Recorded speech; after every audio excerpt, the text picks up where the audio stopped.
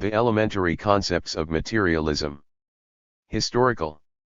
The pedagogical qualities of this book are combined with the merit of exposing the Marxist theory of history with clarity and scientific rigor and presenting the theses of classical thinkers in a concise and accessible way to the student.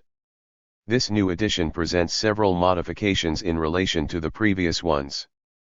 First, the conceptual definitions are here the culmination of the pedagogical exposition, not the starting point. Second, it is intended to provide a theoretical instrument that allows the critical and creative study of Marxism itself. The intention is not to replace the study of the classics but to motivate an anti-dogmatic reading of their theoretical and political texts. Third, a completely different type of questionnaire has been developed, much more in line with the objective sought.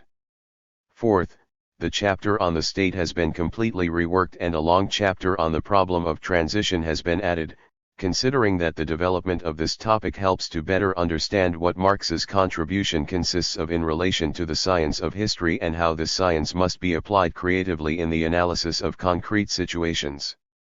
Marta Harnecker, Chilean, was a disciple of Louis Althusser at the École Normale in Paris and his translatory and her siglo XXI has also published El Capital, Conceptos Fundamentals, Cuba. Dictatorship or Democracy, The Social Revolution, Lenin and Latin America, and Students, Christians, and Indigenous People in the Revolution. Index. Foreword to the last edition. Marxism, an Anti-DOGM. Introduction, 4. Part 1 The Social Structure 1. The Production. 13. 19. 1. Man's Work and Natural Wealth 19.2, The Work Process, Your Elements Workers and Indirect Workers 24.4, The Technical Relations of Production The Role of the Means of Work in the Work Process Summary 7, Questionnaire 8, Bibliography 9, Modifications introduced in this edition Production Ratios. 1.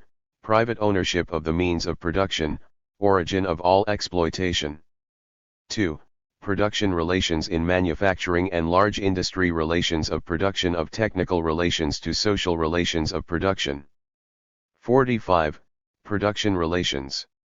Reproduction of production relations 23, the direct. 33.3, social 38.4, subordination 43.6, the social relations of production is not simply human relations 44.7, division of labor 4. 5.8, summary 9, questionnaire 10, bibliography. 48. 11, modifications introduced in this edition 49.3. The productive forces. My 1, the productive forces 2, socialization of productive forces contradiction of productive forces / relations of production in capitalism 4, correspondence and non-correspondence between productive forces and social relations of production role of science in the development of the productive forces. 6, summary. 7, questionnaire. 8, bibliography. 9, modifications introduced in this edition economic structure of the society. Introduction 1, Production Relations and Distribution Relations Production Relations and Consumption Relations Production Relations and Exchange Relations. 4, The Determining Role of Production Relations 66.5, The Economic Structure and the Marxist Concept of Structure Summary 7, Questionnaire 78, Bibliography 79, Modifications introduced in this edition 71. 5 Base and Superstructure 71.1, Base and Superstructure 71.2, Superstructure, a Problematic Notion 72.3, Relationships between Base and Superstructure 72.4, Summary 75. 5, Questionnaire 75. 6, Bibliography 76. 7, Modifications introduced in this edition 76.6.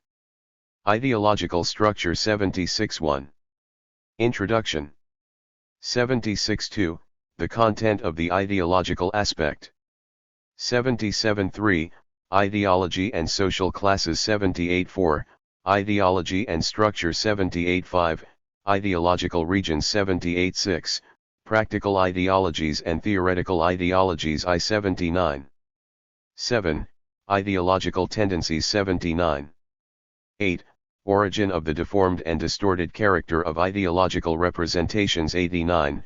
Ideological Structure and Economic Determination 8310, Summary 8411, Questionnaire 8412, Bibliography 8513, Modifications introduced in this edition 85.7. The State. 85.1, Origin of State 85.2, State, Instrument of Class Domination 87.3, The Dual Role of Condition 88.4, Type of State and Forms of Government 95, Destruction of the Bourgeois State Apparatus 92.6, Status Device and Your Institutions 96.7, Ideological State Apparatuses 98. 8. Power of State 101. 9. Ruling Class and Ruling Caste 106.10, Extinction of the Proletarian State 108.11, The State in a Capitalist Society 111.12, Summary 114.13, Questionnaire 114.14, Bibliography 115.15, Modifications introduced in this edition 115.8. Mode of Production, Social Formation, and Political Situation 1161, Mode of Production of Material Goods and Concept of Mode of Production 116.2, Slavish Mode of Production 118.3, Purpose of the Capital 125.4, Production Mode 127.5, Social Training 136, Political Situation 133.7, Summary 134.8, Questionnaire 134. 9. Bibliography 135. 10. Modifications introduced in this edition 135.9. The Transition 135 Introduction. 136.1, The Problem of Transition in Capital 136.2, The Communist Mode of Production and Socialism as a Transition Phase 141.3, Socialism, Its Material Foundations 144.4, Dictatorship of Proletariat and Socialism 146.5, The Socialist Revolution in Backward Countries and the Concept of Transition to Socialism 154.6, Transition to Socialism and Socialism as a Transition 161.7, Conclusion 166.8, Summary 167.9, Questionnaire 167. 10. Bibliography 168. 11. Note 169 Second Part The Social Classes 169.10. The Social Classes 169.1. Introduction. 169.2, Social Classes and Mode of Production 173, The Capitalist Mode of Production, 2 or 3 Classes. 173.4, Social Classes and Reproduction of the Mode of Production 175.5, Social Group. Class and Traction of Class. 175.6, Class Interest 178.7, Class Consciousness and Class Instinct. 188, Social Classes and Social Formation. 181.9, Transition Classes 182.10, Class Situation 184. 11, Social Classes and Political Situation. 185. 12, Conclusion, Social Classes as Carriers of Certain Structures 189.13, Summary 190.14, Questionnaire 191.15, Bibliography 192.16, Modifications introduced in this edition 192.11. The Class Struggle 192.1, Development of the Class Struggle 193.2, The Role of the Party in the Class Struggle 194.3, The Concept of Class Struggle 195.4, Types of Class Struggle 196.5, Combination of the different types of struggle, Predominance of one type over another 198.6, The Social Revolution, The Peak Aspect of the Class Struggle 207, Suman L. 201-8, Questionnaire 201-9, Bibliography 201-10, Modifications made to this edition 202 Part 3 The Marxist Theory of History 202. 12 The Marxist Theory of History 202 1. Introduction 202-2, Marx's Contributions to the Science of History 203-3, Modes of Production and Marxist Theory of History 207. 4. Historical Materialism, General Problems and Theory of Each Mode of Production 209. 5. Levels of Realization of the Theory of Historical Materialism, Science of Social Formations and Science of the Political Conjuncture 211. 6. Historical Materialism, Science that Opposes Dogmatism and Revisionism 213. 7. Marxist Theory and the Role of Men in History 214. 8. Two Deviations from the Marxist Theory of History, Economism and Voluntarism 216. 9. Summary 222. 10. Questionnaire 222. 11. Bibliography 223. 12. Modifications introduced in this edition 223. Minimum commented bibliography 224. 1. Introduction to the first edition 228. 2. Presentation A. The first edition, by Louis Althusser 232. 3. Presentation to the sixth edition, by Louis Althusser 234. 4. Foreword to the sixth edition 237. 5. To the Nicaraguan Reader, 238. Foreword to the last edition. 15 years have passed since the RST edition of this book and 13 since its second and last revision. During this time its 50 editions have suffered a very unequal fate, university text in some countries, officially banned in others, studied with academic interest by some, read with revolutionary passion by others, criticized as an anti-dialectic and even revisionist Maoist work by some Marxist thinkers, regarded as a serious effort at popular pedagogy by others. Very controversial work but, at the same time, to our surprise, one of the most popular books among the young generation of the 70s and early 80s in Latin America. We know that our responsibility is great. An important part of the youth of our continent has been initiated into Marxism through this work and we do not know how many more will do so in the future. The fact that the book has remained unchanged during all these years is not due to the absence of imperfections but simply because political and personal reasons kept us away for 10 years from pedagogical practice and the systematic study of these aspects of the Marxism. We wanted to celebrate the 50th edition by providing our readers with a revised and corrected edition. Time ran faster than our intentions. Now taking stock of its pedagogical effectiveness we verify that, despite our effort to guide the student towards a scientific, anti-dogmatic vision of Marxism which implied a critical reading and a creative application of what was learned here, we could not avoid that, in certain cases, it will fall into a memory, study and a mechanical repetition of its content. The responsibility for this anti-Marxist way of studying Marxism should not be attributed exclusively to the student. There were shortcomings in our own work that, in part, explain it. In the first place, the conceptual definitions were not always at the end of the necessary explanatory journey, culminating in the pedagogical exposition. In some cases, instead of being the point of arrival, they were almost the point of departure. Second, although we insist a lot on the instrumental nature of the concepts developed here, we do not warn the reader about the need to study the specific theories of each mode of production, without whose knowledge it is impossible to make a scientific study of the reality of each country. Rather than providing instruments to analyze concrete history, we intend to provide a theoretical instrument that allows a critical and creative study of Marxism itself. Our intention is not to replace the study of the classics but to motivate an essentially anti-dogmatic reading of their theoretical and political texts, to rescue them from the fossilization to which they have often been subjected.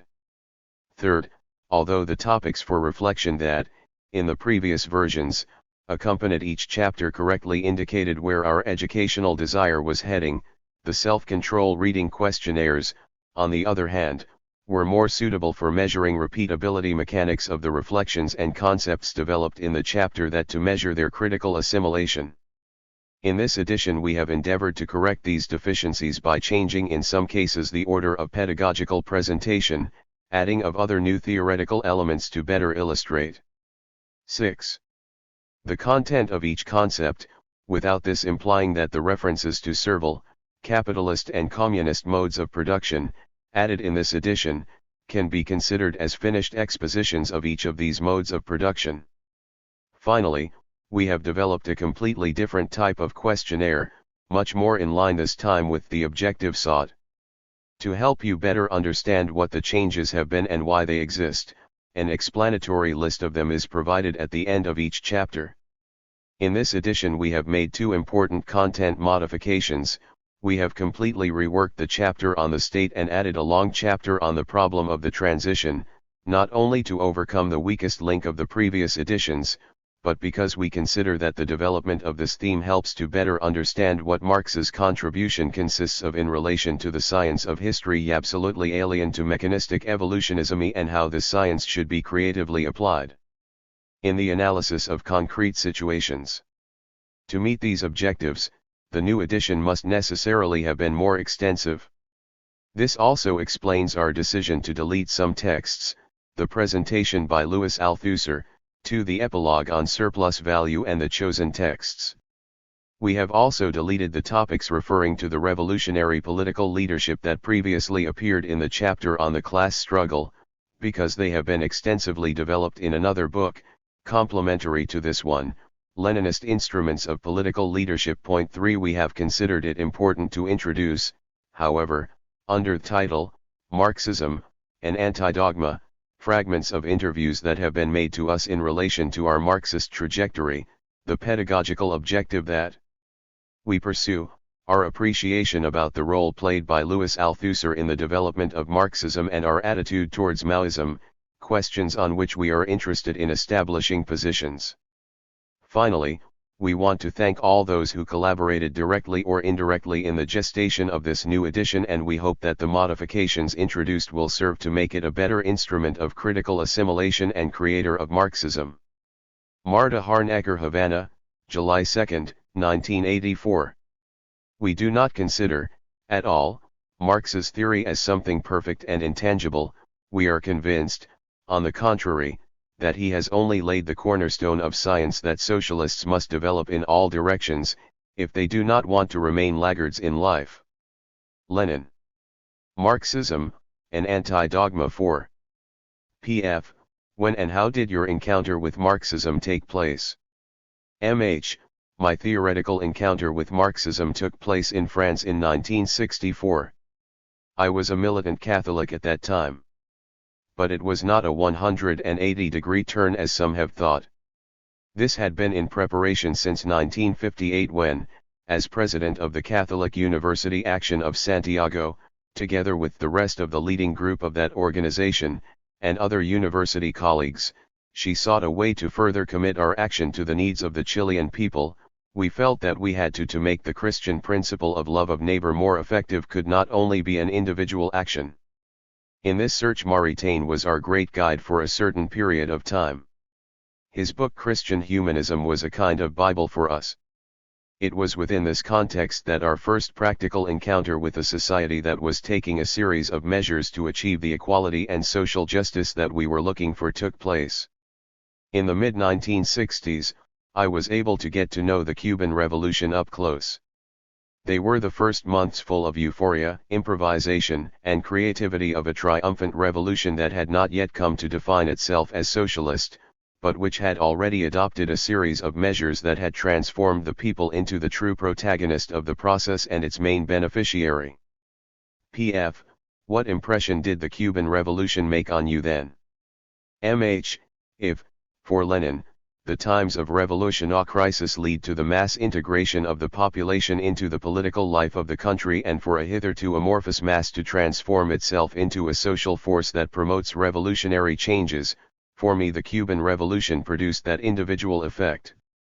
In contact with this revolutionary process for 6 weeks, in which we toured the island from point to point and vibrated with its people in their multiple efforts to start leaving inequality and misery behind, I owe a rapid politicization that astonished my colleagues from root in Chile. Since then, political concerns came to the fore and religious activity was relegated to the background. All this is still very far from Marxism, although as a student at the Catholic University I had fewer apprehensions about this theory than the Christian students at the University of Chile, who had to fight on the practical ground for university student hegemony against Marxist groups and, specifically, against the communists. In the intellectual environment in which I moved, I constantly heard criticism of Marxist theory and, on the contrary, the utopia of an intermediate path, neither capitalist nor socialist, was for us the model to build. This is how, due to a principle of intellectual honesty, the need to know from its own sources that theory that was so widely criticized in our environment arose in me. And this explains why when I went to Europe on a scholarship in the year '63, I already had the goal of studying this thought in my free hours. And it was a former priest, friend of Jacques Cole, historian and member of the French Communist Party, who put me in contact with Louis Althusser a year after arriving in France. I had read 2 Marxist texts up to that point, Politzer's little book on dialectical materialism, which only succeeded in accentuating my apprehensions against Marxism by the way. Schematic and simplistic so it addresses the main philosophical problems, and a text on the underdevelopment of Bettelheim that in a very pedagogical way demolished the expanded thesis of the vicious circle of misery, which the Jesuit priest Vecchimans had instilled in us in Chile with a brilliance unmatched exhibition. Then came the reading of Althusser's first texts, which appear in Spanish translated by me in the book, Marx's Theoretical Revolution, in 196,731, texts that would transform the author, a few months after being edited, into one of the thinkers most important Marxists of our time. P.F. Where did you start to study the classics? M.H. I started to study Capital directly. 3 months of vacation dedicated to an exciting text that, after reading Kant, seemed an accessible text that was easy to understand and that revealed to me the deep mechanisms of the functioning of the system in which I lived. For the first time, with the methodology obtained in reading Althusser's texts and with the revelations that he discovered in Marx, he felt that he was beginning to have his feet on the ground. The intellectual anguish in which he lived at that time was completely dissipated. Since then and for 3 fruitful years I have delved into the Marxist classics, Marx, Engels, Lenin, and Mao Zedong. As part of a group of fellow revolutionaries from different Latin American countries, I became, because of my exclusive dedication to these studies, my pedagogical vocation and my frequent contact with Althusser, to become a bridge between this group and the French philosopher. The questions arising from my studies and from these seminars were always present in our conversations, as was the concrete political situation in France and the world. Then the open Sino-Soviet controversy began. I thus had the extraordinary and perhaps the only possibility of establishing the richest intellectual dialogue that I could ever have dreamed of with the Marxist thinker who during those years had moved both Marxist and non-Marxist intellectuals with his views, the questions raised by my colleagues. Along with my own questions, they forced me to a constant search for answers. Lastly, I also participated in several seminars that a group of his disciples from the École Normale Supérieure was conducting, trying to apply Marxism to the concrete study of France and other countries. Only the intensity of these studies, the correct methodology used and the great support that this dialogue meant for me, can explain how in such a short time, only 3 years, I was able to achieve a systematic and deep training, which together with what I consider my fundamental vocation, the pedagogical vocation, led to this text that today runs through Latin American universities and prisons, the elementary concepts of historical materialism. But that also explains my ignorance regarding contemporary Marxist thought, both European and Latin American. It was not possible in such a short time to cover everything and, guided in this by Althusser, I decided to go directly to the classics and start with the Book of Books, Capital. FAQ: How do you apply your experience in Chile? MH: With this theoretical background, the translation of two of Althusser's books into Spanish and my book on historical materialism, I arrived in Chile at the end of the year 68, ready to teach French to earn a living and continue working on Marxist theory. At the sense/ice of the revolution in Latin America and in my own country. 9. Great was my surprise when I found that the university reform carried out recently in the University of Chile had opened the doors of that high house of studies for me, and the responsibility of elaborating the RST systematic program of Marxism studies in the university fell into my hands. School of Sociology of said university, and thus I became a professor of one of those COUFS Euro 5. At the same time, the possibility of continuing research in these matters was open to me at the Center for Socio-Economic Studies, of the Faculty of Economics of the University of Chile.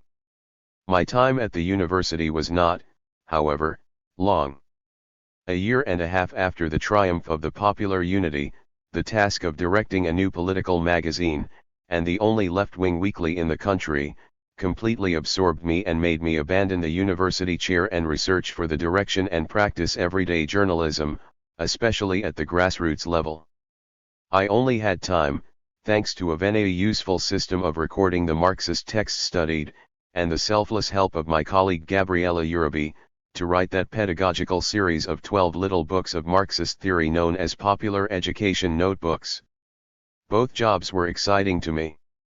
They were two great challenges: how to do critical journalism within the revolution and how to prevent Marxist theo from becoming a dogma that is recited, and to turn it into a working instrument for the great masses.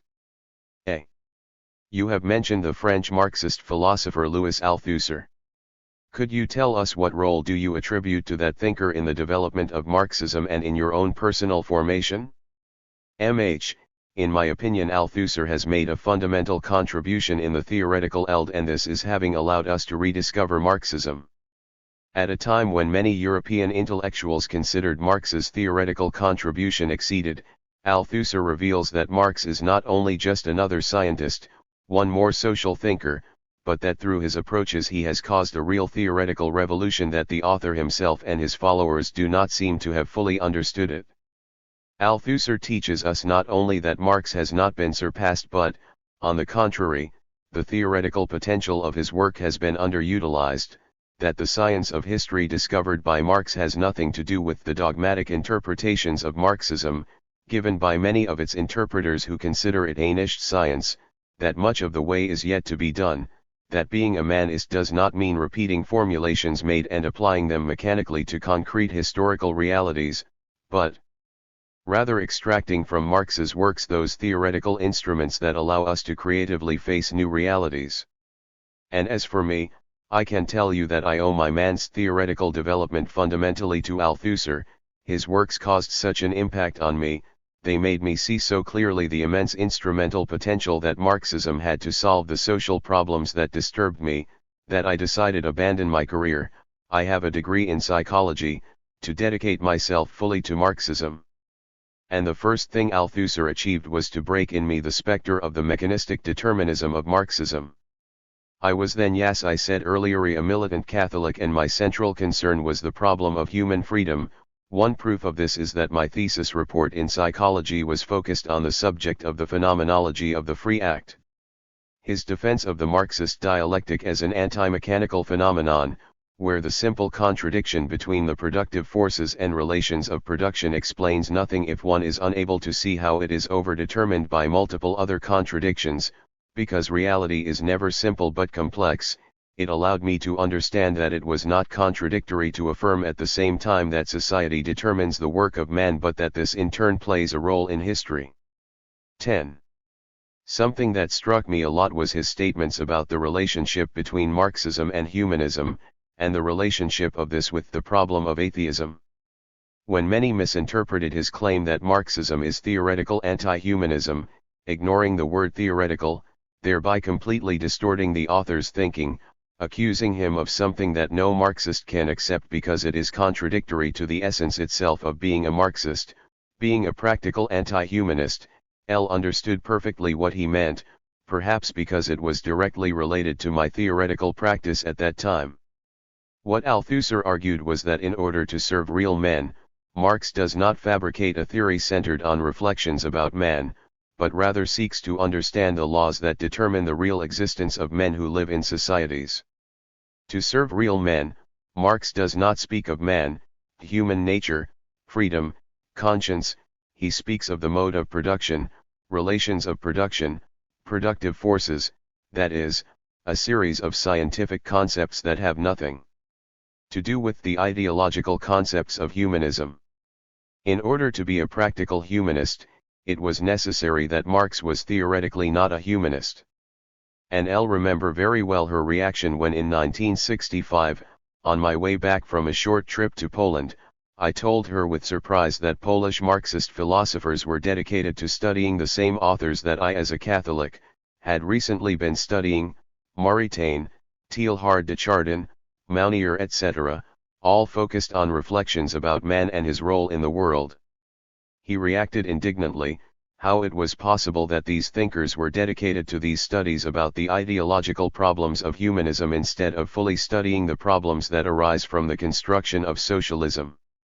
The problems of man in socialism were not going to be solved according to Jaime by talking about man, subject on which the Catholic Church had an advantage of centuries over Marxism, but by facing concretely and correctly the difficult problems that arise in the construction of everything. New social order.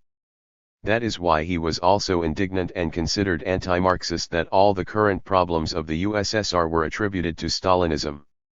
Recognizing Stalin's personal mistakes, what to look for according to Jaime to avoid future repetition of these errors were the socio-economic causes that explain the reason for the emergence of this phenomenon so harmful to socialism. It is not enough to self-critically acknowledge an error to be able to overcome it, it is necessary to deepen the knowledge of the reasons why this error was made.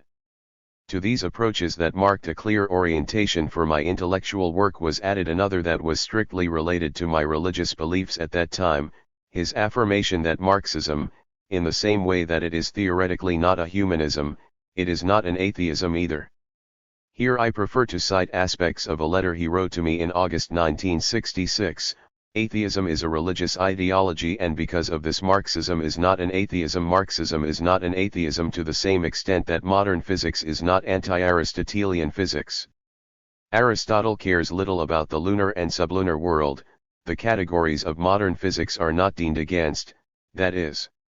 From the categories of Aristotelian physics, Marxism treats religion and theism and atheism in the same way that modern physics treats physics Aristotelian, being theoretically against it when it constitutes a theoretical obstacle, fighting it ideologically and politically when it constitutes an ideological and political obstacle. From a theoretical point of view, Marxism opposes all theoretical claims of religion. Theoretically, Marxism is not an atheism, it is a doctrine that, insofar as religion exists as an obstacle, is obliged to fight against it. It is necessary to say this because it is the truth. Now, there are laws for the theoretical, ideological, and political struggle. Fighting does not mean killing people or forcing them to give up their ideas. Fighting can also mean recognizing what certain aberrant ideas hide as positive. With ideas there is, therefore, a relentless struggle. With the positive that the ideas indicate, hiding it, there are wide possibilities of understanding and clarification. Today, when Christians and Marxists march together in the revolutionary processes of Central America, it seemed important to remember their reflections, which had such an impact on me at that time. But above all, Althusser taught me the method with which I should study the classics of Marxism. It taught me to read beyond what a quote says verbatim, to read it in context, to read in depth, to deduce from what the author says, but also from what he does not say, his deep thought. Only in this way is it possible to free oneself from dogmatism, to free oneself from the repetition of textual quotations taken out of their context, to argue with reasoning and not with recitation of texts. Only in this way can Marxism develop creatively, drawing from the works of the classics an enormous wealth of theoretical instruments that will be very useful for the study of the new realities that are emerging. Thanks to this method I was able to reconstruct, for example, the concept of social classes in Marx to somehow give life to the unfinished chapter of Capital. Nowhere in his work does Marx define what social classes are. When he was going to do it he dies, but throughout all of it the theoretical elements are present that allow giving a conceptual content to that keyword for Marxism.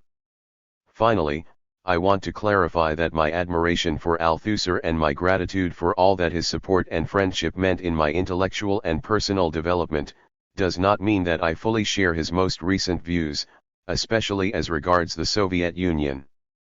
I do not want to delve into this topic because I have not yet had the opportunity to express my criticisms directly to him.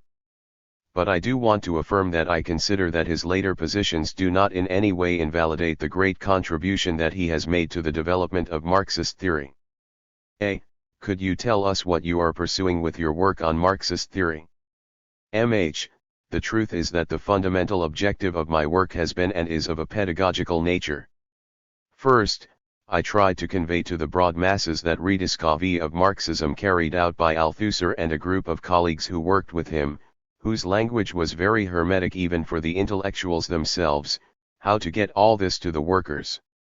And then, as I went deeper into Marxism, how to make all the things that I was discovering accessible to as many people as possible. It is strange, but I think I am right in saying that there are many more researchers and scholars of Marxism than pedagogues, but it turns out that it is not researchers or scholars who make history, it is the popular masses with the working class at the head. How to help these masses to get rid of the dominant bourgeois ideology, how to help them to have a critical position, how to collaborate in giving them instruments that allow them to face new and changing realities. The classic manuals of Marxism did not convince me. It seemed to me that people learn to recite and not to analyze. They give the impression that there are answers made for everything, when what you have to do is build it at every moment. My effort was directed then to give instruments of intellectual work, not answers made, and to try to explain how to arrive at these instruments. If you read my book carefully, the elementary concepts of historical materialism, the great definitions are always at the end of a long explanatory journey. And this is even clearer in the notebooks of popular education where, for example, the concept of productive forces that has lent itself to so many simplifications and evolutionist interpretations that have nothing to do with Marxism, does not appear in the first notebook, Exploited and Exploiters, but in the third of the current updated and generalized edition of the Spanish publishing house ACL. 12. The truth is that I have been the first to be surprised by the great diffusion that my books have had. I never thought that a text, which was initially intended for a small group of fellow revolutionaries, would have such a reception, in fact becoming a study text for Latin American universities. Nor did I imagine that the popular education notebooks, prepared to respond to the desire for political education of growing sectors of the Chilean proletariat and students during the Allende government, were going to be reproduced and adapted in numerous countries of America, Europe, and even of Africa. I think this is due to what I was saying before, to the great pedagogical vacuum that exists in the field of Marxism. Is it true that you were a Maoist at some point? MH, yes, and I have never denied it. When the public controversy began in the socialist camp, I studied both the Soviet and Chinese texts on the matter and found the Chinese arguments more convincing, especially in relation to their rejection of the peaceful way and their assertion that the main form of weakening imperialism was the triumph of national liberation struggles in the Third World. I also studied Mao Zedong a lot. I was attracted to his extraordinary pedagogical ability, his expositions about the war and the character of the revolution and, especially, his texts dedicated to the anti-bureaucratic, anti-sectarian, anti-dogmatic style of work that the communists should have. I think that even today a large part of these texts have theoretical validity and pedagogical utility and that it is absurd to reject Mao's work globally because of the later deviations into which it fell, as it is to reject most of Althusser's theoretical production for his latest political approaches, or stop recognizing Trotsky's contributions due to his later position in the face of the Bolshevik Revolution. I always remember with how much admiration Lenin spoke of the texts of Koskai's revolutionary era, including the one that refers to the agrarian question, texts that for him do not lose theoretical validity despite his later renegade attitude. I stopped being pro-China when the leaders of that country began to argue that the Soviet Union was a social imperialist country and placed it in the camp of the enemies of the revolution. When I arrived in Chile I had already distanced myself from Chinese positions, although I had, I admit, a certain anti-Sovietism, which gradually disappeared as I began to see in practice the great help that the USSR was giving to the national liberation movements. And the one that he had actually lent to Vietnam, a cause with which we all stood in solidarity at that time. Introduction. 5 philosophers have done nothing more than interpret the world in different ways, but the point is to transform it.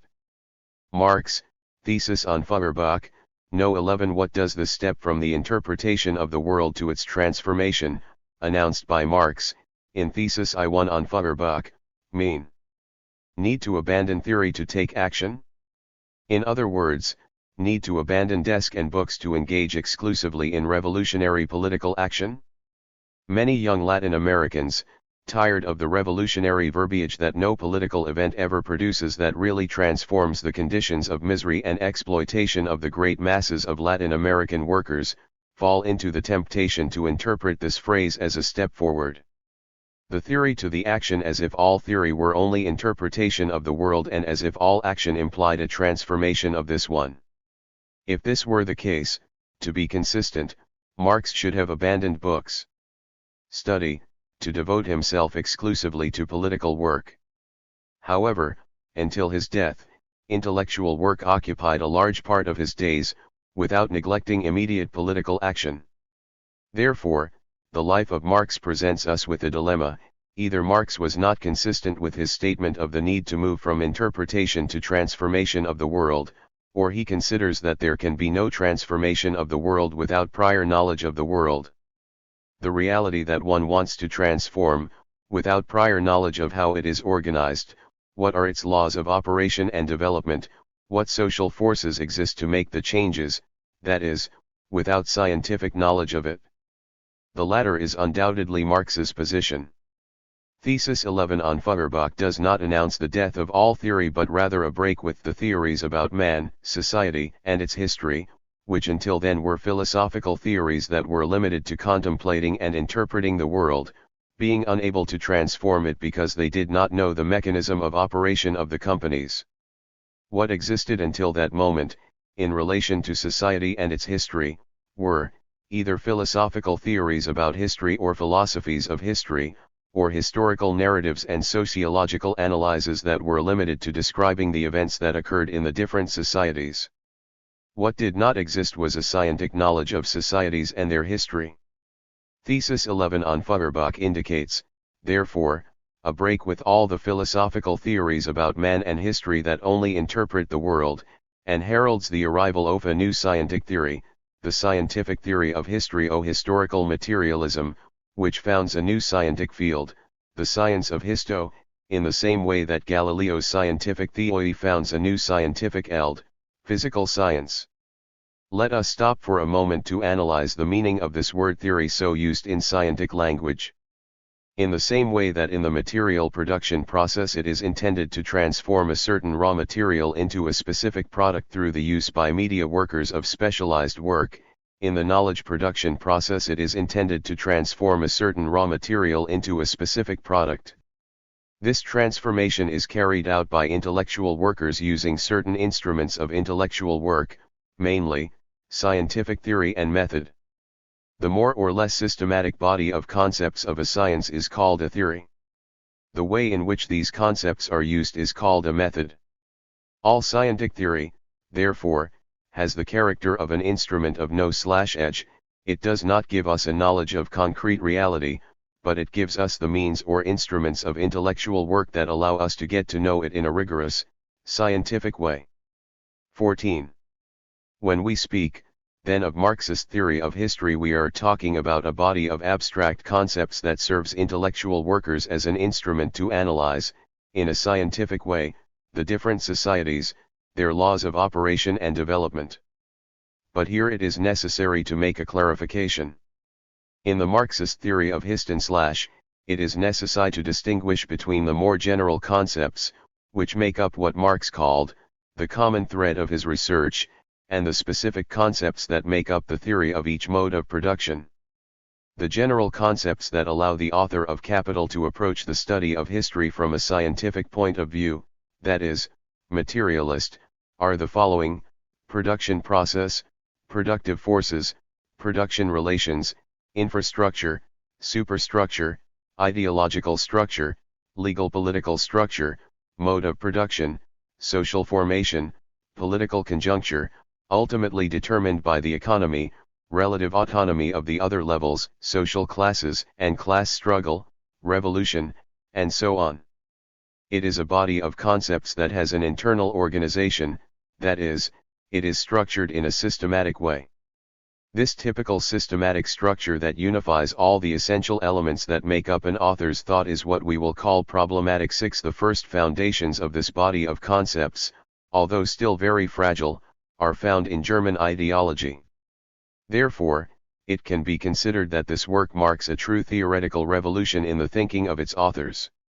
Marx and Engels, by abandoning the anthropological problematic of their previous works and creating a new problematic, inaugurate a new science where the philosophies of history previously reigned, where there were only philosophies of history and narratives of empirical historical events. What is the scope of this scientific discovery? To explain this, let's use an image used by Louis Althusser. If we consider the great scientific discoveries of human history, we could imagine the different sciences as regional formations of large theoretical continents. We could affirm that before Marx only two great continents had been discovered, the mathematics continent by the Greeks and the physics continent by Galileo and his successors. A science like chemistry founded by Lavoisier is a regional science of the physics continent. A science like biology, by integrating itself with molecular chemistry, also enters the same continent. Logic in its modern form enters the mathematics continent. On the contrary, it is quite possible that Freud discovered a new scientific continent. 7. If this metaphor is useful, it could be said that Marx opened a new continent to scientific knowledge, the continent of history. This new science founded by Marx is a materialistic science like all science, and for this reason its general theory has the name of historical materialism. The word materialism simply indicates the strict attitude of the sage towards the reality of his object, which allows him to grasp, as Engels would say, nature without any addition from outside. But the expression historical materialism is nevertheless somewhat strange, since the other sciences do not use the word materialism to define themselves as such. There is no talk, for example, of materialism, chemical, or physical materialism. The term materialism, used by Marx to designate the new science of history, is intended to establish a line of demarcation between the previous idealistic conceptions and the new materialist, that is, scientific conception of history. 8. So far we have talked about historical materialism and the great theoretical revolution that its appearance provoked. Now we must ask ourselves, is Marxist theory reduced to historical materialism, that is, to a scientific theory? No, Marxist theory is composed of a scientific theory, historical materialism, and a philosophy, dialectical materialism, which is not the subject of this book. We only want to advance here that Marx did not systematically elaborate the new philosophy founded by him, and that it is in Capital where we can find the most advanced elements to carry out this work, since it is in this work where the materialist dialectic is brilliantly used in a practical way. The same thing almost always happens with the general concepts of historical materialism. Neither Marx nor Engels methodically deem anywhere in their extensive work what they understand by productive forces, relations of production, mode of production, etc. However, they constantly employ these general concepts to analyze the capitalist mode of production and concrete historical situations in which this mode of production dominates. Through Capital, the international proletariat was able to learn the reasons for its misery and the means to end it in a revolutionary way. The prodigious discoveries of Marx and Engels allowed the working masses to give a correct orientation to their struggles. The capitalist regime had been laid bare. The conditions of its birth, its development, and its destruction were analyzed. Thus, the objective conditions of the revolution were indicated. The age of utopias was over. This body of concepts, which was not developed systematically by its creators, has been unevenly elaborated by its successors. The concepts pertaining to the infrastructure, for example, have been better elaborated than those pertaining to the superstructure. This is not due to chance, but to the fact that these are the concepts most frequently used by Marx in the analysis of the economic structure of the capitalist mode of production. Studying the way in which Marx uses them in Capital has been able to arrive at a more systematic elaboration of them, although still insufficient in many respects. Most of the other concepts remain, on the contrary, in a state of practical concepts. Now, the underdeveloped state of many aspects of Marxist theory should not discourage us, but, on the contrary, should prompt us to a deep and critical study of everything that already exists and an elaboration of the general concepts that are urgent for us. The analysis of our societies. Furthermore, we must not forget that the Russian, Chinese, Vietnamese, Cuban, Nicaraguan revolutionaries, etc., did not wait for the Marxist theory to be fully developed in order to engage in the revolutionary struggle. And finally, it has been what has been learned in the struggle itself that has helped to develop the theory. Nor should we forget that Marxist theory is only one aspect of the theoretical training of a revolutionary militant. If we were asked to indicate what the main lines of a formation of this type should be, we would say that ARST aspect of the formation of a revolutionary militant is the study of Marxist theory. History shows us that it is the union of Marxist theory and the labor movement that gave the men of our time the possibility of transforming the world, of making revolution. Now, to study Marxist theory, it is not enough to stop at the rigorous examination of the general concepts that make up the materialist problematic of history. It is necessary to study the specific theory of each mode of production, and in particular the theory of the capitalist mode of production, without whose understanding it is impossible to understand the society in which we live. But, although Marxist theory is fundamental for the constitution of a serious revolutionary movement that passes from romanticism and revolutionary voluntarism to a stage of realism and effective preparation for action, it, by itself, is not enough. The second aspect that should not be forgotten in the formation of a revolutionary militant is the creative application of Marxist theory to the concrete reality of his country. There are no revolutions in general, there are only particular revolutions, adapted to the situation of each country. It is necessary to combat the study that is frequently made of Marxism, not in terms of the practical needs of the revolution, but simply to acquire new knowledge. It is necessary to study the history of our countries, to know the specific characteristics of our social formations. Study what defines our economic structure, the way in which the different production relations are combined, what is the relationship that dominates, where is the strong point and the weak point of this structure. Study the ideological structure, the ideas that dominate the masses. Study the structure of power, the internal contradictions of that power, and so on. This study of our concrete social formations must be carried out by collecting the greatest amount of data about this reality, criticizing them in the light of the general concepts of Marxism-Leninism in order to obtain correct conclusions. The third aspect of the formation of a revolutionary militant is the study of the political situation in his country and at the world level. It is not enough to know the history of a country, to know its current stage of development. It is necessary to go to a more concrete level, to the study of the current moment of the class struggle in that country and at the world level, that is, to the study of the political conjuncture. It is essential to determine who are the friends and enemies of the revolution at each stage of its development, to determine the economic, political, military, and cultural power of each of the groups that face each other, and so on.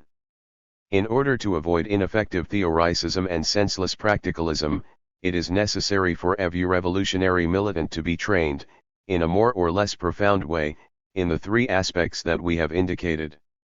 Now, the objective of this book is to be useful to those who are new to the study of Marxism, providing them with a pedagogical exposition of the general concepts of historical materialism. If we have made reference to specific modes of production, Sense/il, capitalist. Communist, it has only been to help understand the general concepts developed here. In no way have we tried to pedagogically expose, with all the rigor and depth required, the specific theories of the aforementioned modes of production, the knowledge of which is, moreover, absolutely essential to mastering the theoretical instruments without which a scientific analysis of 17. Concrete reality of each country and of the current world situation, a task proper to each revolutionary movement. The general concepts that make up the problematic of historical materialism, unraveled from classical texts through the method of theoretical work and critical reading that we learned by studying the works of Louis Althusser, mainly, and his collaborators, serve in turn so that our readers may delve into the study of historical science inaugurated by Marx and Engels and creatively developed by Lenin. This book does not pretend to be an encyclopedic exposition of all the existing Marxist production around the topics discussed. It only seeks to delve into the historical heritage, whose unilateral and uncritical reading has many times transformed Marxism into a dogma, a fossilized doctrine, an anti-Marxism, instead of presenting it as a living science, essentially ready to renew itself in the face of new challenges, theoretical and practical, that history presents to you. To fulfill our objective, we have started with the concept of production, since it is the concept base of Marxist theory, in the production of material goods, what will serve as a common thread to explain the other aspects of society. Then we have studied the concepts of relations of production, productive forces, economic structure, infrastructure and superstructure, ideological structure, legal political structure, mode of production, social formation, political conjuncture, transition. All these concepts, which are fundamental to the scientific study of social structure, are studied in the RST part of this book. Then comes the second part, which studies the effects of the social structure on the individuals who inhabit it and the action that they can exert on this structure, social classes and the class struggle. Finally, the third part refers to the Marxist theory of history and gives us an oven/o of the contribution of Marx and Engels on this point. The normal apparently would have been to start with this oven/o, as all manuals do. However, to formulate this overview in a scientific and understandable way for the reader, it is necessary to go the arduous path of systematic and rigorous study of all the above concepts. The main objective of the questionnaire that appears at the end of each chapter is to avoid rote repetition of its content by directing the reader's gaze towards the analysis of their own reality. The critical and creative assimilation of these general concepts is only put to the test when applied to concrete history, when they serve as instruments to know a reality that is not contained in these concepts. There are questions that can hardly be answered without a study of the specific theory of each mode of production. Our intention is to encourage them to that study. They should not be satisfied with the educational material that this book gives them. The bibliography that follows this questionnaire aims to facilitate a critical study of its content, indicating the sources on which our work was based. The general bibliography at the end of the book indicates the main texts that should be read in a first stage of training. Each text is accompanied by a critical comment whose purpose is to guide the reading. At the end of this bibliography, in which each author's texts are listed in chronological order, concrete suggestions are given as to how the reading of them can be organized more effectively. The content of this work should not be considered as a dogma but as a research effort and pedagogical exposition of a certain number of theoretical work instruments. If any of these instruments, instead of facilitating the knowledge of a specific social reality, makes it difficult, there is no doubt that it must be moded, perfected, or, in an extreme case, abandoned. 18. Finally, we would like to especially thank our professor and friend Louis Althusser and all those who in one way or another have made possible the realization of this collective work, and warn our readers that it will have been absolutely sterile if they only limit themselves to increasing the field of knowledge about Marxist theory. Let us remember that Marx's ultimate goal was to transform the world.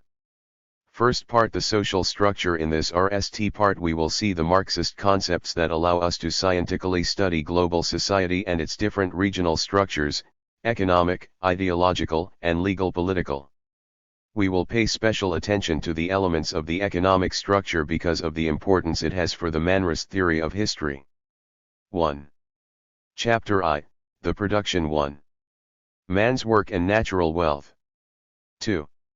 The work process, its elements. 3. Direct workers and indirect workers. 4. The technical relations of production. 5. The role of the means of work in the work process. 1. The labor of man and natural wealth. Each country possesses, in greater or lesser number, certain natural resources, but these natural resources are useless without human labor. It is, therefore, human work that allows us to extract its riches from nature and then transform them into objects useful to society. But in whose hands are these riches going? Will they end up in the hands of the workers? Only in socialist regimes do the country's wealth primarily benefit the workers. In the capitalist countries, on the other hand, those who benefit the most are the big businessmen, and if it is an underdeveloped country, a significant part of its wealth goes to the hands of large transnational companies. Of course there are cases, such as that of small peasants who work on their own account, who can get to fully dispose of the fruit of their work. But they are exceptional cases in developed capitalist society. Why, then, is the fact that workers, who use both their physical and mental energy to extract the riches of nature and then transform them, do not dispose of the fruits of their labor for their own benefit? Why is it that a group of capitalists can accumulate so much wealth while the majority of the people live in very inferior conditions and, in the case of underdeveloped countries, they only have the minimum necessary to survive? Bourgeois ideology attributes poverty to lack of intellectual capacity, physical illness, drunkenness, lack of culture, indolence, lack of creative spirit, etc., and 19. It makes the people believe that the great wealth available to a small group of citizens is due to their personal merits, to their effort, to their creative capacity. The Marxist answer is very different, but it can only be reached by first studying all the elements that make possible the transformation of natural wealth into goods useful to man, that is, all the elements that make up the work process and the relationships that are involved. Establish between them. 2. The work process, its elements. We will call the work process any process of transformation of a specific object, whether it is natural or already worked, into a specific product, transformation carried out by a specific human activity, using specific work tools. 9 Objectui transformatione producto actividad humanae instrumento. The moment of transformation is the determining moment, the most important of the work process. We speak of a work process when the object undergoes a transformation process to become a useful product. This transformation is carried out through human work activity, using more or less perfected instruments from a technical point of view. This work process has been studied by Marx in the first book of Capital. Based on it, we will now redefine in a more precise way the different elements that are part of this process. Let's take a very simple example. Imagine a shoemaker working at home repairing shoes or making custom shoes. To be able to work you need leather, scissors, needle, thread, dye, a table, a chair, a sewing machine, a physical place to settle, lighting, etc. Not all these elements play the same role, some must undergo a process of transformation, the scissors, the needle, the sewing machine. Finally, they are necessary to make it possible for this man to carry out his work, the premises, the lighting, and so on. We will distinguish as follows. A. The object on which we work. We can distinguish two types of object, the one that comes directly from nature, such as the mineral that is extracted from the earth or from the trunk of the tree that is going to be cut by the woodcutter, or the leather that is taken from the cattle, and the one that has already undergone a previous transformation, made by human labor, such as copper bars or sawn boards or tanned leather. In the first case it is what Marx called raw material, in the second case what he called raw material. Gross matter is the substance that comes directly from nature. Raw material is the substance that has undergone any modification made by work. Now, the raw material can constitute the main element of a product, or it can intervene only as an auxiliary material. Auxiliary raw materials are those that, a. They can be absorbed by the same work instrument, coal or electricity for the machine, oil for the wheel, and so on. B. They can be incorporated into the main raw material to carry out a transformation of a material nature, dyeing for leather or wool, chlorine for bleaching fabrics, and so on. C. They can be used simply to help the execution of a job, as is the case of materials intended to illuminate or heat the premises in which they work. L. In the true chemical industry, the distinction between primary and secondary raw materials is lost, since none of the raw materials used appear in the final product. B. The media with which you work, they are all the things that directly or indirectly allow the worker to transform the object on which he works into a final product. Marx calls them means of work. Distinguish a narrow sense from a broad sense. The means of work in the strict sense are the things or set of things that the worker interposes directly between him and the object on which he works. They sense/e as intermediaries between the worker and the object on which he works. In the case of our shoemaker, the needle, the scissors, the sewing machine.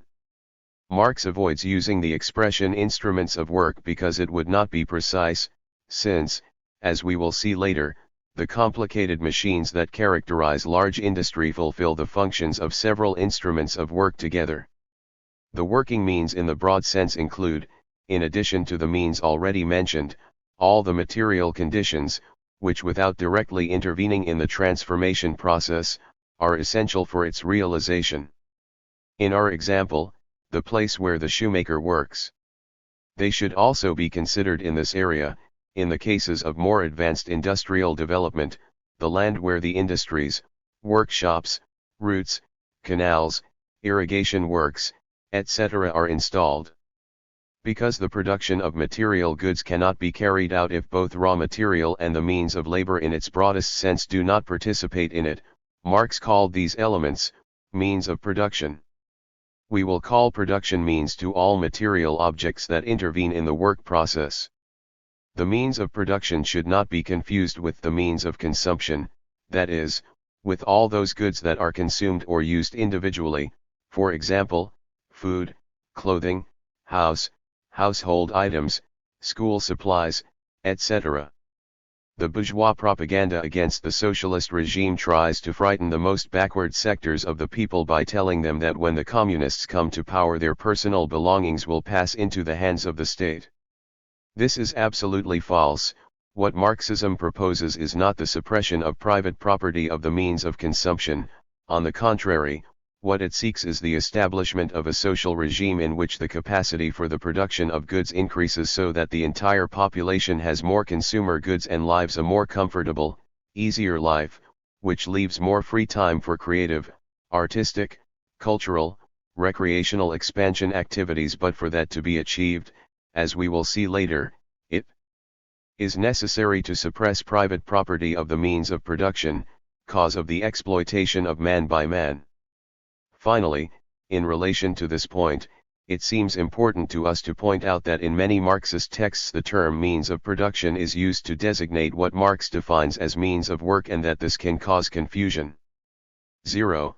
Human activity carried out in the production process. 22.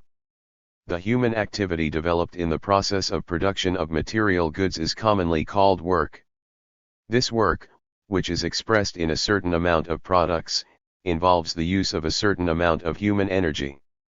Marx calls labor force the human energy used in the work process. Fatigue after a day's work is nothing but the physical expression of this energy expenditure, a product of human activity carried out during the work process. Good nutrition, rest, allow you to recover it. The concept of work cannot be confused with that of workforce. Each of them refers to completely different realities. An example to make the difference clearer: in the same way that a machine produces a certain work in a certain amount of hours, and to carry out this work uses a certain amount of electrical energy, a worker in a noodle factory, in her 8 hours of daily work, manages to pack a certain number of kilos of noodles, and, to carry out this work, she expends a certain amount of human energy. Therefore, human energy or workforce differs radically from the work done, which is nothing but the performance of that workforce. By confusing both concepts, classical economists were unable to discover the origin of capitalist exploitation.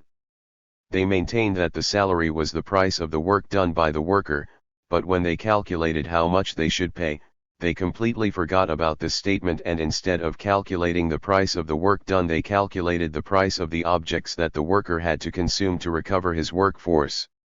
One last definition before moving on to the next topic: we will call production agents all individuals who in one way or another participate in the production process. D. The product, result of the work process. The final object created in the work process is called product. The product is a use value or useful object. Use value is called any object that responds to a specific human need.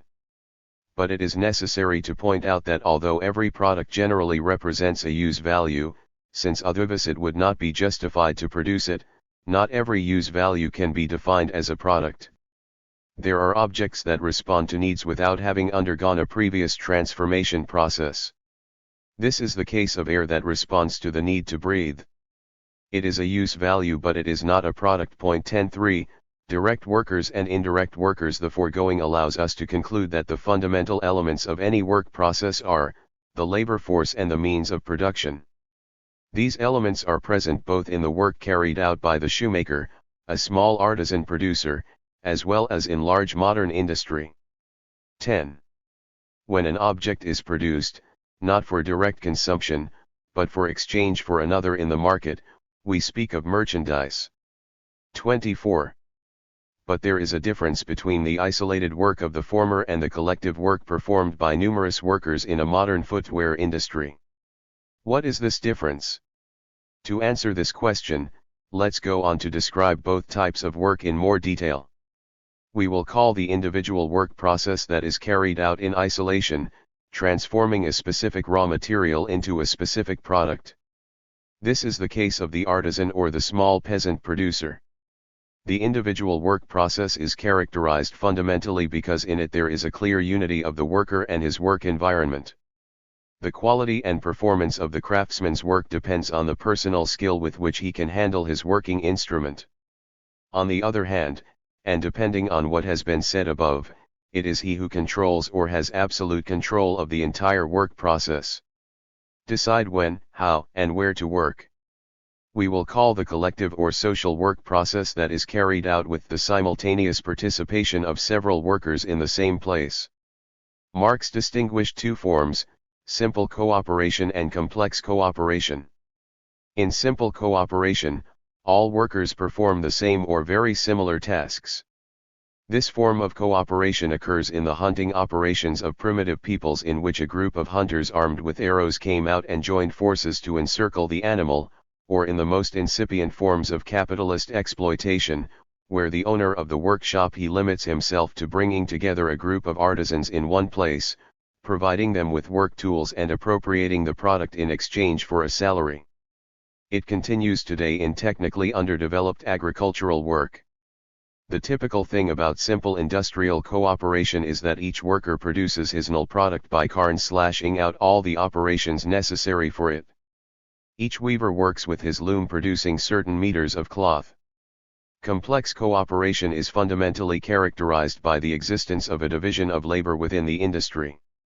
The various operations that the worker performed to achieve the final product are now divided, and each group of workers assumes a part of the overall work. In this way, the product now becomes a social product, the fruit of the work of a collective of artisans, each one specialized in a different partial operation that is constantly repeated. The most extreme form of this complex cooperation occurs in capitalist manufacturing, since, as we will see later, in large mechanized industry it is the machine tool that assumes the various partial operations carried out by the small-scale manufacturing worker, limiting itself in this case, the role of the worker to run, feed and maintain these machines. Now all directly social or collective work, carried out on a large scale, requires to a greater or lesser extent a direction that mediates the harmony of individual activities and executes those general functions derived from the movement of the total productive body, as opposed to the movement of its members' separate organs. A violin soloist addresses himself, an orchestra needs a conductor. 11. Those functions of direction and control of the collective or social production process are performed by workers who do not directly manipulate the means of production. Any process based on large-scale cooperation therefore implies that individual workers lose control or dominance of the work process. There is thus a separation of the individual worker from the whole work process. The person who starts this process is no longer the individual worker, but the collective worker who requires, as one of its elements, a group of workers who fulfill the functions of direction and control of the production process. Together with the direct manipulation of the means of production, the function of direction and control of the work process as a whole arises. 12. We will call direct workers those agents of production who directly manipulate the means of production, and non-direct workers those who have a function of organization, surveillance, and control at different levels of the work process. 4. The technical production relationships. So far we have talked about the common character of all forms of cooperation, the existence of a collective worker in which certain functions of direction and control of the work process arise. Let us now look at some of its differential features that depend on the various types of relationships that are established between the elements of the work process. There may be a cooperative production process that implies the existence of a unity between the worker and his work environment, that is, in which the work carried out collectively implies control or dominance by the individual worker of his work instrument. In this case, there is a separation of the individual worker from the start of the work process, which is now in the hands of the collective worker, but a union of this worker with his work environment, his personal ability, continues to count. There may also be the case of a cooperative production process in which the individual worker has not only lost control of the start-up of the work process but has also lost control of the working environment, as occurs in large industry where the worker becomes one more part of the machine. Under these conditions a new unit is constituted, which replaces the unit of the worker with his already examined work environment, the unit of the work environment and the work object. It is the machine that transforms the raw material, the worker becomes its slave. This unit machine object constitutes, according to Marx, an inanimate mechanism independent of the workers and becomes a XED element of the work process ready to receive the worker who comes. There is thus a total separation of the individual worker from the means of production. The need of the collective worker becomes a technical need. The collective worker becomes a socialized worker. Through what we have seen, we can affirm that the type of relationship established between the individual worker and the work environment depends fundamentally on the nature of this environment. Hence, Marx insists on the decisive role played by the working environment in the concrete historical form in which the labor process takes place. In short, in every production process a certain type of relationship is established between the agents and the means of production, a relationship that is linked to the technical characteristics of the work process, technical division of work, type of cooperation, technical characteristics of the means of production, work, etc. These relationships are characterized by the type of control or dominance that the agents of production can exercise over the means of work and the work process. We will call production technical relationships to the forms of control or domination that the agents of production exercise over the means of work in particular and over the start-up of the production process in general. This relationship between the agents of production and the means of production has been little made explicit by Marx, Engels, and Lenin.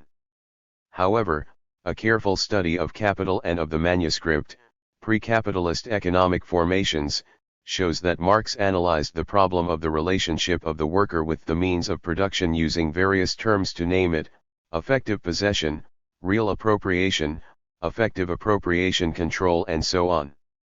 It is to Etienne Balibar, who in To Read Capital studied these relations, calling them relations of real appropriation, opposing them to property relations, that we owe many of the ideas presented here.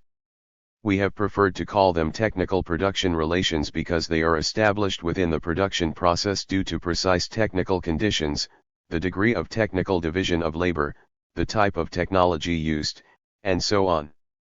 On the other hand, it seems to us that by naming them that way we are establishing a clear line of demarcation between these relations and the social relations of production. 5.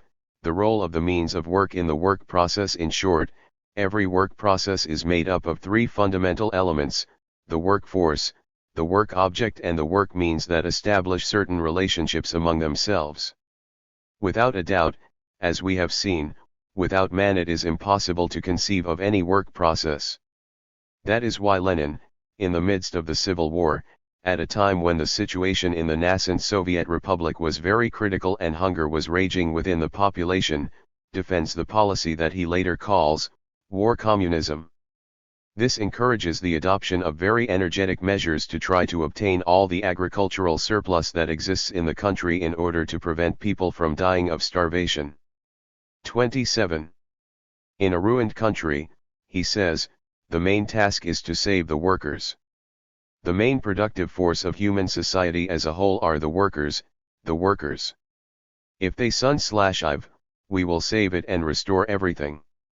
13. But, although man is essential in every work process, can it be said that he is the one who decides how they work? No, this is not so. Historically, it has been shown that it is the instruments or means of work, strictly speaking, that ultimately determine the type of activity that workers must develop to manufacture a certain product. We have already seen how different is the activity carried out by an artisan shoemaker who makes custom shoes with his scissors, his needle, and his own sewing machine to that carried out by the workers in a shoe factory in which each one performs a job highly mechanized and specialized that relies on modern machinery currently used to produce shoes.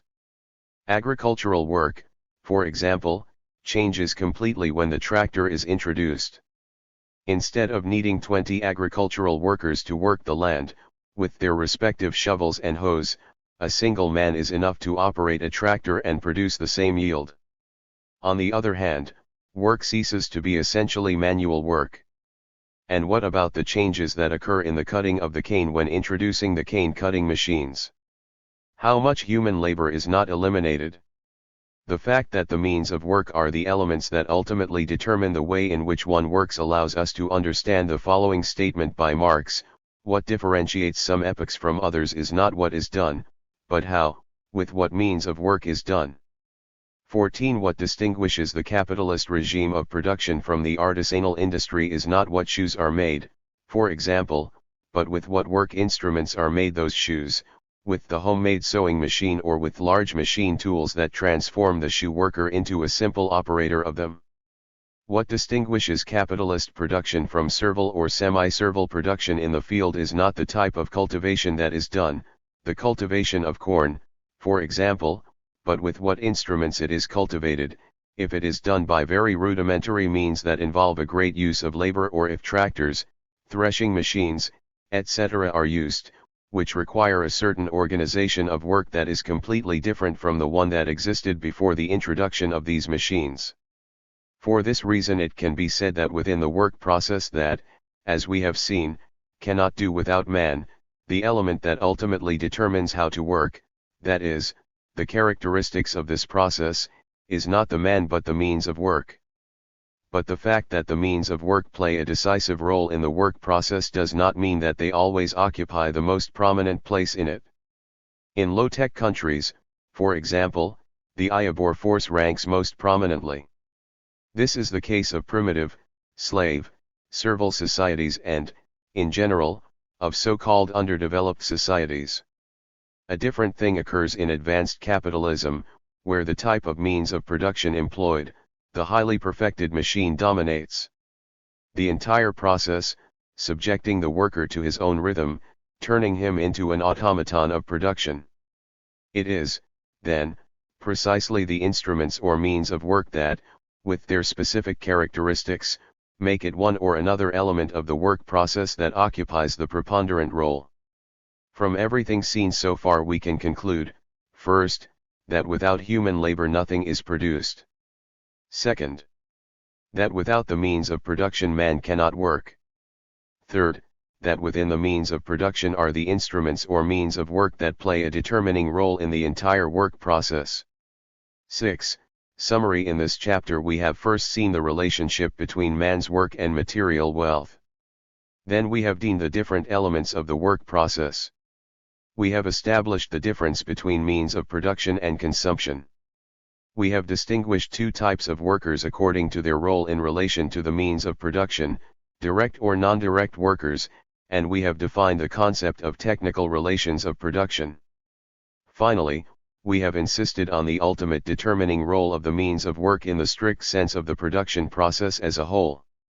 We have seen the following concepts: labor process, labor force, raw material, main raw material, auxiliary raw material, means of labor in the strict sense, means of labor in the broad sense, means of production, means of consumption, product, agents of production, direct workers, non-direct workers, technical relations of production. 7. Questionnaire 1. Would you rate your country as rich or poor? 2. What are the main sources of wealth in your country?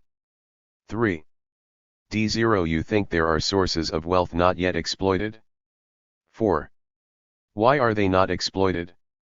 Due to lack of manpower, or lack of tools or machines, or for other reasons. 5. What is the average salary of an industrial worker in your country? G. What is the average farmer's wage? 7. Could you check that this salary does not reach the value of the goods produced by your job? 8. What is the main export item in your country? 9. Could you indicate, within this work process, what is the object on which you work, with what means do you work, and what is the finished product? 10. Do you think that this niched product could be transformed into raw material for another production process within the country itself? If so, for what reason is this raw material exported? 11. Do the peasants in your country still use a wooden plow or iron plow, or have they already abandoned the use of these backward tools to replace them with tractors, Hans/Esters, etc.? 12. Is there small agricultural production in your country? Could you give figures for the amount of small peasants and agricultural workers that exist in it? 13. What determines whether the land is worked individually or collectively? Is it a decision of the producers themselves? 14. What transformations has the introduction of high technology produced in agricultural production in your canton / Do these transformations benefit the peasants? 15. Why does the slavery regime exclude the use of tractors? 16. Can you say that a seamstress who works at home has control of the production process? And if you sell your products not to your private customers but to a capitalist, does your control of the production process change anything? 17. Are there production cooperatives in your country? 18. What is the most important factory in your country? To determine this, did you use the criteria of the number of workers working on it, the quality of the machines, or other criteria? 19. In that factory / what role do the worker, the foreman, the manager, and the capitalist play? From the point of view of technical relations of production? 20. How would you rate the cobbler who repairs shoes, or a seamstress, from the point of view of technical production relations? 21. Do you think that with the concepts seen in this chapter you can analyze the production of material goods in your country? 8. Bibliography: Althusser, L., Marx's Theoretical Revolution, p. 136, and to read Capital, pp. 185 to 188, ed. French, LL, pp. 144 to 148. Marx K, Capital, /1, pages 216 to 223, I/2, pp. 391 to 408. 9. Modifications introduced in this edition. In this first chapter, everything related to the work process and its elements remains unchanged. It only changes in a more pedagogical sense the way of approaching the problem. Then two concepts that were developed in chapter LL in previous editions are introduced here: direct and non-direct workers and technical production relations, without these concepts being moded. It seems more coherent to us to go from the analysis of the work process to the differences between individual work and collective work, and from there to the differentiation between direct work and work of surveillance and control of the production process, with which the elements to define the technical relations of production. Finally, the development of the point regarding the role of the means of work in the work process is expanded, and the subject of the division of labor is moved to Chapter LL 30. Chapter 2. Production relationships. 1. Private ownership of the means of production, origin of all exploitation. 2. Production relations in manufacturing and large industry. 3. Social relations of production. 4. Subordination of technical relations to social relations of production. 5. Production relations. Reproduction of the relations of production. 6. The social relations of production are not simply human relations. 7. Division of labor. 1. Private ownership of the means of production, origin of all exploitation. Having defined all these concepts, we can now return to our initial question. Why, since the workers are the ones who extract the riches from nature, and since they are the ones who produce new riches, most of these riches go to other hands, to the hands of a minority group of the population. We can only answer this question if we ask ourselves, in whose hands are the means of production? In whose hands are the great minerals? In whose hands are the factories and the land? And the first thing we can answer is that they are not in the hands of the workers, but that they are in the hands of local and foreign capitalists and landowners. And why is it important that we ask ourselves this question? Because the means of production are, as we saw in the previous point, the material conditions of all production. Without these means it cannot be produced.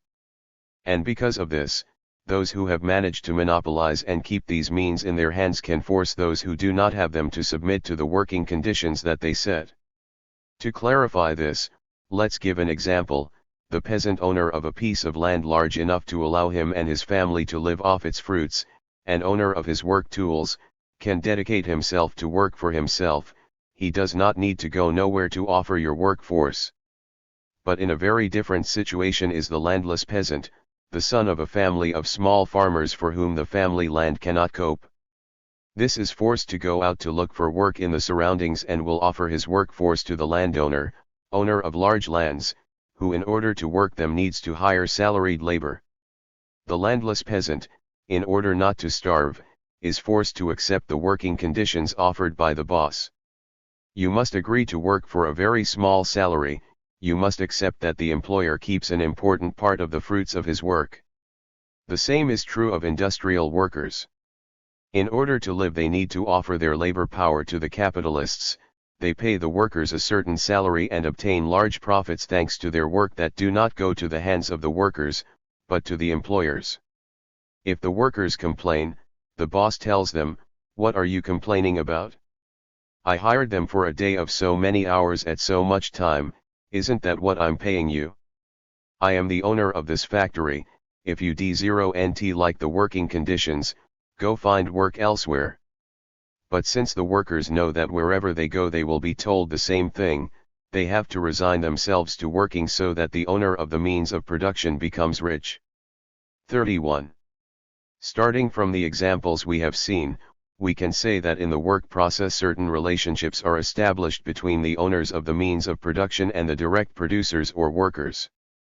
Those who own the means of production exploit those who do not have these means. Now, this is not only the case in the capitalist system, it is also the case in production systems prior to it.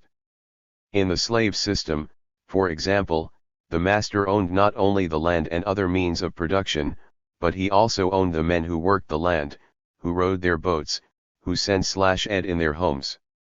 These men were considered by him as one more work instrument, and for this reason he forced them to work to the best of their ability, feeding them and allowing them to rest only so that they could replenish the energy expended during work, so that they were ready to work the next day. In the send/il system, the landlord who owned the land, the most important means of production, gave small plots to the peasants.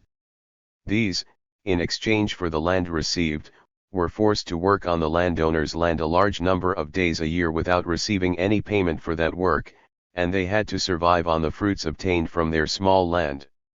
In summary, in all the production systems that we have analyzed, in which the means of production are in the hands of a few, the owners of these means take over the work of others, exploit the workers, that is, exploitative relationships are established between these groups. However, exploitation has not always existed. In primitive peoples, where it is produced just to survive, there is no private ownership of the means of production, these belong to the entire community and the fruits of the work of its members are shared equally among all. In these towns there are no exploitative relationships but relationships of reciprocal collaboration between all members of society. Exploitation is not, therefore, something eternal, it has a well-determined historical origin. It appears when a group of individuals in society manages to concentrate in their hands the fundamental means of production, depriving most of the population of these means. And it disappears when the private property of the means of production is eliminated and they become the collective property of all the people.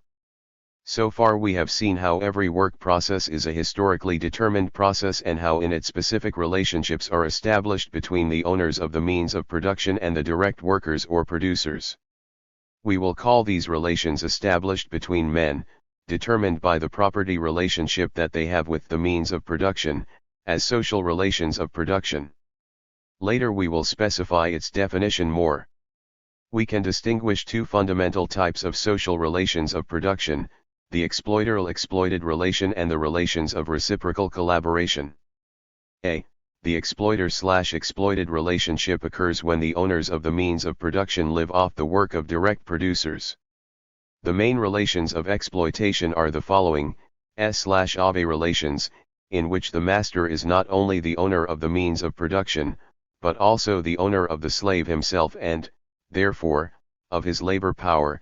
Sense/Il relationships, in which the lord owns the land and the servant depends on 32.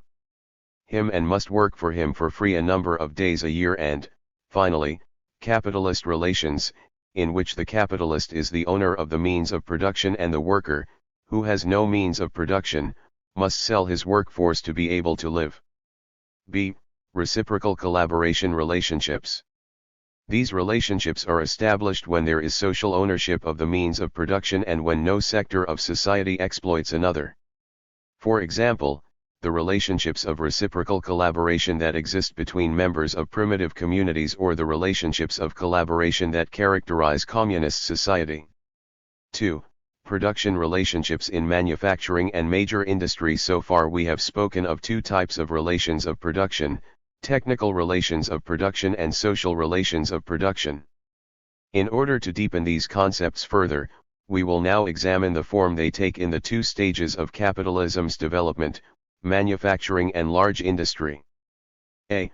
Manufacturing capitalist. Manufacturing is born when a capitalist, owner of the means of production, gathers a relatively large number of workers who work at the same time, in the same place and under the command of the same capitalist. Marx will say that the necessary conditions for this to occur are fundamentally two: a certain amount of money accumulated by a sector of the population, the capitalists, and the presence of a free worker, dispossessed of all means of production, who in order to sun/ive must sell their labor power in exchange for a salary to the capitalist who is the one who owns these means. In manufacturing, work takes, first of all, the form of simple cooperation. Each worker performs the same type of work as before, with the only difference that now he works in common with other workers. That is why Marx says that the difference between the artisan workshop and the manufacturer is, at first, purely quantitative. The essential characteristic of both work processes is the unity that exists between the worker and his work environment. Now, manufacturing that begins as one more form of simple cooperation, but now subjected to the capitalist because he is the owner of the means of production, it is rapidly evolving, driven by the desire to increase the capitalist's profits, towards increasingly complex forms of cooperation. Thus was born the technical division of labor within manufacturing. Workers are specializing in different tasks according to their skills. These tasks are becoming increasingly partial, more limited. The technical nature of work in manufacturing has, therefore, two fundamental characteristics. It is firstly a manual work that depends to a great extent on the strength, ability, aptitude, safety, and speed with which the worker handles his work tool. Second, it is a piecemeal job, that is, a job in which each worker specializes in a very specific task and only the sum of these piecemeal jobs becomes the global object. This has positive effects since it implies an increase in work performance. This means that with the same effort, in the same time, more products are produced. But it also has negative effects. It plots the worker to such an extent that even his body becomes deformed to better respond to the highly specialized manual activity that he must perform. 33. The simple elements of manufacturing are, therefore, the parcel worker and his instrument. 15. Now, these simple elements are combined in a specific mechanism that is the collective worker formed by a group of farm workers. The existence of this collective work, in which each worker develops highly specialized tasks, makes it necessary to have a management that harmonizes the different individual activities and executes the general functions necessary for the implementation of the global production process. This function of control, surveillance, and direction becomes a function of capital as soon as the work subjected to it takes the form of collective labor.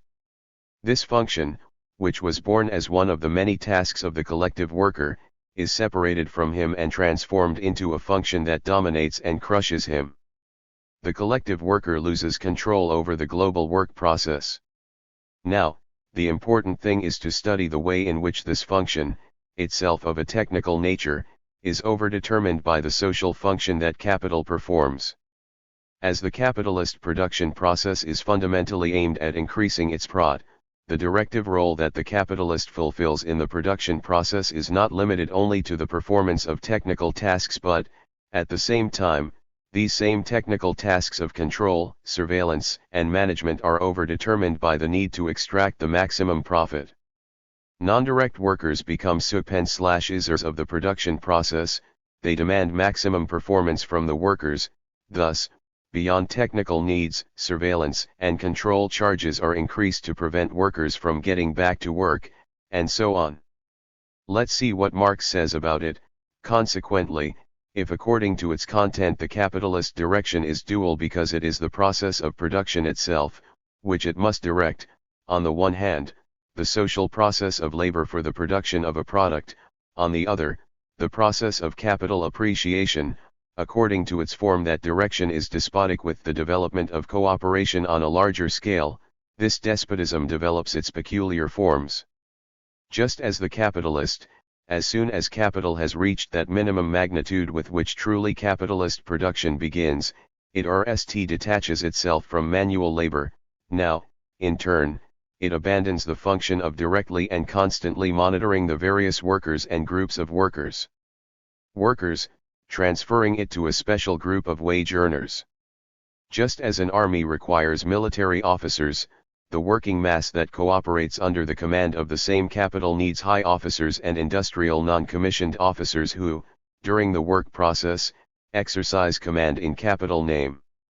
The supervisory work becomes their exclusive function. The capitalist is not a capitalist because he is an industrial manager, but he becomes an industrial boss because he is a capitalist. The supreme command in industry is transformed into an attribute of capital, just as in feudal times the supreme command in the war and the judiciary was an attribute of territorial property. 16 We have, therefore, in manufacturing a certain combination of technical and social relations that would be the following: the capitalist is at the same time the owner and the one who controls the production process as a whole. The worker does not own the means of production but still controls the management of the means with which he works. Let us remember that the characteristic of manufacturing is the unity that exists between the worker and his work environment. There is not yet, therefore, a total domination of all the elements of the production process on the part of the capitalist. In the manufacturing stage, the capitalist's legal ownership of the means of production does not yet correspond to a full appropriation of the means of production. Labor, depending on the skill of the worker, is not totally subordinate to capital. The capitalist, many times, must give in to the pressure of the workers so as not to lose a skilled worker, who has managed to increase his performance thanks to his long experience of specialized manual work. Now, at a certain moment in the development of the capitalist mode of production, the technical basis of manufacturing, the parcel worker/instrument unit, which implies that the performance of work finds limits in the physical capacity of the worker, enters into contradiction with the necessity of capitalist accumulation.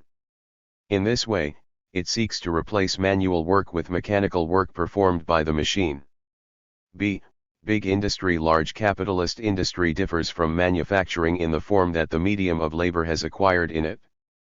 The revolution in terms of the means of work is going to produce a revolution in the general process of production, the so-called industrial revolution. What is this revolution about?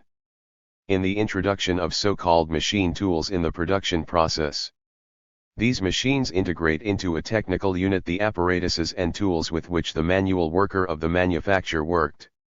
Now they reappear, but no longer as tools of man but of a mechanism, as mechanical tools. 17 Marx defines the machine tool as a mechanism that, once the corresponding movement is transmitted to it, executes with its tools the same operations that the worker previously carried out with analogous tools. With the transfer, to a mechanism, of the tools themselves, previously manipulated by man, the machine replaces the mere tool. 18 The machine tool thus allows to overcome the organic barrier that arose between the worker and the working environment in manufacturing and thereby considerably increase production.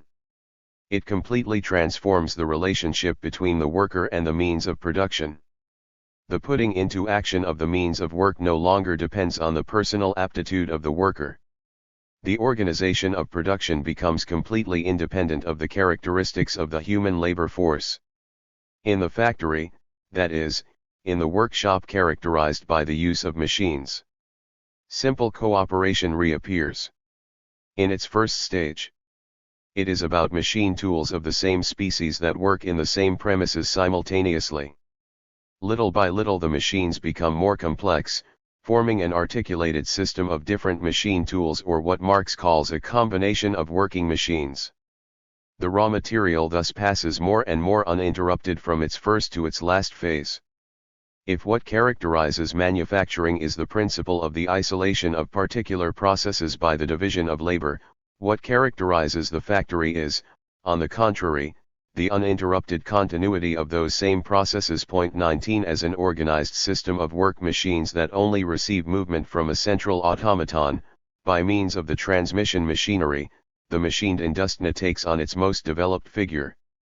The individual machine is displaced by a mechanical monster whose body fills entire factories and whose demonic force, hidden at first by the almost solemnly rhythmic movement of its gigantic limbs, now erupts in the locally feverish and vertiginous dance of its innumerable working organs. 20 In manufacturing, the organization of the social labor process is purely subjective, a combination of part workers. In the machine system, large industry possesses a totally objective production organism, which the worker &s as a pre-existing and finished material condition of production. In simple cooperation, and even in that which has become specific due to the division of labor, the displacement of the isolated worker by the socialized worker remains more or less accidental. The machinery, with some exceptions that we will mention later, only works in the hands of directly socialized or collective labor. The cooperative character of the work process, then, now becomes a technical necessity dictated by the very nature of the work environment. 21 The division of labor in the factory consists of the distribution of groups of workers in their different departments where the different specialized machines are located, which are very similar to each other and are aligned next to each other, in a simple cooperation regime. The organic group of manufacturing, where each worker played a partial role within the total work, is here replaced by the distinction between workers who work in direct contact with machine tools, including those who watch or feed them and the simple laborers who help these workers by limiting themselves to supplying the machines with the materials worked by them. In addition, there are personnel in charge of the control of all the machinery and of continuous repairs, engineers, mechanics, carpenters, etc. 22. This is a purely technological division of Lab 0R.23, and in relation to this division of labor, Marx makes an observation that seems important to us regarding the role that mechanized industry could play in making human labor less painful. All work with machines requires early learning by the worker so that he can adapt his own motion to the uniformly continuous motion of an automaton. Inasmuch as global machinery constitutes a system of multiple, simultaneously operating and combined machines, the cooperation founded on it also requires a distribution of heterogeneous groups of workers among the heterogeneous machines. But machined industry eliminates the need to manufacture this distribution, that is, to permanently assign the same workers to the same function. 24. He says, and clarifies this idea by quoting an English economist, Dr. Ure, who in his works exalts great industry. He says that in case of need the workers can move from one machine to another, at the will of the manager, and exclaims triumphantly, such a change is in flagrant contradiction with the old routine that divides work and assigns a worker the fault of shaping the head of a pin, another to sharpen its point. Referring to this text by Ure, Marx expresses that the author rather, he must have asked himself why in the automatic factory only in case of necessity this old routine is abandoned. 25. As the global movement of the factory does not start from the worker, but from the machine, continuous changes of personnel can be verified without interrupting the work process. Y maintains the author of Capital and adds lately, the speed with which at a young age, one learns to work with machinery. It also eliminates the need to train exclusively as mechanical workers a particular class of workers. 26. Marx recognizes, however, that although the technical characteristics of large industry could overturn the old division of labor, capitalism has an interest in reproducing and consolidating it systematically and in an even more repulsive form, as a means of exploitation of labor power. The lifetime specialty of operating a partial tool becomes the lifetime specialty of serving a partial machine. Machinery is abused to transform the worker, from his childhood, into part of a partial machine. In this way, not only are the costs necessary for the reproduction of the worker considerably reduced, but at the same time his helpless dependence on the factory complex is consummated.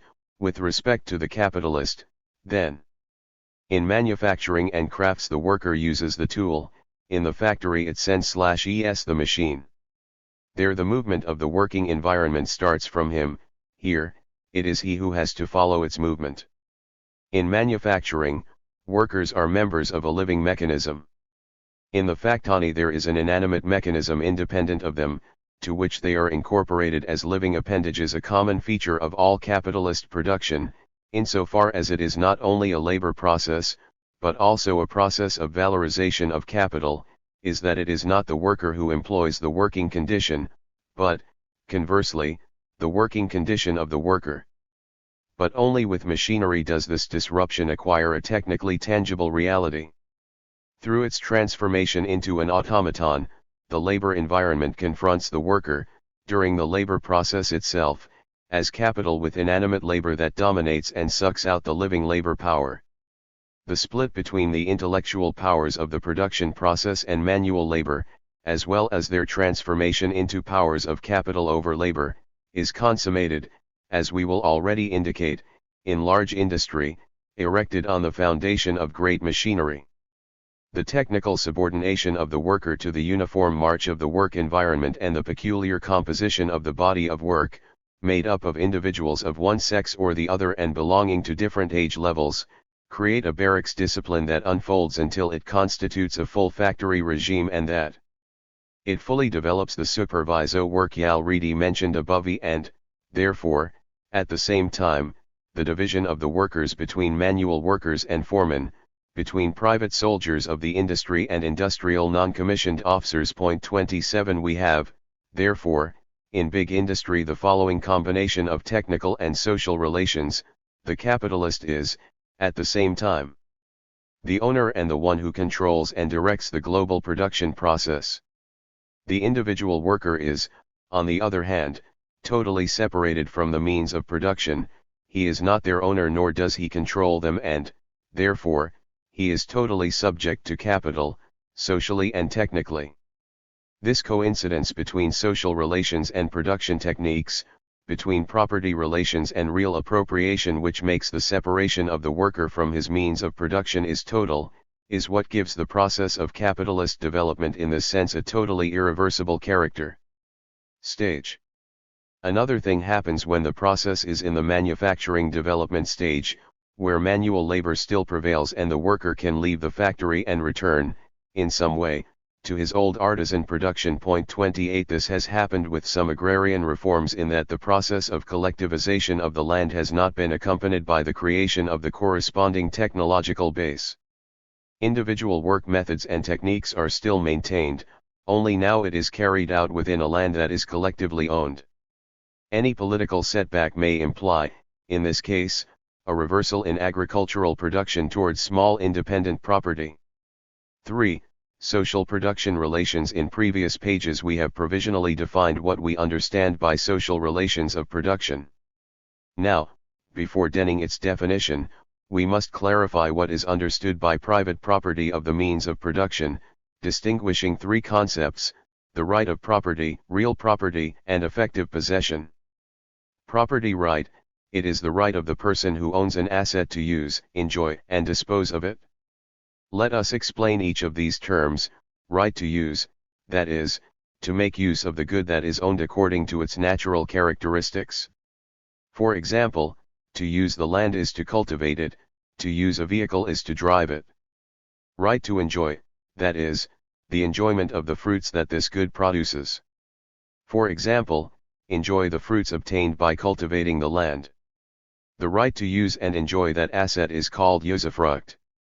Right to dispose, that is, to assign the property that is owned to certain purposes or to delegate this right to third parties. This property right can come from a simple collective consent motivated by political or ideological reasons, or it can take no legal form. 29 Furthermore, its content varies according to different historical periods. The content of the property right characteristic of modern Western society cannot therefore be applied mechanically to any kind of society. The concept of private property proper to the capitalist system of production cannot be applied to feudal society. In the feudal system there are different degrees of private property, eminent but not effective property of the most powerful characters over immense lands, direct but not absolute ownership, since it is linked to obligations and cents/ices of small and medium-sized lords. This hierarchy of land rights was being imposed up to the base, that is, up to the exploited peasants. 30 Now, well, it is important to distinguish between the legal right and the real power to use, enjoy and dispose of an asset. Let us now see how what has been said so far applies to the problem of ownership of the means of production. We will distinguish between private property rights over the means of production and real property over them. When the property right is transformed into a real power to use, enjoy, and dispose of the means of production and, therefore, of the products obtained in the production process, we will say that there is real property. Now, for this real property to exist, it is necessary that the owner of the means of production be able to start the production process. In this case, therefore, a certain type of ownership of the means of production must be combined with a certain type of dominance or control of the work process. Consequently, legal property needs a certain technical basis, that is, a certain structure of the work process, in order to become real property.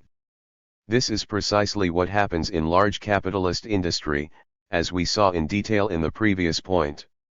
In it we see how technical relations and social relations of production are inseparably interpenetrated, how technical relations fully correspond to social relations. We will call effective possession the ability of the owners of the means of production to put them into action. We will call real property of the means of production to the situation that occurs when the effective possession of these means and the power to dispose of these and the products they produce come together in the same hands. propiedad real equals I putal de dispensación I plus lpscn im of a mph / mph m_ph productos. Now, when the capitalists, legal owners of the means of production, come to have real ownership of them in the great capitalist industry, the direct producers are already totally separated from these means, they are N0N owners who have lost all control over them, the media with which they work and on the global work process. But it may happen that real property and legal property are not in the same hands. This would be the case of an agrarian program that will nationalize the land, that is, it will transform it into the property of the state, but that will delegate its right to dispose of it to the communes or regional centers. The state would have the legal property and the commune the real property. Another case of separation between legal property and real property is the controller in a company. The capitalist continues to be, from the legal point of view, the owner, but it is the controller who now has the means of production and their products. However, there are not only cases of non-correspondence between legal property and real property, but there may be other forms of combination of the elements proper to property rights. There may be the case of a legal property that is separated from an effective position, that is, there is the right to dispose of the means of production and the products of work that are in the hands of third parties who make them produce them. This is the case of the servile production regime, in which the landowner has legal ownership of the land and the directing producer, the serf, to whom the lord has granted a piece of land, has effective possession of it, since with his own means of work makes it produce. Here the landlord has a legal right that contradicts the effective possession of the direct producer peasants. When there is this non-correspondence between the relationships of legal property and effective possession, the right to dispose of the products is only transformed into power through the intervention of extra economic factors. The servant, who can live off his production, only goes to work the land of the lord under the whip of the foreman. A very different thing happens in capitalism, where the capitalist has not only legal ownership but also real ownership of the process. In this case, the worker is left with only one alternative, to starve or offer his labor power to the capitalist. Another interesting case is the joint stock company. In this case there are many owners in the legal sense of the term, but generally only a very small group of them have real ownership of the means of production. After the previous considerations, we can define the social relations of production in the following way: we will call social production relationships to the relationships that are established between the owners of the means of production and the direct producers in a given production process, a relationship that depends on the type of property, possession, disposition, or usufruct relationship that they establish with the means of production. 4. Subordination of technical relationships to social production relationships. In studying the work process, we stopped first in the analysis of the simplest and most general elements, labor force and means of production. Then we point out how man at work establishes certain relations between himself and the means of production, relations that we call technical relations of production. Finally, we saw how men, when carrying out the work process, establish certain social relations of production among themselves, collaborative relations of mutual aid, relations of exploitation, or a transitional relationship between the two. 40. Extremes. These relationships that men establish among themselves in the work process are those that determine the character that this process takes in a historically determined society. There is a vast difference between work done under the whip of a slave foreman and work done under the watchful eye of the capitalist. Marx calls these relations of production, and insists that all labor processes occur under certain relations of production, that is, that the way in which men transform nature is never isolated, but, on the contrary, it is determined by the type of relationship they establish in the work process. We will call the production process the work process that occurs under certain production relations. 31 This distinction between the labor process and the production process explains why Marx does not accept to speak of production in general. For Marx there is no production in general, production is always historically determined. 32 Now, in a specific society it is possible to verify, in general, that there are individuals who are owners of the means of production and individuals who must work for them. In societies where there is private ownership of the means of production, the owners of these means have a role in the general process of production, without necessarily appearing as direct producers, since by being owners of the means of production they make the process possible. As the means of production are the material conditions indispensable to any process of production, since it is impossible to produce without means of production, men who do not possess these means, or who have too little of them, end up working for those who possess the fundamental means of production. In accordance with what has been analyzed above, we can classify production agents from 2 points of view: 1. From the technical point of view, direct workers and non-direct workers. 2. From the social point of view, non-owner workers and owners of the means of production. 33LT is important to note that these are 2 points of view to study the same agents and not technical or social tasks that must be fooled by different agents. Each agent of production is thus doubly determined. It is determined by both its technical function and its social function. If we take the capitalist system as an example, we see that the worker is, from the technical point of view, a direct worker and, from the social point of view, a worker deprived of the means of production. The capitalist, in turn, is, from the point of view of his social function, the owner of the means of production and, from the technical point of view, can play the role of non-direct worker, as is the case in small industries where the owner and his family work, or they may not play any role in the production process itself, being, in this case, a non-worker. On the other hand, the technician must also be considered from these 2 points of view.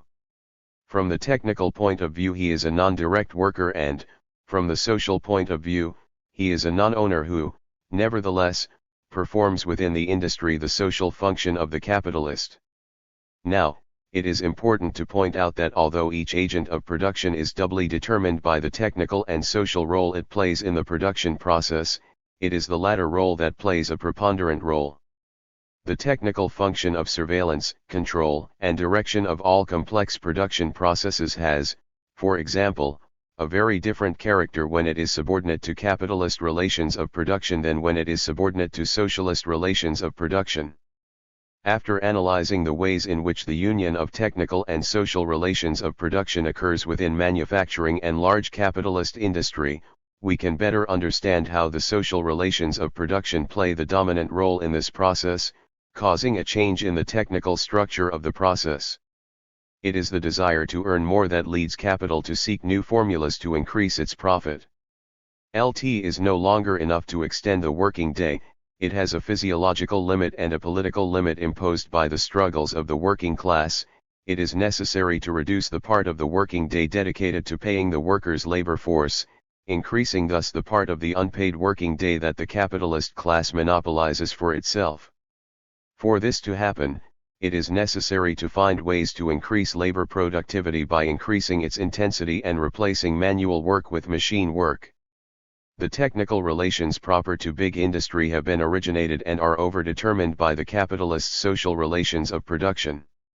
There are therefore no independent technical relations of a certain form of subordination to social relations of production, and, in turn, if these relations change, the way in which the work process is structured should also change, that is, the relations production techniques.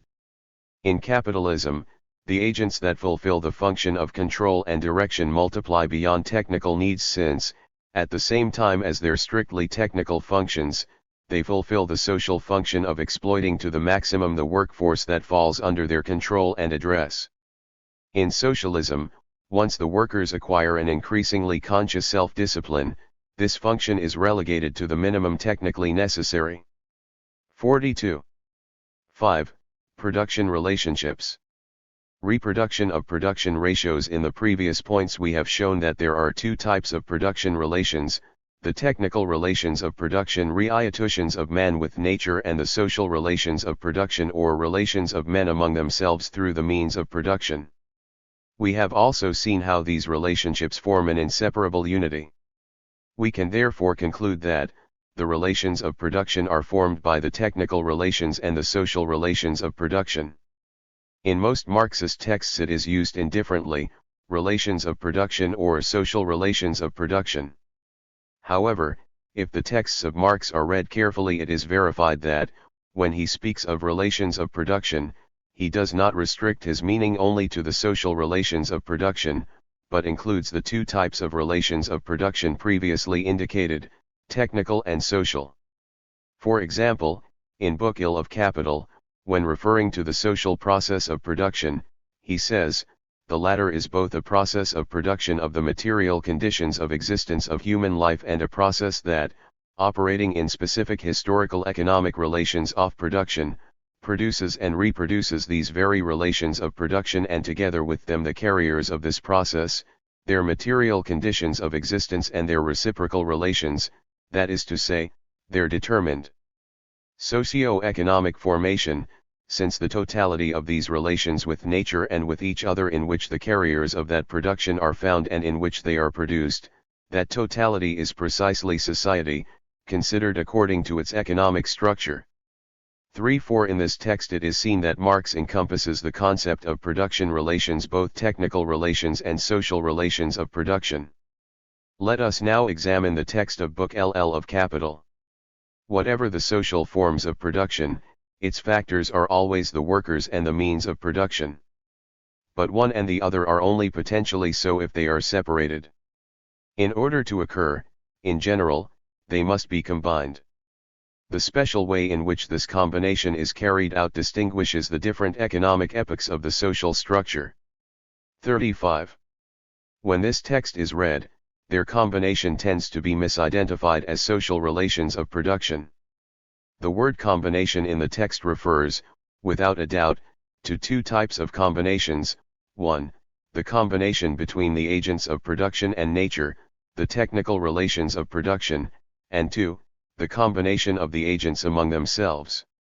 Through the means of production, the social relations of production. It should not be surprising that the terms relations of production and social relations of production are so often confused, since at the same time Marx uses them sometimes in an imprecise way. Now, so far we have analyzed the relations of production from a static or structural point of view. Now we will refer to them considering them as a process, that is, from the dynamic point of view. Every production process not only produces material products, but also produces and reproduces their social conditions of production, that is, it constantly reproduces the relations of production within which the capitalist production process operates. Thus, at the same time that it produces commodities, it reproduces the capitalist relations of production, capital and wage labor. In this reproduction of capitalist relations, not only economic factors intervene. 36 For example, the legal forms of private property, and the employment contract and the presence of an army ready to take action when the capitalist system is endangered, are elements necessary for the reproduction of the capitalist system. Even more so, factors that go beyond the economic are necessary to reproduce the relations of production where there is no correspondence between legal ownership and effective possession of the means of production. 37 The type of intervention of the extra-economic elements depends on the specific type of relationship established between the owners of the means of production and the direct producers. As we have just seen, extra-economic elements do not enten/ene in the same way when there are sen/il production relations. 6. Social production relationships are not simply human relationships. The social relations of production cannot be considered only as human relations, relations between men. They are relations between agents of production, that is, between men who have a well-determined function in the production of material goods, which depends on the way in which they relate to the means of production, between owners of the means of production and direct producers. This relationship between men passes, therefore, through a relationship with objects, the means of production. This point is of great importance, since it destroys all utopian ideas of collaboration between workers and bosses. The relations between workers and bosses cannot be fraternal as long as their relations with the means of production do not change. Furthermore, it is important to point out that these social relations of production are relations that are established independently of the will of men. The capitalist exploits and will exploit the Even if he does not consciously propose it, even if he fights against this exploitation, since the objective laws of the capitalist system are inexorable. If the capitalist pays very high wages, and if despite this he maintains the same prices to be able to sell, what happens is that his profits decrease. Now, as a part of them must be reinvested in the company to be able to perfect its technology and, in this way, to be able to compete in the market, what happens is that this capitalist is left behind, until a moment comes when it cannot compete with the lower costs of the other capitalists who have improved their technologies and thus bankrupt. In the capitalist system, therefore, the workers are presented with only one alternative: to maintain their exploitative situation or to fight for the disappearance of the capitalist system. Now, when Marxism affirms that it is necessary to destroy the capitalist relations of production, that it is necessary for capitalism to disappear, it is not affirming that the capitalists must be physically destroyed. He maintains something very different: what must disappear is not the person of the capitalist, but his function of exploitation, that is, the role of exploiter that he plays. If the capitalist accepts to be expropriated and offers his services to the new economic system that is intended to be implanted, he disappears as a capitalist, as an exploiter, but does not disappear as a man. On the contrary, he can now fulfill a function of real sense/ice to society. 7. Division of labor. In all social production there is a division of tasks, that is, a division of labor. The greater the complexity of society and the higher its level of development, the greater this difference in tasks. We must distinguish the following types of division of labor: division of social production, technical division of labor, and social division of labor. We will call division of social production to the division of social production into different branches, spheres, or sectors. Examples: division between agricultural work and industrial work, division within industrial work, division between industrial and commercial labor, and so on. We will call the technical division of labor the division of labor within the same production process. This technical division of labor is especially developed in modern industry. Each worker or group of workers performs a specific job that corresponds to a part of the process. In an automobile industry, for example, there are several sections that are. They complement each other until the niched car is produced. Therefore, no worker produces a null product. What becomes the final product is the common product of all of them. This technical division of tasks within the same production process allows greater efficiency and, therefore, an increase in the work performance of the workers. Now, the technical division can lead to the division of social production. This is the case of the chemical activity that began as a simple technical division within the textile production process to later become an autonomous branch, in a true chemical industry. How, then, to distinguish clearly between the technical division of labor and the division of social production? Marx gives us the fundamental elements in the text of Capital that refers to the division of labor and manufacturing. 38 What characterizes the technical division is that isolated specialized workers do not produce commodities, that is, use values that can go to the market to be exchanged for others. What each specialized job produces is only part of the final product. Only this, which is the result of a collective work, is constituted in merchandise, that is, in exchangeable use value in the market. For this reason, the chemical activity, which was born as one more specialized job within the textile industry, must be considered in this case within the technical division of labor. The objects that this activity produces do not go on the market, but go directly to be incorporated into the fabric dyeing process. But the same does not happen when the chemical activity becomes independent from the textile production process and becomes an autonomous industry. In this case, your products go to the market not directly to a specific production process. In this case, the technical division has become a division of social production. Finally, we must clarify that the technical division of labor should not only refer to the division of labor within a factory. It is not the same to speak of the division of labor within the same production process than to speak of the division of labor within the same factory. In an economic regime in which socialist relations of production dominate, which implies a very advanced economic development. Production units that previously constituted part of the division of social production, become increasingly dependent on each other, in such a way that the relations between them cannot be left to the chance of the market once the production operations are finished.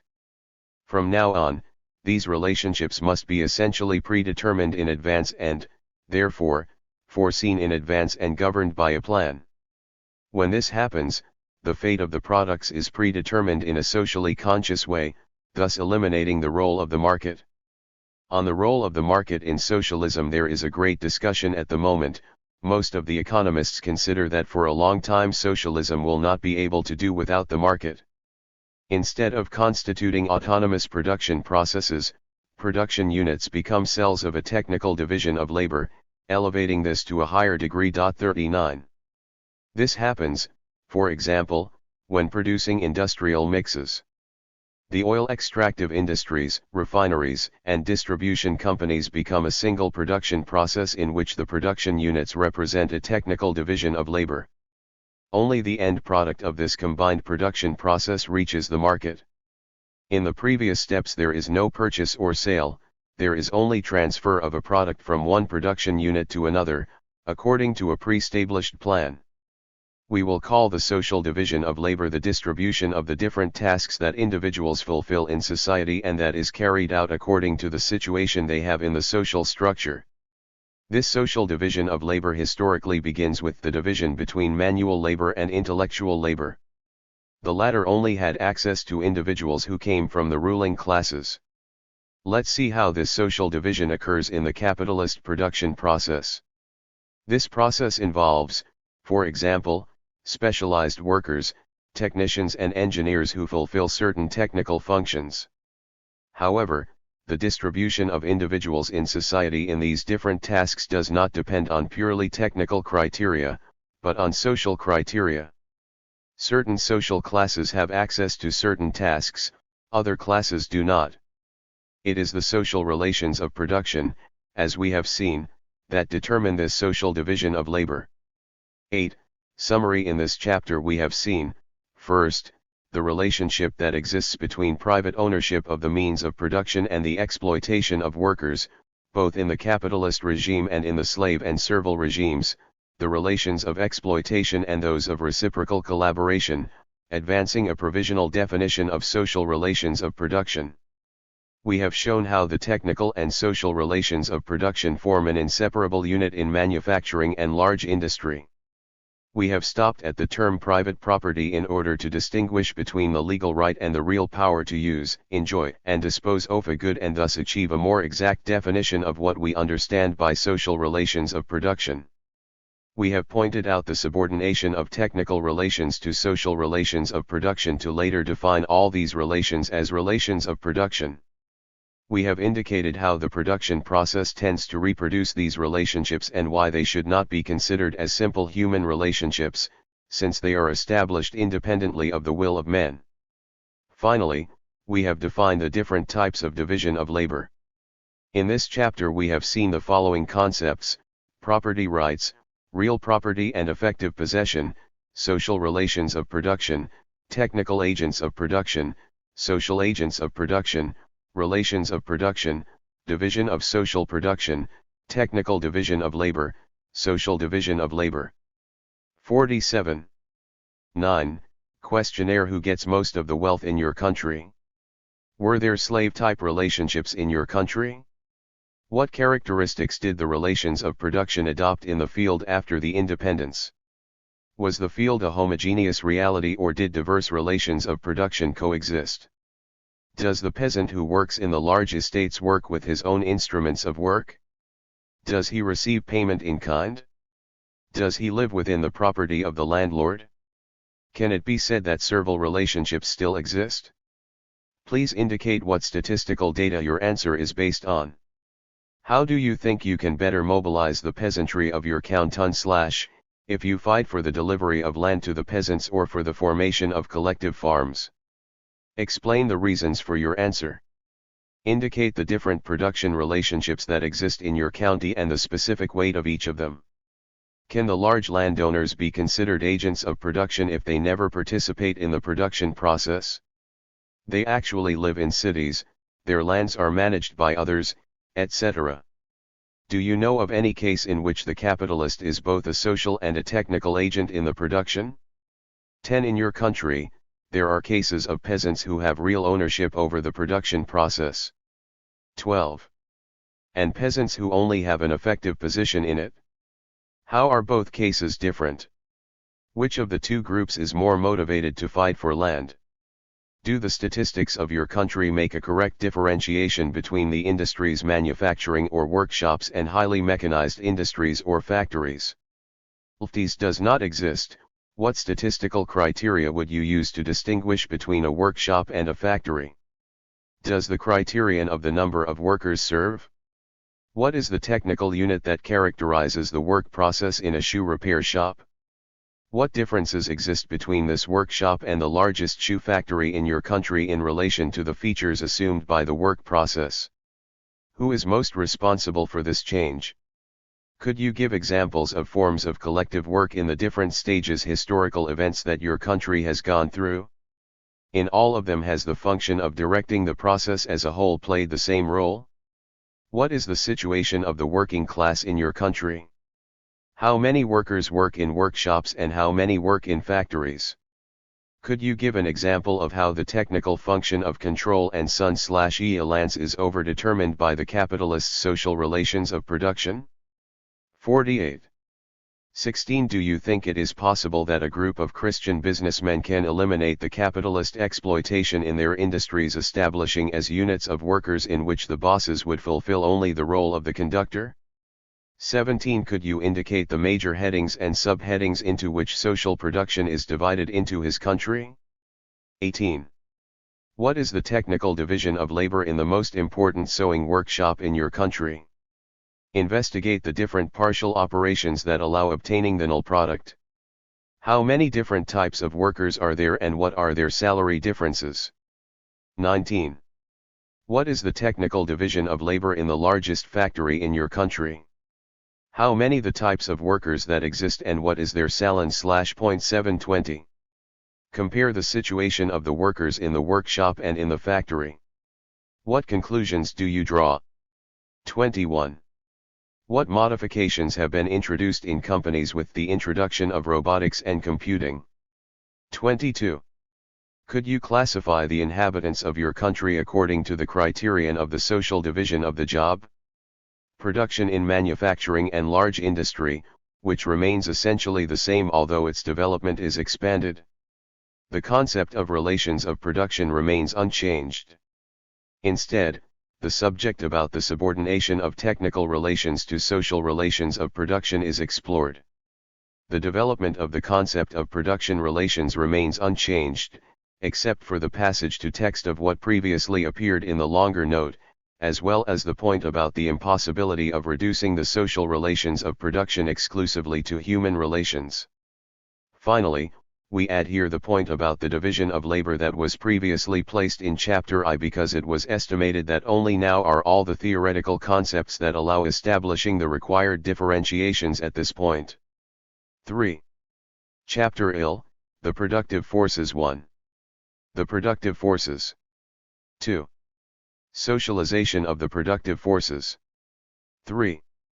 Contradiction of productive forces/relations of production in capitalism. 4. Correspondence and non-correspondence between productive forces and social relations of production. 5. The role of science in the development of the productive forces. 1. The productive forces. In the previous chapters we have studied the elements of the work process and we have seen that the means of work are the determining elements of this process, those that determine the way in which it will be produced and, therefore, the type of technical relations that they can be established between the workers and the means of production. We have also seen how these technical relations are overdetermined by the social relations of production. And all this has helped us to understand one of the fundamental concepts of Marxism, the concept of relations of production. Now we must examine another fundamental concept, the concept of productive forces. Marx tells us in the prologue to the contribution to the critique of political economy, in the social production of their existence, men establish certain relations, necessary and independent of their will, relations of production that correspond to a certain evolutionary stage of their material productive forces at a certain stage of their development. The material productive forces of society come into contradiction with the existing relations of production. What to understand then by productive forces? The productive forces would apparently be nothing more than the elements of the work process considered from the point of view of their productive potentiality, especially the workforce 40 and the work environment. Point 41. However, to account for the productive forces themselves, it is not possible to examine the elements of the labor process in isolation. When Marx studies manufacturing, for example, he shows us how the technical division of labor within it and the forms of collective labor that are established there not only increase individual productive forces, but also produce new productive forces that are not limited to being a simple sum of the forces that are combined there. The mere fact that the workers work in a common place, even if only under forms of simple cooperation, increases the productivity of the workforce by developing the spirit of competition between the different workers. Then, when complex forms of cooperation are established, the specialization of workers in different tasks and the coordination of all of them in a single collective worker produces a notable increase in the productive forces of that group of workers. The difference between the sum of the individual productive forces and the productive force of the collective worker is increasing. Thus a new productive force is born which, under capitalist conditions of production, becomes the property of the capitalist without the latter having to pay the slightest amount of money for it. After what has been said previously, we can understand why we maintain that to account for the real productive forces we cannot think of the elements isolated from each other. Now, the decisive factor in making the potentially productive elements become real productivity is the labor force of man. He is the only one who can put the means of production into action. Without human labor, the means of production have only a potentially productive character. That is why Marx, when thinking about the development of the productive forces, thinks about the way in which the productivity of human labor increases by using this or that means of production. After what has been said above, we think that we should distinguish between potential productive forces, which would be the elements of the work process considered in isolation, and productive forces themselves, which would be those that arise from a historically determined combination of these elements. We believe that it is in this sense that the following text of Marx can be interpreted: whatever the social forms of production, its factors are always the workers and the means of production. But one and the other are only potentially so if they are separated. In order to occur, in general, they must be combined. The special way in which this combination is carried out distinguishes the different economic epochs of the social structure. Point 42. Now, these different combinations produce different productive results, which can be measured by the degree of productivity of labor. Point 43. The productive forces of a society grow, develop, are perfected, in the course of history. And this development is determined, fundamentally, by the degree of development of the means of work. The transition from stone tools to metal tools allows, for example, a significant increase in the productivity of labor in primitive peoples, thus increasing the development of the productive forces. The same occurs with the introduction of the machine tool in capitalist production. Since then, the degree of development of the productive forces has grown dramatically. Now, it is important to point out that the rhythm and character that this development of the productive forces takes depends directly on the nature of the production relations under which the work process develops. It is the capitalist form of accumulation that produces the massive integration of the machine tool in the production process, thereby giving a great boost to the development of the productive forces in this mode of production.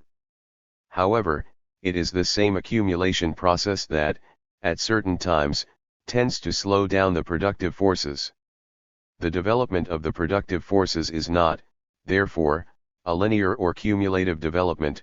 It is a development that depends on the structure of the production process, on the relations of agents with each other and of agents with the means of production, that is to say, of the relations of production.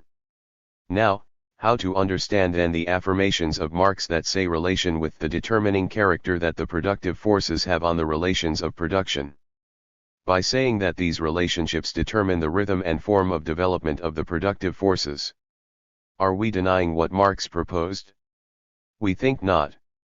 We think that when Marx, Engels, and Lenin use the words, base, root, conditions, sine qua non conditions, support, etc., to explain the relationship that exists between productive forces and relations of production, what they are doing is pointing to the role the determining factor that the development of the working environment has in the creation of certain material conditions that make possible the establishment of certain relations of production.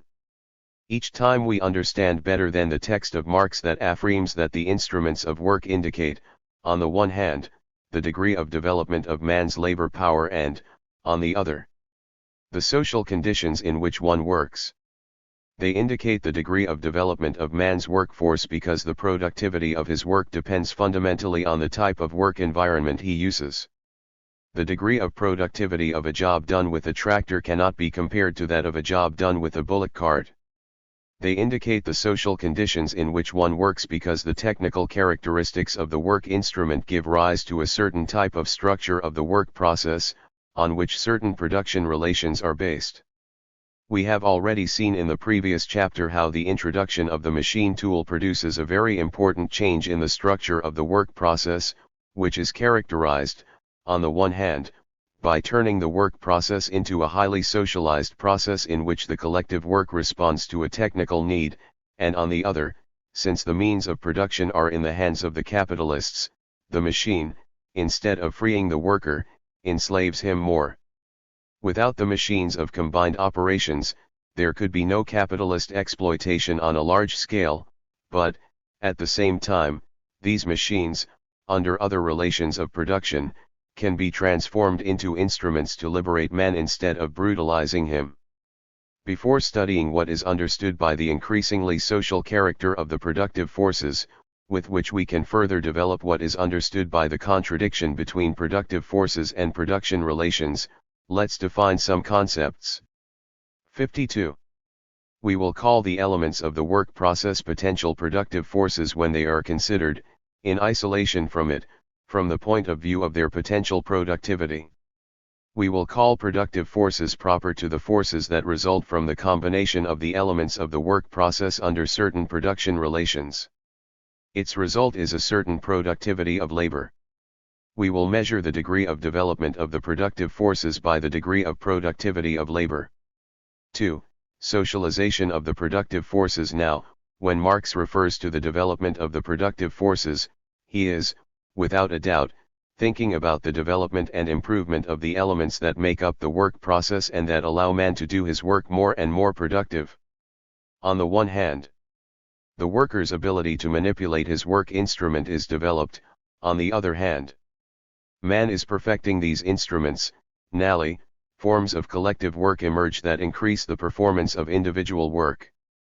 Artisanal production, which is characterized by being an individual production process, is surpassed by industrial production in which the production process has a social character. The means of production can only be set in motion by a set of workers, and therefore none of them can say that the product of their specialized labor is their product. Production is transformed from a series of individual acts into a series of social acts, and products, from individual products into social products. This increasingly social character that the productive forces are taking should not be reduced only to the socialization of the work process within the factory, as some Marxist texts seem to suggest.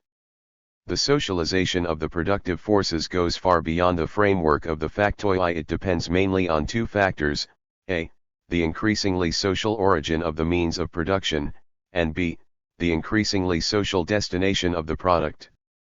A, the increasingly social origin of the means of production. 44.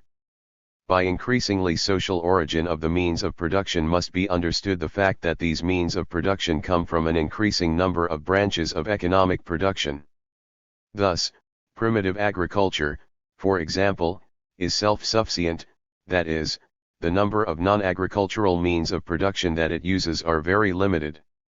but progressively agriculture needs for its own production means of production of increasingly diverse origin, more complex tools, disinfectants, electrical energy, electrical equipment, etc.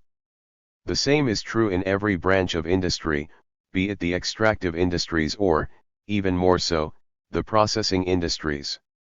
The increasing socialization of the productive forces is manifested, therefore, in the fact that each branch of production needs means of production that have increasingly diverse origins.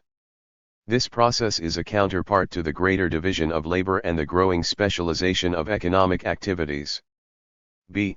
Increasingly social destination of the product. 45 Due to the increasingly social destination of the product, it is necessary to understand the fact that the products that are the result of a production process are generally destined for a growing number of users, both directly and indirectly.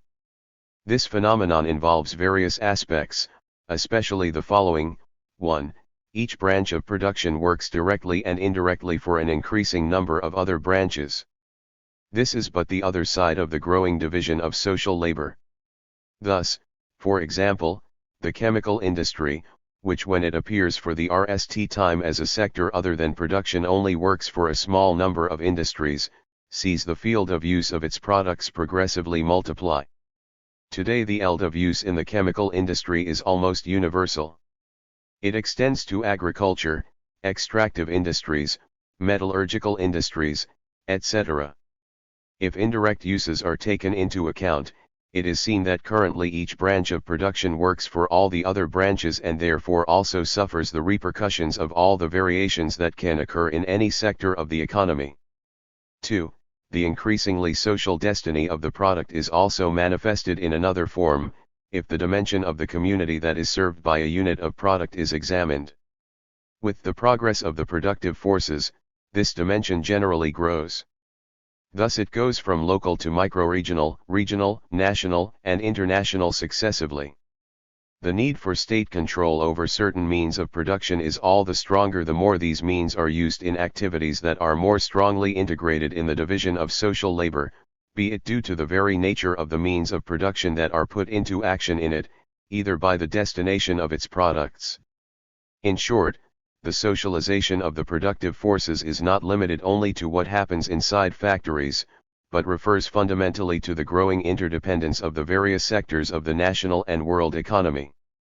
Socialization of the labor process in a given production process and to the increasing interdependence that exists between the various sectors of social production. 46 Each capitalist is increasingly dependent on all capitalists. This was not the case for small industries isolated from each other and working for a very small market. If one of them stopped, it caused only a local disturbance. On the contrary, a stoppage in a large company dedicated to a highly specialized industry, whose products are used in countless other companies, can cause a disruption in the whole of society. On the other hand, it is this growing socialization of the productive forces of society that has led, even countries governed by the laws of the capitalist system of production, to recognize the increasingly urgent need to plan the economy and transform into state property those sectors that are fundamental to the progress of the global economy. 3. Contradiction of productive forces/production relationships in capitalism. Pre-capitalist independent small producers, for example, a small peasant, a carpenter, etc., are people who work with their own means of production and sell your products on the market. In these cases, no one doubts that the fruit obtained from the sale of their products belongs to them, it is the fruit of their own personal work. But, later, the concentration of the means of production arises in the large workshops and factories. These can no longer be put into action by an isolated individual, they require the assistance of a large number of workers and the product obtained is the fruit of the collective work of all of them. However, those who appropriate most of this fruit are not the workers who produced it, as in the case seen recently, but the owner of the means of production, the capitalist. The products that are now socially created do not become the property of those who really put the means of production into action, that is, the true producers, but rather pass into the hands of the owner of the means of production. As capitalism develops and expands, This contradiction between the social character of production and the private form of capitalist appropriation becomes more acute. We say that it enters into an ever more acute contradiction, since, as we have explained, from the beginning of the capitalist mode of production there has been a contradiction between the private character of capitalist ownership of the means of production and the social character that it had since its inception. The workforce began, a contradiction that did not exist in artisanal production.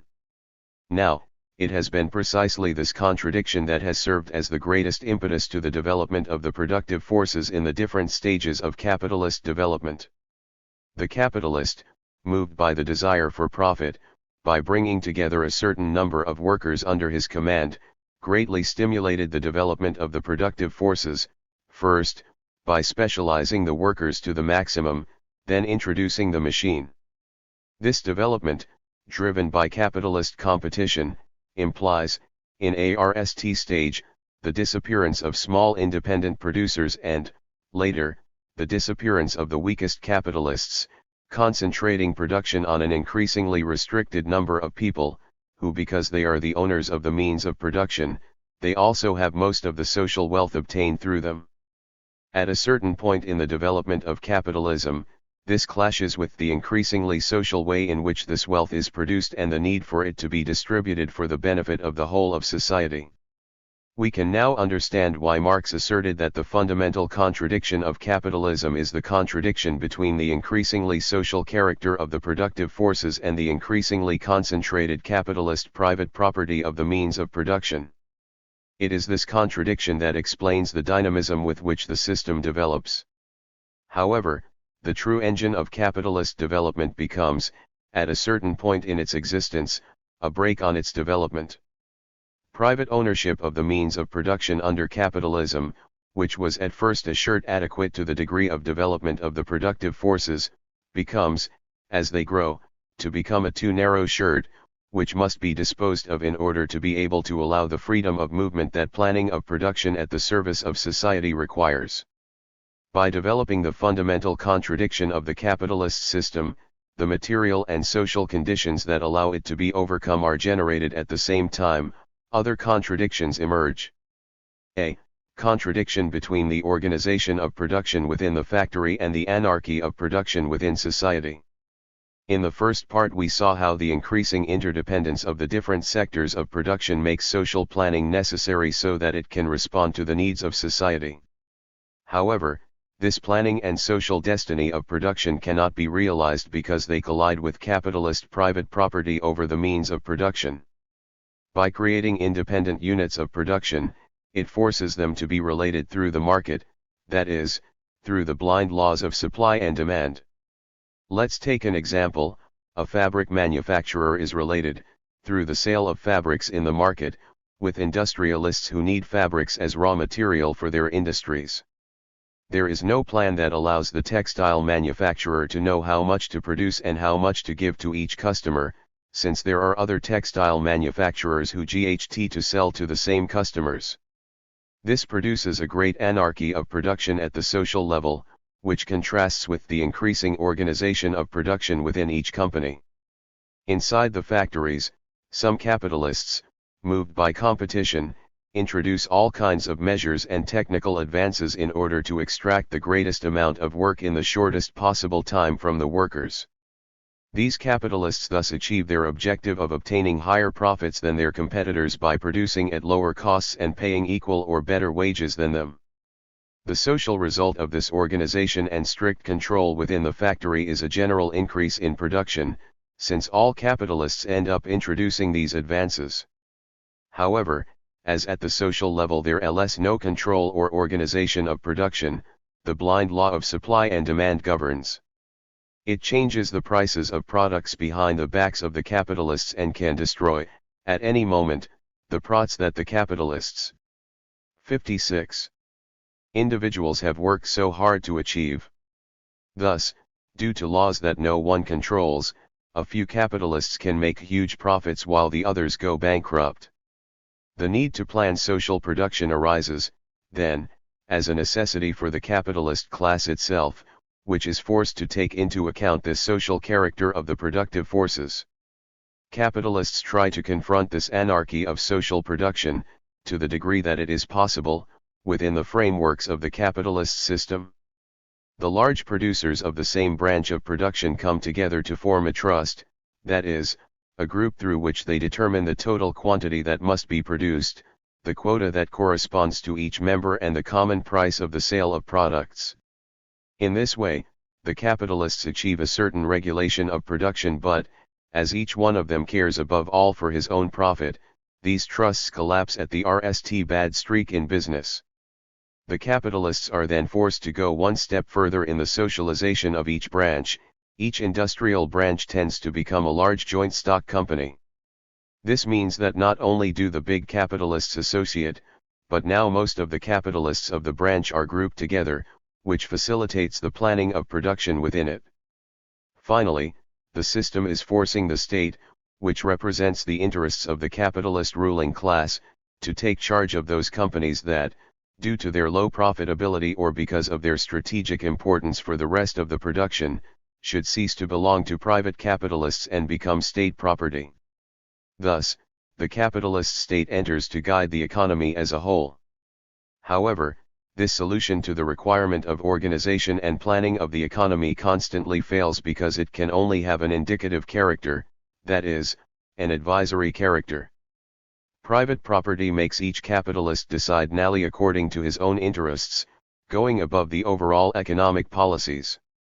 In any case, despite these limits and the fact that it is the capitalist minority who benefits, this allows the majority to glimpse the true solution, for the entire society to take possession of the means of production to make them produce according to a planning and organization of production that benefits the whole of society. b. Contradiction between production and consumption. This contradiction has two aspects. The first is the contradiction between the volume of production and the consumption possibilities of the population. In the capitalist regime, production grows extremely rapidly, while consumption, although it grows, also grows much weaker. The situation of poverty in which the great masses of the population live does not allow individual consumption to increase quickly. Capitalism tends to produce more and more goods, but to sun/ive it must pay low wages. And these low wages create limited demand for products. This is a contradiction that has no way out within the framework of the capitalist system, and tends to provoke periodic crises of overproduction. In society there is an excess of products that are not consumed because they have exceeded the purchasing power of the population. Products accumulate, their price falls due to lower demand to the point that many capitalists go bankrupt because they cannot recover the money invested in production. To prevent the prices of all commodities from falling to the ground, the capitalists desperately set out to destroy manufactured commodities, to burn the products, to paralyze production, to close the factories, that is, to destroy the productive forces. And what impact does this have on workers? There are forced unemployment, hunger, misery. And all this not because goods are scarce, but precisely because they have been produced in excess, without planning. 57. But since capitalism cannot withstand these periodic crises, it looks for different ways to overcome them. One of them is the search for external markets that allow the capitalists of a country to sell in other countries the surplus production that cannot circulate in the internal market of their own country. Another is the development of the war industry. It allows, on the one hand, to absorb a large quantity of labor and surpluses, and, on the other, it creates the material conditions that allow capitalists to secure external markets by force. Second, the contradiction between the type of products that are manufactured and the needs of consumers. Production takes place not in those sectors where the products are most necessary and urgent for the vast majority of the population, but in those where the capitalists can obtain more profits. Thus, much more is invested in products such as cosmetics, alcoholic beverages, large cars, etc., than in cheap clothing, food, popular transport, etc. In this way, production is deformed. Luxury items are produced that only the wealthiest layers of the population can buy, while the rest lack the most necessary products. But not only is production deformed in this sense, but at the same time, it is deformed by the need for competition between capitalists. Thus, for example, in order to compete with its rival, a pasta industry must produce around 40 different shapes with the same raw material, which implies a series of expenses in special machines to give them these different shapes, different packages, etc.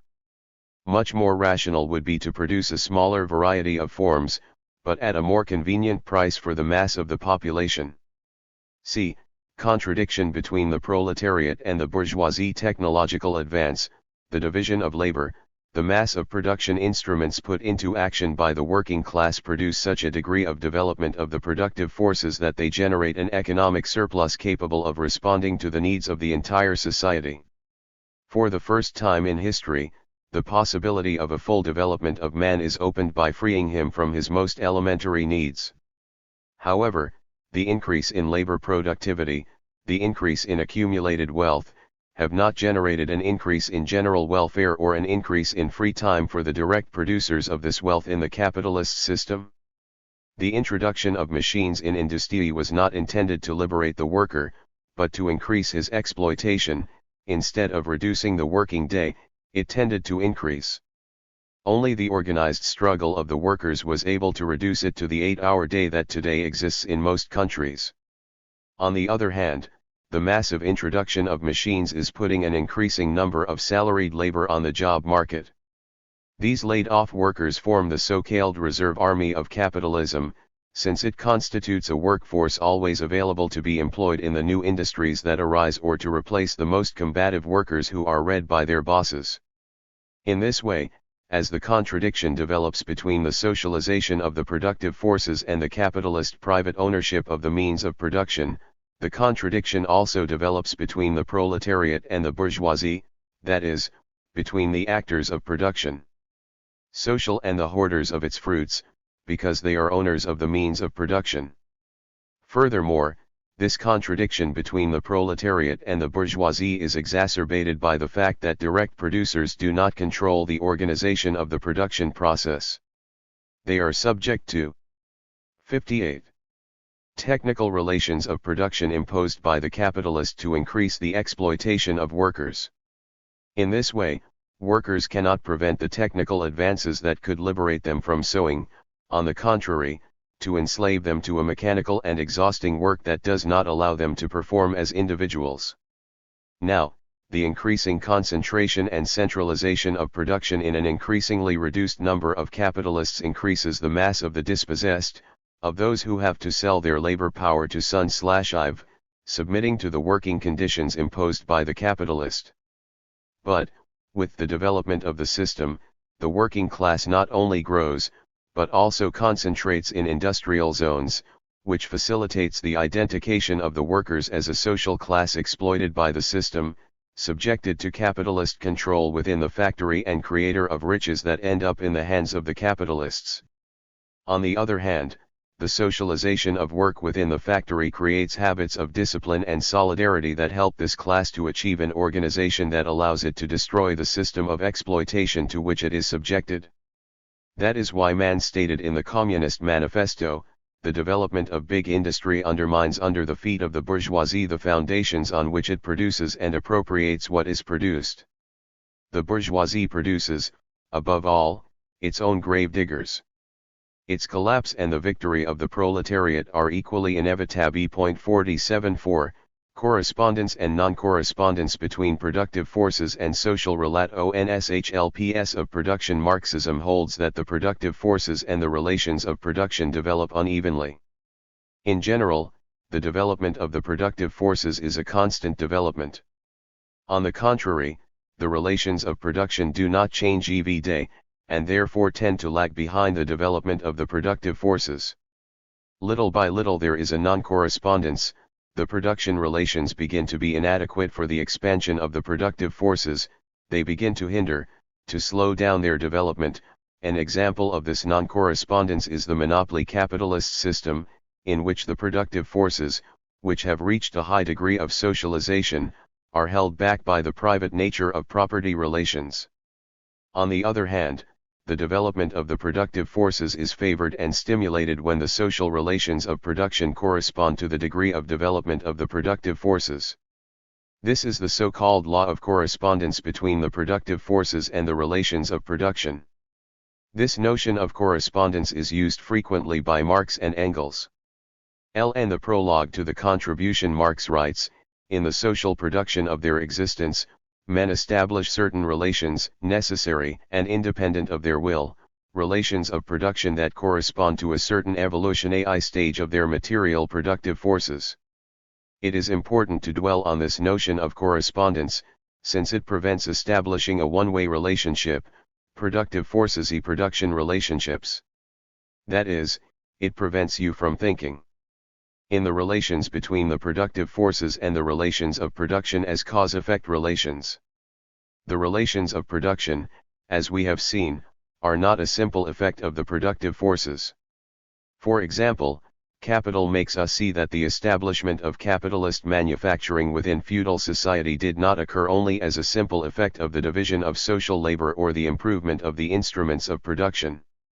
The participation of an element external to the productive forces was also necessary, the accumulation of a certain amount of money in the hands of a certain group of people. The capitalist production system, to establish itself, requires what Marx called an original accumulation. This is not explained by the mere development of the productive forces. The productive forces, therefore, are only ultimately determinative. It is important not to forget the term in the last instance, since it serves to establish a demarcation line between the mechanical determination in which the determined element is a simple effect of the determining element or cause, and this different type of determination that is carried out within of a complex structure in which the other elements of the structure act, in turn, on the determining element in the last instance. Now, the expression, determination in the last instance, does not solve the theoretical problem.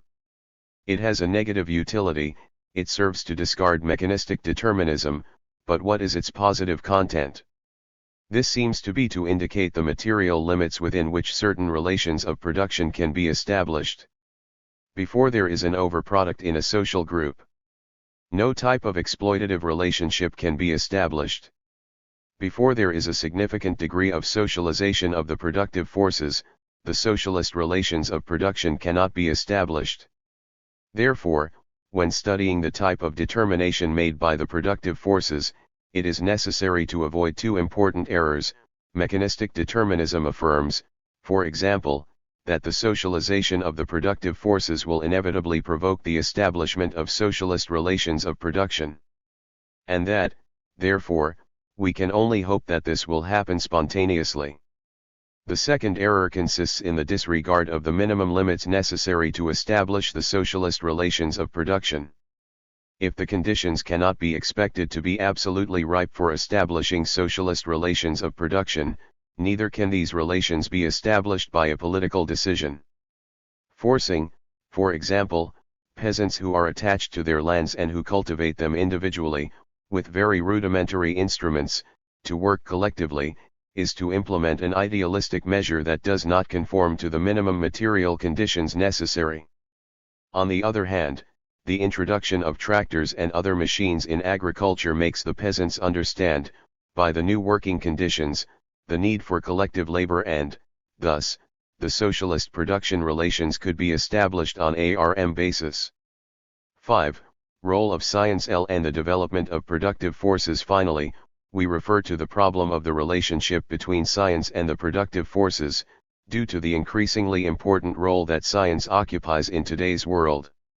Some theorists of the Second International strove to find the determining cause of the development of the productive forces in the progress of knowledge, in the advances of science. This was Koskai's point of view, for example. 60.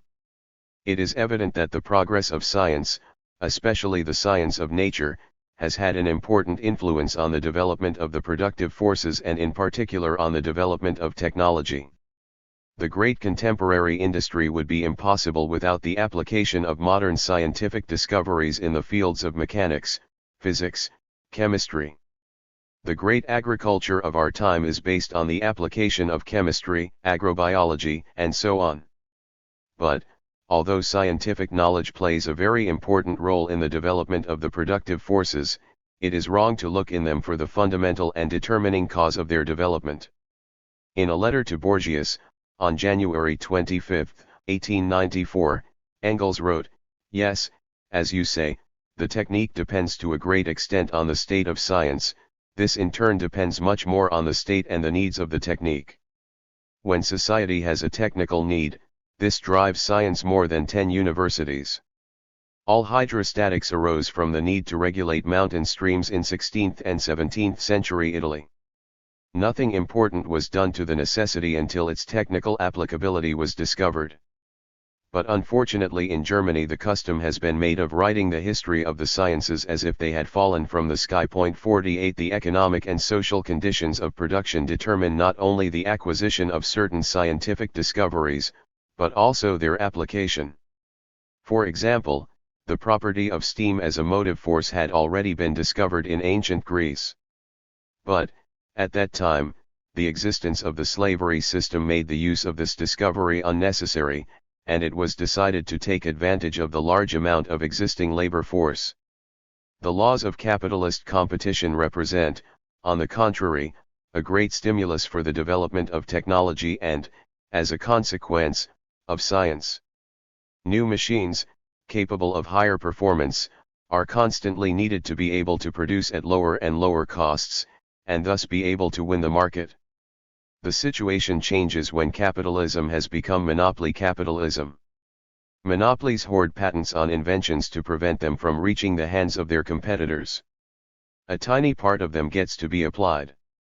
In short, scientific discoveries only create the possibility of the development of the productive forces, but it depends on the social relations of production that this possibility becomes a reality, that is, that scientific discoveries are actually applied to production. 6. Summary. In this chapter we have defined what we understand by productive forces and how we can understand that the productive forces are ultimately determinants of the relations of production, although it is the latter that determine the pace and nature of their development. We have explained what should be understood by the socialization of the productive forces and how this socialization is in contradiction with capitalist relations of production. We have exposed the way in which the classics pose the correspondence and non-correspondence between productive forces and production relations by applying the scope of the terms correspondence and ultimate determination. Finally, we have briefly seen the relationship between scientific development and the development of the productive forces. In this chapter we have seen the following concepts: productive forces, socialization of productive forces, ultimate determination. 7. Questionnaire 1. Do you know if the industries in your county are operating at full installed capacity, that is, if your machinery is operating at maximum performance? Apply the concepts of potential productive forces and actual productive forces to this problem. 2. The countries of Latin America have gone through economic crises linked to the world crisis of imperialism in recent years. How is this crisis manifested in your country in relation to the development of the productive forces? 3. Why in Cuba and in the socialist countries the effects of this crisis are much less, and why, despite being minor, nevertheless affect their economies to some extent?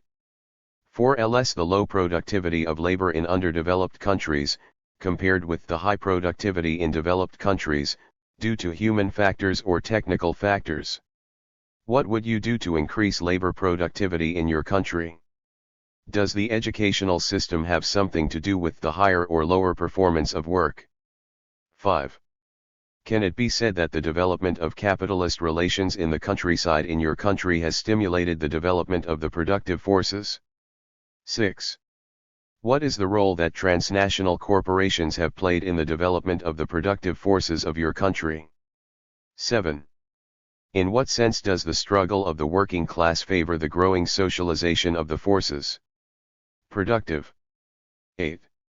Analyzing the degree of socialization that these forces have reached in your country, what are the strategic sectors whose paralysis would make it very difficult for the rest of the national economy to function? 9. How does the productive forces/production relations contradiction manifest itself in its country? Do you think it can be said that this contradiction has reached its antagonistic phase? 10. Can agriculture be completely collectivized in the case of a socialist revolution in its country? Should decisions of this type take into account the development of the productive forces, or can they do without it? 11. How does the problem of correspondence or non-correspondence between productive forces and relations of production manifest itself in underdeveloped countries? Can this problem be solved only at the internal level, or is it necessary to take into account world capitalist development? Chapter 4. The economic structure of the company. Introduction. 1. Production relations and distribution relations. 2. Production relations and consumption relations. 3. Production relations and exchange relations. 4. The determining role of the relations of production. 5. The economic structure and the Marxist concept of structure. Introduction. The previous chapters provide us with all the theoretical elements necessary to understand the Marxist concept of economic structure. However, we will not begin with his study but will arrive at it starting from a critique of a definition of economics that reflects very well the way in which bourgeois economists pose the problem. In Lyon's Dictionnaire, political economy is deemed as follows: science whose objective is the knowledge of the phenomena and the determination of the laws that concern the distribution of wealth, as well as those of its production and consumption, insofar as these phenomena are linked to that of distribution. This definition clearly emphasizes the preponderant role of distribution over the rest of the aspects of the economic cycle.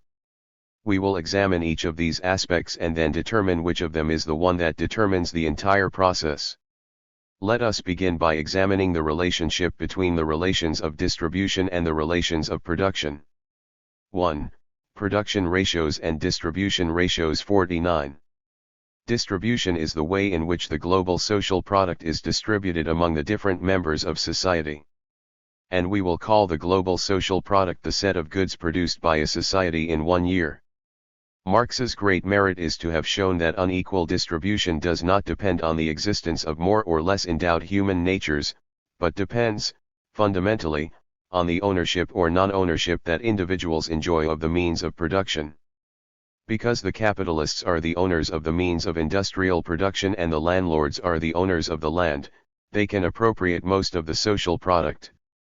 The workers' struggle for better wages basically means a struggle for a better distribution of the social product. But as long as private ownership of the means of production is in the hands of a small group of individuals in society, this group will oppose a fairer distribution, will make only small concessions to quell the protest of the workers. The distribution of the social product depends, therefore, on a prior distribution of the means of production. It is the way in which the means of production have been distributed that fundamentally determines the way in which the social product will be distributed. To affirm this is to affirm that the relations of distribution are determined by the relations of production. This is what Marx says in the following text. Let us examine, for the rest, the so-called distribution relations themselves. The salary supposes the salaried work, profit, capital.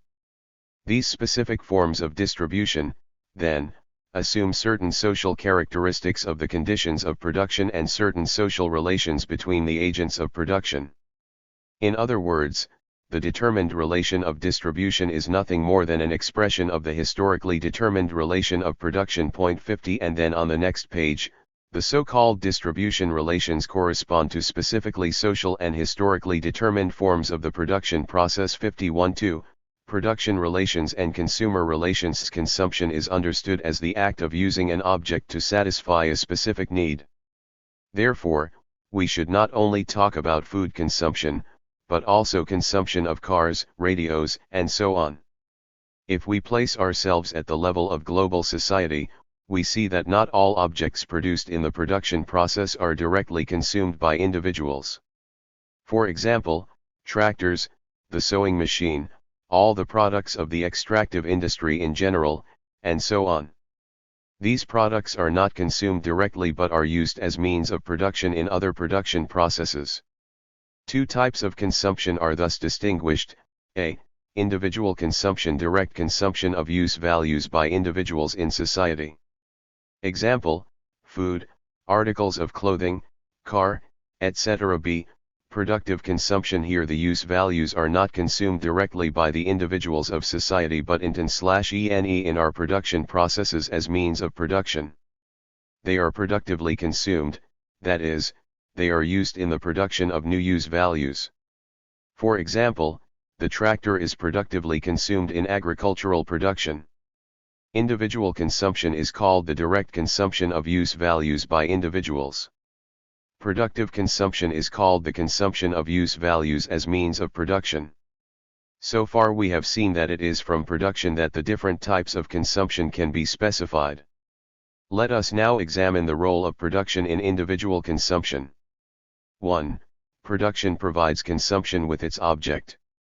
Consumption without an object is not consumption. How to consume a car if it has not been produced previously? 2.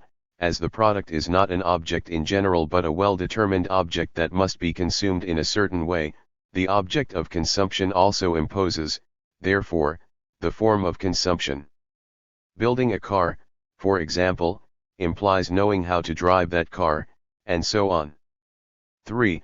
Production not only provides the object of consumption and determines its form, but also continually creates new consumption needs. If we look at today's capitalist society, we see how the producers of commodities strive, through advertising, to create new needs. The change in fashion is one of the most obvious cases.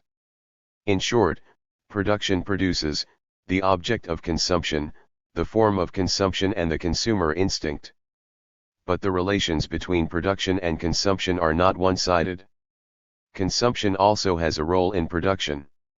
If the objects produced are not consumed, there is a production stoppage. It is consumption that creates the need for new production. 65.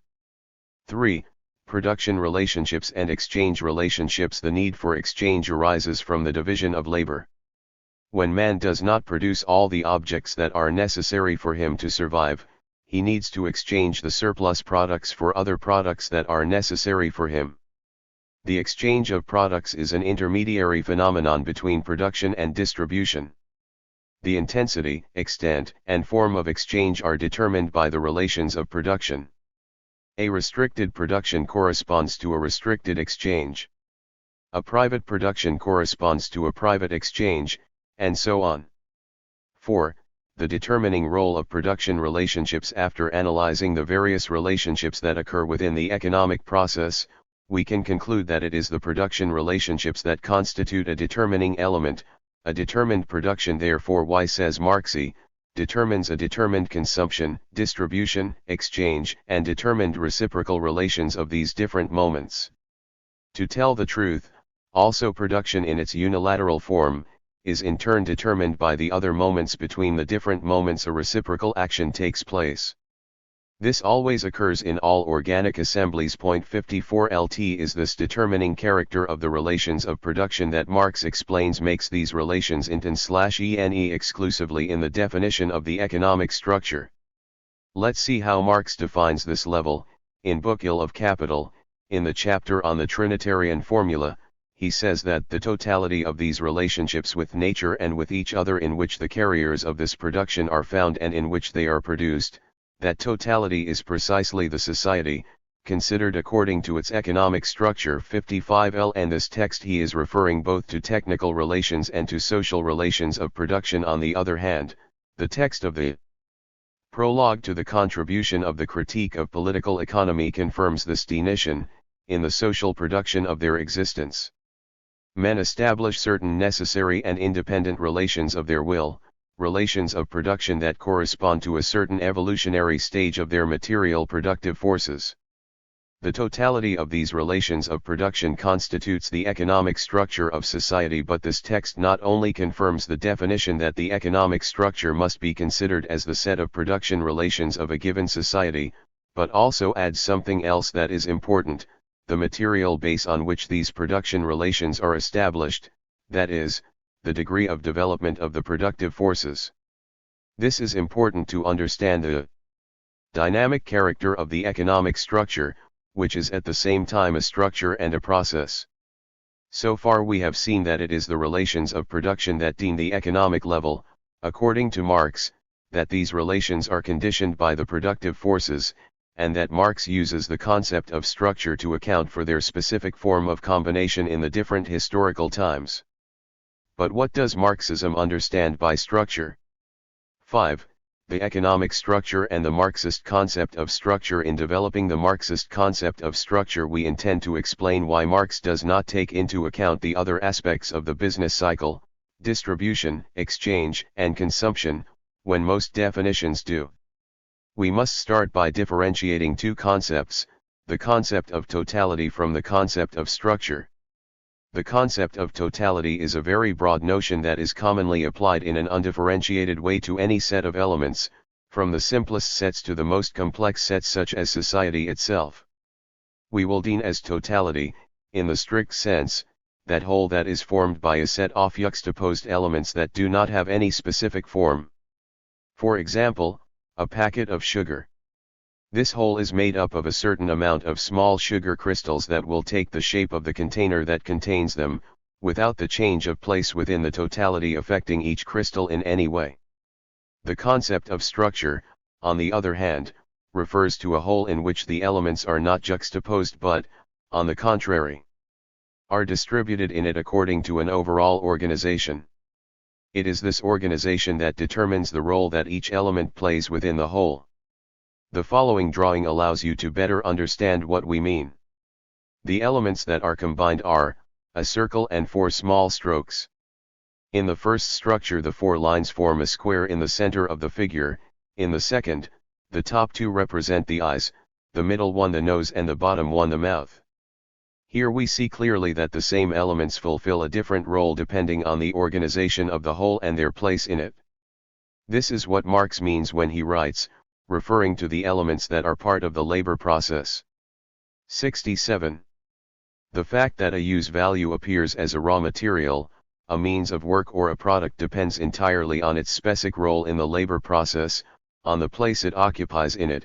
With the change of that place those determinations change. 56. However, the concept of structure in Marx goes beyond a simple organization of the elements in a whole so far analyzed.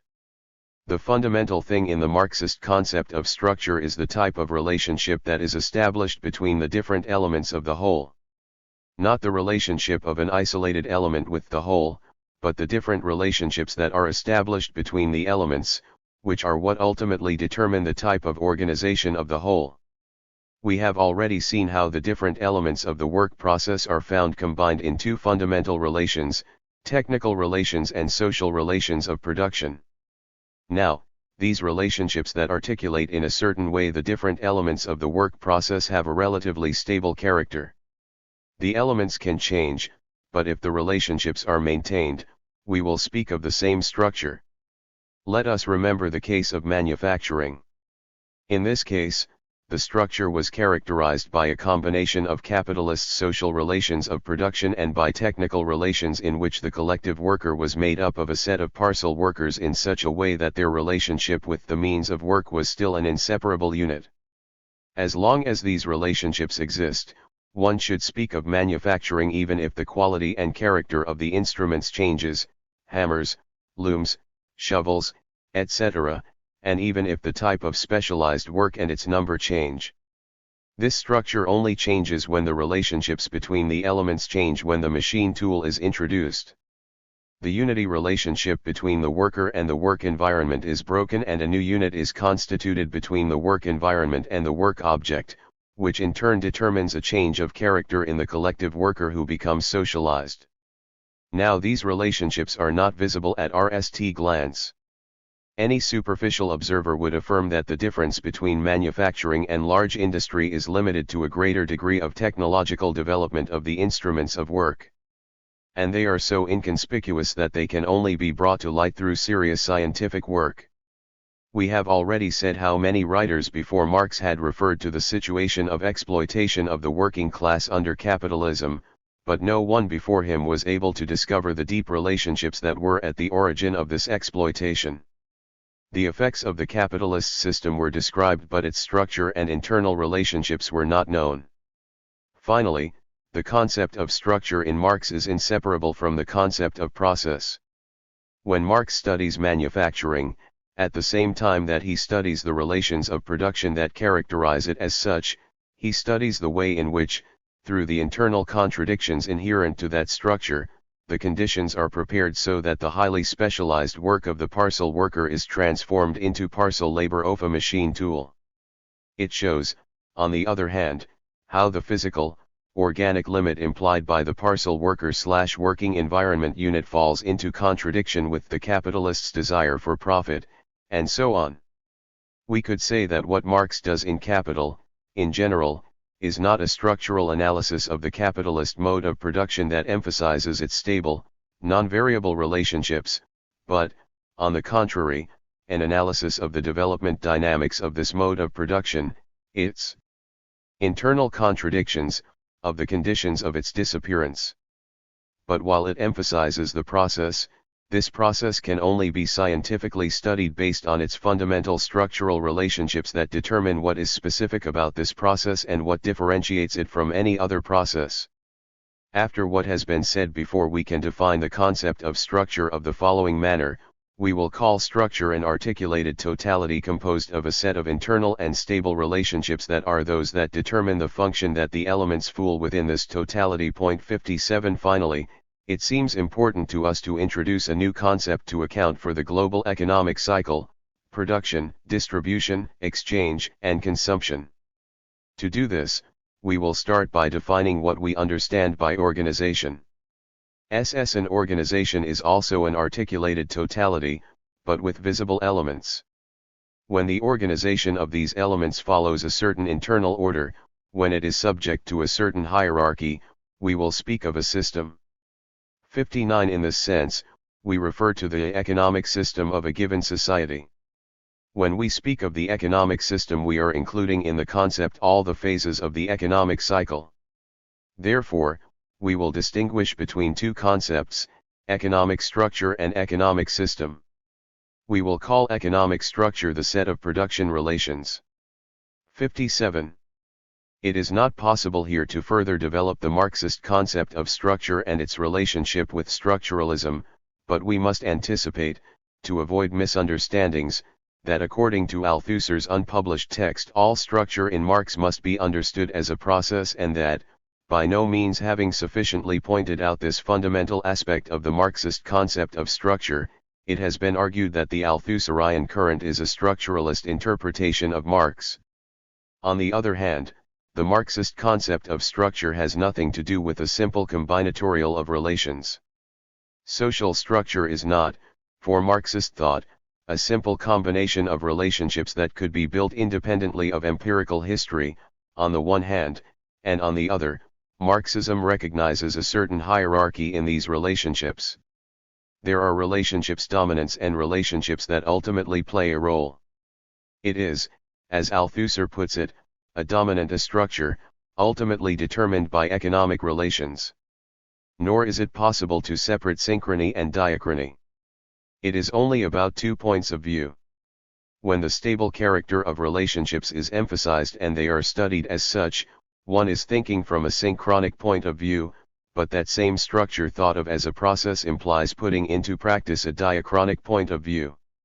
We will call economic system the global economic process: production, distribution, exchange, and consumption.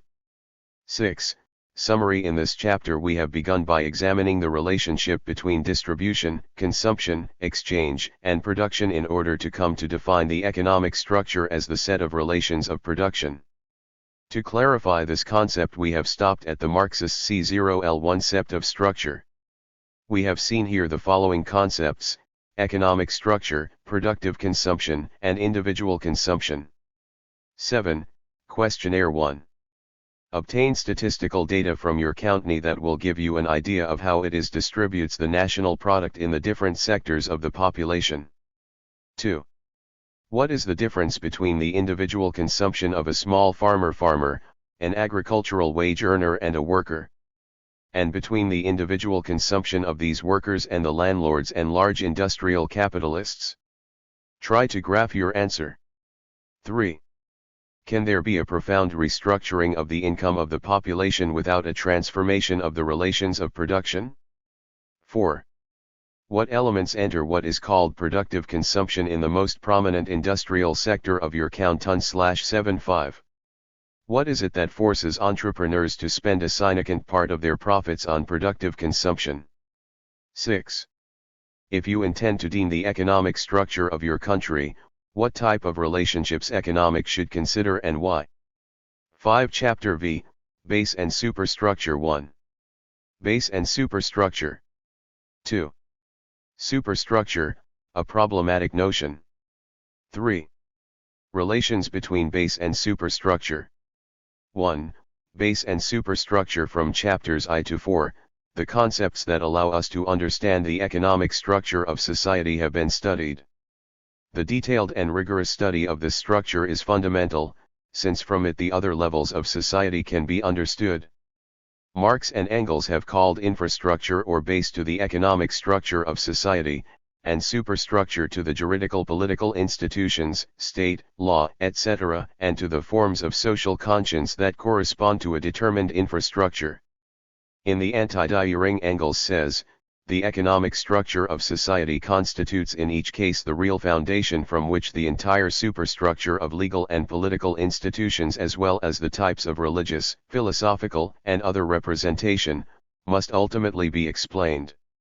Each historical period points 60 through the notions of base and superstructure. Mao and Engels express the relationship that exists between the economic aspect of society and the legal, political, and ideological aspects.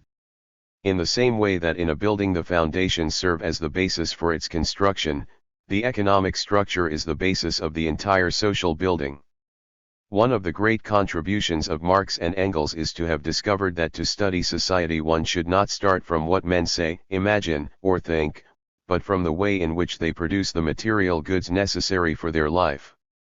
In all cases it is the direct relationship between the owners of the conditions of production and the direct producers, a relationship whose eventual form always corresponds naturally to a certain phase of development of the mode of work and, therefore, to its social productive force, where we will find the most intimate secret, the hidden foundation of the entire social structure, and consequently also of the political form that represents the relationship of sovereignty and dependence, in short, of the specific form of the existing state in each case. This does not prevent the same economic base, the same under the main conditions, by virtue of countless different empirical circumstances, natural conditions, race relations, historical influences operating from the outside, etc., can present infinite variations and nuances in its manifestations, which are only understandable by analyzing these circumstances empirically. Given point 61, the notion of superstructure therefore designates two aspects of society, the legal political structure and the ideological structure. To the first correspond the state and the law, to the second, the so-called forms of social conscience. 2. Superstructure, a problematic notion. The fact that we have used the term notion to speak of the superstructure is not due to a simple accident, it is because it has not been fully studied by Marxists. Can it be said, for example, that everything that happens in a society that does not belong to the economic instance must be considered as a phenomenon belonging to the superstructure? Stalin, in his article on Marxism in Linguistics 62, affirms that language is not a phenomenon belonging to the superstructure or to the base or infrastructure. In a letter referring to this article he says, it is not possible to place the language neither in the categories of the bases, nor in those of the superstructures.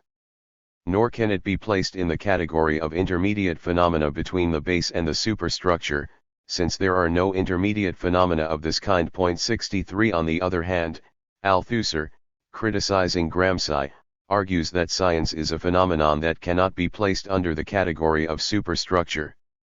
To make science a superstructure is to think of it as one of those organic ideologies that do so well with the structure that they must disappear with it. Point 64. If the concept of superstructure does not account for all extra economic phenomena, what must be the concept that allows them to be accounted for?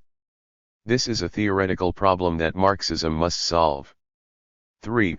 Relationships between base and superstructure. According to Marxist theory, it is in the infrastructure where we must look for the common thread to explain the social phenomena belonging to the superstructure, but this statement does not imply affirming that everything is reduced or is a simple reaction of the economic. However, many texts by Marx and Engels lend themselves to such an interpretation due to the excessive emphasis they place on the role of the economic structure within society.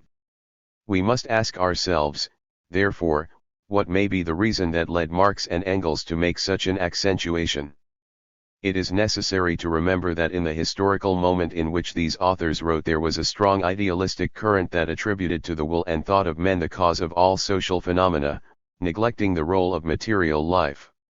Even thinkers who occupied the most advanced positions, such as the English and French materialists of the 17th and 18th centuries and the German materialist Ludwig Feuerbach, continued to hold idealistic principles when it came to explaining the phenomena of social life, the histo of societies.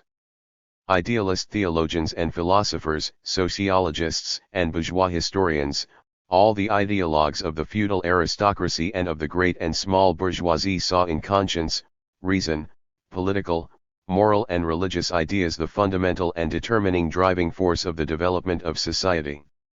Let's see how Marx criticizes this idealism in a letter to Harnecker, dated December 28, 1846, where he talks about Proudhon's book, Philosophy of Misery. Proudhon sees in history a certain series of social developments. Find the progress made in the history. The author cannot explain these facts, and suddenly the hypothesis of universal reason that reveals itself arises. Nothing is easier than inventing mystical causes, that is, phrases that lack common sense. 65 By fighting positions of this type, Marx and Engels fall, in certain texts, into the opposite extreme. These, isolated from the context and the ideological eld in which they have been produced, have led to false interpretations. For example, the following passage from the German Dialogy. The representations, the thoughts, the spiritual commerce of men still appear, here, as a direct emanation of their material behavior. 66 On the next page it says, morality, religion, metaphysics, and any other ideology and the forms of consciousness that correspond to them thus lose the appearance of their own substantivity. 67 The uncritical mechanical interpretation of texts like these has given rise to a simplification of Marxism. Certain Marxists, those called by Lenin vulgar Marxists, strive to deduce directly from the economy all the phenomena produced at the juridical, political and ideological level. In the case of philosophical ideology, for example, they attempt to deduce the concepts of matter and spirit from the social relations of production. The concept of matter would correspond to the proletariat and the concept of spirit would correspond to the capitalists.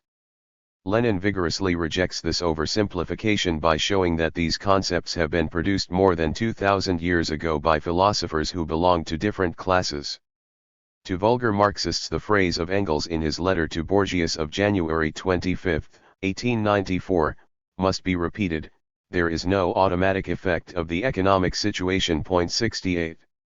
It is necessary to show them that if Marx and Engels have accentuated the economic side, it is because in the face of their adversaries it was necessary for them to underline this fundamental principle denied by them, since they did not always have time, place, or opportunity to do justice to others elements that participated in their interaction. 69 The study of the political works of Marx and Engels is the most evident proof of the importance they accorded to other aspects of society and, above all, to revolutionary action, a product of the class struggle. Regarding the role of the economy, these authors stated, if someone misrepresents it, transforming it into the statement that the economic element is the only determinant, they transform it into a meaningless, abstract, and absurd phrase. 70 Economic conditions are ultimately decisive. But other aspects of society also play a role. The political, legal, philosophical, religious, literary, artistic development, etc., is based on economic development. But these elements interact with each other and also act again on the economic basis. There is, on the contrary, interaction on the basis of economic need, which ultimately always makes its way. 71 The elements of the superstructure are directly or indirectly linked to changes in the infrastructure, but they have relative autonomy and their development is governed by specific laws. Engels points out how the development of philosophy, for example, cannot be explained purely and simply on the basis of economic development, the philosophy of each age, since it is a precise domain of the division of labor, presupposes a inane intellectual material inherited from its predecessors and from which it takes its starting point. And this is the reason why economically backward countries can play RST fiddle in philosophy 72. We can, therefore, say that there may be certain ideological elements that are transmitted from one social formation to another, but these elements are always put at the service of the interests of the ruling classes, which serve as an instrument of struggle. The radical transformation of the superstructure and its replacement by a new one does not exclude the continuity of some elements. If the economy mechanically determined the entire superstructure and development of society, Marx and Engels would fall into an absurd contradiction, calling for class struggle and revolution when everything would already be determined in advance by the economy. This is one of the points most frequently repeated by critics of Marxism. They are happy to point out the logical incoherence of Marxist theory. On the one hand, the statement of economic determination and, on the other, the affirmation of the need for the action of men in history. This criticism only reveals the ignorance or bad faith of those who formulate it, those who seem to forget the radical difference that exists between Marxist determinism and mechanistic determinism. Engels wrote the following to Franz Mehring about this problem. Added to this is also the stupid idea of ideologues, that because we deny independent historical development to the various spheres of culture that play a role in history, we also deny them any effect on history. Starting from this current, non-dialectical conception of cause and effect as rigidly opposed poles, of absolute ignorance of interaction, these gentlemen often and almost deliberately forget that, once a historical factor has been generated by other factors economic, it also acts again in its turn and can act again on its environment and even on its own causes. Point 73. Unfortunately, Marx and Engels could not develop in a systematic and profound way the problem of the specific determinism of Marxism. Althusser tells us in this regard that, propose to think about the determination of the elements of a whole by the structure of the whole, the determination of one structure by another structure, that is, the problems of structural causality, is to pose an absolutely new problem, within the greatest theoretical mess, since there is no elaborate theoretical concept available to solve it. Point 74. Some years later, the French philosopher will prefer the term materialist dialectical causality to structural causality. 75. Resume the first part of this chapter, rather than a development of the theme of the base and the superstructure, is intended to be a warning of the precarious state and of Marxist research on what is understood by superstructure. The second part tries to show that Marx and Engels never reduced the superstructure to the infrastructure.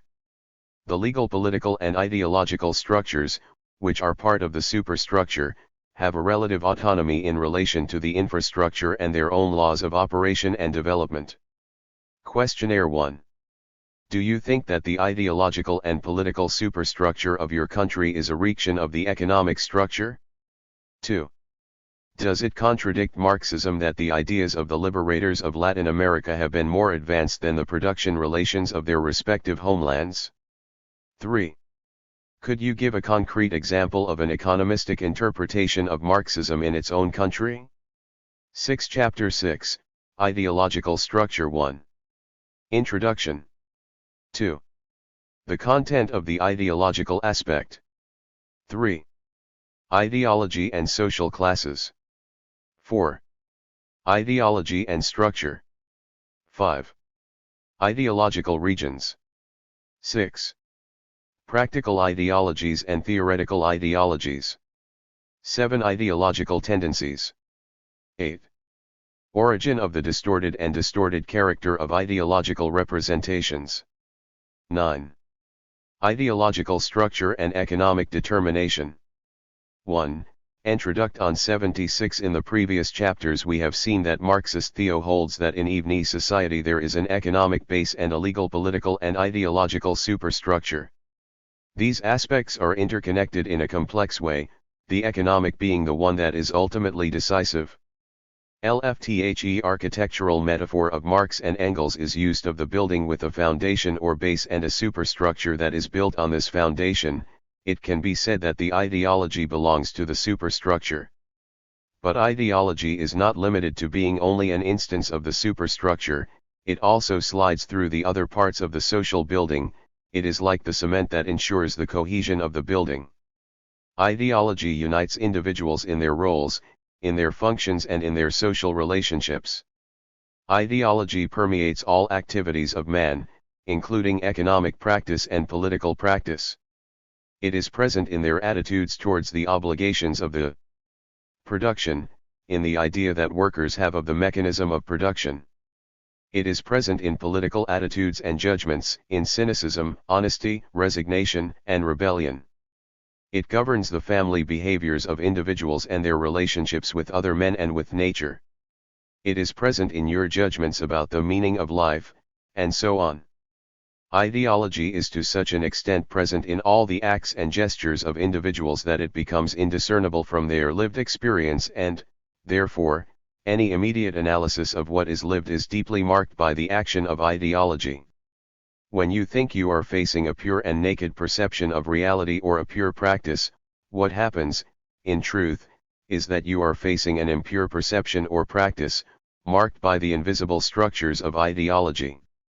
As their action is not perceived, they tend to take the perception of things and the world for perceptions of things themselves, without realizing that this perception does not occur except under the deforming action of ideology. 2. The content of the ideological aspect. 77. The ideological aspect is, therefore, an objective reality indispensable to the existence of any society, even communist society. What is the content of this aspect? It is made up of two types of systems, the system of ideas socias/representations and the system of social attitudes behaviors. The system of ideas socias/representations encompasses the political, legal, moral, religious, aesthetic, and philosophical ideas of the men of a given society. These ideas take the form of different representations of the world and the role of man within it. Ideologies are not objective, scientific representations of the world, but representations full of imaginary elements. More than describing a reality, they express wishes, hopes, nostalgia. Ideologies may contain elements of knowledge, but in most of them the elements that have a function of adaptation to reality predominate. Men live their relationships with the world within ideology. It is she who transforms her consciousness and her attitudes and behaviors to adapt them to her tasks and her conditions of existence. For example, the religious ideology that speaks of the meaning of suffering and death provides the exploited with representations that allow them to better support their conditions of existence. The attitude-behavior system is constituted by the set of habits, customs, and tendencies to react in a certain way. It is easier for a person to modify their way of representing the world, that is, their ideology in the strict sense, than to change their habitual ways of living and practically facing life situations. It is for this reason that between ideology in the strict sense and the system of attitudes behaviors there is not always an identity relationship. The dialectical relationships that are established between them can range from total or partial identity to contradiction. It is important to take into account the attitude-behavior system, since certain ideological tendencies are expressed through them. Thus, for example, certain customs, certain work habits, a certain style of leadership and command may be contrary to the ideology of the proletariat, even if they occur in militants or socialist leaders. Work habits, if they multiply, can become signs of social distinction, of taking sides. In the ideological class struggle, the technocratic or bureaucratic behavior of some Marxist leaders reveals the penetration of bourgeois ideology in the ranks of the working class. 3. LDEOLOGY and social classes. 78. We have seen that both in a classless society and in a class society, ideology has the function of ensuring a certain relationship of men among themselves and with their conditions of existence, adapting individuals to their tasks set by society. In a class society this function is dominated by the form that the division of men into classes takes. Ideology is destined, in this case, to ensure the cohesion of men in the general structure of class exploitation. It is destined to ensure the domination of one class over the others, making their own conditions of exploitation acceptable to the exploited as something founded on the will of God, on nature, or on moral duty, and so on. But ideology is not a white lie invented by the exploiters to deceive the exploited. It also serves the individuals of the ruling class to recognize the subjects of this class, to accept as willed by God, as fixed by nature or by moral duty, the domination they exercise over the exploited. She serves as a bond of social cohesion to behave as members of the same class, that of exploiters. The white lie of ideology therefore has a dual use. It is exercised on the conscience of the exploited to make them accept as natural their condition of exploited. It is exercised over the members of the ruling class to allow them to exercise their exploitation and domination as natural. 4. Ideology and structure. 79 Ideologies, like all social realities, are only intelligible through their structure. Ideology involves representations, images, signals, etc., but these elements, considered in isolation, do not make up ideology. It is their system, their way of combining, that gives them meaning. It is its structure that determines its meaning and function. Because it is determined by its structure, ideology surpasses as reality all the ways in which it is subjectively lived by this or that individual. Ideology, therefore, is not reduced to the individual ways in which it is lived and, therefore, can be the object of objective study. This is why we can talk about the nature and function of ideology and study it. 5. Dialogical Regens 80. The objective study of ideology makes us see that, despite being a reality that is diffused throughout the social body, it can be divided, however, into particular themes. Thus, we can nd the moral, religious, legal, political, aesthetic, philosophical ideologies, etc. Not all of these themes have always existed in history. Some can be expected to disappear or be confused with others in the course of the histo of socialism or communism. In different societies, in relation to the social classes that exist in it, this or that subject dominates the others. This explains, for example, the indications of Marx and Engels about the dominant influence of religious ideology in all movements of peasant rebellion from the 14th to the 18th centuries, and even in certain primitive forms of the labor movement. Religious ideology seems to dominate as an ideological theme in the history of the liberation of some oppressed races, such as that of blacks in the United States. 6. Practical ideologies and theoretical ideologies. 11I. In each of the aforementioned regions, ideology can exist in two forms: 1. A more or less diffuse, more or less thoughtless or practical ideology, and 2. And a more or less conscious, reflective, and systematized form or theoretical ideology. We know that there can be religious ideologies that have rules, rites, etc., without having a systematic theology. The emergence of a theology represents a greater degree of theoretical systematization of religious ideology. The same happens with the other ideological themes. They can exist under a non-systematic form, in the form of customs, tendencies, tastes, etc., or, on the contrary, under a systematic and reactive form such as moral theo, political theory, etc. The highest form of theorizing ideology is philosophy in the traditional sense of the term. It is important to clarify here that these theoretical ideologies may contain elements of a scientific nature, but because these elements are integrated into an ideological type structure, they only manage to give partial knowledge that is deformed or delimited by their situation within this structure. 7. Ideological trends. 82. There are not only ideological regions, there are also different ideological tendencies. By stating that dominant ideas are the ideas of the ruling class, he showed us the way to study the various ideological tendencies. Just as there are ruling classes and dominated classes, there are ruling ideological tendencies and dominated ideological tendencies. Therefore, within social consciousness, we can observe the existence of different ideological tendencies that express the representations of the different social classes, bourgeois, petty bourgeois, proletarian ideology. But one must not lose sight of the fact that in capitalist societies petty bourgeois and proletarian ideologies are subordinate ideologies, and that in them, even in the protest of the exploited, it is always the ideas of the ruling class that prevail. This scientific truth is of primary importance in understanding the history of the labor movement and the practice of communists. What does Marx mean when he affirms that the ideology of the bourgeois class dominates the other ideologies and, in particular, the proletarian ideology? This means that the workers' protest against exploitation is expressed within the very structure, therefore, of the system and, to a large extent, of the representations and notions of reference of the dominant bourgeois ideology. For example, workers' struggle centered on obtaining greater purchasing power of consumer goods. The pressure of bourgeois ideology is such that the working class cannot, by itself, free itself from bourgeois ideology. This is older and much better made.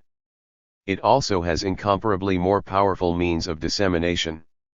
For the spontaneous workers' ideology to be transformed to the point of being liberated from bourgeois ideology, it is necessary that it receive the help of science from abroad and that it transform itself under the influence of this new element, radically different from ideology, into an ideology in which scientific elements predominate.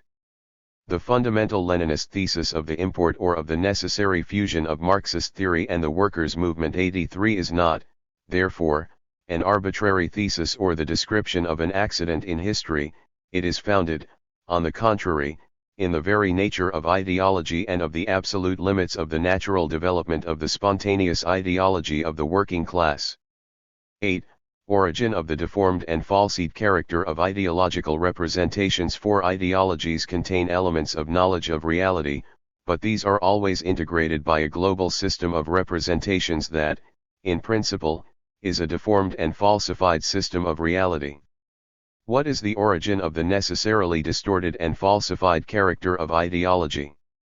Ls this character due to the need for the ruling class to deceive the classes that are subordinate to it, in order to maintain its dominance over them? To answer this question, let us analyze what are the limits of all spontaneous awareness of reality. Let us use one of the analyses made by Marx in Capital, which corresponds to chapter 9 of book LLL, about the general rate of prod. Let's quickly place the paragraphs that interest us. In this chapter Marx points out that originally the rates of prod of each branch of production differ greatly from each other, but that, as a result of competition, these rates tend to become uniform in an average rate of profit. Prices of production, in the capitalist system of production, are established by adding to the cost of production of goods a percentage of profit calculated on the basis of the average rate of profit. This results in the capitalist not receiving exactly the surplus value produced by him. Of the mass of surplus value produced in a given period by the global social capital, he receives only an amount proportional to the capital he has invested. This is what, in summary, Mann says in the following text: in this regard, as long as profit is taken into consideration, the various capitalists behave as mere shareholders of a joint stock company, in which the profit shares are distributed equitably for every 100, and therefore they are only differentiated for the various capitalists according to the magnitude of the capital invested by each in the global company, according to their relative participation in the global company, according to the number of shares they own.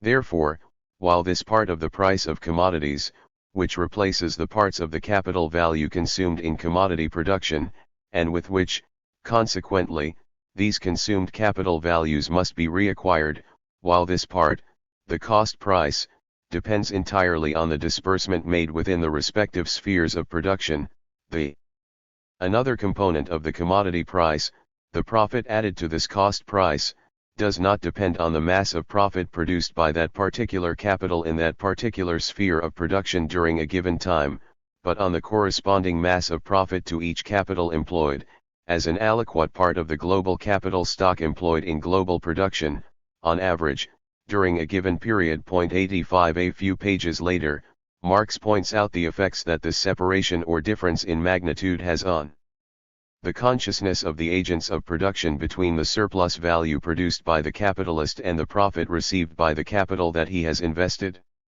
The true difference in magnitude between profit and surplus value in the particular spheres of production completely hides the true nature and origin of profit, not only from the capitalist, who in this respect has a special interest in deluding himself, but also the worker. 86. And then a few paragraphs later, the practical capitalist, caught up in the competitive struggle and who in no way understands its manifestations, must be totally incapable of discovering, through appearance, the intrinsic nature and the intimate core of this process. From this analysis of Marx we can draw some important conclusions for the study of ideology. Marx tells us that the fundamental basis of the capitalist economic structure is completely hidden from the consciousness of the agents of production. From this we can conclude that the perception that the agents of production have of the economic process, even those who are part of the ruling class, is a distorted perception. This deformation of reality does not, therefore, come essentially from the interest of the ruling class to deceive, but rather from the objective character of the economic system as such. We can, therefore, conclude that the deformation of one's own reality to ideological knowledge is not explained by a kind of bad conscience or will to deceive of the ruling classes, but is fundamentally due to the necessary opacity of reality's social structures that are complex structures that can only become known through a scientific analysis of them. Indeed, in real life men are effectively determined by objective structures, their practical life convinces them of the existence of these realities, makes them perceive some objective effects of the action of these structures, but conceals their essence from them. They cannot come through simple perception to a true knowledge of these structures.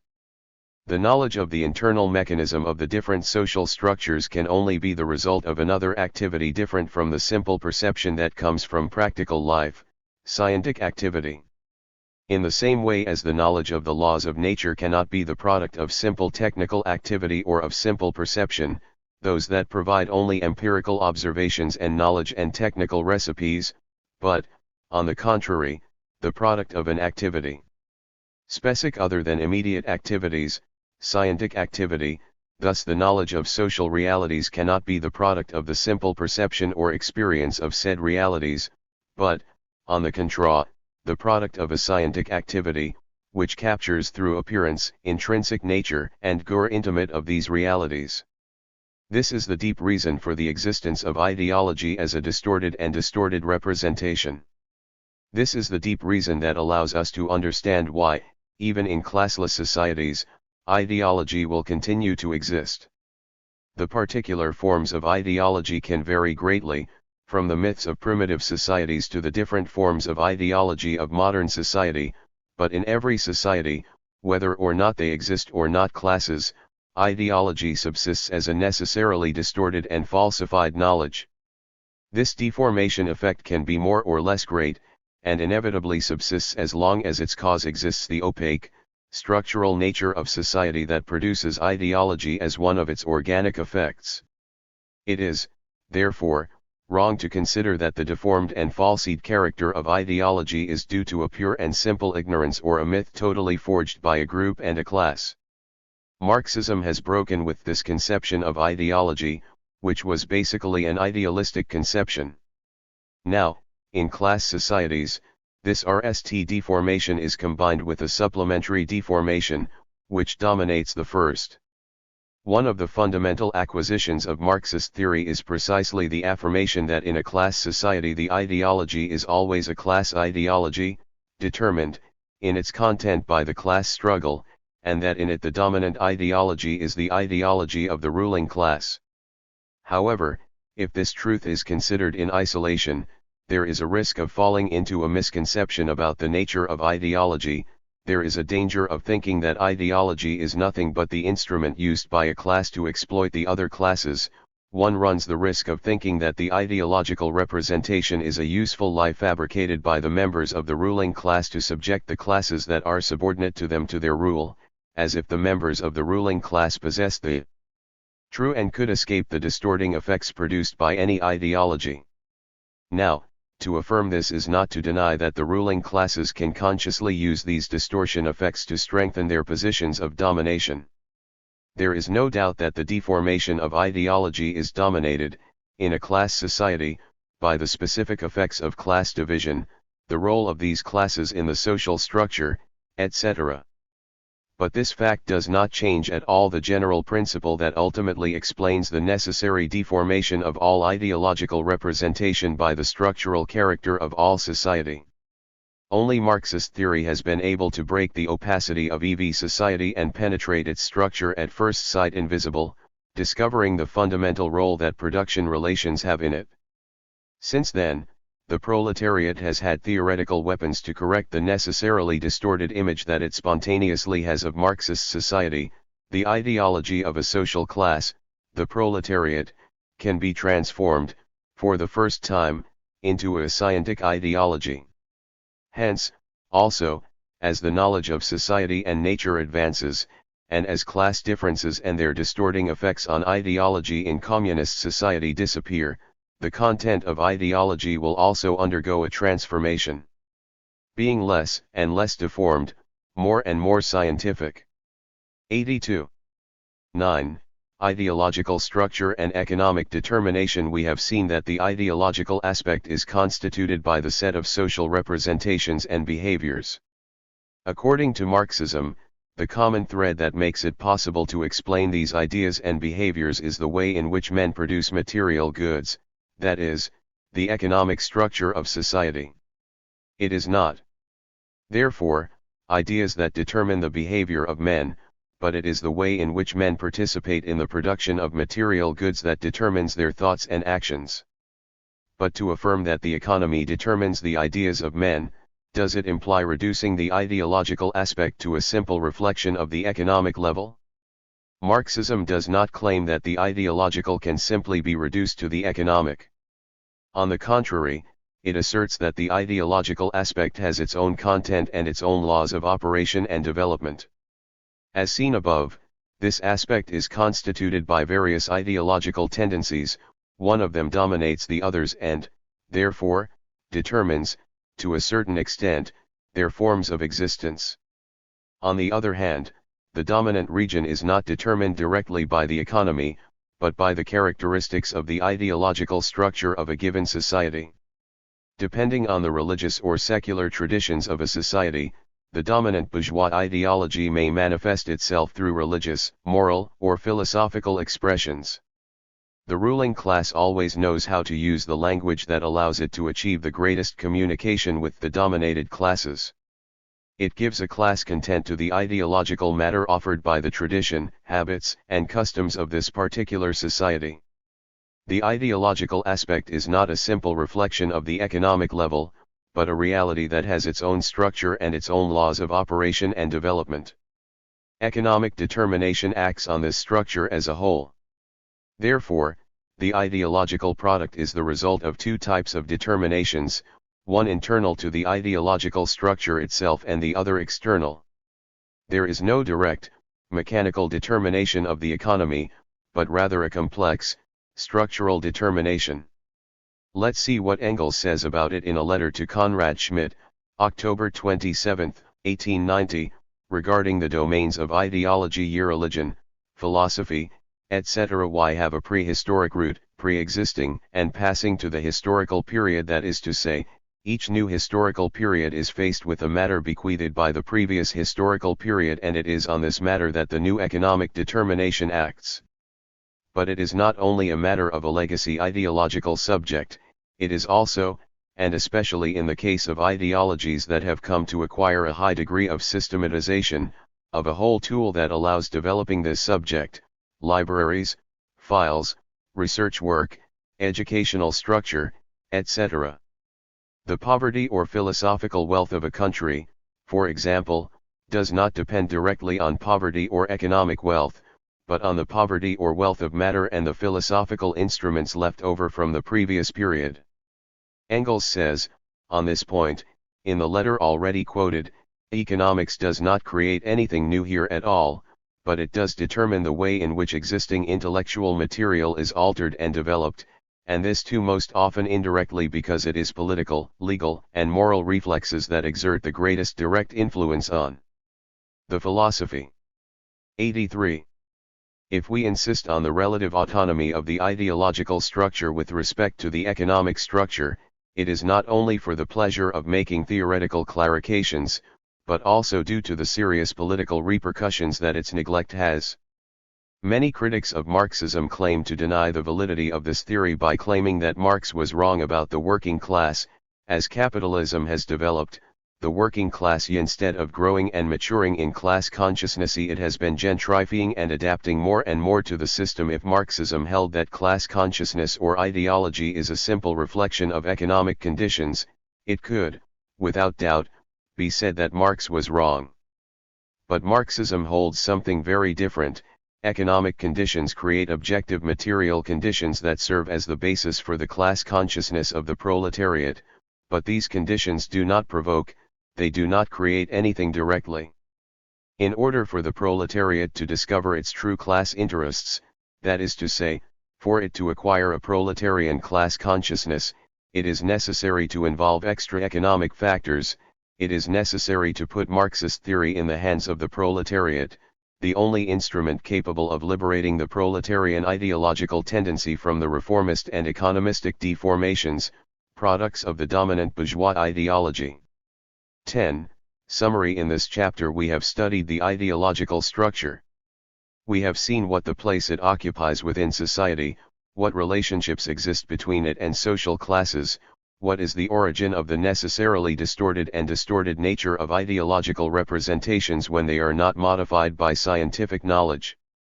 And finally, how the economic determination acts on the ideological structure.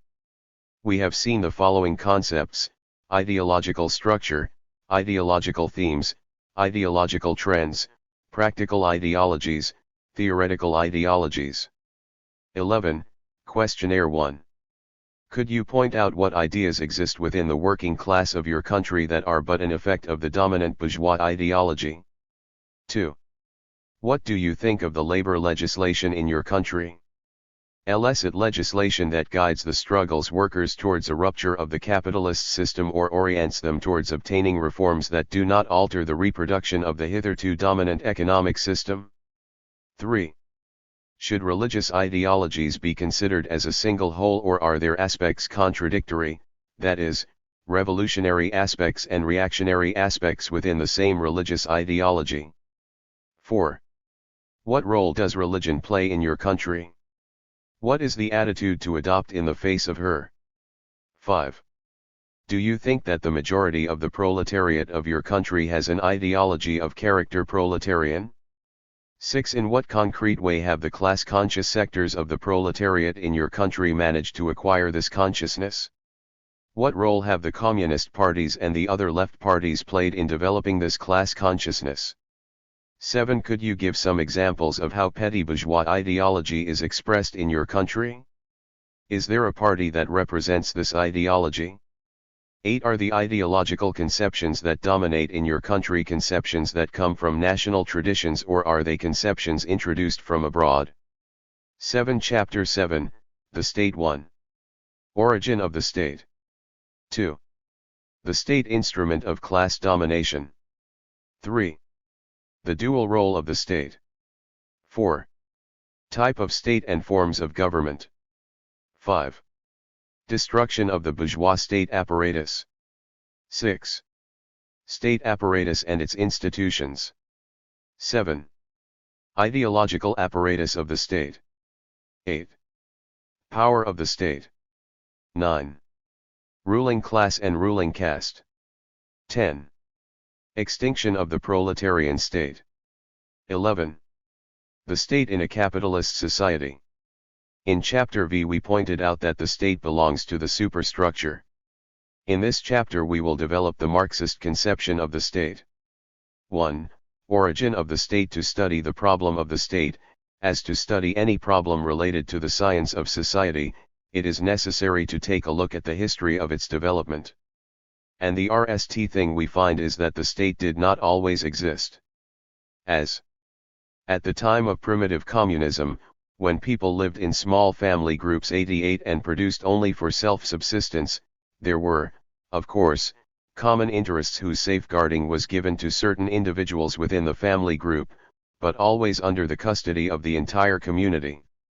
One settlement of disputes, repression against people who abused their rights, inspection of the water regime, especially in hot countries, religious functions, defense functions against attack by other tribes, etc. 89 At that time, social ties, the community itself, discipline, and the organization of work were maintained by force of custom and tradition. By the authority and respect enjoyed by clan elders or women 90 It did not exist a special category of people differentiated from the rest of the community who will dedicate themselves exclusively to governing. 91 At this time there was no special apparatus for the systematic use of repression in order to subdue the people by force. History shows that the state, as a special apparatus of coercion, arises where and when the division of society into classes appears, that is, into social groups, one of which is in a position to appropriate the work of others, to exploit others, other groups. But on what factors does the emergence of classes depend? While the material productive forces were so rudimentary that they barely allowed us to obtain what was necessary to survive, a special group of men exclusively in charge of dominating and governing the rest of society could not arise. It was impossible for one group to exploit another group. But when production was developed in such proportions that it allowed the human labor force to create more than was necessary for its simple sustenance, it came to have a value as a producer of wealth. And in this sense, to be very brief, the prisoners of war who were previously physically eliminated because they meant a burden to the community, went on to be used as producers of material goods in the new situation. This is how slavery arose. 92 The division into slave owners and slaves was the first major class division. The slave owners not only owned the means of production, the land and the tools, however scarce they were at that time, but they also owned a certain number of men whom they exploited as slaves. 93 Society and the state were then much smaller than today. They possessed incomparably more rudimentary means of communication. The modern means of communication did not exist then.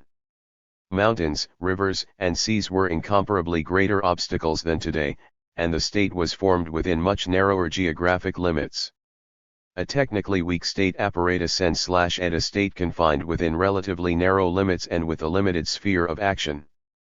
But, in any case, there was an apparatus that forced slaves to remain in slavery, that kept a part of society subjugated and oppressed by slavery.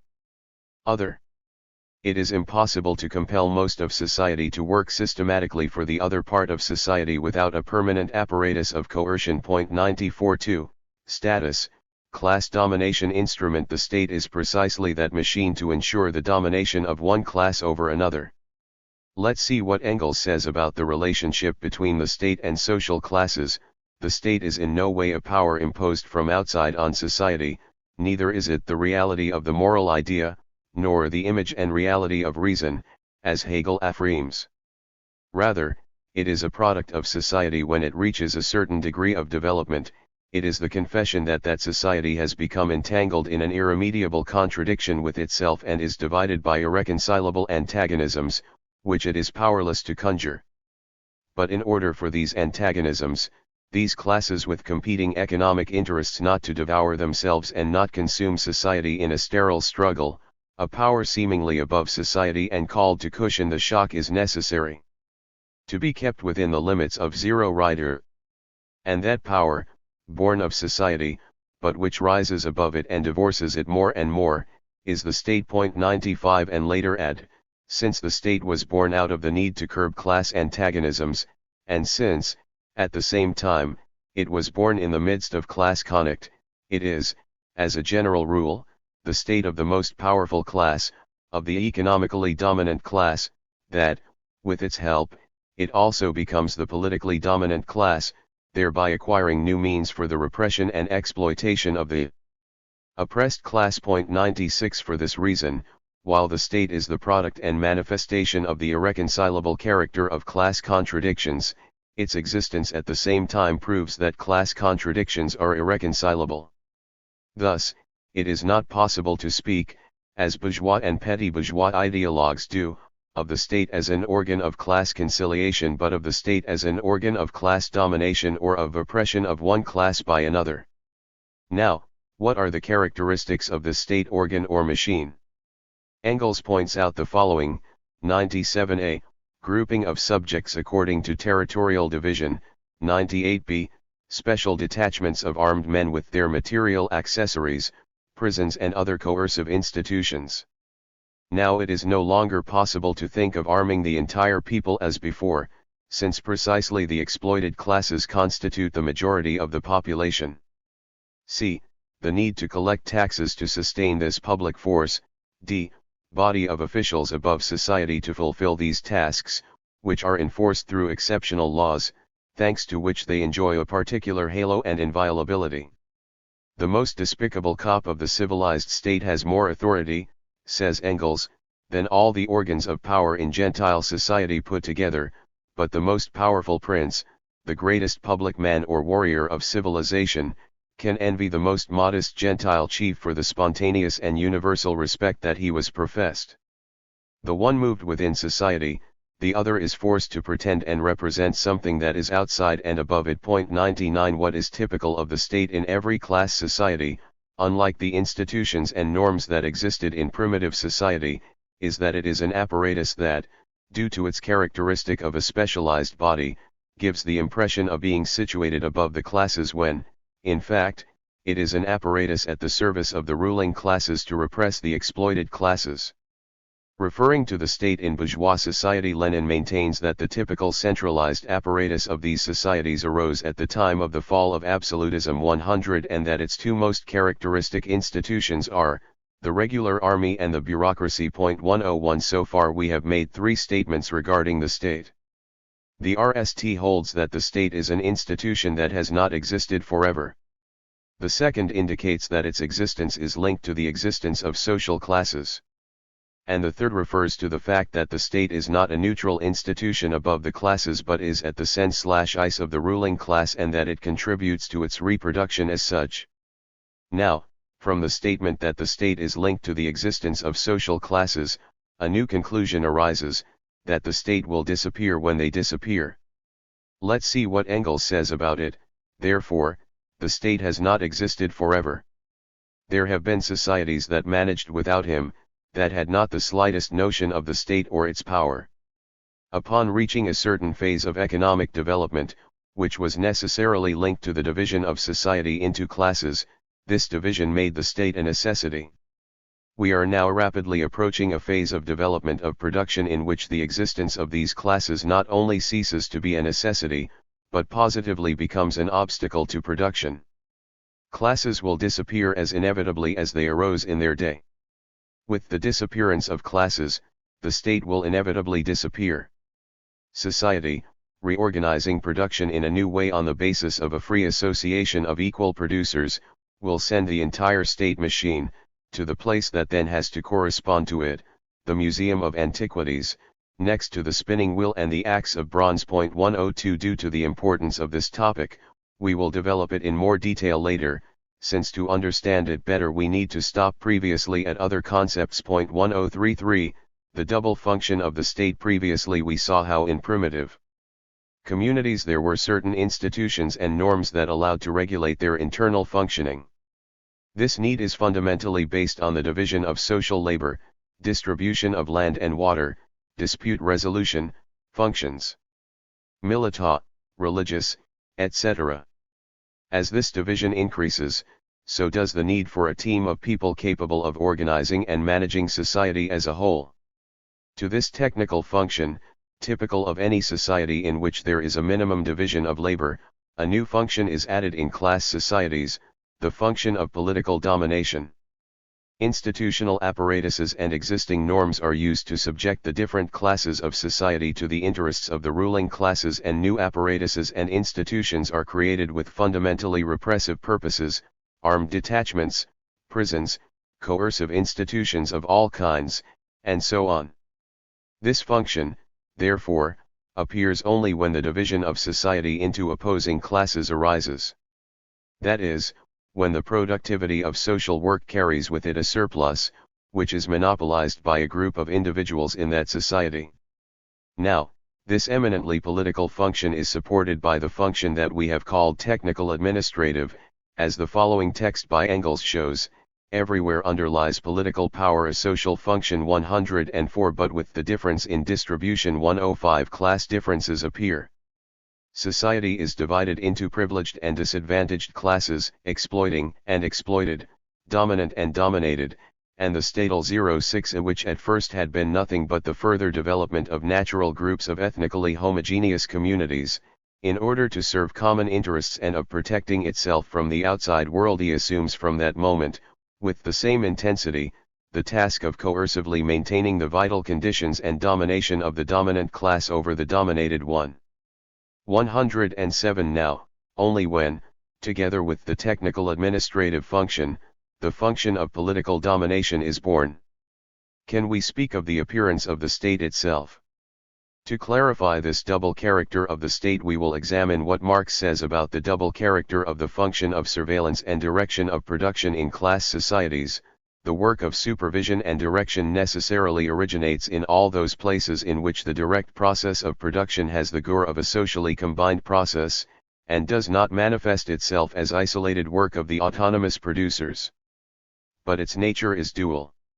On the one hand, in all those jobs in which many individuals cooperate, the cohesion and unity of the process are necessarily represented in a directing will, and in functions that do not affect the partial tasks but the global activity of that workplace, as is the case of the conductor of an orchestra. This is productive work, which must be done in any combined mode of production. On the other hand, this supervisory work necessarily originates in all modes of production that are based on the antagonism between the worker, as a direct producer, and the owner of the means of production. The greater this antagonism, the greater the role of the superviso work. That is why it reaches its maximum in the slave system. But it is also essential in the capitalist mode of production, since in it the production process is, at the same time, a process of consumption of labor power by the capitalist. In exactly the same way as in despotic states, the work of government supervision and meddling in all respects comprises both the execution of the collective activities that emanate from the nature of even community entity and the specific functions that arise from the antagonism between the government and the mass of the peuple. We could say that, in the same way that the technical division of labor within the company gives rise to the function of supervision and direction, which aims at coordinating global work within it, the division of social labor requires a set of institutional apparatuses and norms destined to regulate the functioning of society as a whole. This function of organization and management, a technical administrative function, is overdetermined, in both cases, by the effects of the division of society into classes. The supervisory and directing function acquires, at the company level, a character of exploitation of the workers by the owners of the means of production, and, at the state level, it is used to reproduce the political and economic conditions of the exploitation of a company. Class for another. To summarize, the state has a double technical administrative function and one of political domination. The latter is the one that properly defines the state by overdetermining the technical administrative function, that is, orienting it, putting it at the service of the function of political domination. Therefore, there are no technical administrative tasks of a neutral nature. Now, for what reason did Marx and Engels, and I would say especially Lenin, 109 not stop at these functions that we here call technical administrative? We think that this may be due, in the first place, to the fact that what properly defines the state is its repressive function at the sense/ice of class exploitation, and, second, to the requirements of the ideological combat against the bourgeois theses of a neutral state, above of society, that is, of a state considered as a technical administrative apparatus at the sense/ice of all the people. We consider it important not to neglect this function for several reasons. A. Because in order to combat the bourgeois ideology about the state we must start from what it raises and show how the technical administrative functions hide the functions of political domination. B. because affirming the sole existence of the function of political domination has led to errors of voluntarist interpretation, that is, to conceiving the state as a product exclusively linked to the will of the dominant classes to dominate. In fact, they do not create a state to sense/e their class interests, but rather use an existing legal political apparatus, modifying it to achieve their class objectives. 11 The social or technical administrative function that this apparatus fulfilled sense/es as the basis for the new function of political domination, and c. for the usefulness it provides to establish differences between different state apparatuses and to better understand the concepts of extinction and destruction of the state. 4. Type of state and forms of government. The state, as we have seen, is a machine for one class to repress and subdue other classes, but this machine can take various forms. For example, the forms of the slave state were extremely varied. Already during the period of slavery, Lenin affirms, we find various forms of state in the most advanced, cultured and civilized countries of the time, for example, in ancient Greece, and in ancient Greece, Rome, which were based entirely on slavery. At that time, a difference had already arisen between monarchy and republic, between aristocracy and democracy. The monarchy is the power of a single person, the republic is the absence of unelected authorities, the aristocracy is the power of a relatively small minority. Democracy is the power of the people. All these differences arose in the days of slavery. Despite these differences, the state of the slave era was a slave state, whether it was a monarchy or a republic, aristocratic or democratic. 111 Although the problem of slavery was the common denominator of the states of antiquity, historians ignored this fundamental fact and referred to the monarchical and republican forms that they presented. The slave state could be a monarchy, an aristocratic republic, and even a democratic republic, Lenin says, adding, in reality the forms of government varied extraordinarily, but their essence was always the same. Slaves did not enjoy any rights and constituted an oppressed class, they were not considered human beings. 112 The same has happened with states of the feudal type or with capitalist states. The forms of domination may vary but their class character remains the same. Capital manifests its power in a way where one form exists and in another where another form exists, but power is always, essentially, in the hands of capital, whether or not there is restricted voting or other rights, or whether it is a democratic republic or not. In reality, the more democratic it is, the more crude and cynical is the domination of capitalism. One of the most democratic republics in the world is the United States of America, and yet nowhere is the power of capital so crude and so openly corrupted as in North America. Power of a handful of billionaires over all of society. Where capital exists, it dominates the entire society, and no democratic republic, no class of electoral rights can change its essence. 113 Marxists reject the old prejudices that the state means universal equality, as they are a fraud. Lenin claims later, adding, as long as there is exploitation, there cannot be equality. The landlord cannot be equal to the worker, nor the hungry man equal to the satiated. From what has been stated so far, we can conclude that there is a radical difference between what we will call type of state and form of government.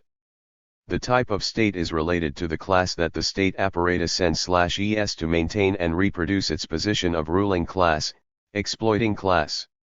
There are as many types of states as there are ruling classes, slaveholders, feudal, bourgeois and proletarian. Now, within the framework of each of these different types of state, there can be different ways of exercising its domination by the ruling class, ranging from the most democratic forms to the most dictatorial and one-person forms. The class character does not change, what changes are its most superficial manifestations. To these various forms that the state, Lenin calls them forms of state or forms of domination or forms of government. It seems to us that this last term is the one that lends itself to the least confusion.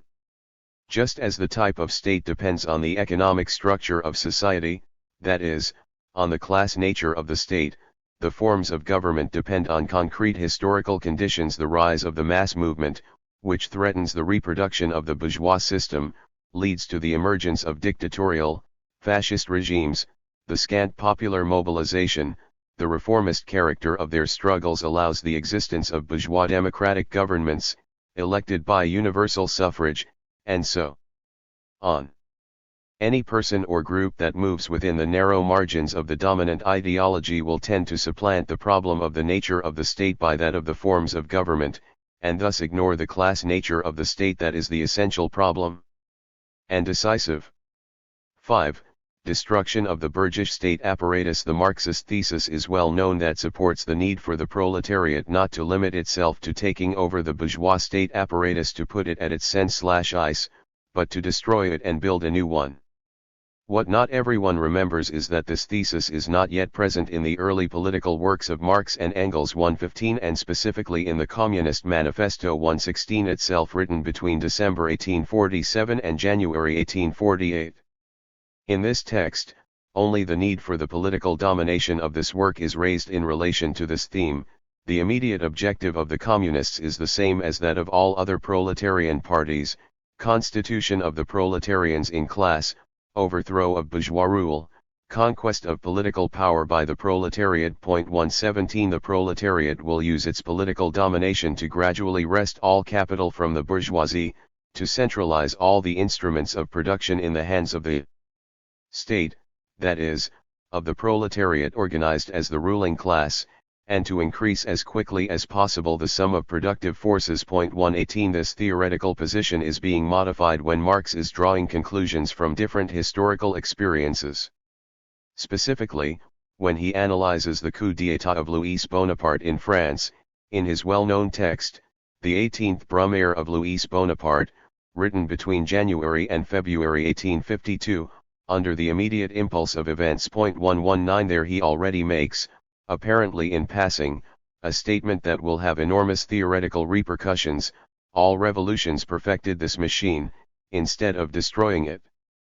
But it is only the experience of the Paris Commune, almost 20 years later, that will allow it to pose in a concrete way in what sense the state apparatus should be destroyed and what characteristics the new state machine created by the proletariat will have.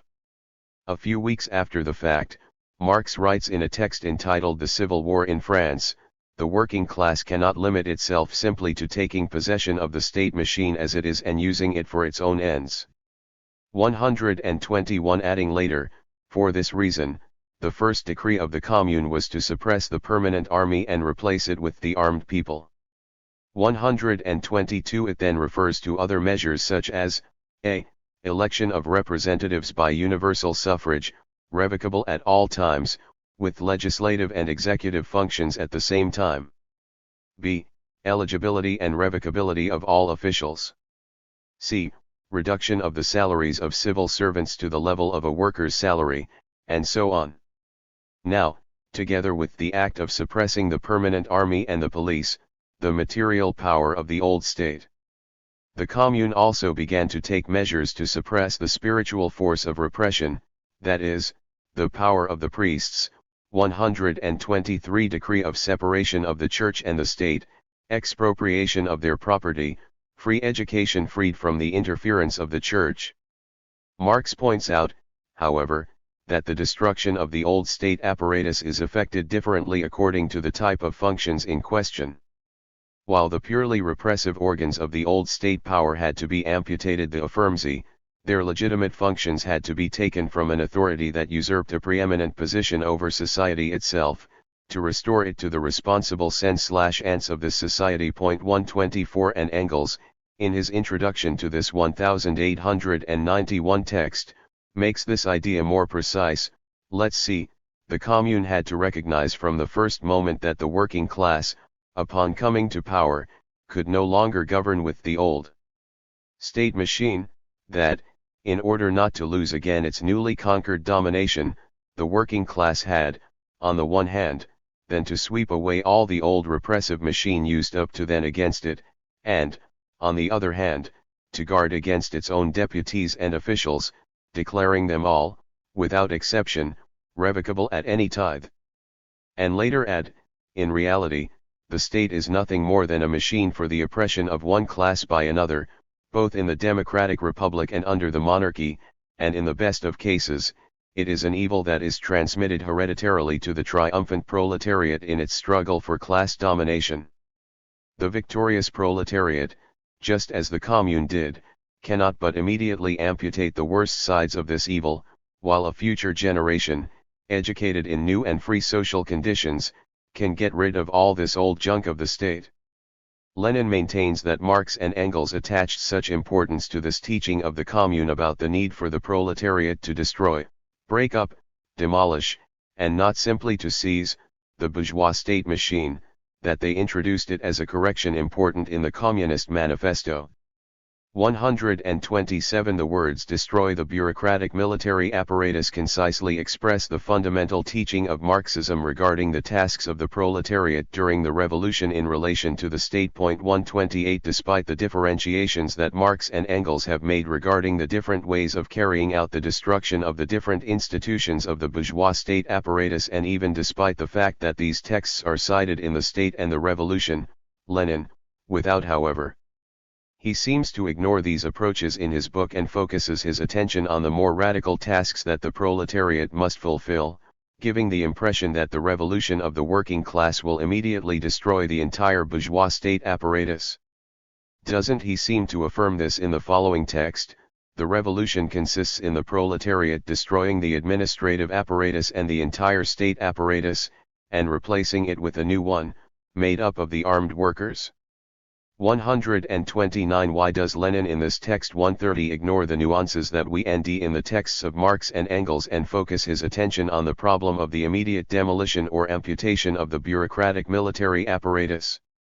Because his work on the state was aimed at retaking the true doctrine of Marx on this issue, which had been deformed and emasculated by the bourgeoisie and opportunists within the labor movement, whose main representative was Koskai.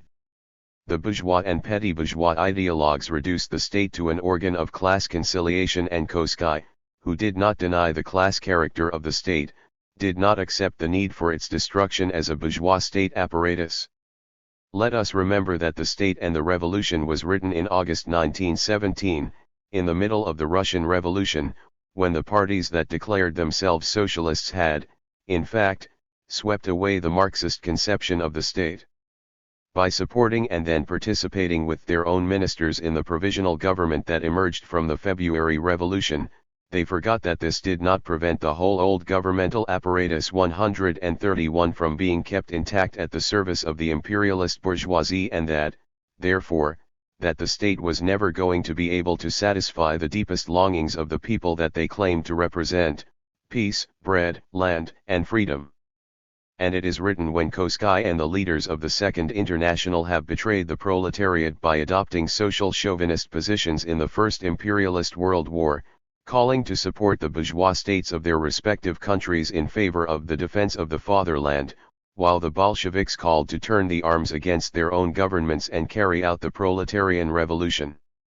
Finally, the correctness of this fundamental thesis of Marxism, the need to destroy the bourgeois state apparatus, is also demonstrated by the actions of the ruling class itself. The RST thing that the bourgeoisie and imperialism try to do, says Fidel Castro in December 1961, is to keep the military machinery intact.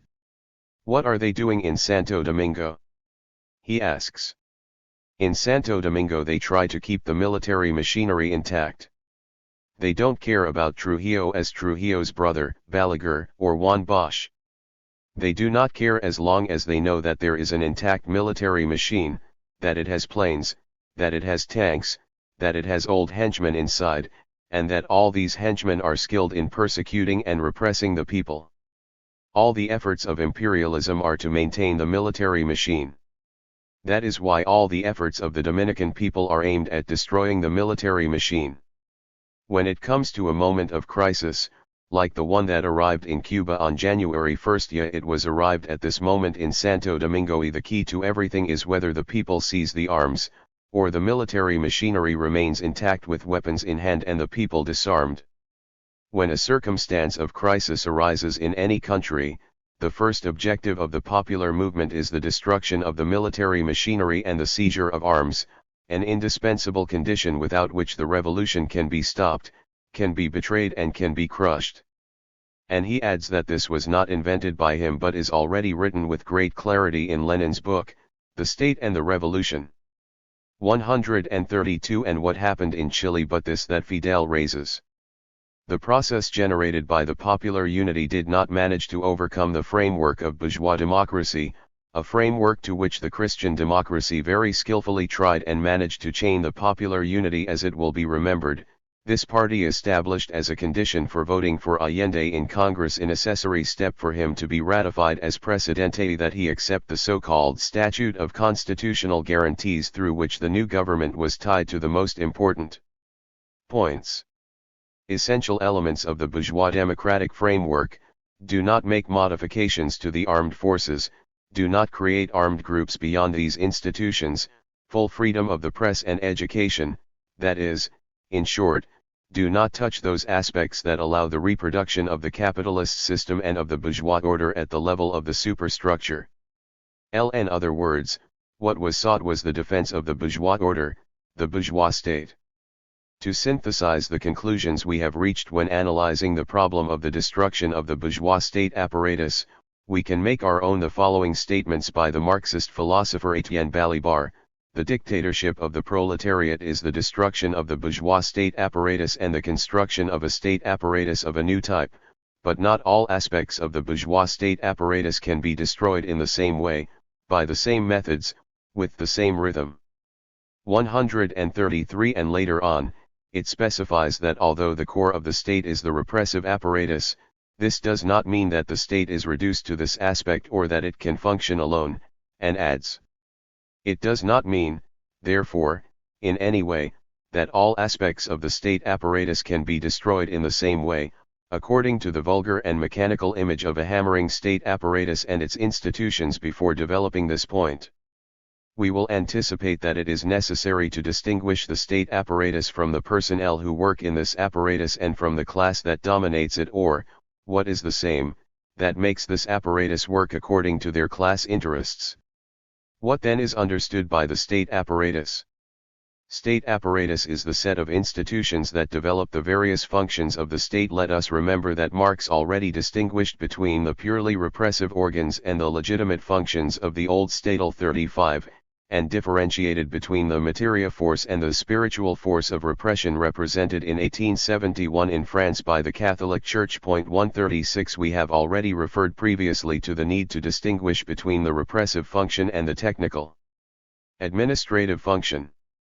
The latter would correspond to what Marx calls legitimate functions, but now we must add a third type of function that has to do with what Marx calls the spiritual force of repression, and that is the ideological function of the state. It is therefore necessary to distinguish within the state machine three types of apparatuses or institutions that have specific characteristics according to the functions they perform: the repressive apparatus, the technical administrative apparatus, and a series of apparatuses whose main function is to be reproducers of the ideology of the ruling class that we will call ideological apparatuses of the state.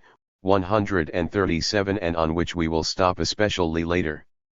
The repressive apparatus is the nucleus of the state apparatus, since it is the one that ultimately materializes and guarantees the reproduction of that society and, therefore, the exploitation of one class by another. It is interesting to observe how the forms that the bourgeois state adopts, that is, its forms of government, can be greatly differentiated, but, nevertheless, there are insignificant variations as regards the organization of its repressive apparatus, which is always the last resort of the ruling class. This was concretely demonstrated in Chile.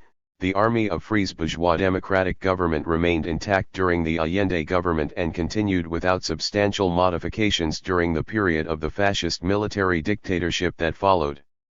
This repressive apparatus, if formed not only by special detachments of armed men but also by material attachments, prisons and coercive institutions of all kinds, grows stronger as class antagonisms are exacerbated within the state and as they grow larger and larger populated the neighboring states. This was said by Engels in 1884, a century ago, and he added, and if not, take a look at our present-day Europe, where the class struggle and rivalries over conquests have made the public force grow so much 138 that it threatens to devour the entire society and even the state itself. 139. Since then this threat has increased 100-fold.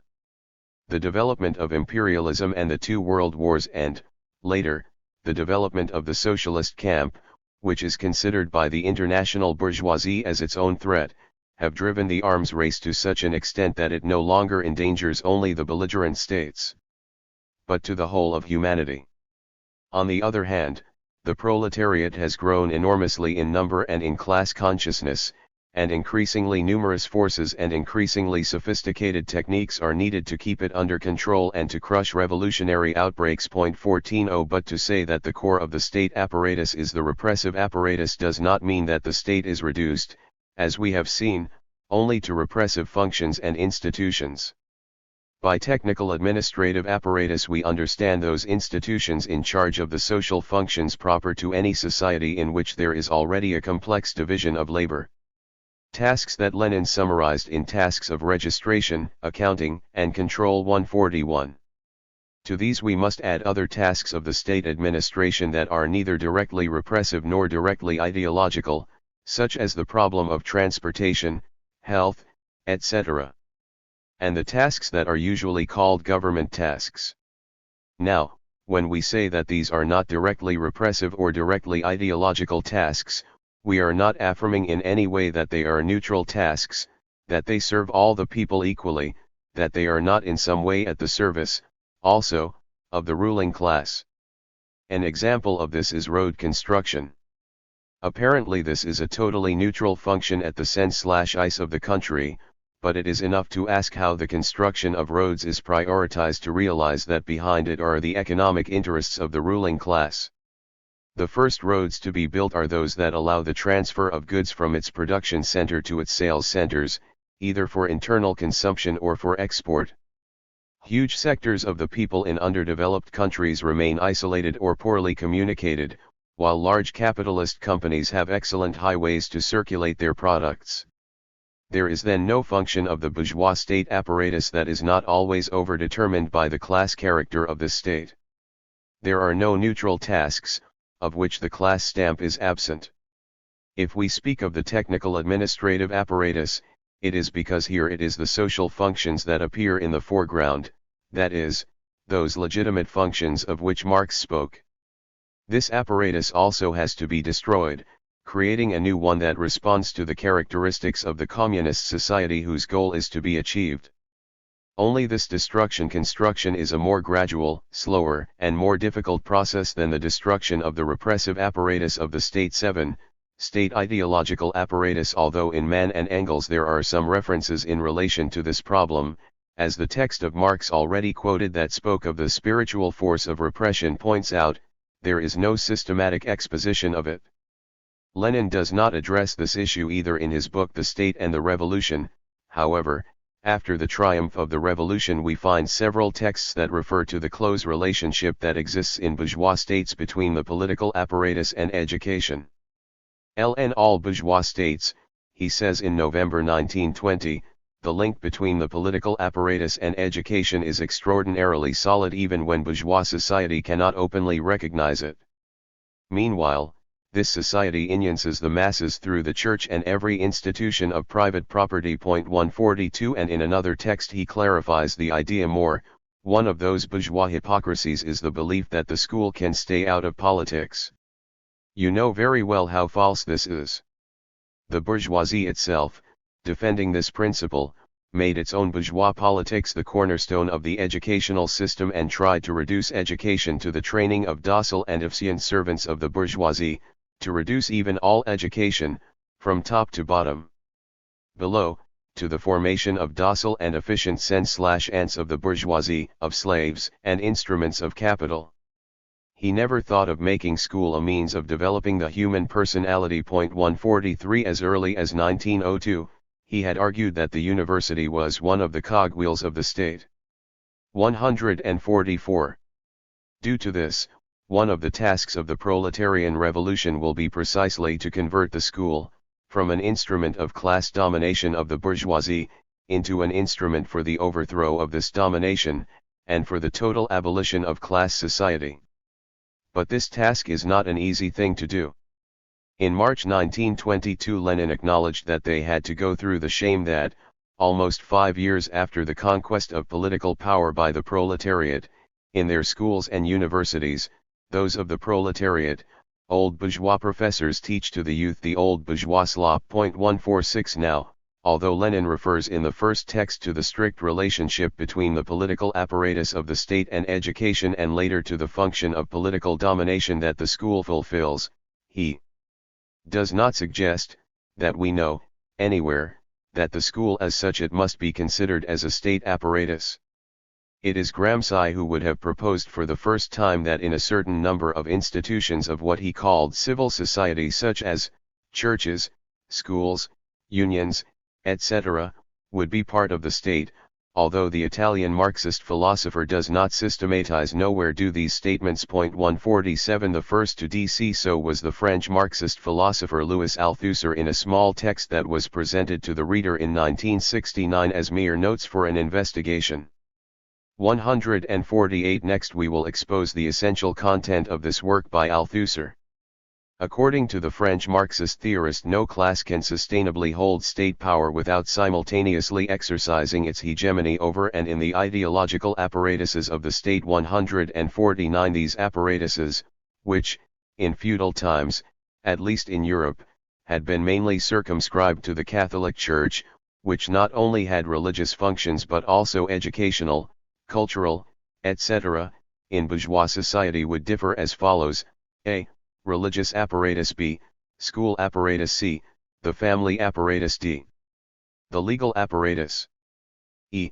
The political apparatus; f. The union apparatus; g. The information apparatus; h. The cultural apparatus. 150 What distinguishes these apparatuses from the repressive apparatus is that the latter works massively and predominantly through repression and violence and secondarily through ideology, while the ideological apparatuses of the state work massively and predominantly through ideology, although secondarily they also do so through repression. 151 An example of the first statement is the ideology of the neutrality of the armed forces, which not only serves to coalesce internally as a body but also to give an acceptable external image. An example of the second claim is that neither schools nor churches exclude the use of sanctions, exclusions, selection, etc. Now, why call these ideological apparatuses state apparatuses if many of them function as private institutions?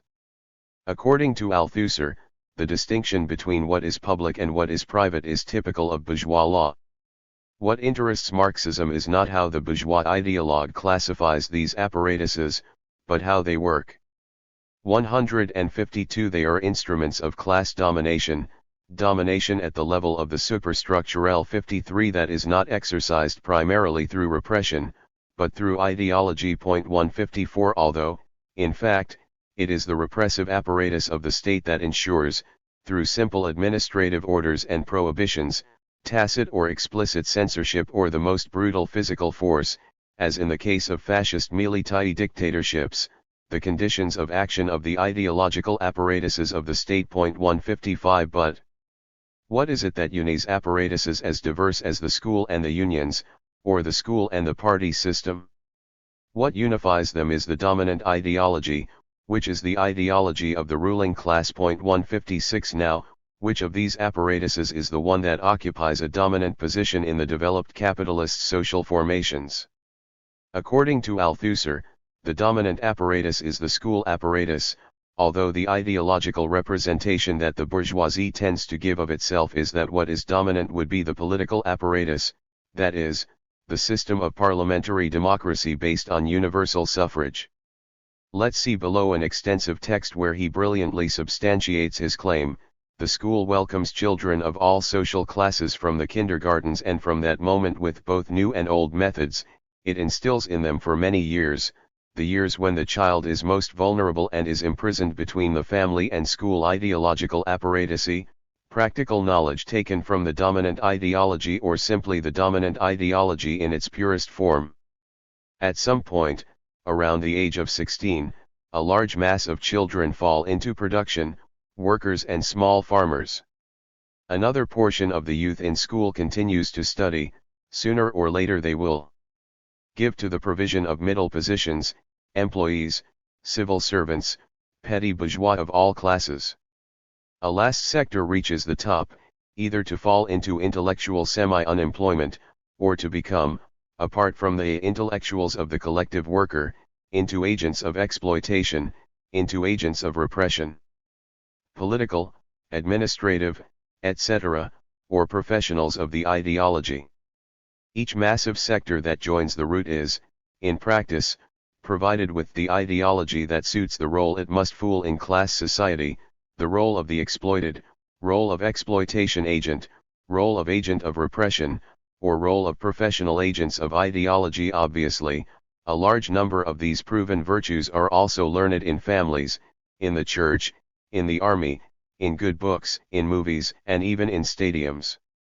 But there is no ideological apparatus of the state that maintains for so many years a compulsory audience, 5 or 6 days a week at the rate of 8 hours a day, with all children in capitalist social formations. 157.8 Power of the state. It is very important not to confuse the power of the state with the state apparatus. We have already seen that the state apparatus is the set of institutions that develop the various functions of the state. State power or state power is the ability of a class to operate the state apparatus in accordance with its class interests. Previously we have seen how the state is the instrument used by the ruling class to ensure its status as an exploiting class, and in this sense the power of the state is always the power of the ruling class, or what Marx and Lenin call the dictatorship of the ruling class. 158 In what sense do these authors use the word dictatorship? This word has a very different meaning for Marxists than what is usually understood by dictatorship. When the word dictatorship is mentioned, one generally thinks of a tyrannical, undemocratic regime, at the service of a caudillo and his clique, of a regime opposed to the democratic regime that is the expression of the will of the majority of the people.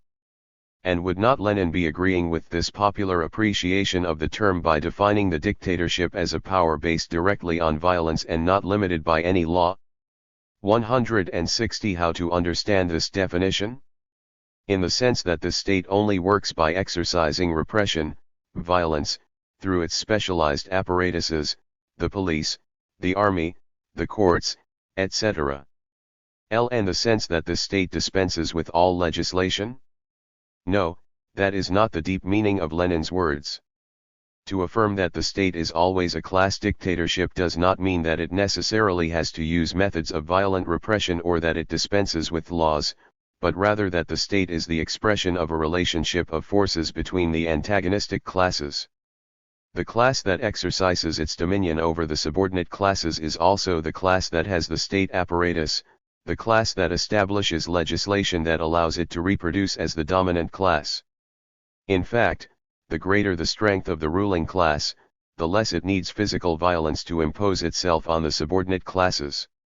In this sense, Marxism defines as dictatorship of the bourgeoisie the manipulation of the state apparatus in accordance with the interests of the bourgeoisie, even if it is executed in the most democratic form of government. Any scholar knows Lenin sarcastically refutes Koski that monarchy and republic are two different forms of government. It must be explained to Mr. Koski that these two forms of government, like all transitory forms of government under capitalism, are but variants of the state bourgeois, that is, of the dictatorship of the B0 urgesici. 151 And later add, Koski clings to all sorts of minutiae, but does not see the bottom of the problem. It does not perceive the class essence of state apparatus, of the state machine. 162 Now, when through a long process of class struggle at all levels this relationship of forces between the classes changes in favor of the proletariat, and it is transformed into the ruling class. 163 The new state that arises, despite being a state that, now, does represent the interests of the majority of the people, is also a class dictatorship, the dictatorship of the proletariat. Therefore, the Marxist concept of dictatorship is not opposed to the concept of democracy, the concept of dictatorship is opposed to the conception of a state above classes, at the service of the whole society. The state is always a class dictatorship to the extent that, pretending to be at the service of all the people, in fact it is fundamentally at the sense/ice of one class, the ruling class. 164. If we accept that state power is the dictatorship of a class, we have to accept, at the same time, that in modern society it can only be the dictatorship of the bourgeoisie or the dictatorship of the proletariat. To think that the overthrow could be something other than the dictatorship of the proletariat would be the same as coming to think that there exists in front of the bourgeoisie another antagonistic historical force other than the proletariat, a third force independent of it, capable of unite and drag the working people against capital. Divine surprise, every day more improbable, this third force is the savior that the petty bourgeois ideology has always waited for to escape the class antagonism in which it feels crushed, and which it believes it successively recognizes in the peasantry, in the intellectuals, the technicians, or the technocrats, the new working class even, in the subproletariat, and so on. This would lead to think against the entire historical experience of the workers' movement that, apart from bourgeois ideology and proletarian ideology, another ideology could develop in society and overcome its conflict. This, finally, would lead to think that capitalist exploitation can disappear in a way other than the tendency to abolish wage labor, and through it, the entire class division in society. But then, as Lenin explains, you have to give up calling yourself a Marxist. 165. So far we have developed what we understand by state power or state power, which is nothing more than the ability of the ruling class to make the state apparatus work in accordance with its class interests.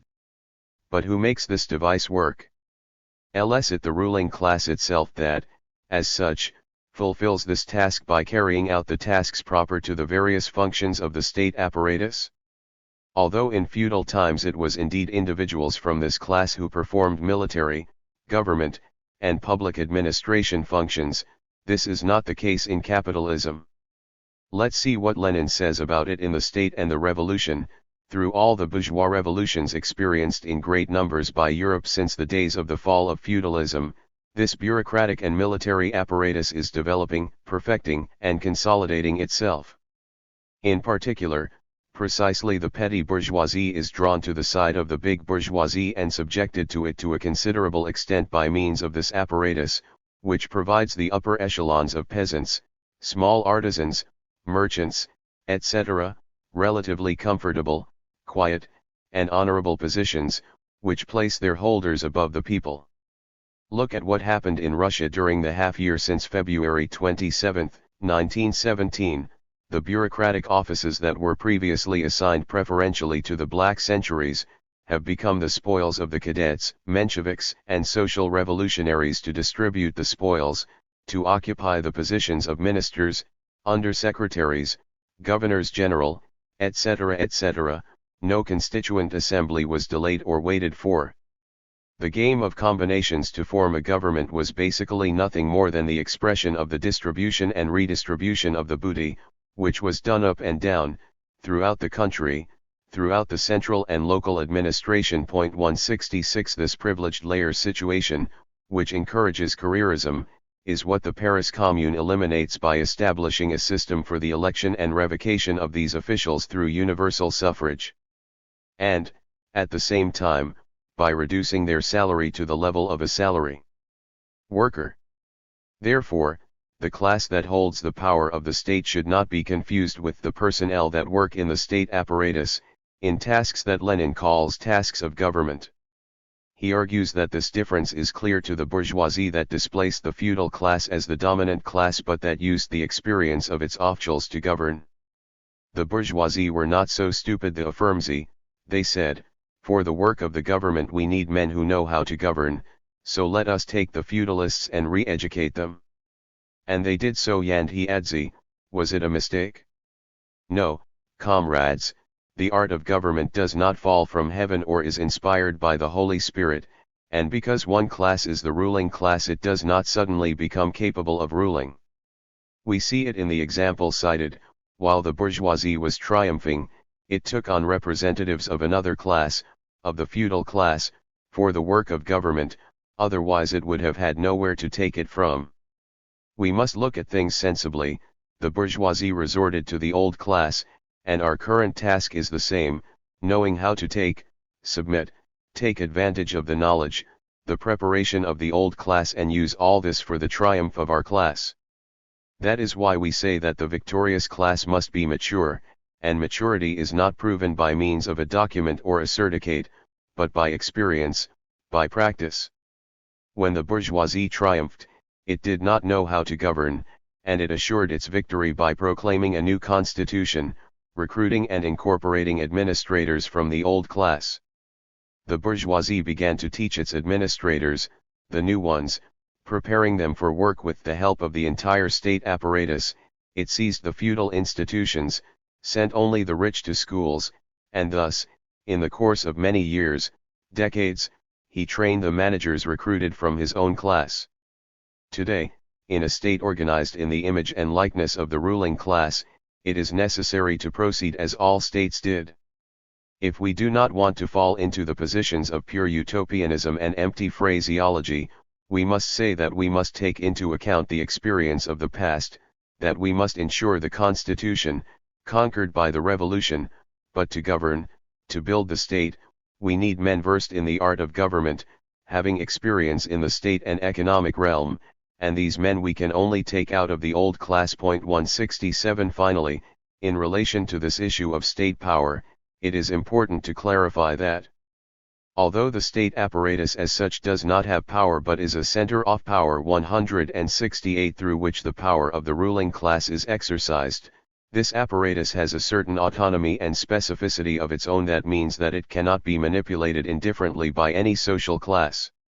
This is what Lenin was trying to explain when he affirmed that the slogan "All Power for the Soviet," launched after the February Revolution, could not be interpreted as a simple taking over of ministerial positions in the provisional government by representatives of the Soviets. A ministry of the majority parties of the Soviets means a change of people in the ministry, keeping intact the entire old governmental apparatus, an entirely bureaucratic apparatus, entirely undemocratic, incapable of carrying out serious reforms that appear even in the programs of SRS and Mensheviks. 169 It is like pouring new wine into the old wineskins of the old bureaucratic apparatus. This is extremely clear in the experience of the Chilean popular unity. When President Allende wins the elections, and then comes to the government of the nation, the new social classes, represented by the popular movement that supports him, come to hold a part of that center of political power that is the Chilean state. They arrive to have in their hands the so-called executive power, with the legislative and judicial power remaining in the hands of the until then ruling classes. It is interesting to note here that bourgeois ideology distinguishes three types of power within the state: executive, legislative and judicial, completely ignoring military power, considered by Marxism the decisive element. Wrongly, in our understanding, many Marxist analysts maintain that the popular unity conquered power in Chile by achieving, through an electoral process, access to the government within a bourgeois state apparatus. The popular unity did not conquer power, it conquered a part of a power center, the most dynamic part, which is the executive power. The most decisive pen, as has been sufficiently demonstrated by the fascist military coup, was undoubtedly military power. But since a part of the bourgeois state apparatus falls into the hands of popular forces, that apparatus or center of power does not change its specificity, its structure. It remains a bourgeois apparatus, with an army separated from the people, an ineffective parliamentarianism and a judicial system separated from the people, and so on. The popular forces were able to manipulate the part of that center of power to which they had access, the executive power, the government, but only within certain limits that determine the bourgeois character of that apparatus. The constitutional guarantees imposed by the Christian democracy to support Allende in Congress and transform him into the new president of Chile did not seek anything other than to enclose the new government precisely within bourgeois democratic measures, warning, before Allende assumed the presidency, about of any step that might be taken aimed, even if only partially, at cracking the bourgeois state apparatus. It does not seem appropriate to us to speak that the UP conquered a part of power for the theoretical reasons already explained and because, politically, This expression lends itself to approaching the problem of the conquest of power by the revolutionary forces as if it were a problem of advance in the conquest of the other powers, legislative and judicial. We think that the people conquered a center of power of great importance to advance towards the conquest of power. And to achieve this objective, it was necessary to promote the development of all the organs of power that are born in the very base of the people, so that in a joint action with the government, and not against it, the conditions would have been created that would allow the destruction of the imposed limits by the bourgeois state apparatus, which means nothing but its destruction, implanting a new type of state at the service of the interests of the people. But, there is no doubt, after the experience, that for all this to contribute to a real conquest of power it was necessary to solve the military problem in favor of the people. In short, the UP did not conquer power, nor a part of it, it conquered an instrument that should serve it for the conquest of power. And to achieve that objective, it was fundamental, decisive, how the military problem was resolved in Chile. 105. 9.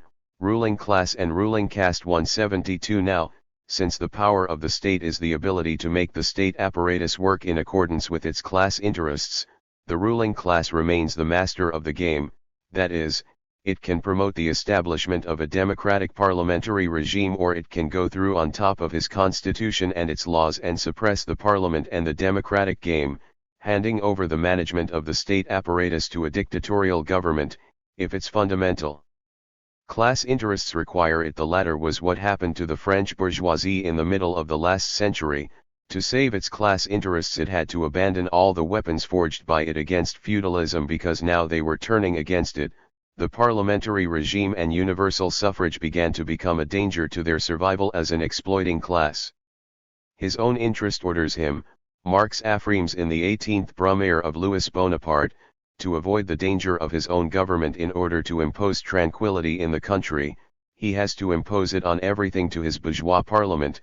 To keep his social power intact he has to break his political power. Bourgeois individuals can only continue to exploit other classes and peacefully enjoy property, family, and society, religion and order under the condition that his class be condemned with the other classes to the same political nullity. To save the purse one must renounce the CR0WN. 173. Lenin defines Bonapartism as a state power supported by the military clique, which maneuvers between two classes, two hostile forces, more or less balanced with each other. And he needs to define it to account for a situation that is occurring in Russia at the moment, and is that it is similar to the one that occurred in France in the middle of the last century. The popular movement continued to rise since the April crisis, and the class struggle between the bourgeoisie and the proletariat had become so acute that the bourgeoisie was forced to leave control of the state apparatus in the hands of a militant clique, the Kaldin. The power that the bourgeoisie in the government could not take entirely, and that the Soviets did not want to take, fell into the hands of the military clique, the Bonapartists, says Lenin, but immediately adds that this military clique was fully supported by the landowners and capitalists. 175. LT is interesting to note that, for the Bolshevik leader, the fact that the political scene has been taken over by a military clique does not mean a change in the class character of the state power, which continues to operate according to the interests of the bourgeoisie, but a mere change in the form of government. 175. From the February Revolution to the October Revolution, state power has practically remained in Russia in the hands of the bourgeoisie. He would express a little before the triumph of the October Revolution. 177. To affirm that the bourgeoisie controls the rules of the game is then to affirm that although it disappears from the political scene, it continues to maintain the power of the state in its hands, that is, the state apparatus continues to serve its class interests, and, precisely, to sense/e them it is better that the bourgeoisie annuls itself as the ruling class. From all that has been said previously, we can conclude with Lenin that the state should not be confused with the government. 178. LT is necessary to distinguish two things, how a class governs and what it really is, the domination of a class. 179. LL is only the domination of one class, he adds later, that determines property relations and which class is in power. 180 That is why we must not confuse state power with government. A class can be the ruling class and consequently hold the power of the state and, nevertheless, turn to other classes and social layers to carry out the tasks of government. We will then call the ruling class the class that imposes its class interests on the rest of the classes of a given society. In capitalism, it has not only its exploiting class situation at the level of production relations, but it also has the power of the state, that is, its ability to use the state apparatus in a way that allows it to reproduce at the level economic conditions of the ruling class. Ruling caste is the social sector in whose hands are the reins of the state, that is, what is usually called political power. 181 Here it is important to bear in mind that although the ruling class of the slave or feudal age was at the same time the class from which the ruling caste was recruited, this is not the case in most developed capitalist countries where the bourgeoisie, before the fear of the rising proletariat, has been forced to share the government of the country with the landed aristocracy, or to retreat and cede all high positions in government to this aristocracy. The exclusive participation of the bourgeoisie in government has only been possible in countries like the United States, which never knew feudalism and which were built from the beginning on a bourgeois foundation. 182 On the other hand, not the whole bourgeoisie always rules, but one or more factions of this class. In all the cases mentioned, whatever the ruling caste, in fact represents the class interests of the bourgeoisie, which is the ruling class. Perhaps the most extreme example of an apparent contradiction between the ruling caste and the ruling class would be that of the fascist military dictatorships in Latin America. The bourgeoisie must withdraw from the political scene so as not to endanger its reproduction as the ruling class and hand over power to the military, but the state apparatus as such continues to function as a bourgeois state apparatus at the service of the reproduction of the bourgeoisie as a class. And, therefore, it is the bourgeoisie that continues to hold state power. Now, when political power, that is, the government, the reins of the state, is shared by various fractions of the bourgeoisie or by different classes, we can speak of the existence of a ruling bloc. 183 And we can distinguish within this bloc a class or class fraction that has the leading or hegemonic role, and uses the state apparatus to its advantage. 10. Extinction or the proletarian state. Now we have all the elements to deepen the concept of extinction of the state that we had left pending. Let us remember that Engels affirms in The Origin of the Family, private property, and the state. Classes will disappear as inevitably as they arose in their day.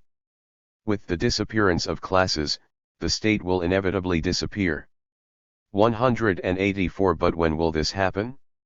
When society has reorganized in a new way production on the basis of a free association of equal producers. 185 And this will only be possible when the proletariat conquers the power of the state and, thanks to it, converts in the first place the means of production into the property of the state. It is important to stop at the words "in the RST place," since Engels does not mean to say that it is enough for the proletariat to appropriate the means of production for the classes and therefore the state to disappear. Let us remember what Lenin said about it. It is evident that to completely abolish classes it is not enough to overthrow the exploiters, the landlords, and the capitalist. It is not enough to abolish all private ownership of the means of production. It is necessary to abolish the difference between the city and the country, as well as the difference between manual and intellectual workers. This is time-consuming. To be able to do this, a huge step forward must be taken in the development of the productive forces. It is necessary to overcome the resistance of the multiple sons/evils of small production. It is necessary to overcome the enormous force of habit and of the conscience/ative spirit, linked to these survive s.187. These statements by Lenin, written 42 years after the anti-Düring, based on an experience of almost 2 years of proletarian state management in Russia, allow us to better understand Engels' well-known text on the problem of the extinction of the state that we quote below.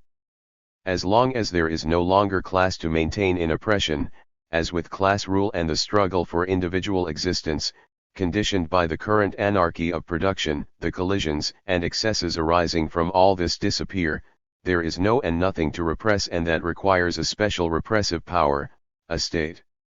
The first act in which the state actually appears as the representative of the entire society, the taking over of the means of production on behalf of society, is at the same time its last independent act as a state. The intent/intention of a state power in social relations becomes progressively superfluous in one field after another, and ends up inhibiting itself. Instead of government over people comes the administration of things and the management of production processes. The state is not suppressed, but is extinguished. 188 The last words of the aforementioned paragraph are aimed at combating anarchism that attributes all the ills of society to the existence of the state, and, for this reason, it is proposed as the main revolutionary objective to end the state, that is, to abolish it. Ending the state does not make sense. Why Engels states in another text, let's put an end to capital, with the concentration of all the means of production in the hands of a few, and the state will fall alone. And later he adds, without prior social revolution, the abolition of the state is nonsense. 189 It seems important to us to point out that, in general, in Engels's texts on the state, this author develops the theme of the extinction of the state without explicitly mentioning the need for the prior destruction of the bourgeois state apparatus, giving the impression that it is enough for the proletariat to take power in its hands for the state machine to begin to work in its favor. This can in part be explained by the fact that they are forced to GHT, mainly, the anarchist currents that, as we said, demand that the state be abolished at a stroke, even before the social conditions that make it up have been destroyed they gave birth. 190 Marxists argue then that, when the proletariat takes refuge in political power, the state cannot disappear overnight. It is necessary to destroy the old apparatus and build a new one of a proletarian character, because the class struggle will continue and, therefore, an apparatus will be needed that will fool the functions of repression of the classes that oppose the construction of socialism. Anarchists maintain, on the contrary, that it is necessary to immediately make any bureaucratic apparatus disappear, allowing the free organization of the population at the level of its mass fronts. Now, the Marxist thesis also maintains that this proletarian-type state will tend to gradually disappear. It will tend to disappear. As one moves towards communism, towards the ever greater suppression of the class difference, the function of political domination that defines the state as such tends to disappear. Only remaining technical administrative functions. In this way the proletarian state is gradually disappearing. The government over people becomes the administration of things and the direction of production processes. Let's see what Lenin says about it. The expression "the state is extinguished" is very well chosen, as it indicates the gradual nature of the process and its spontaneity. 191 And add later, during the transition from capitalism to communism, repression is still necessary, but it is already the repression of a minority of exploiters by the majority of the exploited. A special apparatus is still necessary, a special machine for repression, the state. But this is already a state of transition. It is no longer a state in the strict sense of the word, since the repression of a minority of exploiters by the majority of the wage slaves of yesterday is something so relatively easy, simple, and natural, that it will be far less bloody than the repression of the uprisings of slaves, serfs, and wage laborers, which will cost humanity much less. And this is compatible with the extension of democracy to such an overwhelming majority of the population that the need for a special machine for repression begins to disappear. Naturally, the exploiters cannot repress the people without a very complicated machine that allows them to fool this task, but the people can repress the exploiters with a very simple machine, almost without a machine, without a special apparatus, for the simple organization of the armed masses. 192 Finally, he expresses, only communism completely suppresses the need for the state, since there is no one to repress, no one in the class sense, in the sense of a systematic struggle against a certain part of the population. We are not utopians and we do not deny, in any way, that it is possible and inevitable that some individuals commit excesses, nor do we deny the need to repress such excesses. But, rest of all, this does not require a special machine. A special repressive apparatus. This will be done by the armed people themselves, With the same simplicity and ease with which any group of civilized people, even in today's society, it separates those who are fighting or prevents a woman from being abused. And, secondly, we know that the most important social cause of excesses, consisting of the violation of the rules of coexistence, lies in the exploitation of the masses, in their hardship and misery. By removing this root cause, excesses will inevitably begin to die out. We do not know how quickly and how gradually, but we do know that they will become extinct. And, with them, the state will also be extinguished. 193. In short, when Marxists speak of the destruction of the state apparatus, they are referring to the bourgeois state apparatus, and when they speak of the extinction of the state, they are referring to the proletarian state or dictatorship of the proletariat. 194. 11.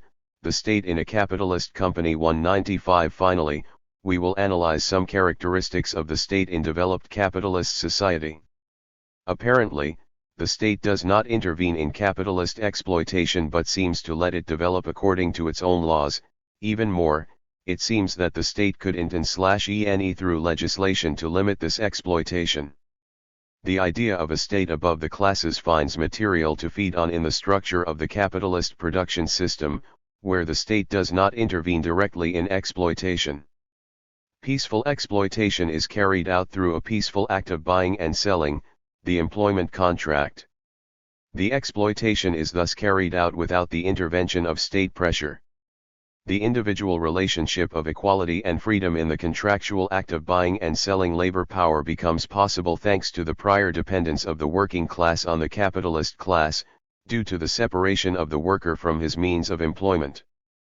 Production and the concentration of these means in the hands of the capitalists. Individual freedom is based on dependence on the working class, which is forced to accept the conditions set by capital. The invisible threads that make the working class the private property of the capitalist class would not have solidity if it were not for the fact that the state guarantees the property and, with it, the freedom of capital. The state thus ensures the general conditions of existence of the capitalist production system, anticipating and repressing attacks against freedom thanks to its army of officials of the legal political apparatus and, ultimately, thanks to its armed forces. Once the separation of the worker from his means of production has been ensured, the preservation of the general conditions of the capitalist mode of production can be exercised in the form of repressive intervention only in the event of property violations, which fuels the illusion of that the state does not intervene in the exploitation.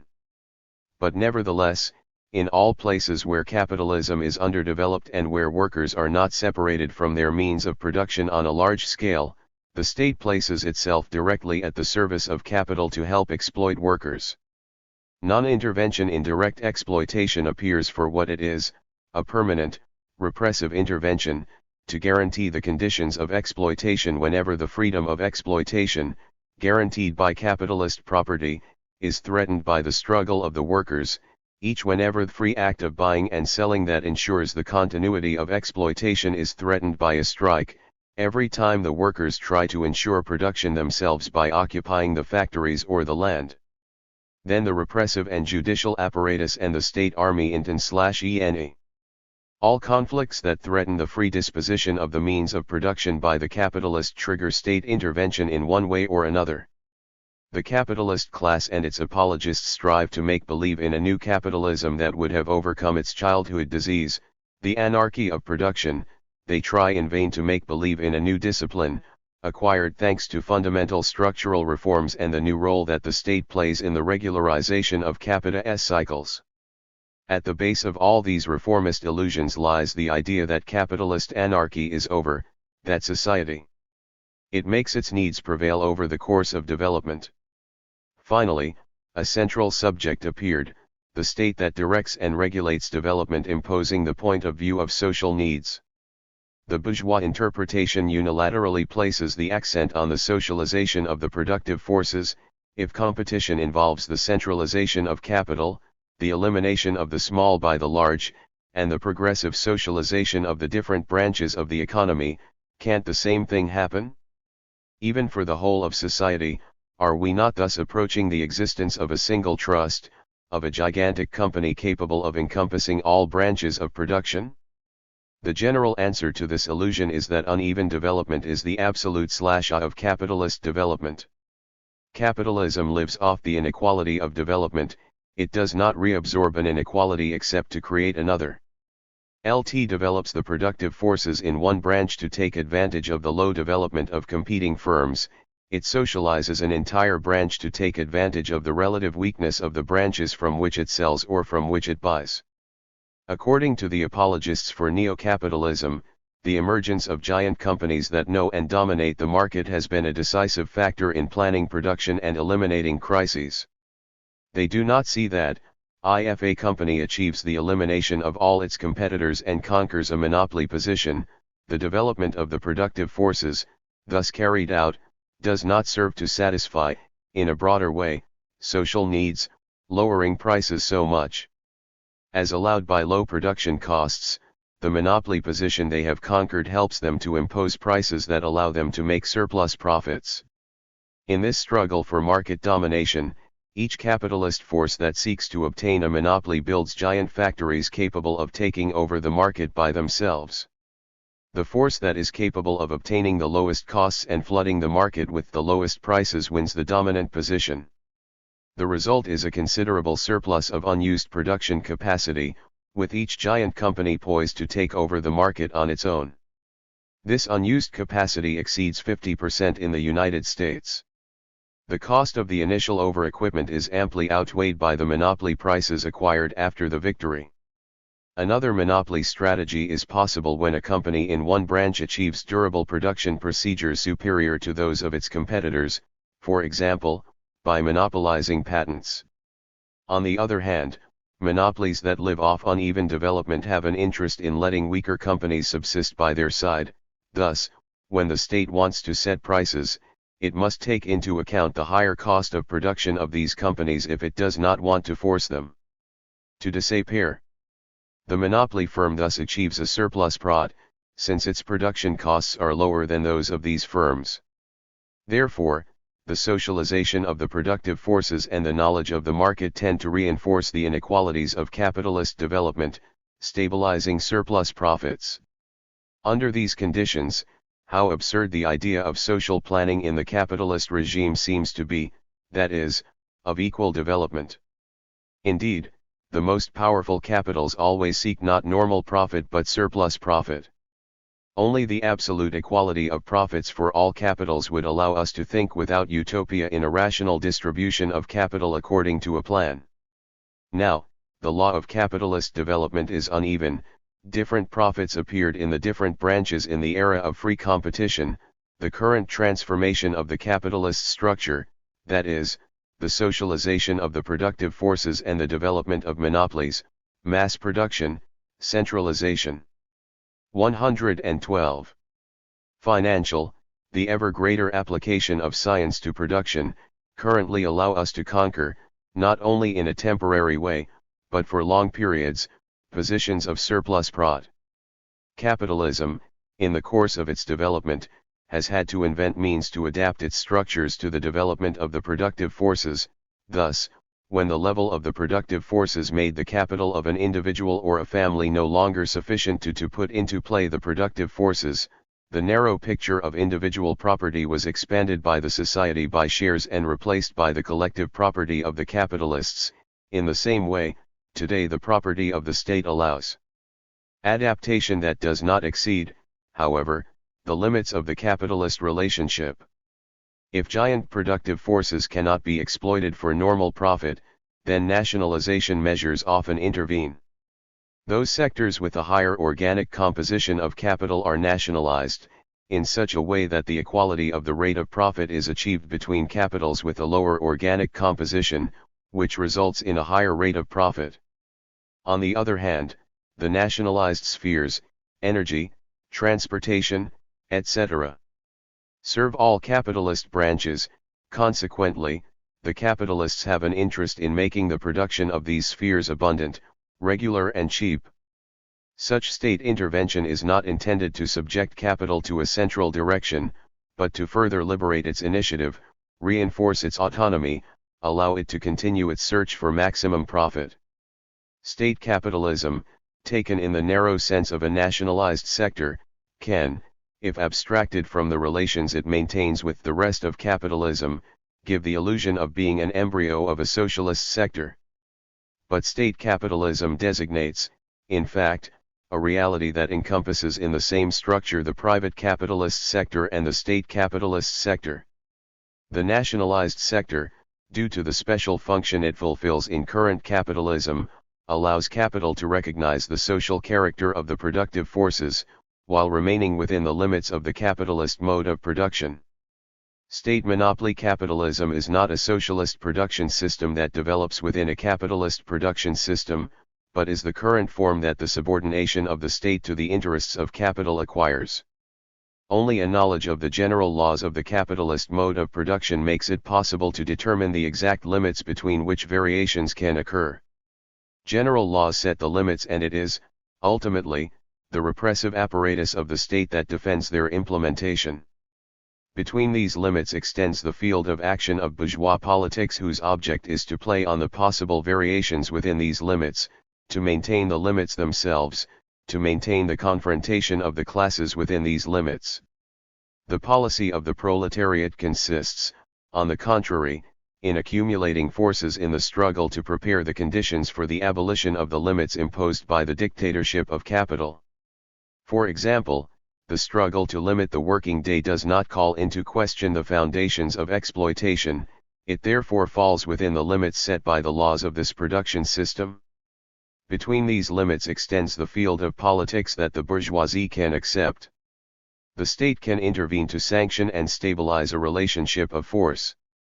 When the working class was weak and disorganized, the state intervened to extend the working day through bloody legislation.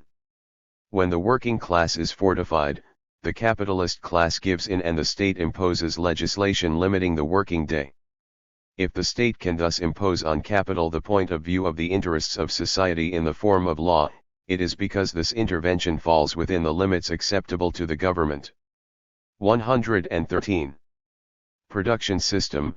In no way could the point of view of society be imposed if it were to meet the fundamental laws of capital, for example, to impose an equal development preventing capital from any freedom of movement. However, before concluding this point, it seems important to us to point out that, although the conquests of the working class are enclosed within the framework of the capitalist system, they are creating ever greater contradictions and are preparing, therefore, the material and political conditions of his disappearance. 12.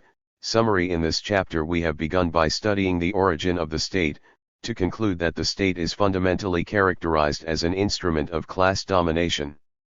We have seen that it is necessary to distinguish a double function of the state, or a function of a technical administrative nature and a function of political domination. We have pointed out the differences between type of state and forms of government. We have analyzed the need for the destruction of the bourgeois apparatus through Marx, Engels, and Lenin. We have distinguished three types of state institutions: repressive, technical administrative, and ideological, to pause in the analysis of what we understand by ideological state apparatuses. We have insisted on the need not to confuse state power with the state apparatus. We have stopped in the analysis of the state as a class dictatorship and why this dictatorship does not exclude democracy. We have seen that the class in power cannot be confused with the personnel working in the state apparatus. We have defined what we understand by ruling caste, ruling class, and ruling bloc. We have analyzed the problem of the extinction of the state by differentiating the destruction of the bourgeois state from the extinction of the proletarian state. Finally, we have referred to some characteristics of the capitalist state. In this chapter we have seen the following concepts: state as class dictatorship, state apparatus, political power, type of state, form of government, destruction and extinction of the state apparatus, ruling class, ruling caste, ruling bloc. 13. Questionnaire 1. How did the first inhabitants of your country organize themselves to carry out the different social functions? 2. Can it be said that in your country there was a state in pre-colonial society? If the state existed, what were its characteristics? What kind of sense/ice was he in? 3. With what historical examples from your country can you combat the thesis of the state as arbitrator of the classes in conflict? 4. Describe the characteristics of the special apparatus of armed men that exists in your country. 5. Is there a function of the current state of your country that can be described as neutral to the service of the whole society? Give examples. 6. From the point of view of the type of state, how would you rate the state in your country? 7. How would you rate the currently existing form of government? 8. Could you give a historical example that shows that it is not enough for the proletariat to take over the state for it to function in accordance with its class interests? 9. What are the most important ideological state apparatuses in your country? I could explain what specific functions do they fulfill in the reproduction of the prevailing regime. 10. What relationship exists between the ideological apparatuses of the state in Latin America and the ideological apparatuses of imperialism? 11. Do you think that by transforming the governments of the Southern Cone countries into military governments, the landed bourgeois oligarchy has lost the power of the state? 12. What is the ruling class in your country? Does the ruling caste match the class dominant? 13. Does a single class rule in your country, or is there a ruling bloc? What social sectors constitute? 14. What is the reason for the greater stability of the bourgeois state in some countries of America Latina? 15. What is the class character of the state in Nicaragua after the Sandinista revolution? 16. What role does the big bourgeoisie of the Southern Cone play after the fascist coups of the 70s? State power that should not be confused with the concept of political power and the concepts of ruling class, ruling caste, and ruling bloc.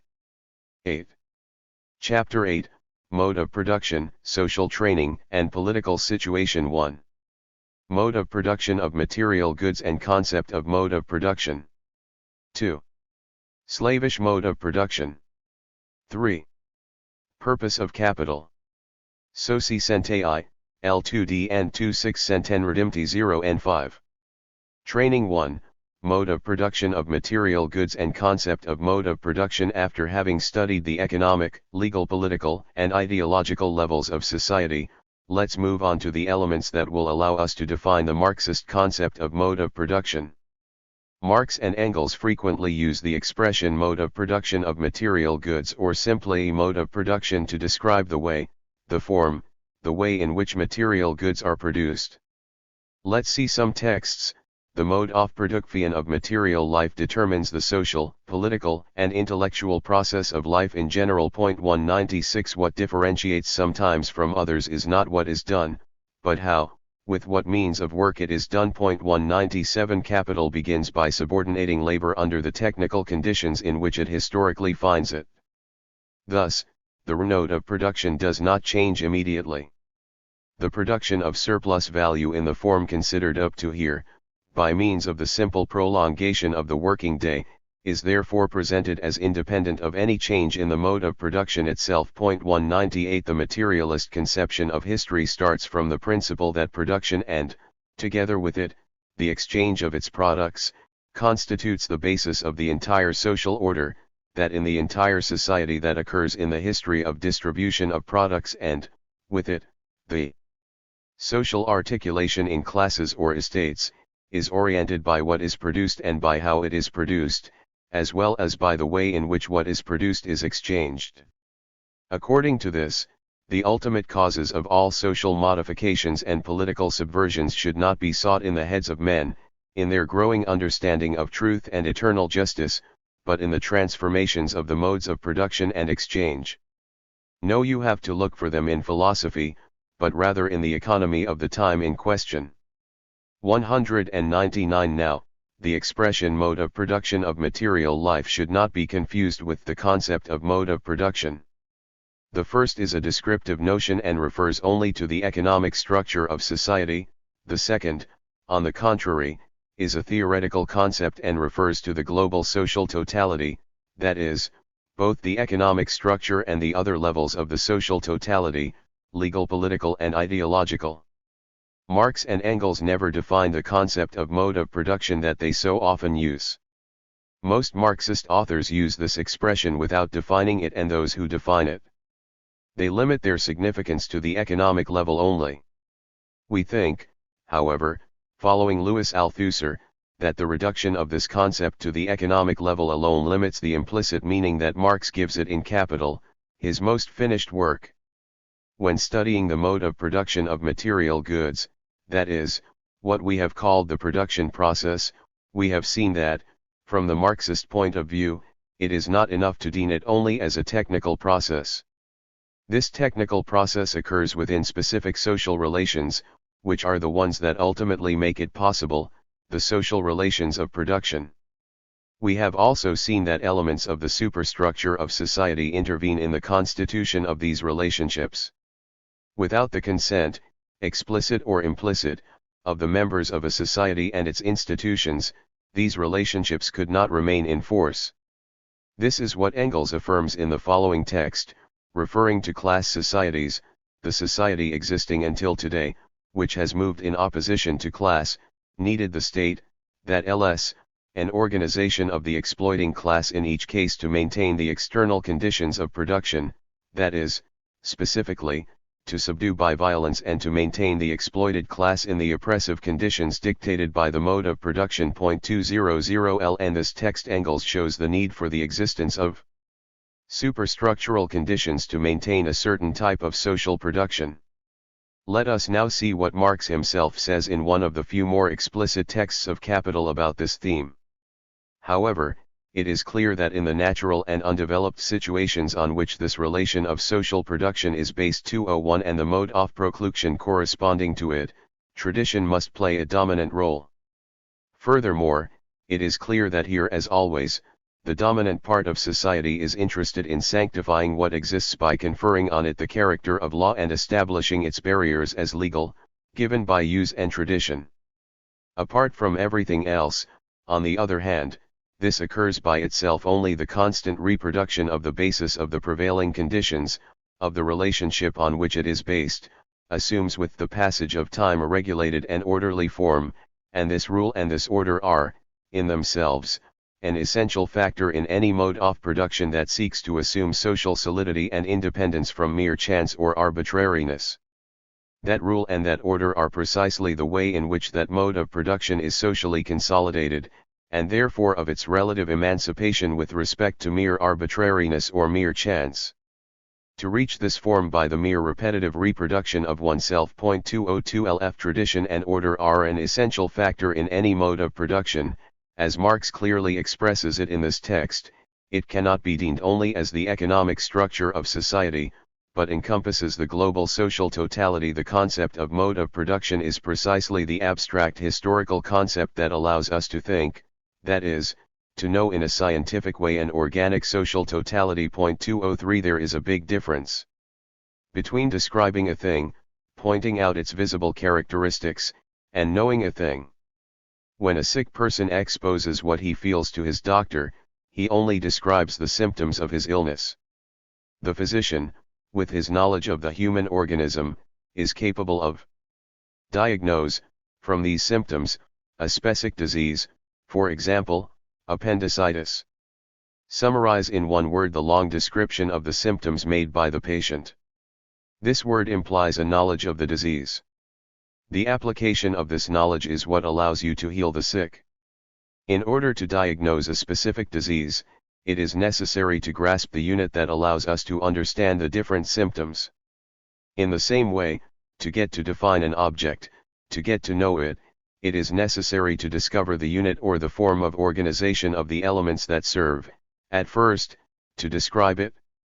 You can describe a society, say, for example, that in every society there are industries, cultivated fields, post offices, schools, army, police, laws, ideological currents, etc. But the organization of these elements in different structures and the determination of the role that each of these structures plays in society, allows us to go from the description to the knowledge of a social reality, to establish the laws of its development and, therefore, the possibility of guiding it consciously. In Marx's time everyone perceived, described, the symptoms of the capitalist disease, the poverty of the masses, the wealth of certain small groups, the exploitation of women and children, and so on. Some rebelled, others sought to explain this situation by resorting to fatalistic divine laws, there will always be the poor among us. But Marx and Engels knew how to move from description to knowledge of the causes and laws of capitalist development, knowledge that later allowed the Marxist parties to make revolution and establish new social regimes.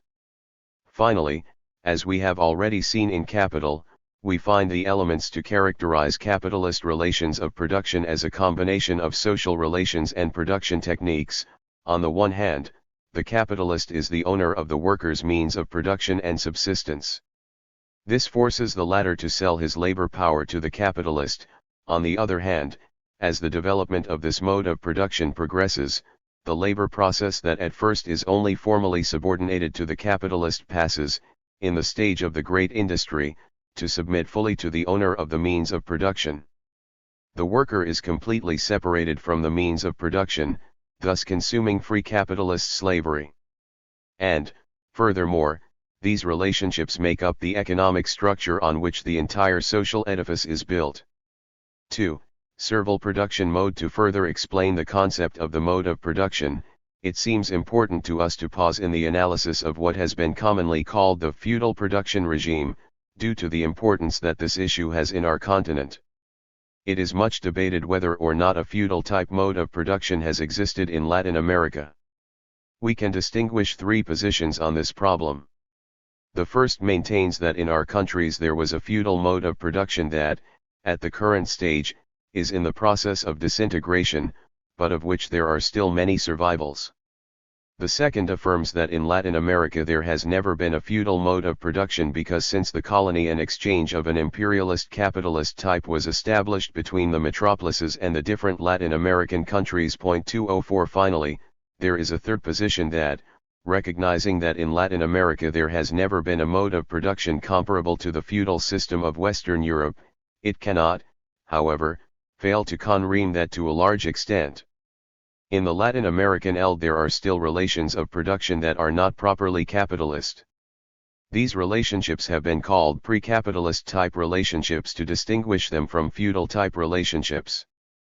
Before speaking out for any of these positions, we think that it is important to specify what is meant by feudalism.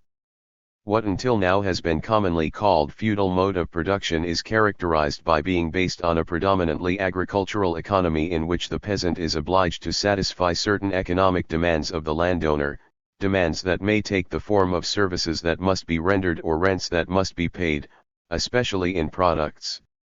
The coercive forces that force the peasant to work for the landowner can have different origins, legal, political or ideological. 205 In the feudal mode of production, land represents the most important means of production and it is, therefore, around it that the social relations of production are established.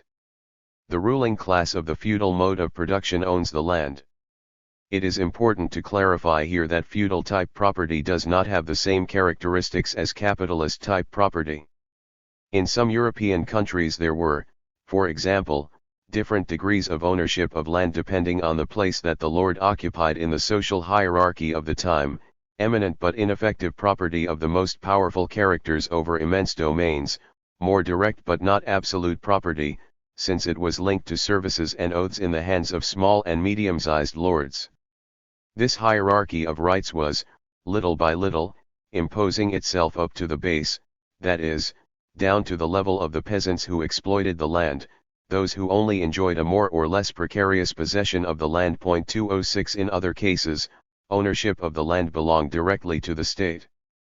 In the agrarian program of the Russian Social Democracy of 1905 to 1907, Lenin speaks of a state feudalism. On the other hand, Marx himself, referring to serfdom, speaks of a mode of production where direct producers do not have to do directly with private owners, but rather have to do directly with the state, as in Asia where the owner is the owner. Same time the sovereign. 207 Now, the lands that belonged to the lords or the state were divided in such a way that the lords kept only part of them in their hands and the rest was granted to the peasants. Sometimes these, in addition to the land, received some means of production. What was the situation of the peasant in front of this land that had been granted to him? The peasant owned the land, he had it at his disposal, he could cultivate whatever he deemed convenient and the fruits of his labor belonged to him. In addition, he was the owner of his means of character work. Rudimentary and manufactured by himself. And since it was an individual unit of production, the peasant controlled the entire production process. He was capable of producing without resorting to any external direction. The peasant therefore had effective possession of the production process. This situation absolutely distinguishes him from the industrial worker who, while lacking any means of production, is absolutely incapable of controlling the global production process of which he is but a blind link. The peasant, having everything he needs to survive himself and his family, has no economic reason to go to work on the land of the Lord or to give him to this part of its fruits. If it does, it is due to an extra economic coercion exerted by the owner of the land. If the Lord did not have direct authority over the person of the peasant, he could not make a man work for him with a piece of land that he exploits himself. An extra economic coercion was necessary, as Marx said when defining that economic regime. The forms and degrees of this coercion can be very varied. 208. Let us now look at Marx's text itself. It is clear that in all the ways in which the direct worker continues to be the possessor of the means of production necessary for the of his own means of subsistence and his working conditions, the property relationship must manifest itself at the same time as a direct relationship of domination and sense/itude, with which the direct producer appears as lacking in freedom. This lack of freedom that can be attenuated from sense/itude with personal benefits to mere tax obligation. According to our assumption, in this case the direct producer is in possession of his own means of production, of the objective working conditions necessary to carry out his work and for the production of his means of subsistence, he develops autonomously their agriculture, as well as the rural household industry associated with it. Under these conditions, it is only possible to wrest surplus labor from the nominal landlord by extra economic coercion, whatever form it may take. Point 209. It is, therefore, the same feudal economic system that is characterized, from the point of view of the social relations of production, by the separation of property and possession of land, the latter being in the hands of the landowners, peasants, and, from the point of view of technical production relations, for an effective control or appropriation of work by the peasant, which raises the need for extra economic coercion that forces the peasant to fulfill his commitments to the landlord. LFTHE peasant has a plot, he will not go to do the work on the land of the Lord, but rather forced and forced. Here the economic system engenders extra economic coercion, servitude, legal dependency, the fact that the exploited do not enjoy civic rights, etc. In the capitalist economic system, on the contrary, the direct worker could not survive if he did not offer his labor power to the capitalist. On the one hand, he does not have any means of production that allows him to work on his own account and, on the other hand, assuming he had these means, he could not produce individually and his products could not compete in the market with the products of the capitalist system. In the capitalist system, therefore, are directly economic reasons that move the workers to enlist in the factories as workers. Nobody presses them, it is they who, in order not to stand/e, must voluntarily join the ranks of the proletariat. Now, what role does the market play in a feudal regime of production? Can it be argued that the essential characteristic of this regime is to be a closed system based on a natural economy, that is, a system of production for use? 211. If the text of Marx on the genesis of capitalist land rent is studied superficially, 212, it will be possible to answer in the affirmative way to this question, since this author refers on several occasions, when analyzing concrete historical situations, to the relationship between the natural economy closed to the market and the feudal system of production. However, a detailed analysis of the global chapter makes us see that Marx is fundamentally interested in studying the relations of production, and that only secondarily and referring to concrete historical cases, those of European antiquity and Middle Ages, Arithatov the station of social states that arise in Asia, 214 is interested in analyzing exchange relations. Marx himself confirms our interpretation in the following text of Capital: the economic categories considered above also bear the mark of history. Certain historical conditions are cloaked in the existence of the product as a commodity. To become a commodity, the product does not have to be produced as a direct means of subsistence for the producer himself. If we had continued our investigation and found out under what circumstances all or most of the products take the form of the commodity, we would have found that this occurs only on the basis of an absolutely specific mode of production, the capitalist mode of production. This research, however, is foreign to the analysis of the merchandise.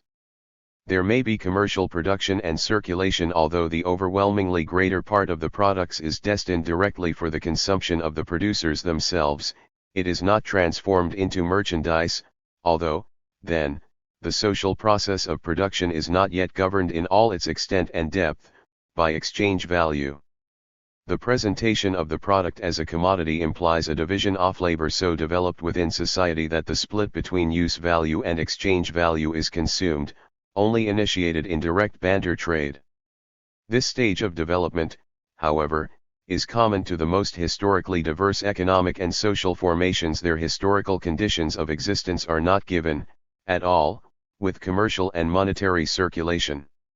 It arises only when the possessor of the means of production and means of subsistence finds the free worker in the market as the seller of his labor power. 215 From the texts of Marx that we have cited, and that we consider representative of his general thought, it follows that although most of the concrete historical forms of the feudal mode of production studied by the author have been systems of natural economy, systems closed or very little linked to the market, this characteristic is not an essential feature of this mode of production.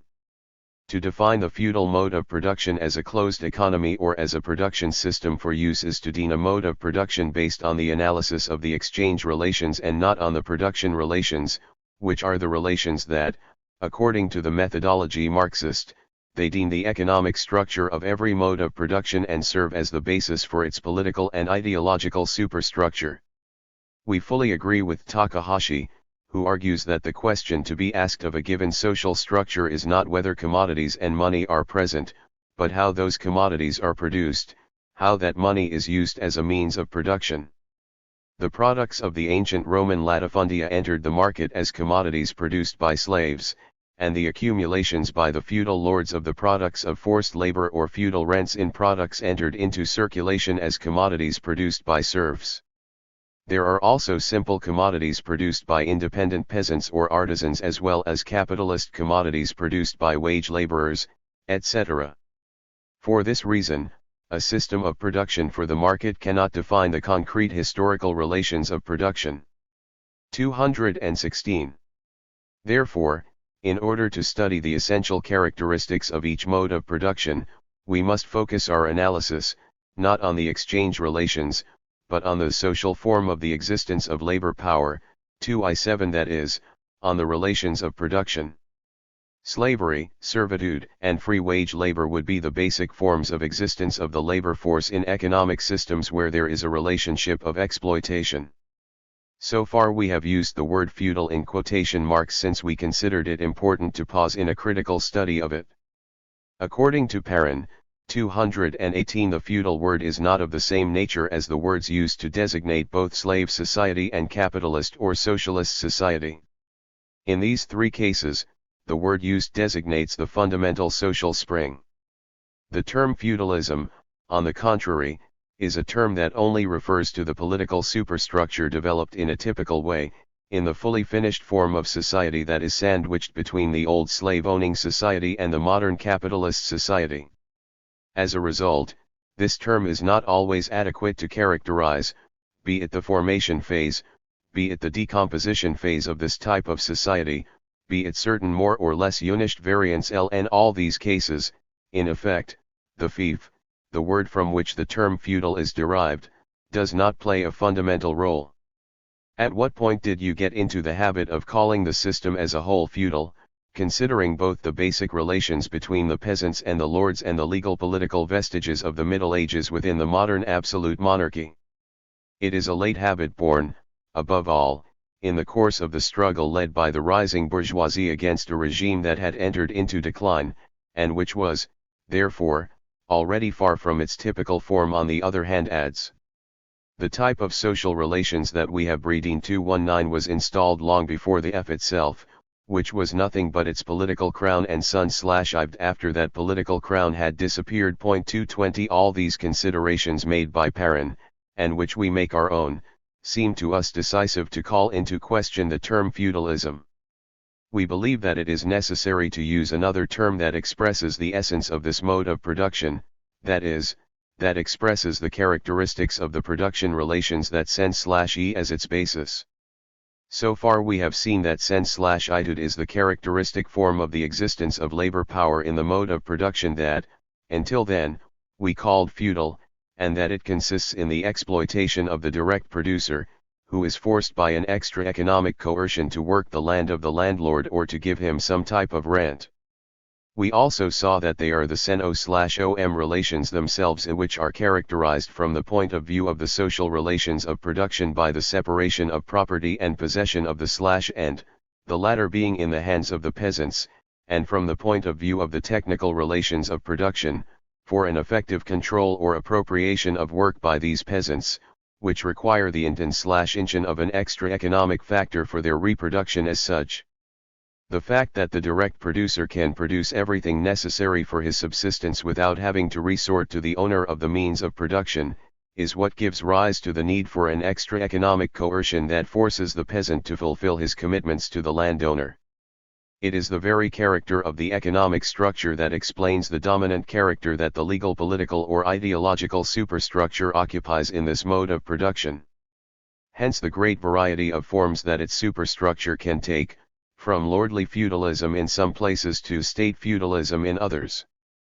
Based on all these considerations, we think that the most appropriate term to deem this mode of production would be the term servile, since it is the relations of production based on servitude that form the common economic base of the different historical variations of this mode of production.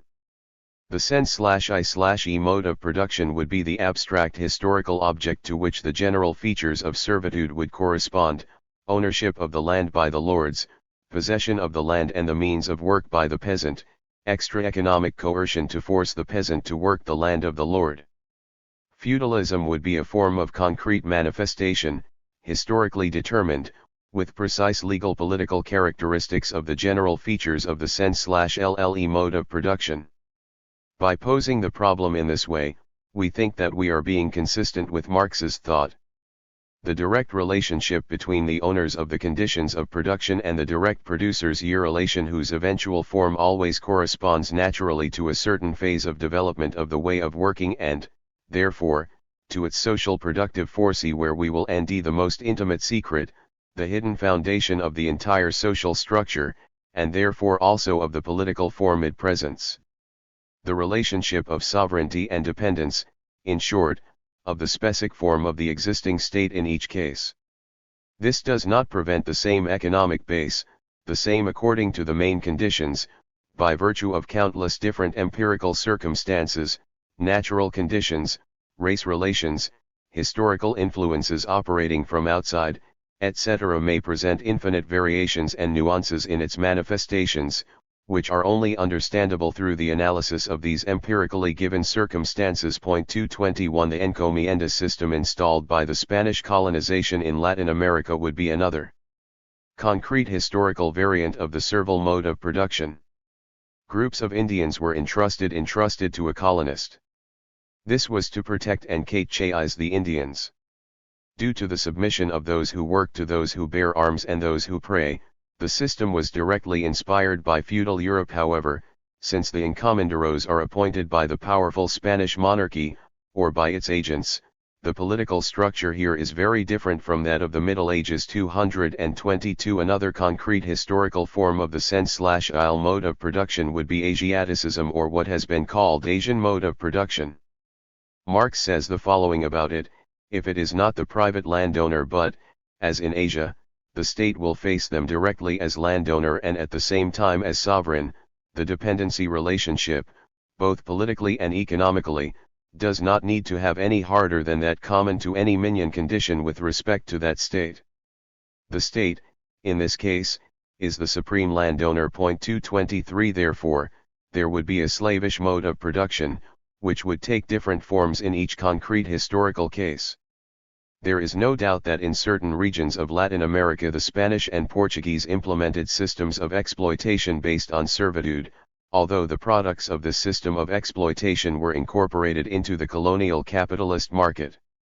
In a rigorous sense, it is not possible to speak of the existence of feudalism in Latin America, since it was not the concrete feudal historical form, with its precise legal political characteristics, which was implanted in our continent, but rather moded forms of the general economic base itself supported in sense/ile exploitation. Now, between the mode of production based on serfdom and the mode of production based on wage labor, there are intermediate forms that must be studied in order to determine precisely what is the current state of the peasant mass in our countries. Lenin speaks, for example, of semi-useful relations of production. In this case, agricultural labor has been freed from feudal tutelage, the legal reasons that bound the serf to the land have been annulled. This is now given to them on lease or is sold to them, but these measures are adopted in such a way that the peasant quickly finds himself in debt. His production does not allow him to create the necessary goods for his subsistence and that of the family, and this forces him now, for economic reasons, to work the land of the landlord, who pays him part in land, part in products and part in money. As money forms the essential part of wages and machines displace the peasant's rudimentary instruments, these semi-useful relationships are transformed into capitalist ones. Thus, what the Bolshevik leader called the Junker way of capitalist development takes place, that is, the transformation of the old great feudal estates into capitalist estates. Way that differs from what he called the American way, whose essential characteristic is the distribution of land to peasants to a large extent, enough to transform themselves into small independent producers and then differentiate themselves into agrarian capitalists and agricultural proletariat. In conclusion, we want to insist that if we have focused on an apparently theoretical problem detached from political action, it is precisely because it is not such. The great contribution of Marxist theorists to the problem of underdevelopment is, without a doubt, having pointed out that it is essentially due, not to the existence of pre-capitalist relations in underdeveloped countries, but to the way in which the imperialist capitalist system of the advanced countries penetrates, deforms, and slows down these economies. But affirming that the capitalist mode of production dominates at the market level, and even at the level of production relations, does not necessarily mean denying the existence of pre-capitalist relations of production which, although deformed and subordinated to the dominant mode of production, continue to exist as such. It seems to us undeniable that in Latin America there are, to a greater or lesser degree, pre-capitalist relations, and that any revolutionary movement that wants to develop a victorious action must take them into account. It would be a serious political error to endeavor to mobilize the peasantry of certain countries, or at least certain sectors of that peasantry, with proletarian slogans that would have no echo given the semi-servile nature of the relations in which they work. Any theory about underdevelopment that is considered revolutionary should allow us to think about and diagnose this complex reality of our economic structures. 3. Purpose of the capital. To better understand the concept of mode of production, it is important to determine the object of Marx's main work. Can it be said that Marx's theoretical effort only seeks to wreak on the economic aspect of capitalist society? Is it the study of a specific country, England in the time of Marx? Let's see what Lenin says about it. Capital is reduced to a specific historical period, it is only dedicated to the study precisely of capitalist society. 224 But what capitalist society is it? From England or another historically determined country? A few pages later Lenin clarifies this, not limiting himself to characterizing the contemporary regime, to assessing its value and condemning it. Marx gave it a scientific explanation, reducing this contemporary regime, different in the different states of Europe and outside Europe, to a common base, to social formation. Capitalist, whose laws of operation and development he objectively analyzed. 225, and in a later note he explains that if features of the economic regimes of the Middle Ages is because they belong to the social formation of feudalism, and Marx analyzes only the capitalist formation. The process of development of capitalism proper actually began from the regime of the small producers of scattered commodities, with their individual property based on labor. 226 In these texts Lenin points out precisely the limits of Marx's study, the capitalist regime, system, social formation, that is, a pure, abstract historical object. We should note that Lenin uses the term social formation here as equivalent to what we call the mode of production. 227 The following text makes the abstract character of Marx's object even clearer. We have only to present, Marx writes, the internal organization of the capitalist mode of production, so to speak, in its ideal middle ground. 228 And Lenin explains, the theory of capital assumes that the worker receives the full value of his labor power. This is the ideal of capitalism, but by no means its reality. The theory of land rent assumes that the agricultural population is totally divided into landlords, capitalists, and wage laborers. This is the ideal of capitalism, but by no means its reality. The theory of realization assumes the proportional distribution of production. This is the ideal of capitalism, but by no means its reality. 229 Let us now see what Marx himself says about the capitalist mode of production and about England. What I have to investigate in this work is the capitalist mode of production and the relations of production and exchange corresponding to it. The classic seat of this mode of production is, until today, England. This is the reason why, in developing my theory, I use that country as the main source of examples. 23 Marx therefore studies an abstract object in capital, the capitalist mode of production. England in the second half of the 19th century appears in this work only as an example that serves to illustrate his theoretical claims, since it is the country in which capitalism was most advanced. But can we say that capital studies the entire capitalist mode of production? Before answering, let's see what Lenin says after having schematically analyzed the characteristics of the economic structure of the capitalist production regime, such as the skeleton of capital.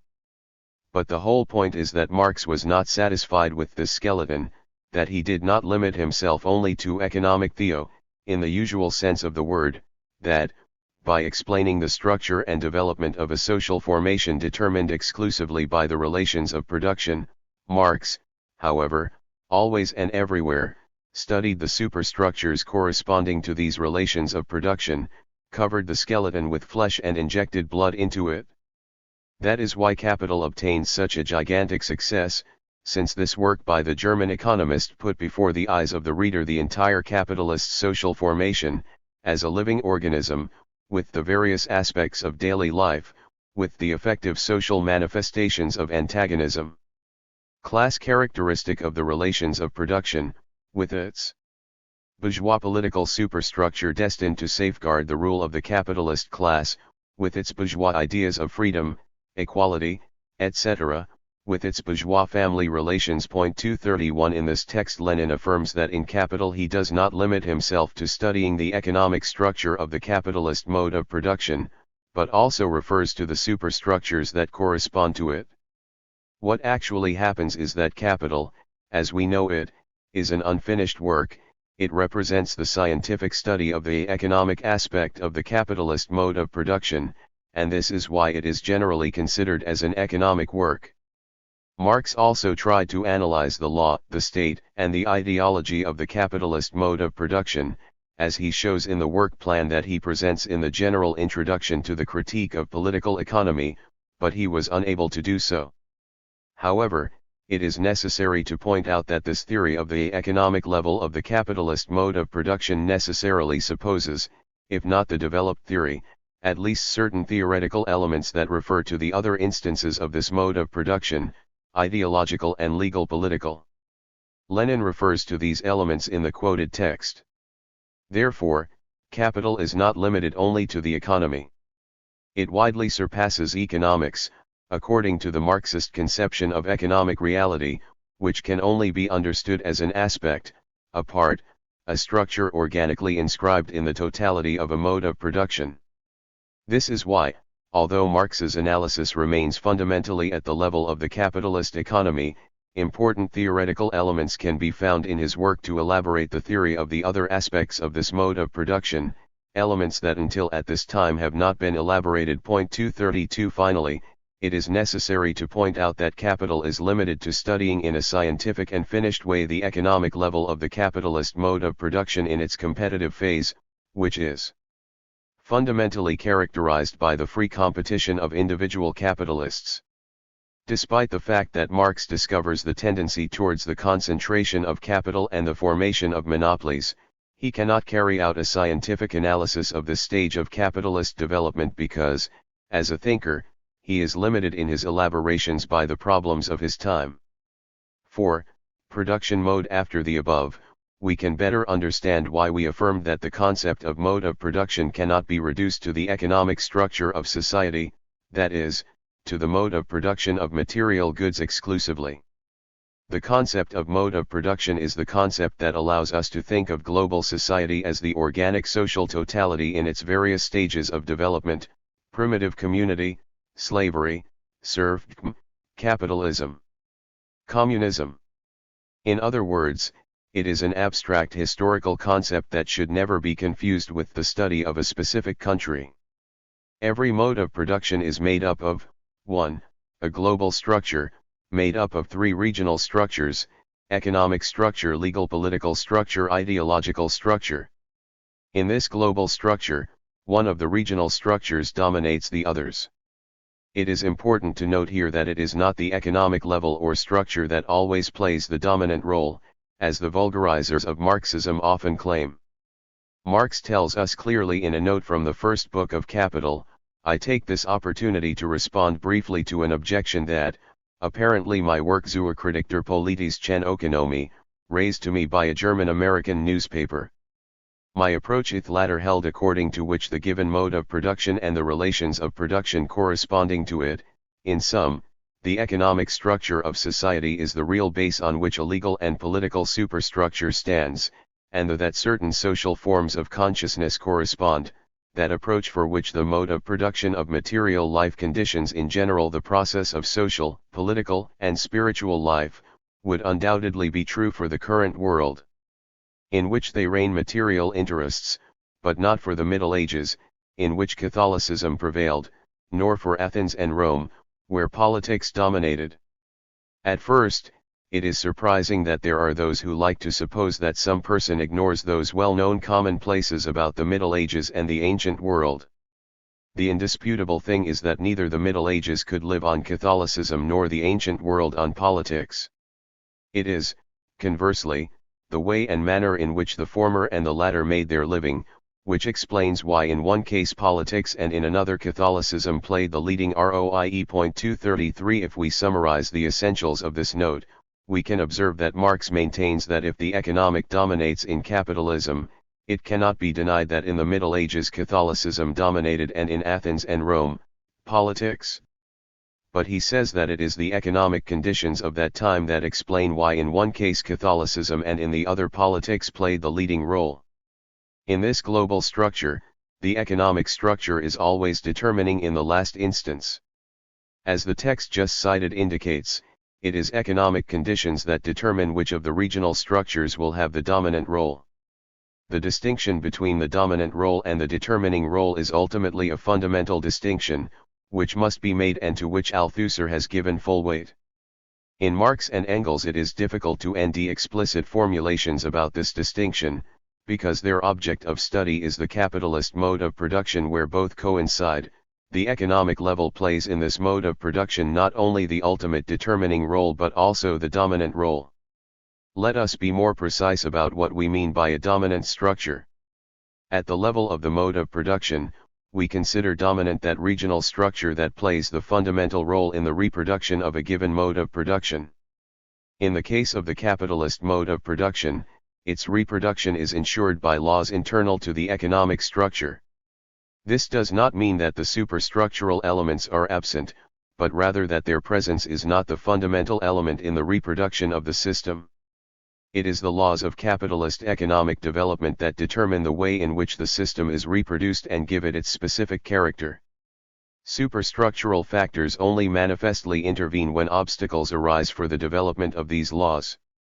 This would be the reason that allows us to affirm that in the capitalist mode of production it is the economic structure that occupies the dominant place within the global structure of the mode of production. In the case of the servile mode of production, it is not the economic laws that ensure the reproduction of the system.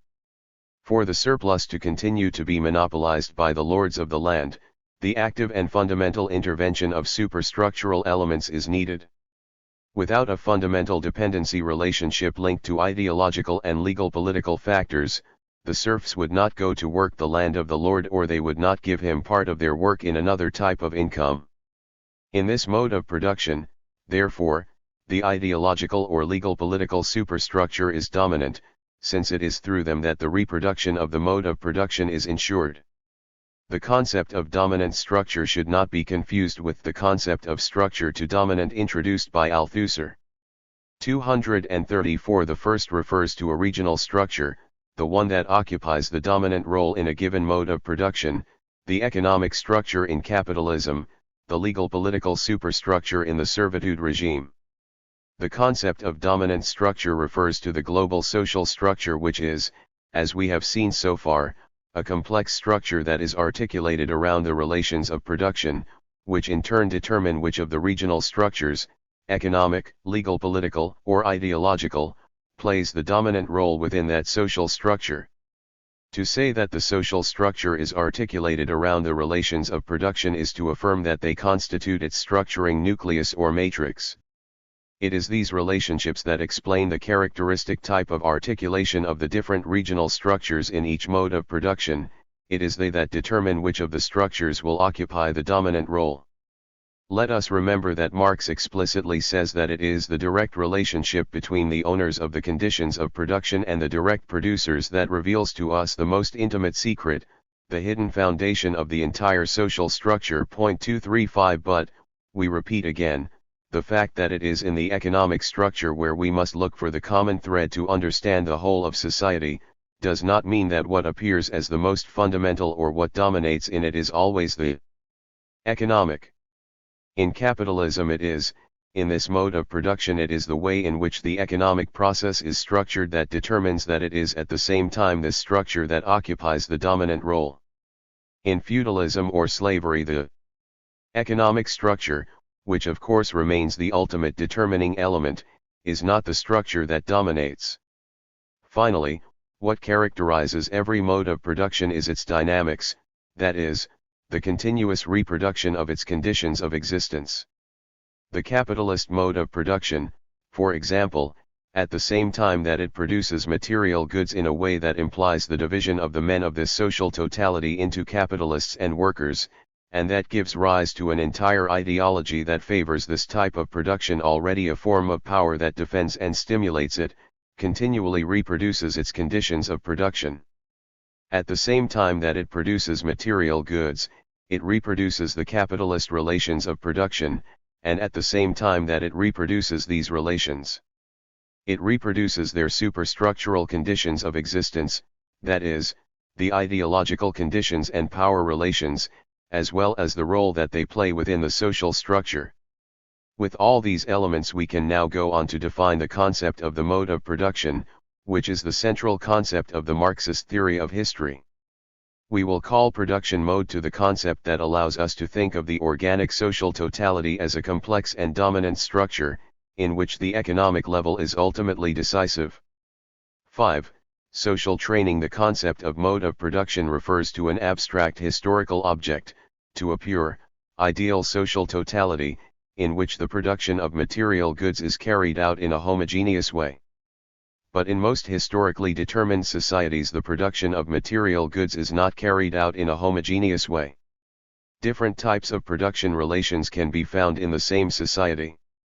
The Russia analyzed by Lenin in his article on the tax in kind is an example of the combination of different economic systems. Let us see Lenin's enumeration: patriarchal peasant economy, that is to say, natural to a great extent, 2. Small commodity production, 3. Private capitalism, 4. State capitalism, 5. Socialism. Russia is so large and so varied that all these various economic and social forms are mixed in it. This is the originality of the situation. Another example is the France analyzed by Marx in the 18th Brumaire. In it there is a combination of different modes of production of material goods, feudal, patriarchal, petty mercantile and capitalist. 130. However, these various relations of production that coexist in a historically determined society do not do so in an anarchic way or in isolation from others. One of them occupies a dominant position, imposing on the others its own laws of operation. In the general introduction to the Critique of Political Economy, Mann says the following: in all forms of society, it is a determined production and the relations engendered by it that assign to all other productions and to the relations engendered by them their rank and importance. 236 If we study, for example, the various countries of Latin America, we find that there are various production relations ranging from the most developed capitalist relations to those that characterize an almost autarkic economy in certain regions, dominating in most of them, if not in all, capitalist relations of production. They submit to their laws of development the other relations that are subordinate to them. Therefore, in most historically determined societies we find the existence of various relations of production. But in this diversity there is always a production relation that is dominant and whose laws of operation have a decisive influence on the others. From the foregoing it follows that the domination of a given type of production relations does not automatically make all other production relations disappear. They can continue to exist, albeit modified and subordinate to the dominant production relations. We can affirm, for example, that since the time of the conquest the countries of Latin America have been subjected to the world capitalist system, initially in the form of commercial capitalism and later through properly capitalist relations of production. But to affirm that this world capitalist system dominates does not mean to deny that pre-capitalist relations of production existed and still exist, in a very widespread form, production relations that are close to those of the primitive community in some isolated places, semi-useful relations in many peasant areas and a fairly large spread of small artisanal production. Now, the dominant relations of production not only impose their laws of operation on the other relations of production that are subordinate to them, but also determine the general character of the superstructure of that society. The complexity of the economic structure and the dominant character of one of the relations of production that coexist in it explains the complex nature of the ideological and legal political structures of every historically determined society. To designate this historically determined social reality we use the concept of social formation. This concept refers, as we have seen, to a concrete, complex, impure reality, like all reality, unlike the concept of mode of production which refers to an abstract, pure, ideal object. We will call social formation to a historically determined concrete social totality. This specific, historically determined social totality may correspond to a specific country or to a series of countries that have more or less similar characteristics and a common history. Thus, one can speak of the Chilean and Mexican social formation, etc., as well as of the Latin American social formation.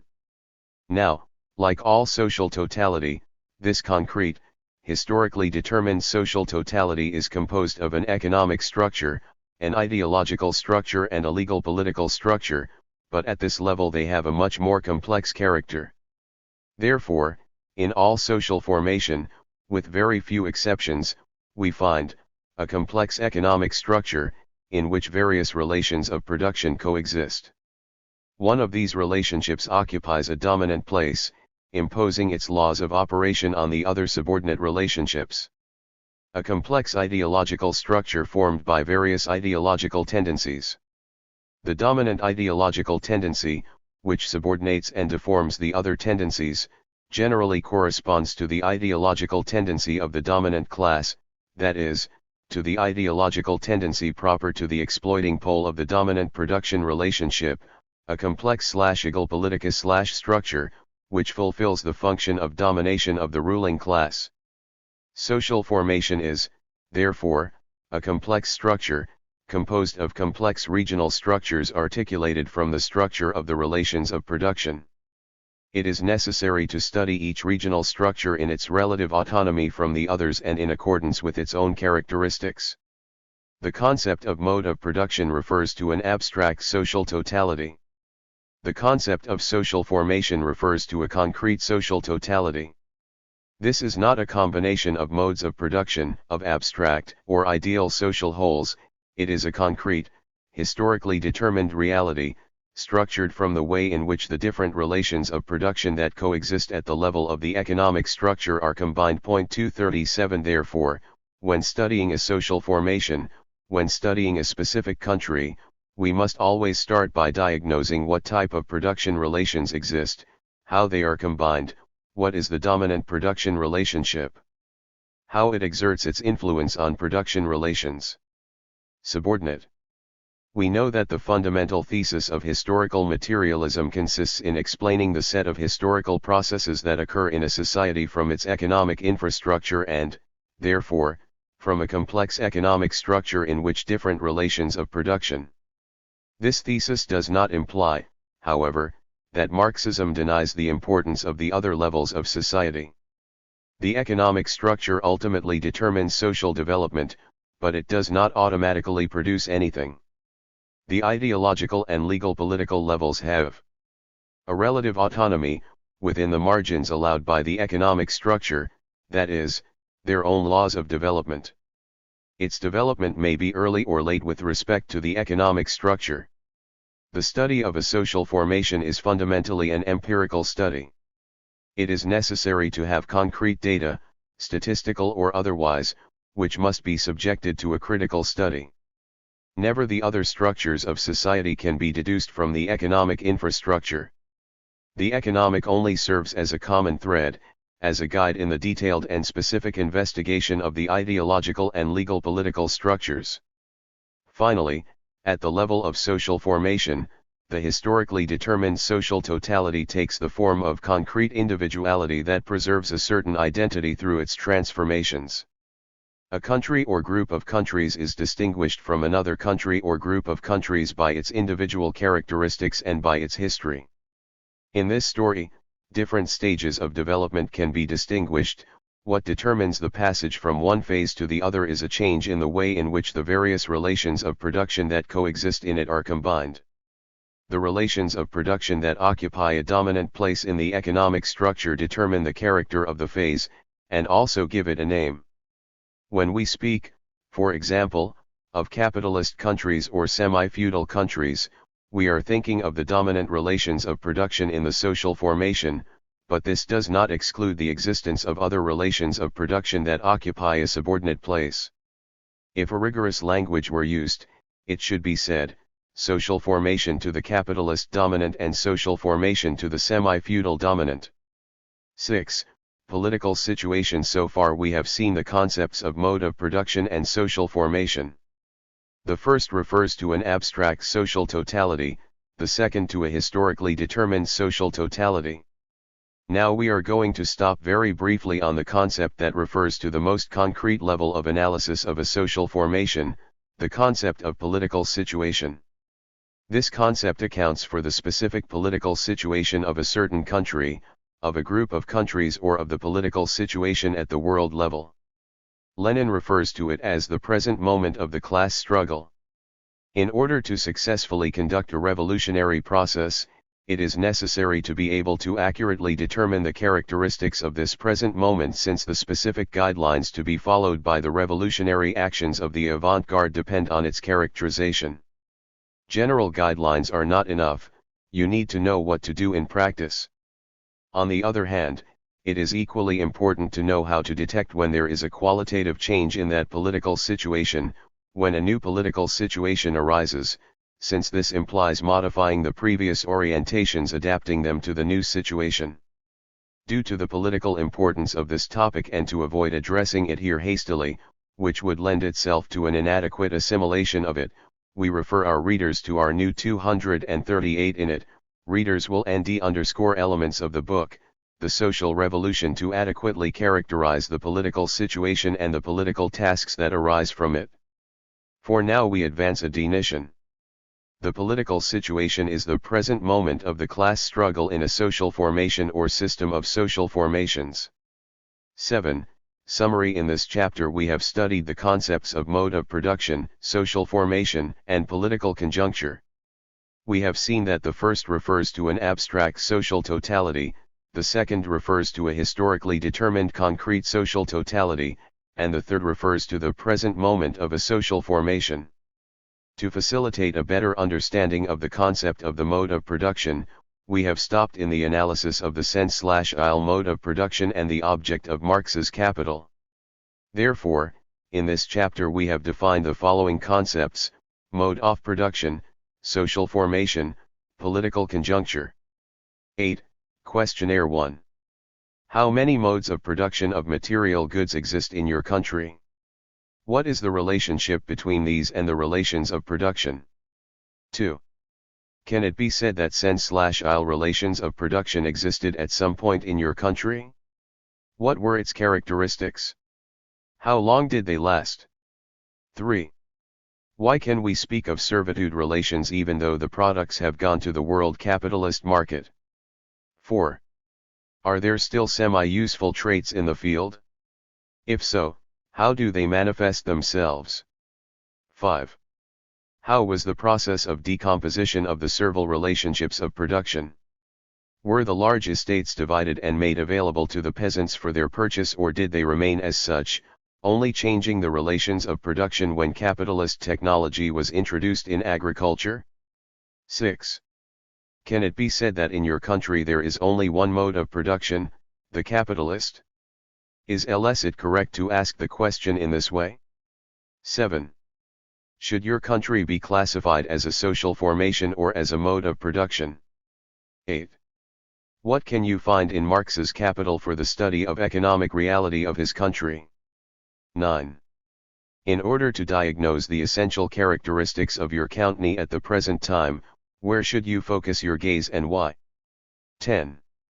What is the use of studying the modes of production if the reality of your country is very more complex? 134. 11. To be able to make a scientific analysis of a Latin American society in which indigenous groups coexist that still live in an autarkic way, peasants who work the land of the large landowners with their instruments of work and receive a large part of the payment for their work on land and species, agricultural proletariat and industrial proletariat. Is it enough that you master the concept of relations of production, or should you know the general characteristics of the different modes of production that would correspond to these different work situations? What would these modes of production be? 12. Can you say that your country is a dominant capitalist social formation? What criteria should be used to determine that these relationships are dominant? Can it be said that capitalist relations dominate despite the fact that 2/3 of the working population are small agricultural producers and artisans? 9. Chapter 9, The Transition. 239. Introduction. 1. The problem of transition in capital. 2. The communist mode of product law and socialism as a transition phase. 3. Socialism, its material foundations. 4. Dictatorship of the proletariat and socialism. 5. The socialist revolution in backward countries and the concept of transition to socialism. 6. Transition to socialism and socialism as a transition. 7. Conclusion. Introduction. The term transition is a very misleading term. In order for the reader to understand the content of this chapter, we must specify in what sense we are going to use it. In a very broad sense, which we discard here, it could be said that everything is always transition, or that everything is in transition because everything is historical. In a narrower sense, this term applies to very different theoretical objects. First, the passage from one mode of production to another. Second, to the initial phase of a mode of production in which the elements inherited from the past that make up the new structure have not yet been readjusted. Some authors, to differentiate this problem from the one previously mentioned, have called it the theo of the beginning or the theory of the beginnings of a mode of production. Here we will refer to the two restricted meanings of the term. 1. The problem of the transition in the capital. To tackle this complex problem that was only outlined by Marx and Engels, let us see how the problem of transition from one mode of production to another is posed in Marx's Capital. In Marx's main work there is no theory of the transition from feudalism to capitalism. Someone may say that this is not the object that he intended to analyze in his book. Indeed, as we have said previously, the object of study of capital is the capitalist mode of production as such. What must now be determined is whether this absence is due exclusively to the fact that it exceeds its object or whether, at the same time, there are theoretical reasons to explain it. In fact, in Capital Marx analyzes how the two elements or fundamental conditions of the capitalist mode of production were historically gestated, the capitalists and the salaried workers, that is, on the one hand, the owners of money, of the means of production and of subsistence, those who have to value, through the acquisition of the labor force of others, the sum of value that they have appropriated, and of another the free workers, sellers of their own labor power and therefore sellers of labor. 240 But while Marx analyzes the historical gestation of these two elements, that is, the ways through which the separation of the worker and his means of production occurs, and the constitution of capital, as a sum of available money, and maintains that it was the dissolution of the economic structure of feudal society that liberated the elements that make up the economic structure of capitalist society. 241 This cannot be interpreted as is usually done, in the sense that it would be the feudal mode of production the one that would be transformed, as such, into a capitalist mode of production.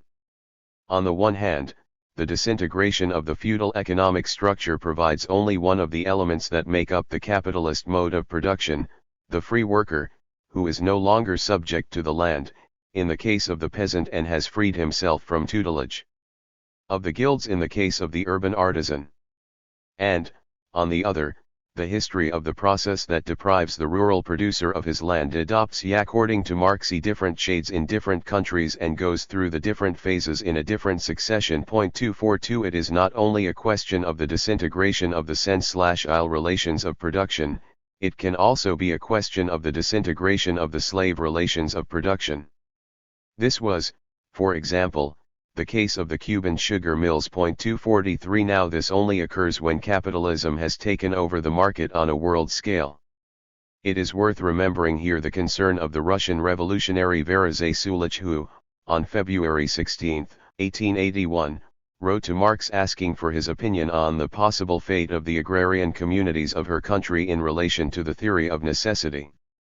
Historical for all the countries of the world to go through all the phases of capitalist production. Marx responds a few days later assuring him that it is a misunderstanding regarding what has been called his theory, and explains, in a few lines, how his thought should be interpreted, analyzing the genesis of capitalist production. I say, at the bottom of the capitalist system is, then, the radical separation between the producer and the means of production. The basis of all this evolution is the expropriation of peasants. It has not yet been done in a radical way other than in England, but all the other Western European countries are going the same way. The historical fatality of this movement is thus expressly restricted to the countries of Western Europe. The reason for this restriction is indicated in this passage in chapter LL. Private property, founded on personal work, will be supplanted by capitalist private property, founded on the exploitation of the work of others, in the wage system. In this Western movement, then, it is a question of the transformation of one form of private property into another form of private property. Among the Russian peasants, on the contrary, their common property would have to be transformed into private property. Therefore, there is no historical fatality. Capitalism can arise from the dissolution of different modes of production of material goods. This idea is even more explicit in the following text by Marx: when the once independent peasant who produced for himself becomes a day laborer working for a farmer, when the hierarchical structuring characteristic of the corporate mode of production is eclipsed by the simple antithesis of a capitalist who makes artisans turned into wage earners work for himself, when the former slaveholder employs his former slaves as wage earners, etc., we have otherwise socially determined production. Processes that have been transformed into the capital production process. 245. On the other hand, the second basic condition of the capitalist mode of production, the existence of an accumulated quantity of money, which can function as capital, does not arise from the same act of disintegration that gives rise to the free worker. 246. The conversion of money into capital presupposes the prior existence of the free worker. If it were only about the accumulation of money, capitalism would have arisen in Rome or in Byzantium, says Marx. 247. What enables the money heritage to become capital is the presence, on the one hand, of free workers, second, the presence as equally free and saleable of the means of subsistence and materials, etc. 248. Another important element for capitalist production is the existence of a labor force with a certain ability to manipulate the instruments of work. This arises as a result, in part, of the urban corporate organization and in part of the domestic industrial war linked to agriculture as an accessory activity. 249. Marx insists in various texts that capital does not create these objective conditions of production but finds them already given. 250. But where does the money come from to buy the means of production and labor power? The author of Capital does not rule out that some small master craftsmen and even some small artisans may become capitalists, as can also happen with some landowners, but he considers that the slowness of these methods was in no way compatible with commercial needs of the New World market, created by the great discoveries of the late 15th century. 251. The greatest capital at that time came from usury and trade, anti-id forms of capital, which long precede the capitalist mode of production, and are found in the most diverse socio-economic formations. 252. The discovery of the gold and silver regions in America, the extermination, enslavement, and burial in the mines of the aboriginal population, the conquest and looting of the East Indies, the transformation of Africa into a preserve reserved for commercial hunting of skins. Black 253 were some of the ways through which it was possible to accumulate money to fulfill the function of capital. Synthesizing what has been said so far, the elements that make up the capitalist production structure do not have a common origin but rather different and independent ones. Free workers appear fundamentally as the result of agrarian transformations, while the accumulation of money that can be converted into capital arises from trade and usury, that is, from movements that are not related to changes in the agrarian structure. 254. Marx studies what could be called a genealogy 255 of the elements that make up the capitalist structure starting from a previous definition of this structure and discovers a diversity of historical ways through which the elements of the structure are constituted. There is, therefore, a plurality of processes of construction of the structure that all culminate in the same result. 256. The way in which they are constituted depends on the structure of the social formation in which they are located. Finally, the formation of the capitalist mode of production is totally indifferent to the origin and genesis of the elements that will make up its structure. 257. Therefore, there is no theoretical reflection in Capital on the transition from one mode of production to another mode of production, in this specific case the transition from feudalism 258 to capitalism. The passage of the capitalist production structure does not occur through the disintegration of the elements of the feudal structure and their reintegration into another structure, the capitalist mode of production. Historically, capitalist relations of production are born within the feudal society itself, coexisting with feudal relations of production.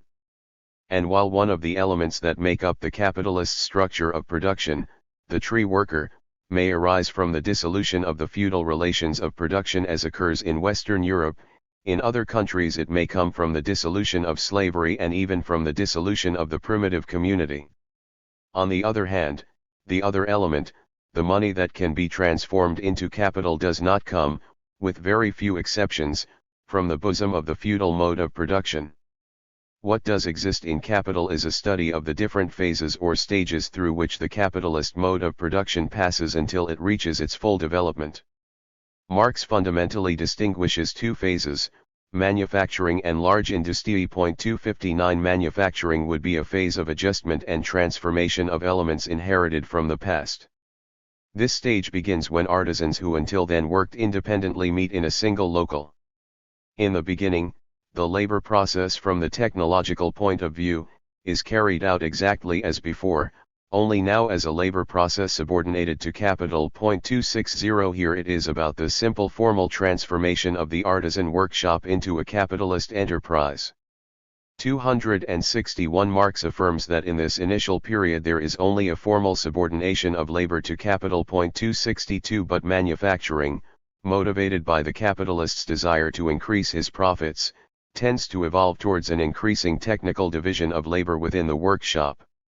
The collective worker formed by a group of parcel workers who still control the instruments with which they work is the fundamental characteristic of manufacturing. Although during the manufacturing period the subordination of the worker to the capitalist begins as a purely formal subordination, it becomes, as the division of labor develops, an increasingly real subordination. The worker, who previously controlled the entire process of production of a certain object, now only controls a very partial part of this process. Their small holding activity still depends on their personal aptitude, but even though this control based on the unity that still exists between the worker and his work instrument may be, that prevents the worker's subordination to the capitalist from being total. 263 Something view different happens when the tool is introduced, then the technological base of the labor process changes completely, the worker ceases to control his instrument and, on the contrary, must submit to the requirements of increasingly perfected machine tools, becoming one more screw in the capitalist production process. With big industry the helpless dependence of the worker before the capitalist is consummated. 264 The split between the intellectual powers of the production process and manual labor is consummated. 265 The worker becomes part of a partial machine. 266 Whoever confuses these two phases, Lenin affirms, deprives himself of the possibility of understanding the transformative and progressive role of capitalism.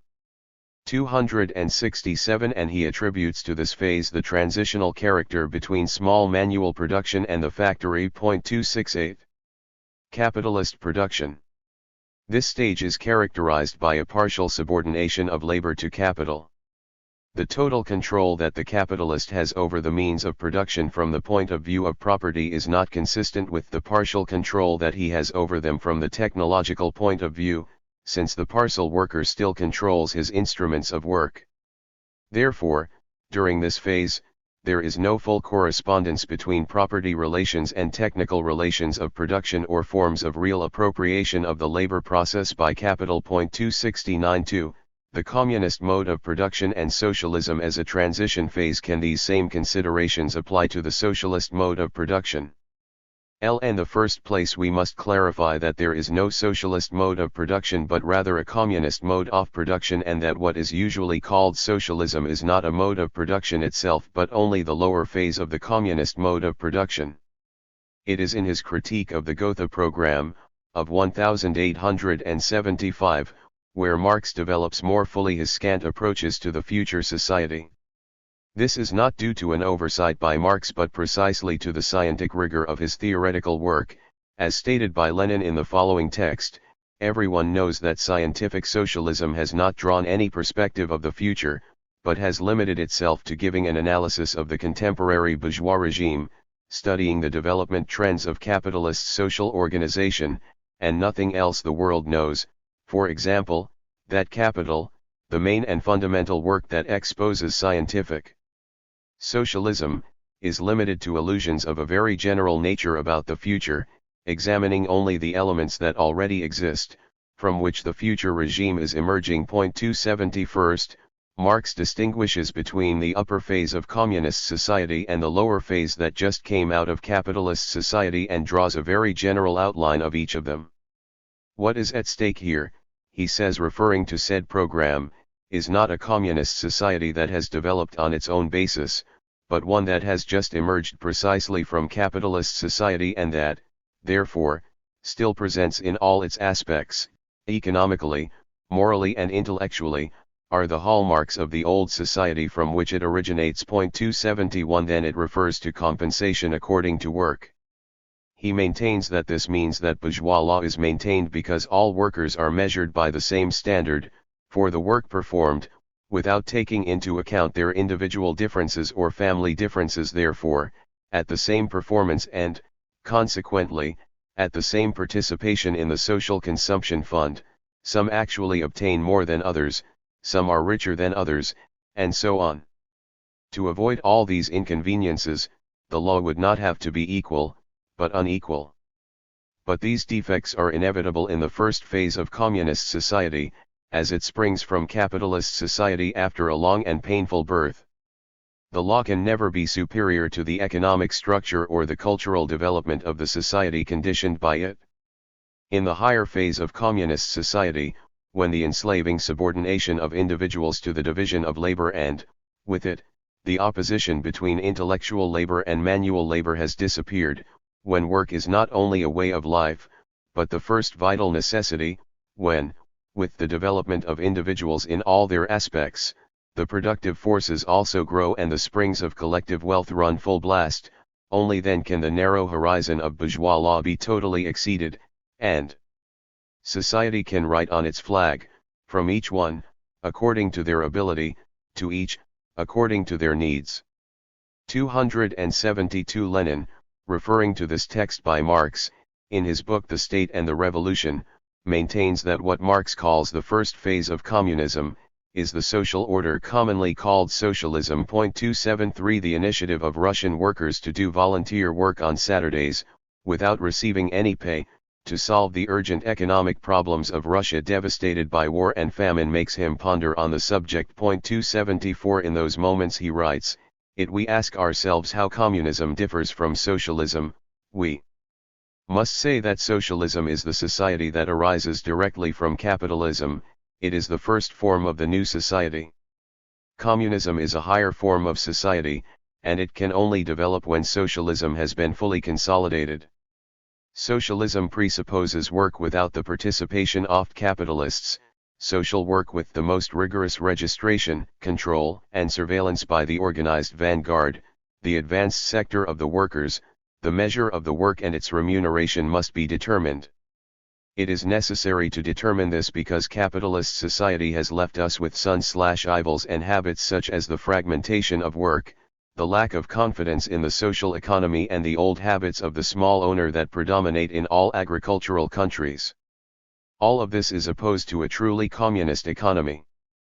We give the name of communism to a regime under which the habit of fulfilling their social obligations is created among men without the need for any special apparatus of coercion, and in which free work for the good of the community becomes a general phenomenon. 275 It is important to clarify that both Marx and Engels and Lenin, when it comes to texts that do not require great conceptual rigor, use the terms socialism and communism indifferently. Due to the wear suffered by the term socialism in the time of Marx, the creators of Marxism preferred to use the term communism or communist society, and when they used the term socialism they added revolutionary socialism or scientific socialism. It was the Second International that used the word socialism to mark the RST phase of communist society, and Lenin followed it in this regard.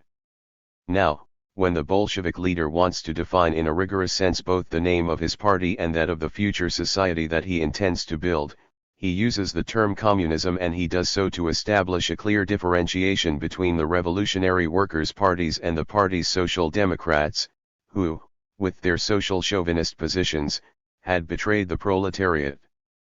But many times in his speeches and writings the term socialism reappears. It is only in his more theoretical texts, where he must specify the language more, that Lenin uses the term communism or communist relations of production. In the draft party program written in February 1919, he argues that the 1917 revolution implanted in Russia the dictatorship of the proletariat that began to build communist society, and later affirms that with it the era of the world communist proletarian revolution has begun. 276 If we are not mistaken, this would be the first text in which he uses the term communist proletarian revolution. The change in terminology makes sense since in a party program the terms must be used with the utmost rigor, at the same time that they must allow the best internal and international propaganda to be carried out about the objectives that the proletariat proposes to achieve with its revolution. What it seeks is to replace capitalist relations of production with communist relations of production. 277 is to build a communist society, a classless and stateless society, in which abundance reigns, and each human being can fully develop. Now, it is interesting to observe that in the same text of the aforementioned program, a few pages after having used the term communist proletarian revolution, he again uses the term socialism and speaks of the socialist proletarian revolution. 278 and of transition from capitalism to socialism.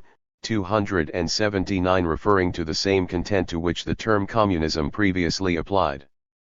This is understandable since socialism was the word most used by Marxists at the time. In summary, in the communist mode of production we must distinguish two phases, its lower or socialist phase and its superior or communist phase itself. The essential feature of the socialist phase is its transitory character. The objective it pursues is not its own reproduction but rather the revolutionary transformation of the material and superstructural bases inherited from capitalism to conform the structure of communist society, with the characteristics previously mentioned. It is not enough that the means of production pass into the hands of the proletarian state for them and the structure of the work process, that is, the relationship that the workers maintain with these means, assume communist forms. A long period of readjustment of the same to the objectives that the new society proposes to achieve is necessary. Theoretically, Lenin affirms, there is no doubt that between capitalism and communism there is a certain transition period that must combine the features and properties of these two forms of social economy. This transition period must necessarily be a period of struggle between dying capitalism and nascent communism, or, in other words, between capitalism that has been defeated but not destroyed, and communism that has been born but is still weak. The necessity of a whole historical epoch characterized by these transitional features has to be evident. Not only these transitional features have to be evident, not only for the Marxist, but for any educated person who has some knowledge of the theory of development.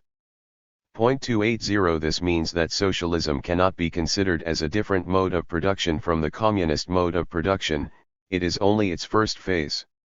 Therefore, the relations of production proper to it are the relations of the communist mode of production in its phase. Lower, 281 that is, transitional relationships or, in other words, relationships that have to be transformed. In the same way that in the capitalist mode of production there is a stage of adjustment and transformation of the elements inherited from the past, a stage of transition, the stage of manufacture dinel nyosi idiom 1 I2 al amal 1 L4 si $idb1 beat pelti arakidasi abist dagu, ith euro spitpound d/irltiltage. 3. Socialism, its material foundations. Now both Marx and Engels always started from the assumption that socialist society would emerge from the bosom of developed capitalist society. LT is the large automated industry that creates the material foundations of socialism. On the one hand it transforms the process of socialization of work within the factory into a technical necessity 282 and, on the other hand, it revolutionizes all branches of production one after another by making them increasingly interdependent with each other. 283 Engels, in one of the most pedagogical expositions about historical materialism, From Utopian Socialism to Scientic Socialism, written in 1880. 284 explains why this growing socialization of the productive forces creates the material basis of socialism. Forces the capitalist class itself to treat them more and more openly as social productive forces, to the extent that this is possible within capitalist relations. Socialization of large masses of means of production that we and ourselves in the various categories of joint stock companies in trusts. Free competition is turned into a monopoly and production without a plan of capitalist society capitulates to the planned and organized production of the future socialist society about to ensue. Of course, for the moment, for the benefit of the capitalists. In one way or another, with or without a trust, the official representative of capitalist society, the state, has to end up taking over control of production. The ownership of the state over the productive forces is not the solution to the conflict, but it already harbors within it the formal means, the means to reach the solution. This solution can only lie in effectively recognizing the social character of modern productive forces and therefore in harmonizing the mode of production, appropriation, and exchange with the social character of the means of production. For this, there is only one way, for society, openly and bluntly, to take possession of these productive forces, which no longer admit any other direction than their own. 285 37 years later Lenin points out, Engels' obscenation about the need for planning within the capitalist regime itself is even more timely today, when the military state exists, when there is state monopoly capitalism. 286 Capitalism advanced by leaps and bounds particularly in the 20th century, and the war did more than it had done in 25 years, he explains. State control of industry has made progress in England, as well as in Germany. Monopoly in general has evolved into a state monopoly. The objective state of affairs has shown that the war has increased the development of capitalism, which has advanced from capitalism to imperialism, from monopoly to state control. All this has brought the socialist revolution closer together, creating objective conditions for it. Thus, the socialist revolution has approached as a consequence of the war. 287 In the following text, he develops the same approach. The objective conditions of the socialist revolution, which undoubtedly existed already before the war, in the most advanced and developed countries, have continued to mature with extraordinary rapidity as a result of the war. Small and medium-sized businesses have been displaced and ruined faster than ever. The concentration and internationalization of capital assume gigantic proportions. Monopoly capitalism becomes state monopoly capitalism. Circumstances force a number of countries to implement social regulation of production and distribution. Some countries introduce compulsory general work. 238 And just a few weeks before the October triumph, he says, the imperialist war is the eve of the socialist revolution. This is not only due to the fact that war generates, with its horrors, proletarian insurrection, since there is no insurrection capable of establishing socialism if the economic conditions for socialism have not matured, but because state monopoly capitalism is the complete material preparation for socialism, the prelude to socialism, a rung on the ladder of history between which and the rung called socialism there is no intermediate rung. 289 For socialism is only the next step to the capitalist state monopoly.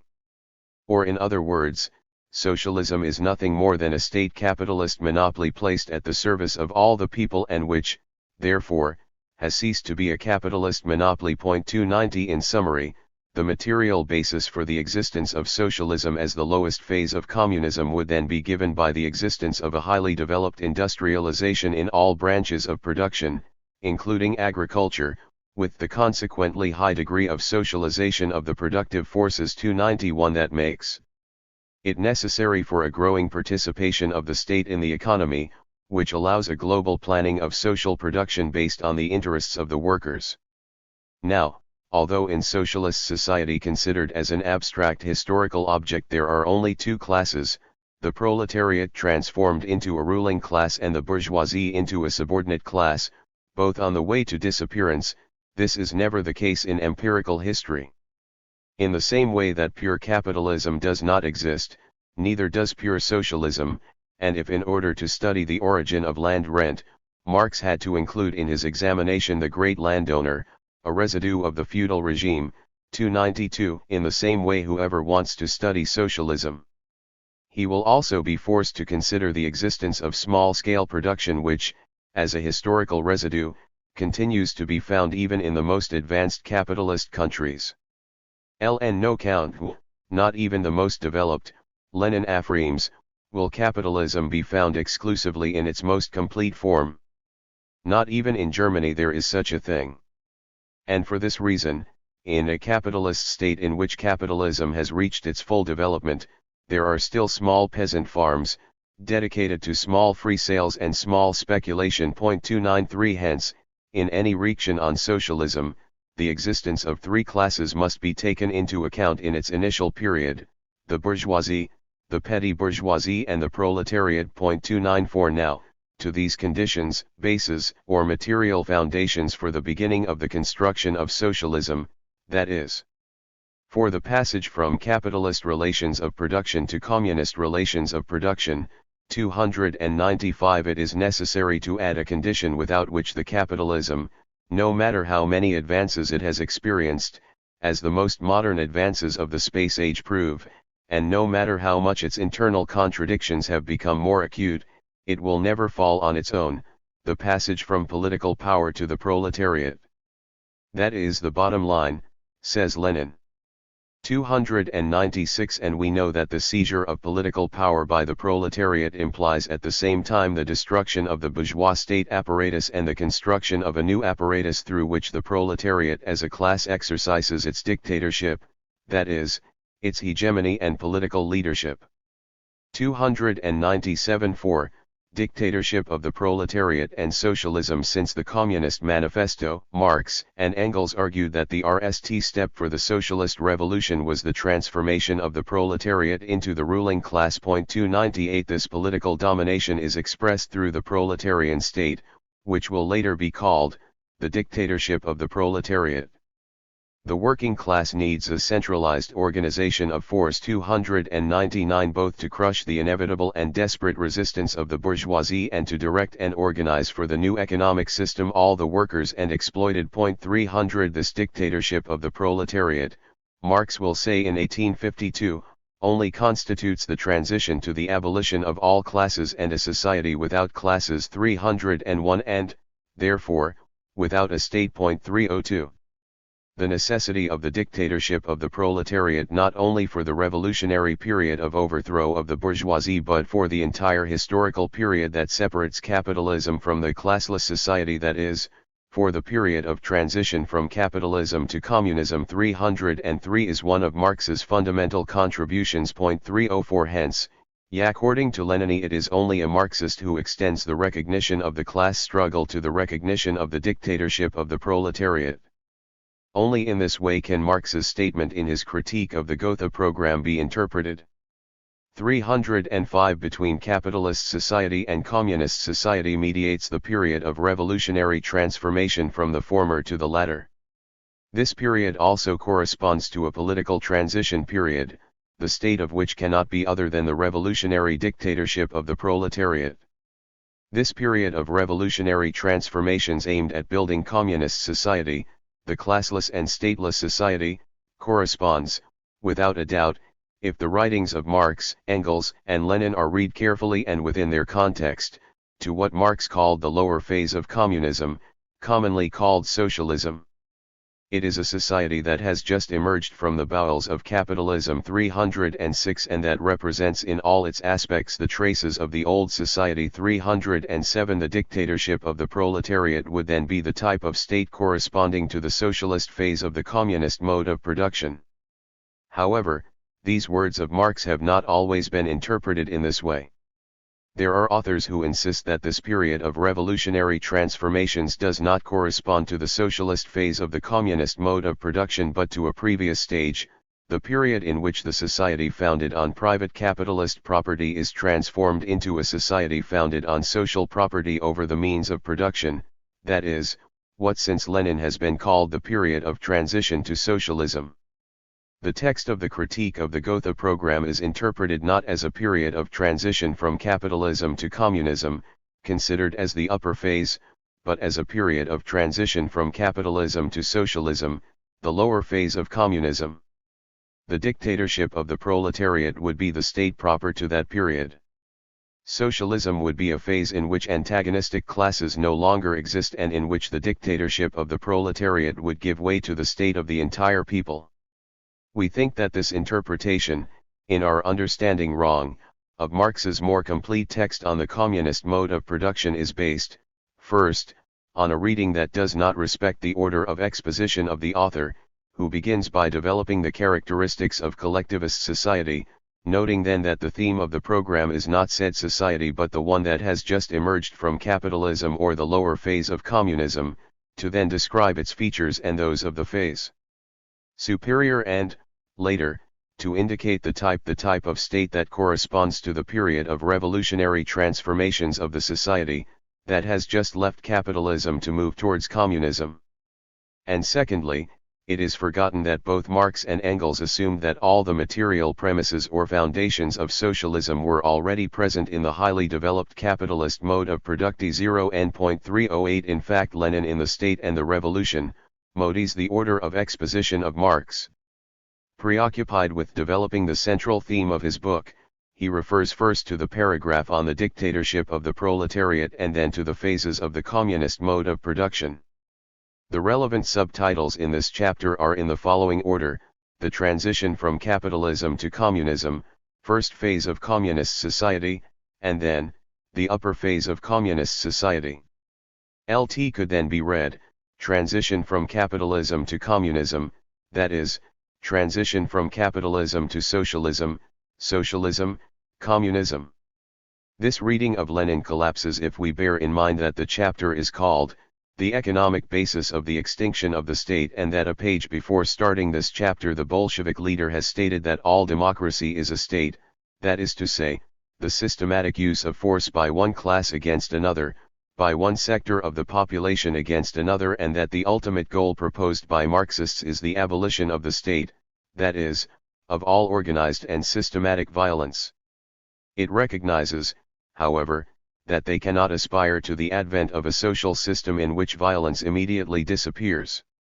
By aspiring to socialism, however, he says, we are convinced that it will be transformed into communism, and that, therefore, the need for violence against the people in general, for the subordination of one man to another, and for the from one sector of the population to another, as people will get used to observing the elementary rules of coexistence without violence and without subordination. 309. It is clear from this text that Lenin distinguishes between socialism and communism, and that, therefore, when he refers to the transition from capitalism to communism in the next chapter, he is referring to communism proper, to the higher phase in that the state will no longer exist because classes will have disappeared. What is at stake here is the problem of the existence of social classes and, therefore, of the class struggle under socialism. If socialism requires a state, it is because there are social classes. The state arises when class antagonism appears and is extinguished when classes disappear. 310. Let's see what Lenin says about it. When there are no classes in society, only the producers will remain, without any division between workers and peasants. And we know perfectly well from all the works of Marx and Engels that they made a very clear distinction between the period in which classes still exist and that in which there will no longer be them. Marx and Engels ridiculed ideas, speeches, and assumptions about the disappearance of classes before communism, and claimed that only communism is the abolition of classes. 311. How then to understand Lenin's statement of October 1919, socialism means the abolition of classes? 312. Only in the sense in which he had made it explicit a few months before, that the abolition of classes is the null objective of socialism. 313. That is, it is achieved only when socialism passes to communism. Classes cannot be abolished all at once, Lenin affirms, and at the time of the dictatorship of the proletariat, classes subsist and will subsist. The dictatorship will cease to be necessary when classes disappear. But these will not disappear without the dictatorship of the proletariat. Classes subsist, but at the time of the dictatorship of the proletariat each class underwent a change and the relations between the classes also changed.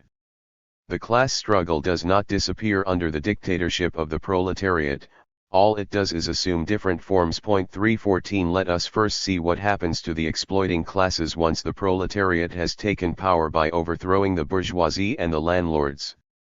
Is it enough to eliminate the private property of these classes over the means of production to eliminate them as a class? Lenin's answer is negative. Expropriation alone, as a legal or political act, in no way solves the problem. because it is necessary to effectively depose the landlords and capitalists, effectively rep/ace their management of the factories and haciendas by a different administration, a workers' administration. 315. And then he adds that even after being expropriated, the exploiters continue to have considerable advantages over the exploited. There can be no equality between the exploiters, who for many generations have been better off because of their education, wealth, and customs, and the exploited, most of whom, even in the most advanced and democratic bourgeois republics, are backward, ignorant, they are oppressed, afraid and disunited. For a long time after the revolution, the exploiters inevitably continue to retain a number of great advantages in practice. They still have money, some movable property, often quite considerable. They continue to have ties, organizational and administrative habits, knowledge of all the secrets of administration, higher education, close ties with senior technical staff, incomparably superior experience in military art, etc., etc.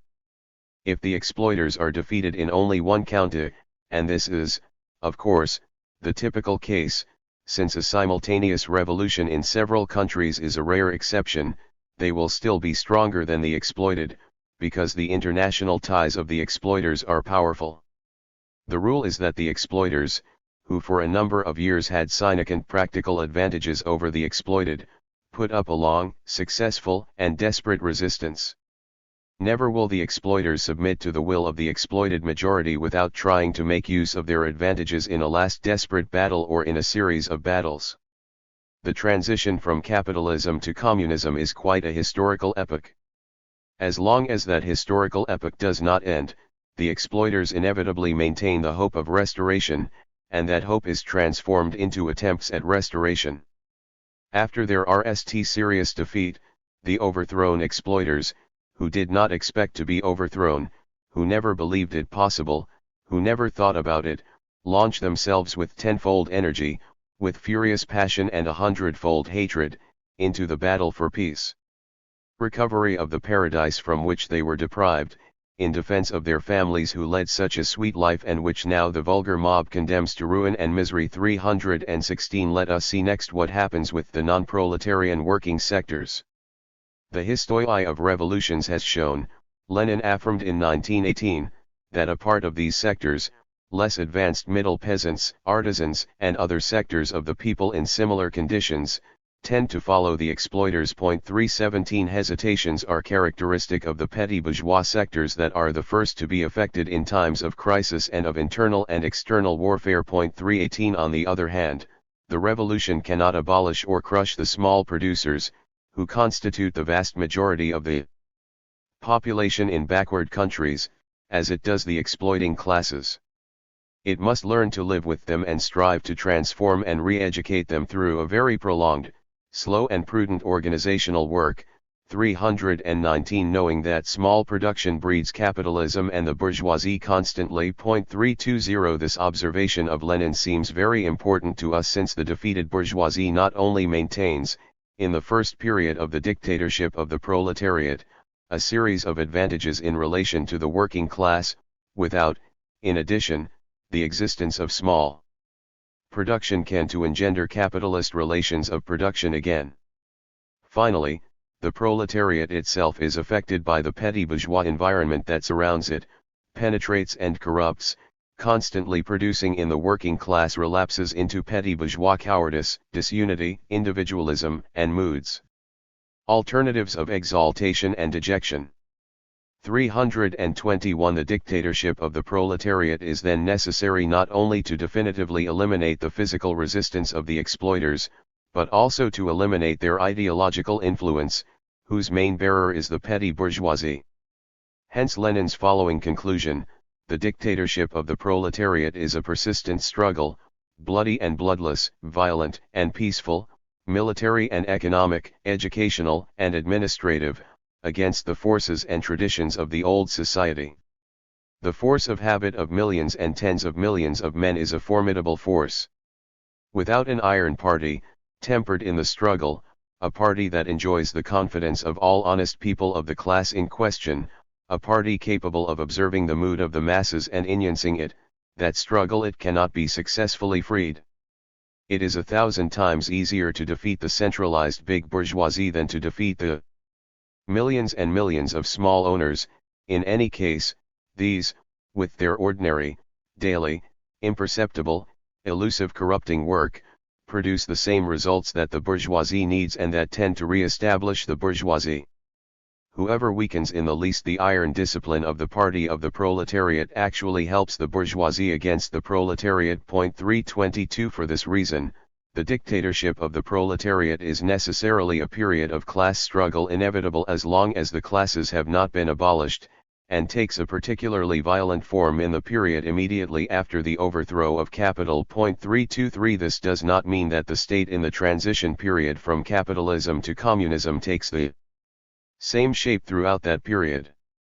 Already in the state and the revolution, Lenin maintains that there will certainly be an enormous abundance and variety of political forms, but the essence will be the same, the dictatorship of the proletariat, that is, a democratic state of a new type and dictatorial of a new type. 324 But what does the abolition of classes mean? To answer this question, Lenin has to give the most complex definition of social class in all his work. 325 Social classes are defined, by their relationship with the means of production. Let us remember that we have pointed out the existence of a double relationship, property and real appropriation. 326 For its role in the social organization of work. By the magnitude of the social wealth that they have and how they obtain it. It is evident that in order to completely abolish classes, Lenin adds, it is not enough to overthrow the exploiters, landlords, and capitalists. It is not enough to abolish their property rights, but it is also necessary to abolish all private ownership of the means of production. It is necessary to abolish the difference between city and country as well as the difference between manual and intellectual workers. This is time-consuming. To be able to do this, a huge step forward must be taken in the development of the productive forces. It is necessary to overcome the resistance of the multiple sons/evils of small production. It is necessary to overcome the enormous force of habit and the conservative spirit, linked to these sons/evils. 327 That is, for classes to be abolished it is not enough to expropriate the capitalists and landlords. Lenin clearly distinguishes between what he calls the simple nationalization of the means of production, that is, their transfer to the Soviet state, and their socialization, that is, the control and true management of these means by the collectivity. 328. Nor is it enough to end all private property over the means of production, specifically, with the small agrarian property that, as we have seen, is a remnant of previous forms of production that appears almost universally in socialism as a lower stage of communism. Two other requirements are necessary, to make any difference between city and country disappear and between manual and intellectual work. 329 This opposition between manual and intellectual work is according to Lenin one of the most important sources of modern social inequality and cannot be immediately suppressed with the sole transformation of the means of production into social property, by the sole expropriation of the capitalists. 330 It seems important to us to stop and examine what may be the meaning of the statement that the difference or separation between manual work and intellectual work must be eliminated. Let us remember that Marx, in the text already cited on the Gotha program, related the disappearance of the opposition between manual and intellectual work to the disappearance of the enslaving subordination of individuals to the division of labor. 331 To understand this statement we must refer to his analysis of large capitalist industry, where the author of Capital states that highly automated machinery requires the need to consolidate the distribution of workers typical of manufacturing, which requires permanently assigning the same workers to the same function, allowing the constant change of personnel without interrupting the work process. 332 The fact that this possibility of liberating the worker from the yoke of the division of labor does not occur, the condemnation of him for life to serve a partial machine, is the result, Marx affirms, of the abusive use that the capitalist makes of it because, evidently, this results in a higher profit for it. 333 Confiscated, dejected and niched more than we have had time to calculate. The difference between socialization and simple confiscation is that it is possible to confiscate only decisively, without the ability to calculate and distribute correctly, while without this ability it is not possible to socialize. Our historical merit lies in the fact that we were yesterday determined to confiscate, to annihilate the bourgeoisie and to end the sabotage. To write this today in the theses on the current situation is to turn our eyes to the past and not understand the transition to the future. Incomplete WOMS, L29, p.87. 329. It is evident, says Lenin, that in order to completely abolish classes it is not enough to overthrow the exploiters, landlords, and capitalists, it is not enough to abolish their property rights, but it is also necessary to abolish all private ownership of the means of production, it is necessary to abolish the difference between city and country, as well as the difference between manual and intellectual workers. This is time-consuming. To be able to do this, a huge step forward must be taken in the development of the productive forces. It is necessary to overcome the resistance of the multiple survivals of small production, it is necessary to overcome the enormous force of habit and conservative spirit, linked to those survivals. The application of machines is at present one of the conditions of our present economic system, but the way in which machines are used is something totally different from the machines themselves. Gunpowder remains the same whether it is used to wound a man or to heal his wounds. 334 As we already explained in Chapter LL, capitalist relations of production are not limited to private capitalist ownership of the means of production but also to the form that technical relations of production take, that is, to that subordination of the worker to the factory which implies a complete separation of the worker from the means of production. Finally, there is another element that Marx points out in his critique of the Gotha program and that many forget: classes will only disappear when the scarcity of consumer goods disappears. 335 In this connection, it must not be forgotten that, from its lower stage, the communist society tries to stimulate a more rational consumption avoiding capitalist waste. This immediately allows its economic resources to redound to a greater benefit for the population. In short, during the period of dictatorship of the proletariat the class struggle subsisted. And if the class struggle continues, it means that the classes subsist in some way. This should make us wreaked on the definition of the concept of social class. In the socialist phase, capitalist private property relations, and even petty bourgeois private property, may completely disappear, and yet the class struggle persists. We consider that to study the problem of classes in socialism it is essential to take into account that its support is the relations of production and not the legal ownership of the means of production, and that it is a double type of relationship, social relations and production techniques. 336 Furthermore, we must not forget that in the eld of class struggle what is at stake are not class situations but class positions. There may not be a bourgeoisie physically speaking but there may be bourgeois class positions, both in the conduct of the economy and in the conceptions about the state, education, etc. 337 Once the physical resistance of the bourgeoisie has been defeated and the political domination of the proletariat consolidated, this class must confront the transformation of the relations of production in such a way that the full implantation of the communist relations of production is reached. At the economic level, there is a struggle between two paths, the capitalist path and the communist path of development. But this struggle, which has its economic basis, exists above all at the ideological level. The classes that have been deprived, to a great extent, of their economic power seek another front of struggle, the ideological front. They try in 1,000 ways to infiltrate their ideas into the new social organization. The weakness of the proletariat is very great on the ideological terrain. The weight of the tradition and customs of many generations cannot be changed overnight. In the same way that it has been necessary to carry out a political revolution to seize the power of the state, and that it is necessary to carry out an economic revolution to change the capitalist-type production relations for communist relations, it is necessary to carry out a revolution at the level of the state. Ideology or cultural revolution. And for this revolution to be truly effective it must be carried out with the participation of the masses, it is not enough to revolutionize the ideology of some intellectuals and artists, it is necessary for the entire people to GHT against the old habits and selfish and individualistic ideas bequeathed by the capitalist regime to acquire a new conception of the world. The communist conception and the new habits of solidarity and collective cooperation.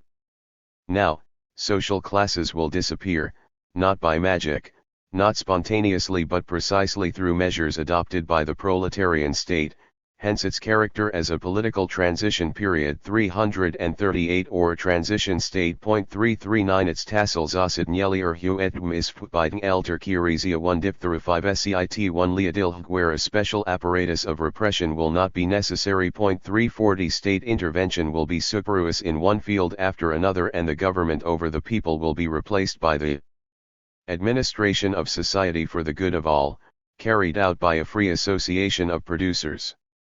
Marxists do not dream of doing without a coup from every state, from every subordination. Those are anarchist dreams, but they do suggest that the proletarian state must gradually adopt, to the extent that circumstances allow, increasingly democratic forms until a day comes when state tasks cease to be special functions of a special sector of the population. 341 When that day comes that society will have reached communism. It is perhaps important to recall here the distinction that Marx made between petty bourgeois socialism and revolutionary socialism or communism. The first eliminated in its fantasy the revolutionary struggle, the second consisted of the declaration of the permanent revolution, of the class dictatorship of the proletariat as a necessary point of transition for the suppression of class differences in general, for the suppression of all the relations of production on which they rest, for the suppression of all the social relations that correspond to these relations of production, for the subversion of all the ideas that spring from these social relations. 3425 The socialist revolution in background countries and the concept of transition to socialism. In analyzing socialism, we first stopped at the material conditions that make it possible and then analyze the political conditions. Lenin thus sums up what he calls the sum total of the necessary conditions for socialism. Socialism is inconceivable without the great capitalist technique based on the latest discoveries of modern science. It is inconceivable without a planned state organization, which subjects tens of millions of people to the strictest compliance with a single standard in the production and distribution of products. The task of achieving victory over the enemy within was very easy. Equally easy was the task of creating political power, since the masses gave us the skeleton, the basis of that power. The Republic of Soviets was born suddenly. But there were still two problems that presented gigantic difficulties, and whose solution could not be the triumphal march that we had made in the RST months of our revolution. We could not have the slightest doubt that from now on the socialist revolution would face tremendous tasks. Difficult. In the first place, there was the problem of the internal organization that is posed to every socialist revolution. The difference between a socialist revolution and a bourgeois revolution is that in the second case there are embodied forms of capitalist relations, while the Soviet, proletarian power does not receive those embodied relations, if the more developed forms of capitalism are dispensed with. Which, strictly speaking, encompassed a small upper layer of industry and reached agriculture to a negligible extent. The organization of accounting, control over large companies, the transformation of the entire state economic mechanism in a single great machine, in an economic organism that functions in such a way that hundreds of millions of beings are governed by a single plan. This is the gigantic problem of organization that we carry on our shoulders. 346 To analyze this historical situation not foreseen by Marx and Engels, which consists of starting the construction of communist society in a backward country in which the material foundations of the new society have not yet developed, it is necessary to elaborate a concept that accounts for her. This is the concept introduced by Lenin of transition from capitalism to socialism. 347 The expression Soviet Socialist Republic, says Lenin, presupposes the decision of the Soviet power to make the transition to socialism, and in no way that the new economic system can be considered socialist. Now, the assertion that the new Soviet state only intends to initiate the transition to socialism is absolutely consistent with what he had been making in his texts after the Russian Revolution in February, when he insisted on the need to move on to the next stage of the revolution, to the revolution that would hand over power to the proletariat and the poor peasants to take the first steps towards the construction of socialism in that country. On what does Lenin base himself to raise the socialist character of the Russian Revolution? In two very important arguments: RST, the degree reached by capitalist development on a world scale that had been accelerated by the war and had been transformed into state monopoly capitalism, that is, that had come to concentrate under state control the aspects strategies of the economy, thereby creating the conditions for the proletariat in power to assume its control in accordance with the interests of the majority of the people. 349 Second, the global character of the ongoing revolution. That would allow the less developed countries to become involved in the imperialist war, count on the material and cultural help of the most advanced countries. 350 However, it is clear from the beginning that in Russia, one of the most backward countries in Europe, where small peasant production predominates, socialism cannot triumph directly and immediately. 351 In one fell swoop, without temporary measures, considers that in 20th century Rus. 2\AIF1LLTADB and METME conquered the republic and democracy by revolutionary means. It is impossible to advance without marching towards socialism, without taking steps towards it. 353. Let us now see how he analyzes the problem of the transition to socialism months after the triumph of the October Revolution, when the peace treaty with Germany has now been signed, which removes the immediate danger of war. Already at that time the large landowners had been expropriated, the large capitalist industry had been nationalized, coal, metallurgical, oil, textile, sugar, and also transportation, the merchant fleet, foreign trade, and the workers had taken over made of a huge number of smaller companies. 354 In short, the attack on capital had been carried out in the Red Guard, demanded by the need to overcome the resistance opposed by the exploiters. At that time, March 1918, Lenin affirmed, "We have only taken the RST steps to get rid of capitalism and begin the transition to socialism. We do not know and cannot know how many stages of transition to socialism there will be." 355 It is interesting to note that the Bolshevik leader goes on to argue that the characteristics of the transition to socialism will depend on the development of the socialist revolution in Europe, on whether it succeeds in defeating its enemies and enters the smooth path of socialist development easily and quickly, or slowly. 356 But what does Lenin understand by transition to socialism, differentiating this stage from what he calls socialist economic system? 357 Inconceivable without the great capitalist technique. It is a system that contains elements, particles, fragments, both of capitalism and of socialism. Once this definition is given, he goes on to list the different socio-economic structures that exist in Russia in May 1918, patriarchal, that is, to a considerable degree a natural peasant economy, 2. Small commercial production, 3. Private capitalism, 4. State capitalism, 5. Socialism. Russia is so large and varied that all these different types of socio-economic structure are intertwined. This is precisely where the specific feature of the situation lies. 359 And the elements that predominate are the petty bourgeois. Days before the triumph of the revolution, he had indicated that it was possible and even probable, and still undoubted, that no changes would be achieved in the country without combined types of transition.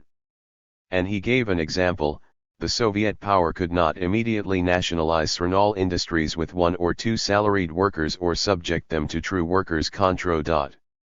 Even if these were tied hand and foot by the nationalization of the banks and trusts, they would constitute remains of bourgeois relations. 360. For Lenin, the different forms that the transition from capitalism to socialism should adopt depend on the specific characteristics of each country, whether the relations of big capitalism or small production predominate. 361 And he conceives of the direct transition to socialism as possible. 362 If large industry predominates in a given country, or at least if it is highly developed, and if there is a high level of large-scale production in agriculture. 363 The theoretical basis for the need for a transition phase to socialism is found in the uneven development of capitalism not only at the world level but also within each country. On the path to their common final goal, conditioned by the dominance of the capitalist mode of production throughout the civilized world, social democrats in different countries are obliged to set themselves different immediate tasks, since the capitalist regime is not equally developed everywhere. And because its development in different countries takes place under different social and political conditions. In Russia, where capitalism has already become the dominant mode of production, there are still many vestiges of the old pre-capitalist order, based on the enslavement of the toiling masses by the landlords, by the state or by the head of the state. 364 The Russian reality is not a harmonious whole, affirmed Lenin in March 1919 and added, as unpleasant as it may be, we will not be able to escape for a long period from this heterogeneity, from this need to build with different materials. And when it ends, we will already live in socialist society. 365 This heterogeneous reality is the one taken into account by the program of the Bolshevik Party approved at its VLLL Congress in March 1919 when it maintains that they are only taking the RST steps towards a classless society and in Russia a series of transition stages. 366 Facing the tasks of the transition to socialism is not an easy thing. Marx and Engels had laid out the broad lines of what an advanced society might look like, but initiating the transition to socialism in a backward country is a theoretical and practical challenge for the Bolshevik Party. It is something new that has not yet been born and that does not have firm foundations. 367 Lenin maintains that this transition will take many years and that it will be divided into a series of stages still and he smaller. 358 foresees that it will be painful and difficult. 369 If we had before us a comprehensive imperialism that had totally transformed capitalism, our task would be 100,000 times easier, he affirms in March 1919. We would thus have a system in which everything would be subject to Nan's capital only. It would be enough to eliminate the top and hand the rest over to the proletariat. And later add, revolutions in Western Europe may advance more easily, yet it will take many, many years to reorganize the whole world, to reorganize most countries. And this means that in the transition period that we are living we cannot escape this heterogeneous reality. The great difficulty Ikotinuisi is that the past holds us, has us grabbed by thousands of tentacles and does not allow us to take a single step FON/VARD, or else forces us to take those steps as badly as we do. 370 So far we have stated based on Lenin's analyses of the Soviet experience the fundamental elements that make it possible to understand the need for a period of transition from capitalism to socialism. 371 However, before concluding, it seems important to us to point out that the Russian backwardness not only has consequences at the economic level that force the Soviet state to move towards the construction of socialist society through a series of transitory measures, but also affects the development and the characteristics that the proletarian state acquires. In Russia, Lenin says in October 1919, the dictatorship of the proletariat inevitably has to be distinguished by some peculiarities from what it would be in the advanced countries, due to the great backwardness and the petty bourgeois character of our country. 372 There is a great difference between what was put forward by the Bolshevik leader in the state and the revolution and what could be put into practice in the Soviet state while Lenin lived. Let us remember that in the state and the revolution Lenin argued that the essence of the bureaucracy was the transformation of civil cens/ants into privileged persons, divorced from the people and situated above the people. 373 And that in this sense the state apparatus of society socialist would not be bureaucratic. The workers affirmed then, after conquering political power, will destroy the old bureaucratic apparatus, they will demolish it to its foundations, leaving no stone on stone, they will replace it with a new one, made up of the same workers and employees, against whose transformation into bureaucrats the measures stipulated in detail by Marx and Engels will be taken immediately. 1. Not only election, but revocation of the mandate at any time. 2. A salary that does not exceed the salary of a worker. 3. Immediate implementation of a system in which everyone performs control and inspection functions, so that everyone becomes a bureaucrat for a time and, therefore, no one can become a bureaucrat. 374 But these approaches of Marx and Engels, taken up by Lenin in the state and the revolution, could not be fully applied in the Soviet state. Due to the enormous difficulties that she had to face the first triumphant revolution by having to fight a/1 without counting on the support of the socialist revolution in another canton/ as Lenin imagined when writing his text on the state in August-September 19,179, not only against the enormous backwardness of the popular masses in an eminently small peasant country, but against all the forces of world imperialist capital, which, once their attempt to militarily overthrow the Soviet power had failed, used all the measures at their disposal to make economic development more difficult.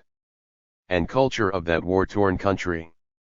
The Soviet power was thus forced to turn to bourgeois specialists to whom it had to give special treatment, a salary well above the salary of the average worker, the low cultural level of the town that was not up to the complex tasks of the state administration prevented the rotation of bureaucratic positions.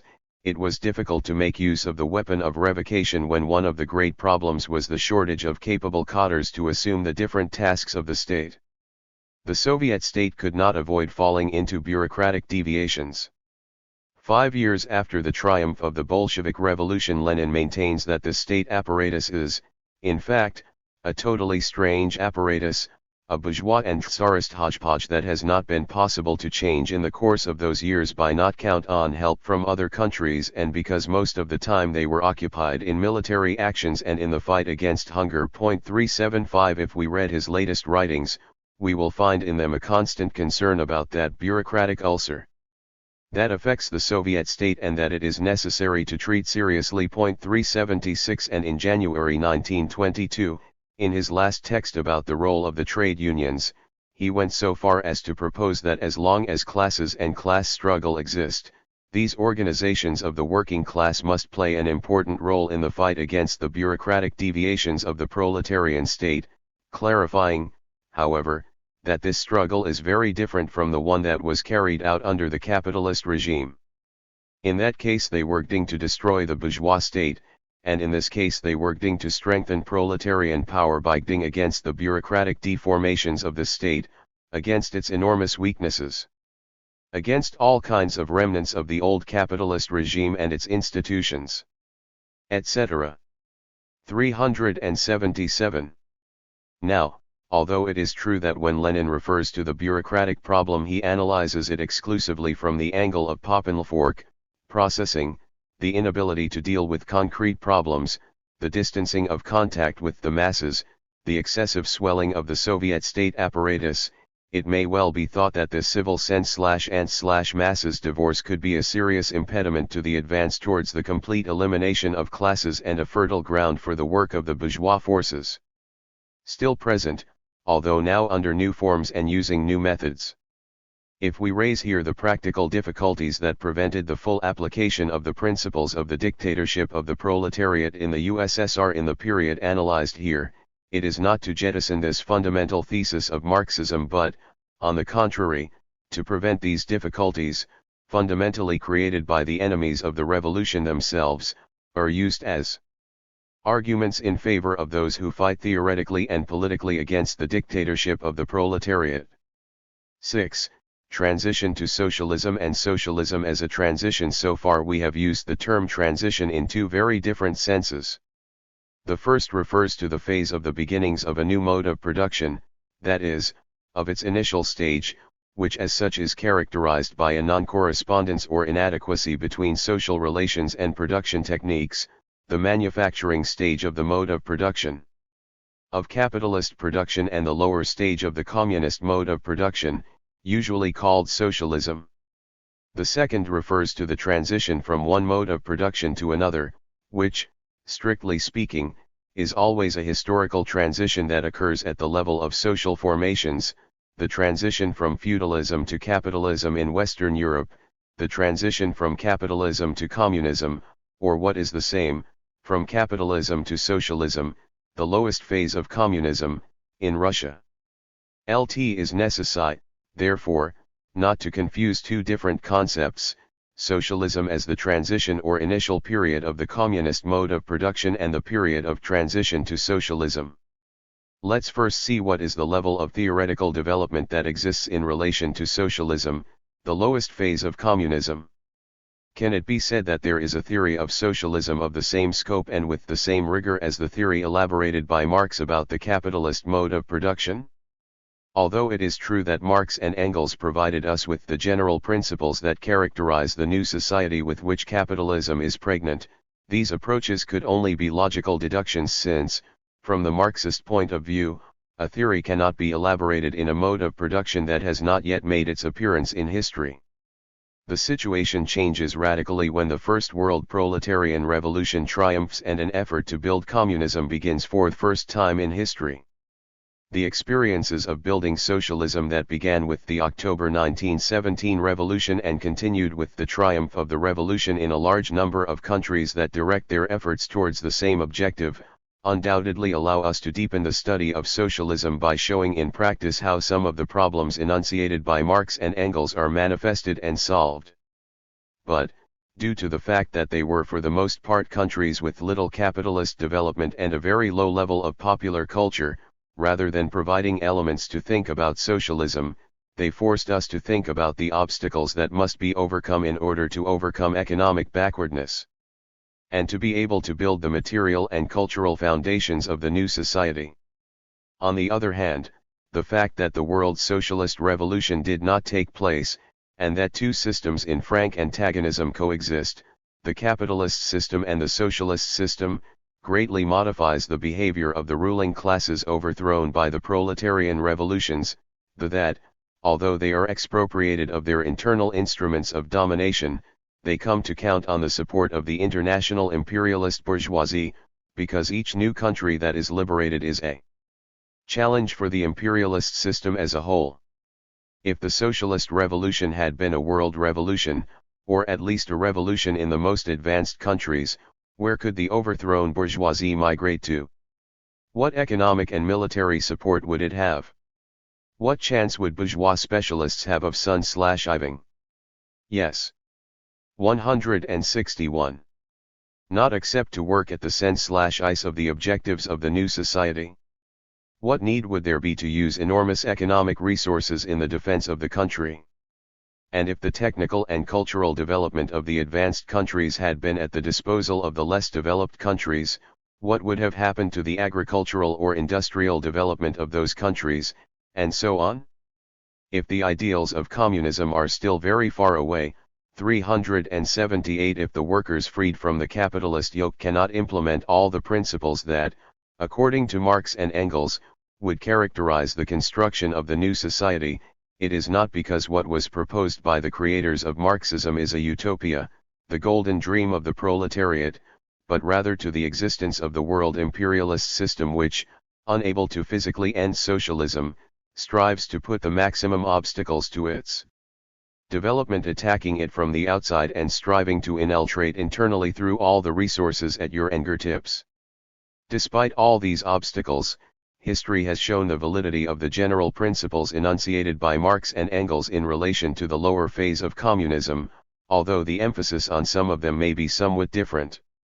These principles, enriched by the social science of socialist countries, especially in the last 30 years, are the pillars on which a theory of the communist mode of production in its lower phase, that is, a theory of socialism.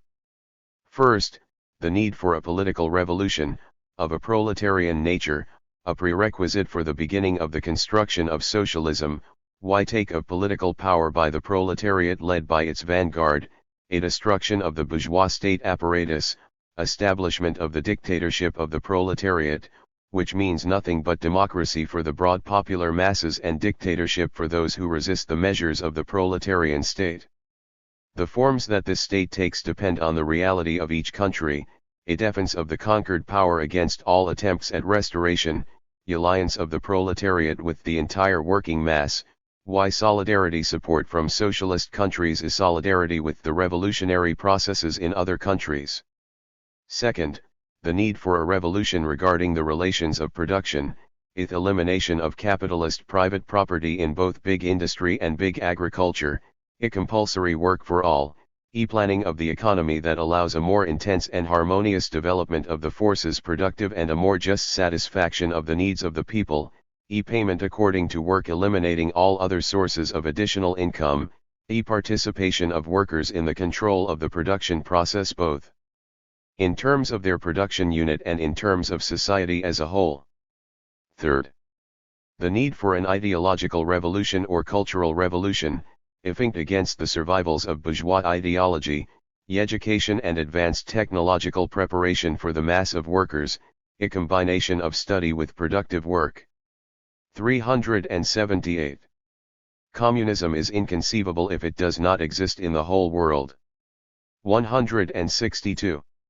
Now, in any theory of socialism it is necessary to bear in mind its character as a transitory stage that has to advance towards its null goal. A theory of socialism as the lower phase of communism must take into account the elements that socialism inherits from the past and that cannot disappear overnight, the social division of labor, the division between manual and intellectual labor, the division between the country and the city, etc. The existence of these elements, subordinated to new property relations, is something characteristic of a transition period that, by its very definition, is a period of instability, adjustment, and modification of the conditions inherited from the past, under new relations of production. This includes all the challenge that it means to think about the problem of the readjustment of the work process within the production unit and throughout society to allow a full correspondence between social relations and production techniques. It should also be considered that although in the manufacturing stage it is the economic laws of capitalist development that promote the overcoming of this stage, in socialism such a thing does not occur. In order to pass from the lower phase to the higher phase of communism, the dominant intervention of an extra economic factor is required, the intent/inchen of the proletarian state, which, taking these objective laws into account, leads them and directs them towards the goals that communist society aims to reach. 379. Hence, if the socialist state must be the instrument that allows ending social differences, with the enslaving subordination of individuals to the technical division of labor, with the division between manual and intellectual labor, and with the division between field and city, its political intervention should be aimed at seeking formulas that allow going, first, reducing social inequalities. It is not a question of implanting egalitarianism as a starting point. The conditions inherited from the past force us to adopt realistic measures, to motivate the increase in production when the supervision of the capitalist foreman or the manager no longer exists as motivation fear of unemployment. But it does prevent the goal that is being pursued from being forgotten, and therefore, during socialism, the struggle for that future equality that does not mean uniformity but equity and justice must always be present. For example, the criterion of efficiency at work, so necessary to overcome economic backwardness, cannot be transformed into an absolute criterion but must be subordinated to the struggle to achieve greater equality. 382. If one wants to end the differences between manual and intellectual work, in addition to the allocation of important resources of the socialist state to education and increasingly advanced technological training of growing masses of workers and to the effort to combine study with productive work, it should be promoted not only the increasingly active and conscious participation of workers in economic management at the level of their company and the global economy, but also the participation of party leaders, government, and company administrators, in production tasks. Third, if you want to end the division of the countryside and the city, you must find a way to combine industry with agriculture, a way to bring the advances of the city to the countryside. Fourth, if we want to end the state, that is, with a bureaucratic apparatus separated from the people, an increasingly democratic participation of the people in the management of the state must be sought, that everyone becomes bureaucrats for a time and that, therefore, No one can become a bureaucrat. 381/5. If it is intended to reach the kingdom of freedom that only exists beyond the work that is carried out to satisfy its needs, as the development of the social productive forces allows it, a gradual reduction of the working day must take place. Work. 382. These are some lines of reaction that should be part of a theory of socialism as the lower phase of communism.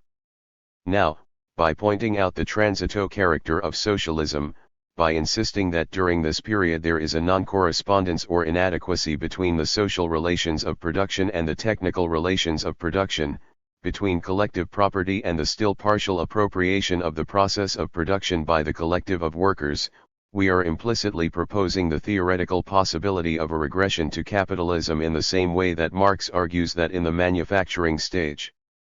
As the worker/work instrument unit still exists, the worker can abandon manufacturing and reinstate himself as a self-employed craftsman. During socialism the alternative could theoretically be given, either advance towards communism or retreat towards capitalism. What cannot happen is stagnation, because all stagnation is, in fact, a setback.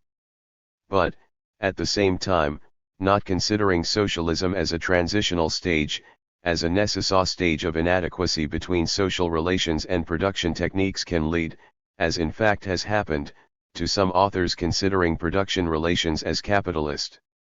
That in their development they have not yet reached their phase of full correspondence, that is, their communist phase, the phase in which any division of social labor is overcome and, in particular, the division between manual and intellectual workers. This has very serious political consequences because it is one of the theoretical foundations on which the analyses that maintain that in the socialist countries of Eastern Europe the leaders of the party and the state form a new class, a state bourgeoisie. Now, in the same way that the general laws of the capitalist mode of production enunciated by Marx in Capital serve Lenin to study the way in which the economy develops concretely. Capitalism in Russia, that is, to elaborate a particular theory of the development of capitalism in that country, in the same way the elements or general principles of the construction of socialism, 383 previously enunciated, however limited its development may still be, serve to that the revolutionary vanguard of each country, taking into account its national reality, elaborate its own particular strategy, that is, its own strategy for the transition to communism. It should not mechanically copy the experiences of other countries, which does not rule out the usefulness of knowing and assimilating those experiences. Quite the contrary, a careful analysis of these will save you from making many mistakes.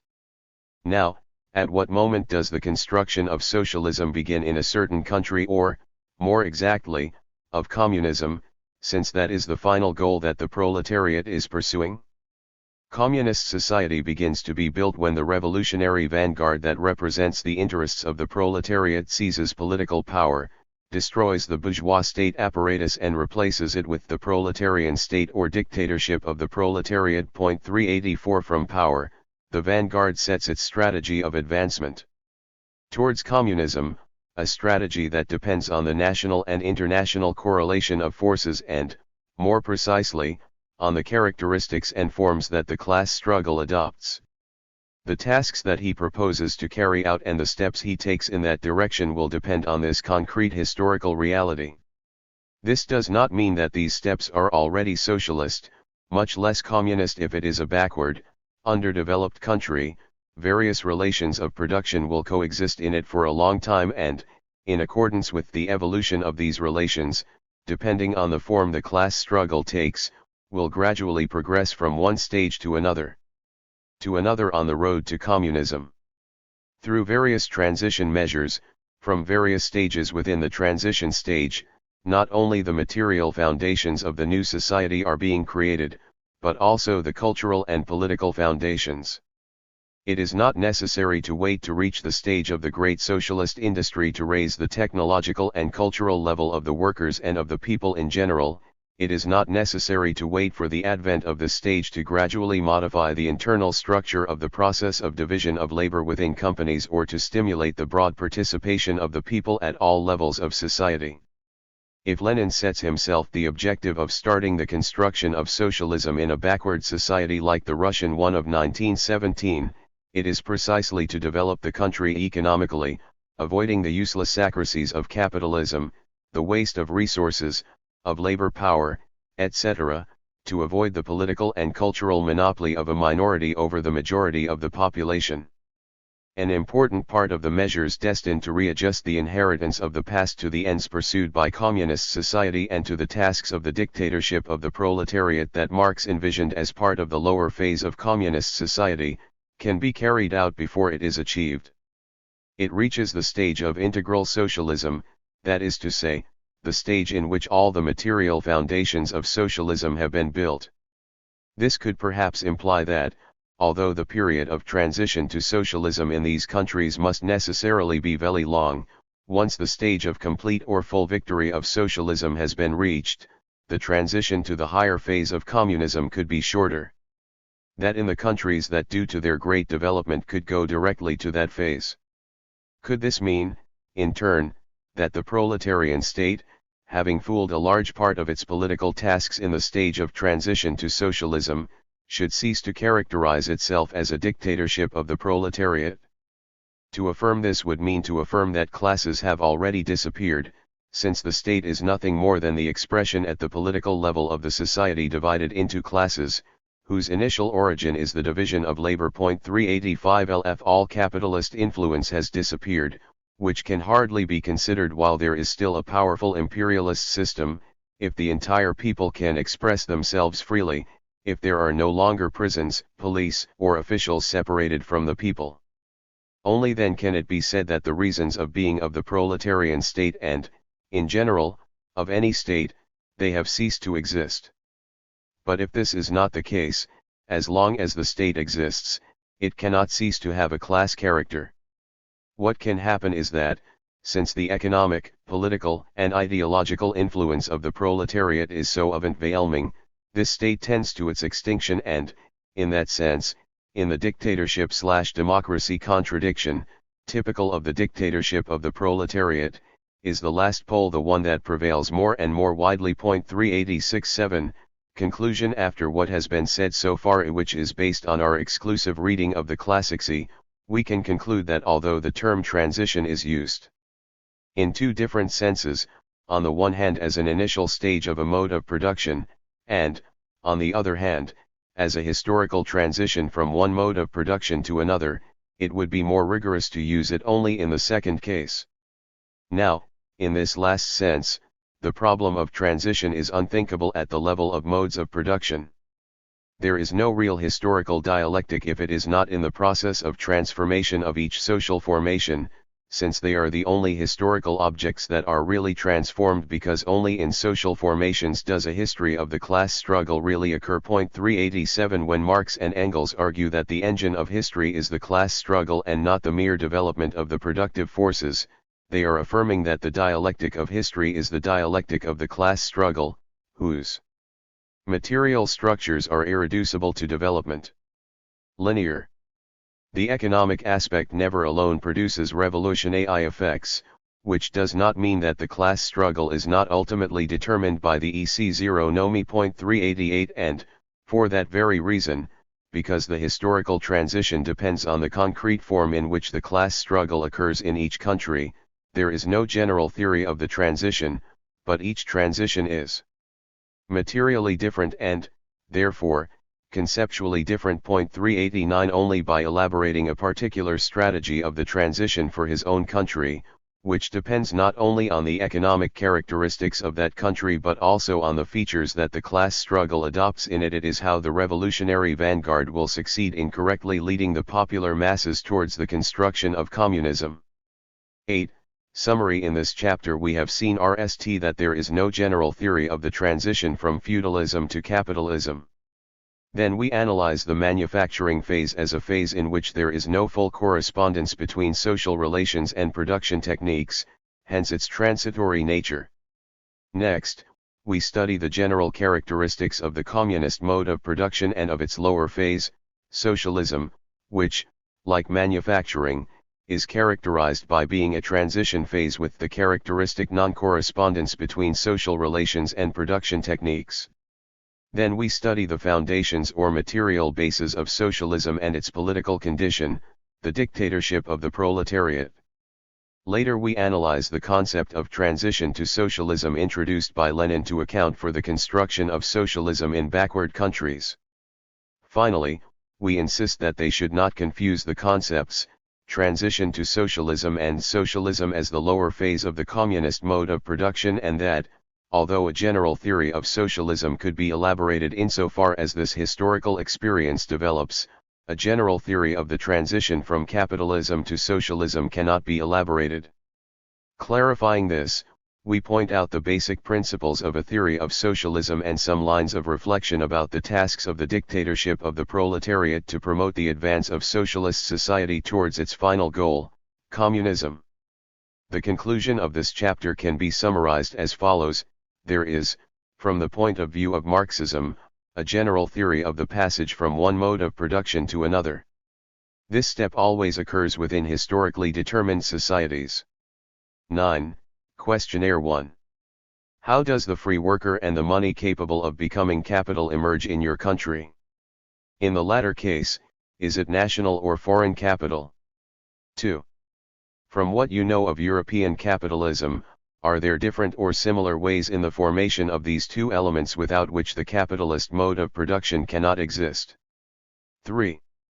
Why was the direct transition from slavery to capitalism possible in some countries, such as in the south of the United States, Cuba, etc.? 4. Give examples from your country of what Marx calls the formal subordination of work to capital and real subordination of labor to capital. 5. What was the motivation in your country for the transition from the artisan workshop to the large capitalist industry? What social consequences did this step have? How is it different from the consequences it had in developed countries? 6. Do you consider that Cuba is building socialism? If your answer is yes, does this imply that Cuba already has all the foundations or material bases to build the new society? 7. Do you think that Nicaragua can be considered a socialist country in the same sense that Russia was considered socialist after the triumph of the October Revolution? 8. Why is a period of transition to socialism necessary in Cuba? Would such a period be necessary if the socialist revolution were to triumph in the United States? 9. With what Latin American historical examples can you demonstrate the need for a whole historical period of dictatorship of the proletariat after the triumph of the revolution? 10. On what is the theoretical basis for the claim of Marx, Engels, and Lenin that classes continue to exist during socialism? Could you give historical examples to prove this claim? 11. Could you explain with historical examples why the dictatorship of the proletariat is a much more democratic state than the most democratic of the bourgeois states? 12. Could you point out one by one the aspects in which the great popular masses are favored when the socialist revolution triumphs in your country? 13. How is the vision that Marx and Engels had of socialism modified by the failure to produce the world revolution that they expected, which implies that socialism must coexist with imperialism that seeks by all possible means its destruction? Second part. Social classes L. And the first part of this book we have studied all the concepts that allow us to scientifically deem the global social structure, both at its most abstract levels and at its most concrete levels. So far we have remained, therefore, at the level of social structures. In this second part of the book we will study the effects that these structures produce on the individuals that inhabit them and the way in which they can modify these structures. The RST chapter will refer to the concept of social classes as an effect of the social structure. The second will refer to the class struggle, that is, to the way in which classes can act on structures. 10. Chapter X, Social Classes 1. Introduction. 2. Social classes and mode of production. 3. The capitalist mode of production, 2 or 3 classes. 4. Social classes and reproduction of the mode of production. 5. Social group, class, and class fraction. 6. Class interest. 7. Class consciousness and class instinct. 8. Social classes and social training. 9. Transition classes. 10. Class situation. 11. Social classes and political situation. 12. Conclusion, social classes as carriers of certain structures. 1. Introduction. Marx died before he could write the chapter of Capital devoted precisely to this subject.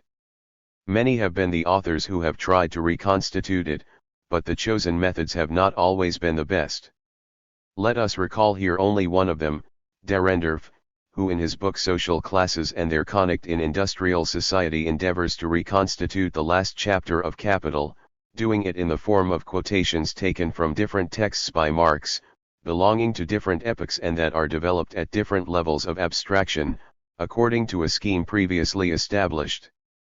His effort is valuable in terms of presentation of citations, but absolutely null in terms of contributing to the understanding of the Marxist problematic about social classes. 169.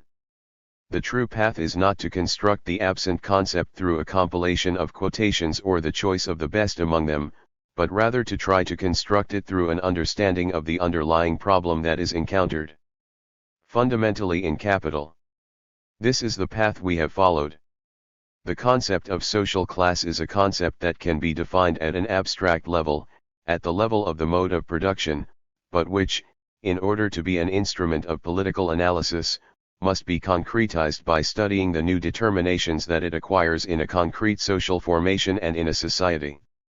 Given political juncture, we will first define the concept of social class at the level of the mode of production and then move on to its own determinations that it acquires at the level of social formation and the political situation. 2. Social classes and mode of production. In every mode of production in which there are relations of exploitation, there are two antagonistic social groups, the exploiters and the exploited, slaves and masters, servants and feudal lords, workers and bosses. The existence of these antagonistic classes or groups was not discovered by man. Many historians and economists already spoke of them before him. Marx wrote to J. Wade Meyer, on March 5, 1852, and now, as far as I am concerned, I do not hold the title of discoverer of the existence of classes in modern society, nor of the struggle between them. Long before me, bourgeois historians had described the historical development of this class struggle, and bourgeois economists the economic anatomy of classes. The new thing that L contributed was to demonstrate, 1. That the existence of classes is linked only to particular, historical phases of the development of production, 2. That the class struggle necessarily leads to the dictatorship of the proletariat, 3. That this very dictatorship only constitutes the transition to the abolition of all classes and a classless society. 390. Therefore, Marx does not discover classes or class struggle. Economists like Smith and Ricardo, historians like Thierry, Guizot, and Niebuhr, from the early 19th century, had already dealt with this problem. Marx's starting point is the arrival point of those economists and historians. Historical knowledge, in its most advanced form, already showed in Marx's time the succession of civilizations, of political regimes, of cultures, etc., as the result of the struggle between social groups, slaves and free citizens, patricians and commoners, serfs and feudal owners, and so on. Therefore, when Marx begins the manifesto with the famous phrase, "The history of every society, to this day, is the history of the class struggle," he is merely summarizing the conclusions reached by his predecessors. These conclusions constitute the raw material on which he will work theoretically to build a scientific theory of classes and their struggles. If we go back to the first contribution indicated by Marx to Wade Meyer, we can state it as the relationship between the concept of class and the concept of the mode of production.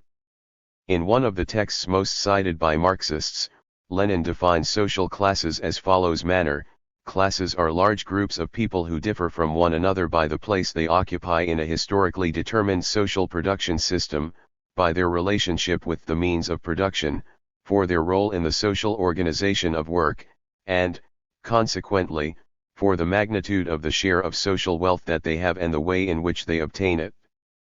Classes are groups of people, one of whom can appropriate the work of another by virtue of the different places they occupy in a given social economy system. 391 In many other texts. 392 Lenin insists on the relationship that exists between the situation in social production or the situation vis-a-vis the means of production and social class. The great contribution of Marxism to the study of social classes has been precisely to establish this relationship. The Marxist definition of social class would therefore be the following: social classes are antagonistic social groups, in which one appropriates the work of another because of the different place they occupy in the economic structure of a given mode of production, a place that is fundamentally determined by the specific way in which it relates to means of production. This specific relationship has been classically considered as a relationship of ownership or non-ownership of the means of production, property being generally identified with the effective possession of these goods. But we have already seen that both words do not mean the same thing, that ownership does not always coincide with the effective possession of these means. This confusion has its origin in capital itself, since in the pre-monopoly capitalist mode of production studied by Marx both relations coincide in the same person. The capitalist is proprietor of the means of production and owns them effectively at the same time, since without his intervention, or that of a delegate of his, the complex production process cannot proceed. However, in the only section of Capital where Marx refers to pre-capitalist forms of production, he clearly distinguishes these two relationships, property and effective possession. The correspondence or non-correspondence of these relations produces different effects in the interested groups. Let's see two types of effects that can be given depending on the way they are combined. It would be precisely the non-correspondence between property relations and effective possession that would make the intervention of extra economic factors necessary to establish and maintain the exploitation relationship. It is clear that in all the ways in which the direct worker continues to be the possessor of the means of production necessary of his own means of subsistence and his working conditions, the property relationship must manifest itself at the same time as a direct relation of domination and servitude, with which the direct producer will appear as lacking in freedom according to our assumption. In this case the direct producer is in possession of his own means of production, objective conditions of work necessary to carry out their work and for the production of their means of subsistence. In these conditions, surplus labor can only be taken from them for the nominal landlord by extra economic coercion, whatever the form that it assumes. 393 The relations of production are, therefore, the most important element in defining social classes.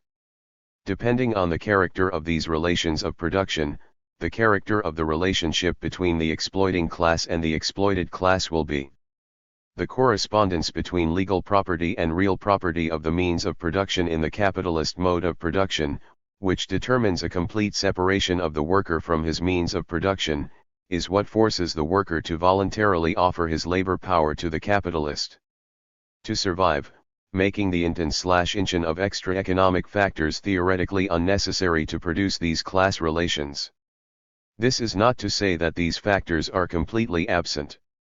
We know that capitalist relations of production rest on a certain legal conception of property and the labor contract and on the presence of an army ready to act at moments when the intensity of the class struggle takes on a very acute character, such as this is proven by the history of the repressions of the labor movement.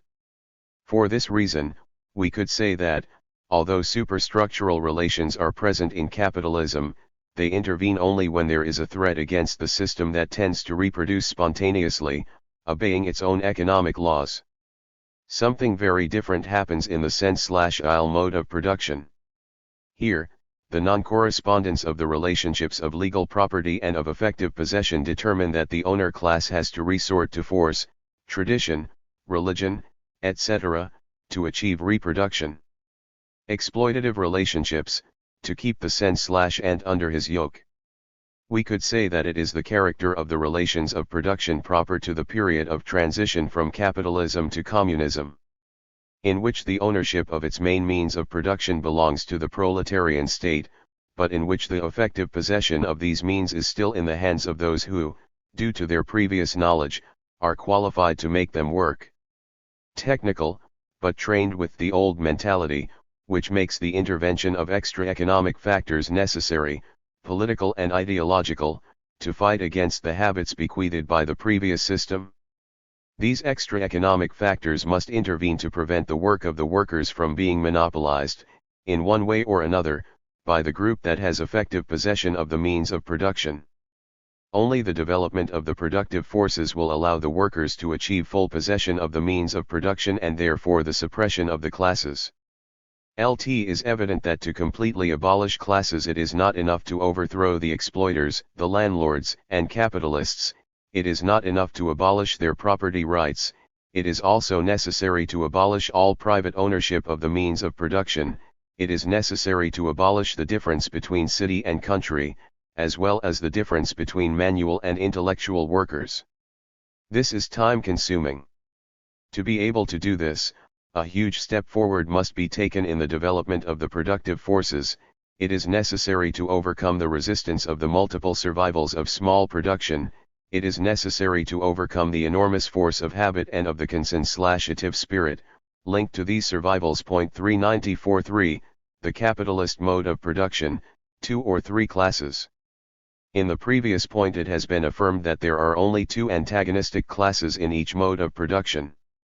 How then is it explained that Marx, when referring to capitalism in the preface to the contribution to the critique of political economy and in some chapters of Capital, speaks of 3 classes, capitalist, landlords, and workers? In order to answer this question, we must ask ourselves, at what level of abstraction is Marx situated when he speaks of these 3 classes? At the abstract level of the pure capitalist mode of production or at the most concrete level of a social formation with marked capitalist supremacy? If we rigorously study the texts, we realize that when Marx speaks of the 3 classes he always refers to modern society, modern bourgeois society or modern society based on the capitalist regime, and no to the capitalist mode of production.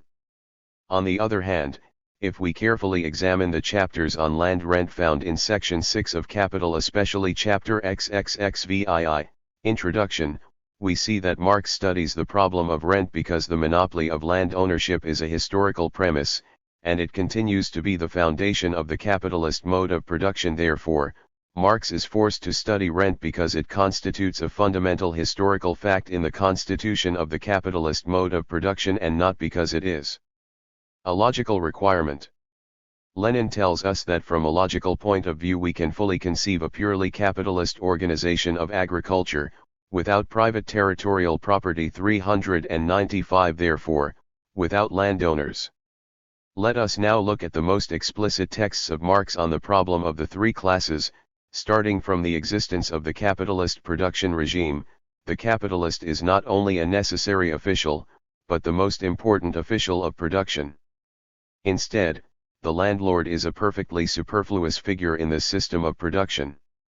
All that it needs is that the land is not freely disposed of, that it confront the working class as a means of production that does not belong to it, and this aim is perfectly achieved by declaring the land property of the state and thus doing, that the state receives the rent from the land.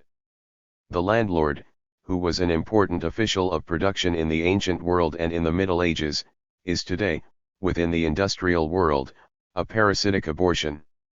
That is why the radical bourgeois, looking sideways at the abolition of all other taxes, steps forward and theoretically denies private property on land, which he wishes to see converted into the common property of the bourgeois class of capital, in the form of state ownership. However, in practice, he feels his value falter, knowing that any attack on one form of property, one of the forms of private property on the means of production, could have very delicate consequences for the other. In addition, the bourgeoisie themselves have also become landlords. 396 And this other quote, even clearer, materialized labor and living labor are the 2 factors against which this production regime rests. The capitalist and the wage laborer are the only agents and factors of production whose relations and whose antagonism emanate from the very essence of the capitalist system of production. Circumstances by rule of which the capitalist, in turn, is forced to cede to third parties, outside the work process, a part of the surplus work or the surplus value taken by him, only arise in the second instance. This is in front of the worker, possessor of the surplus value in its entirety, even though later he has to transfer a part of it to the other capitalist who facilitated the money, the landlord, etc. Thus, as James Millopson/ed., production could run its course without the slightest hitch even if the landlord disappeared, replaced by the state. The private owner of the land is not, in capitalist production, a necessary agent of production, although capitalism requires that the property of the land belongs to someone, the state for example, provided that it is not in the hands of workers. This reduction of the classes that participate directly in production reduction that responds to the very essence of the capitalist production regime, unlike the feudal regime, the old regime, etc. and, therefore, of the elements that participate directly in it.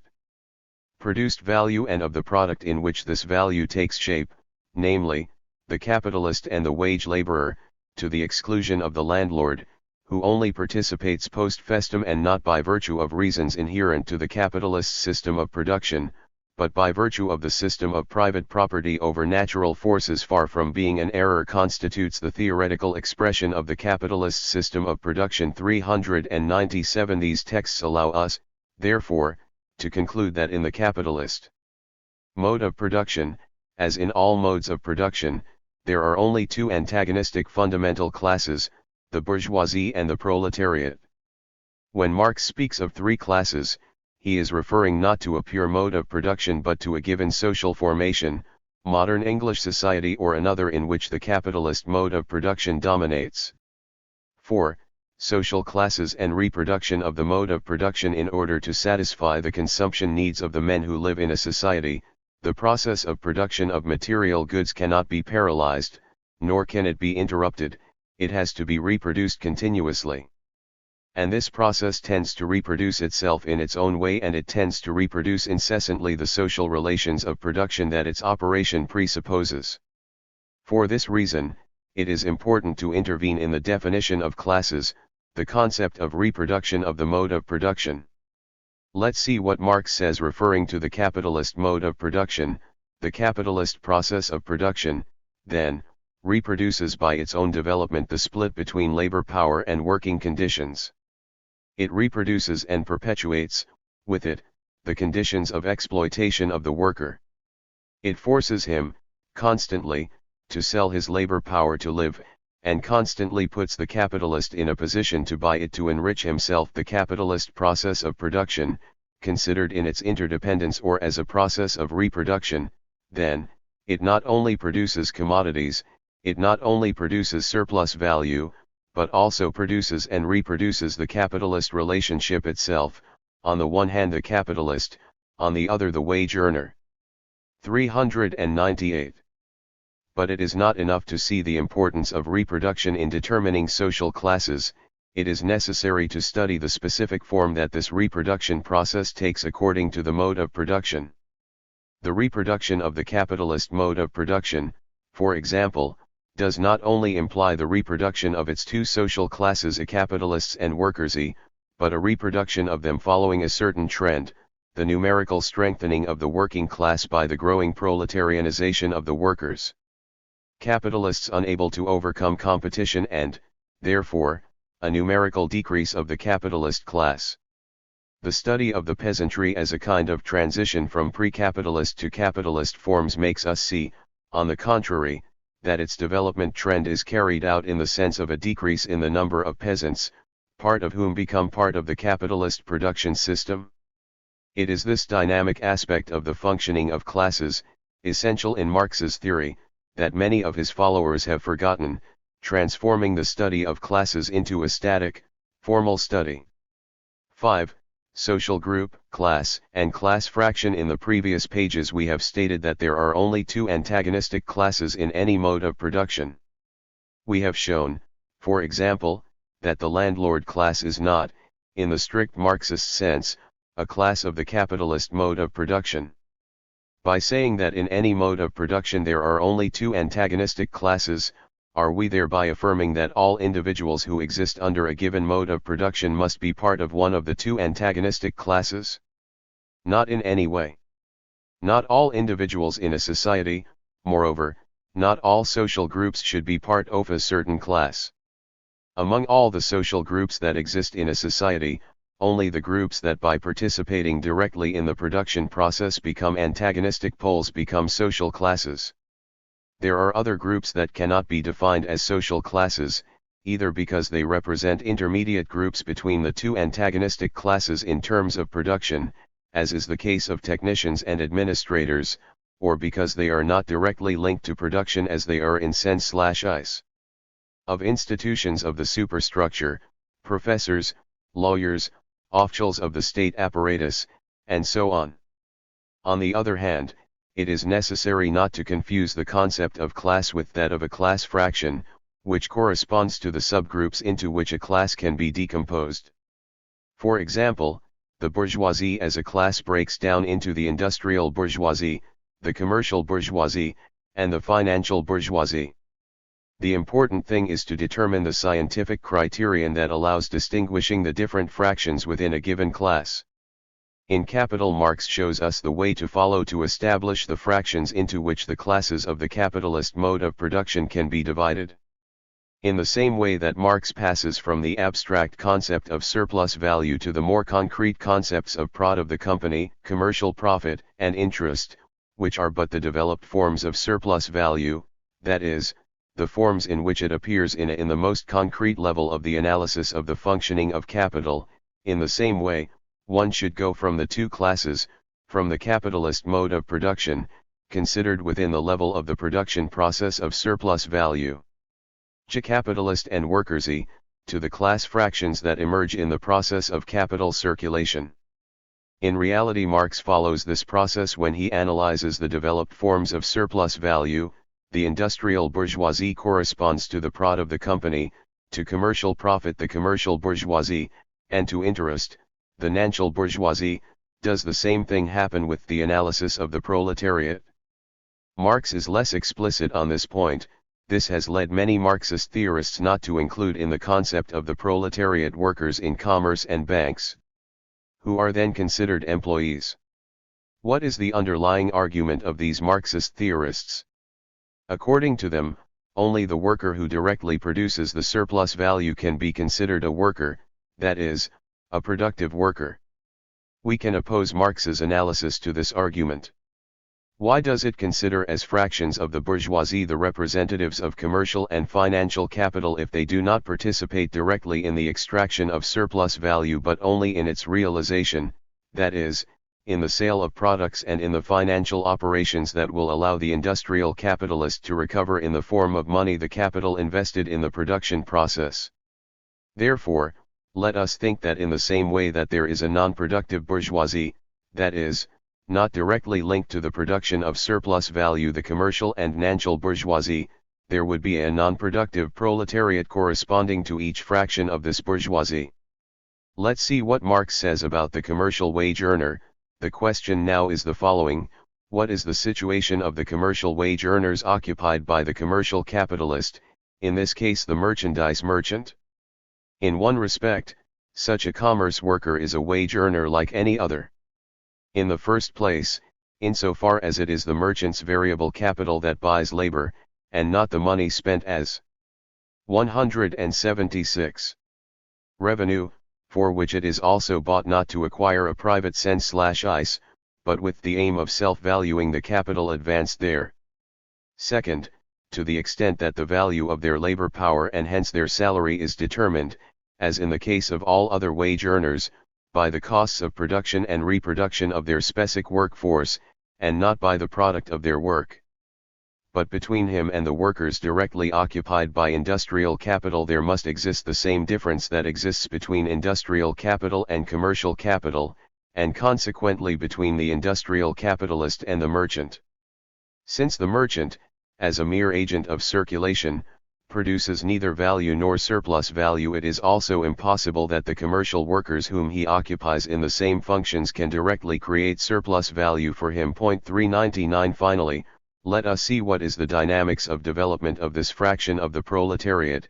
As the capitalist mode of production is reproduced in an expanded way, the commercial worker proper belongs to the class of highest paid wage earners, those whose work is skilled work, which is above the average work.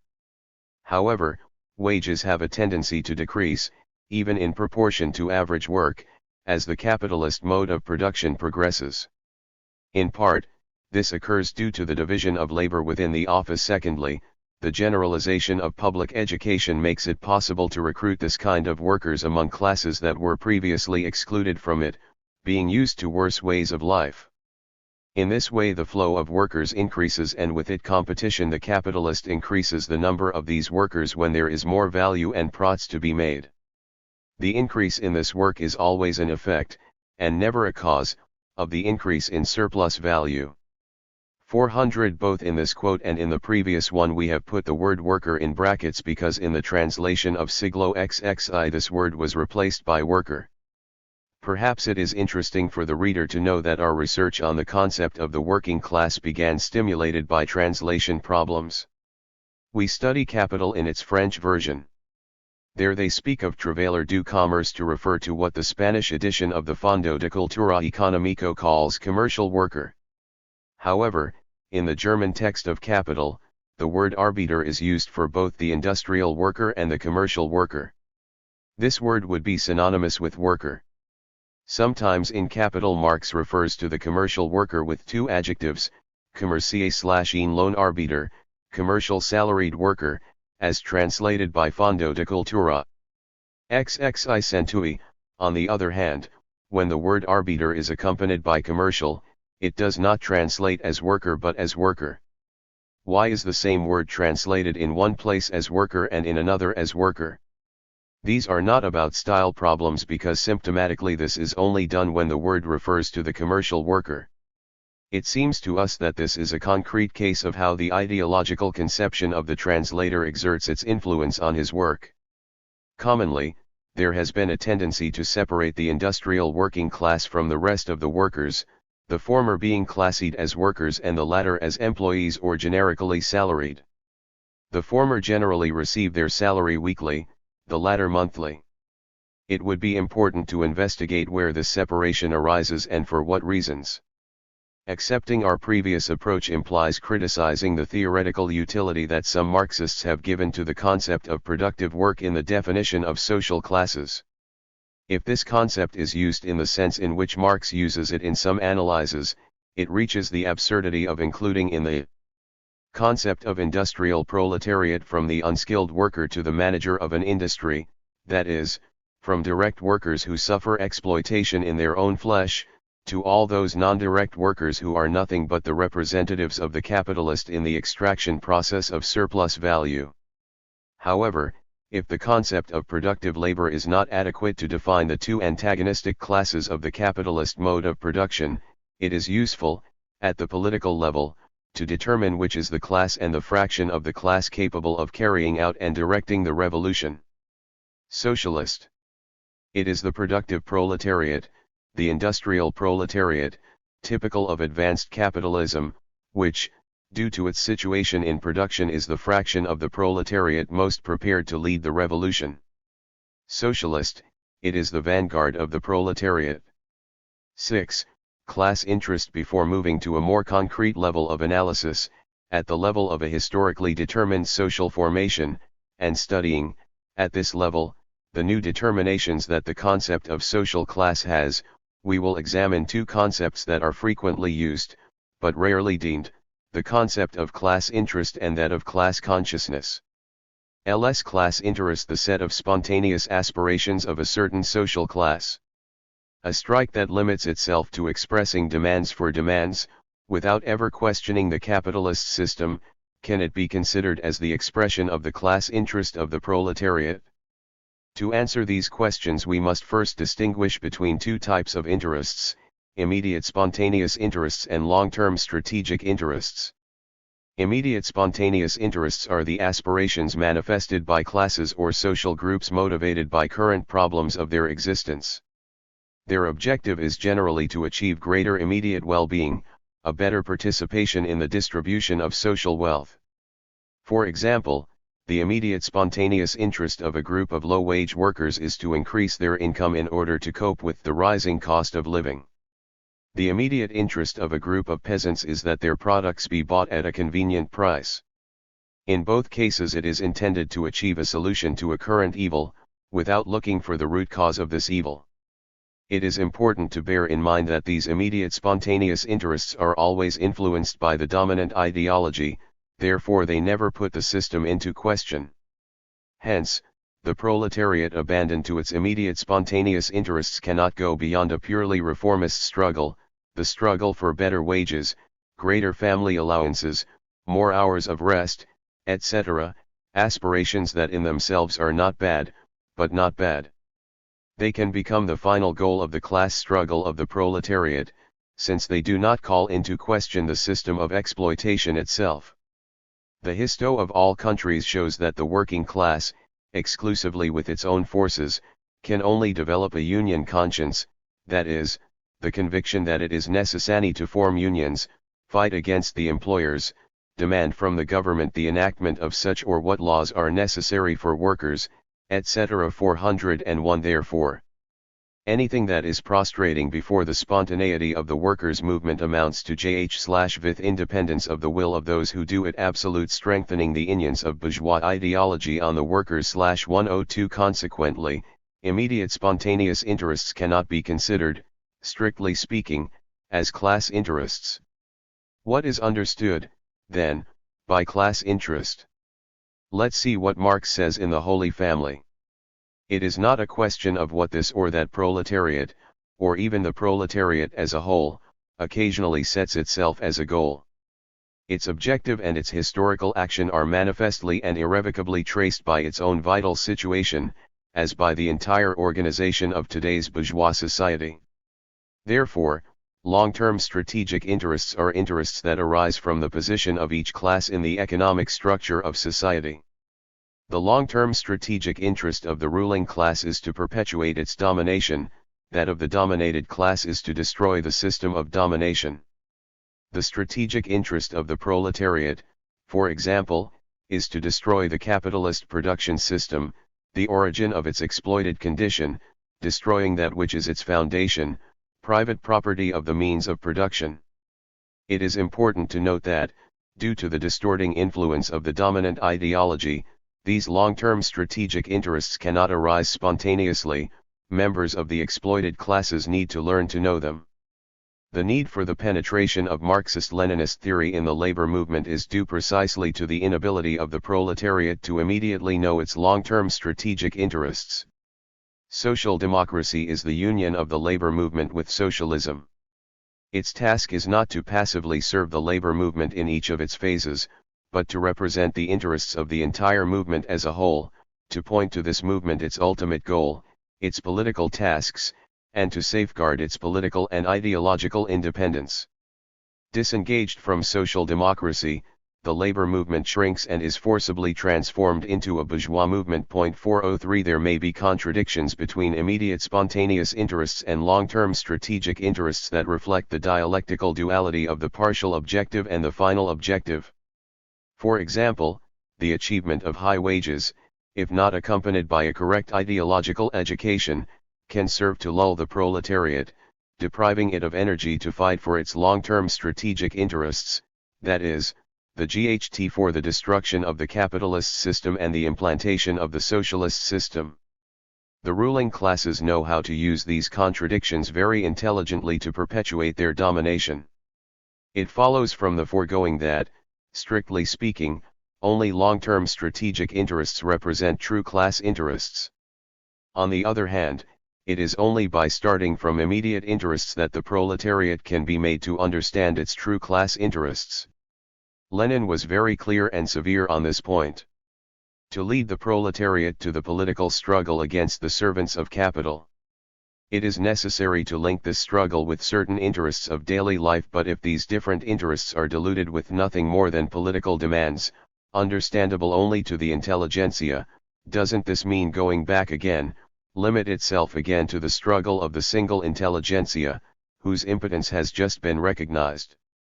404 Therefore, it is necessary to combat two errors: consider as class interest the immediate spontaneous aspirations of a class. forget that it is necessary to start from the immediate interests of a class to lead it to understand its true class interests. 7. Class consciousness and class instinct. Another term that we must deem is class consciousness. Class consciousness should not be confused with the psychological consciousness of individuals who are part of a given class. She is neither the sum nor the average of what the individuals of a certain class think, feel, etc. at any given time. Class consciousness is directly linked to the concept of class interest. An individual or social group is class conscious when it is conscious of its true class interests.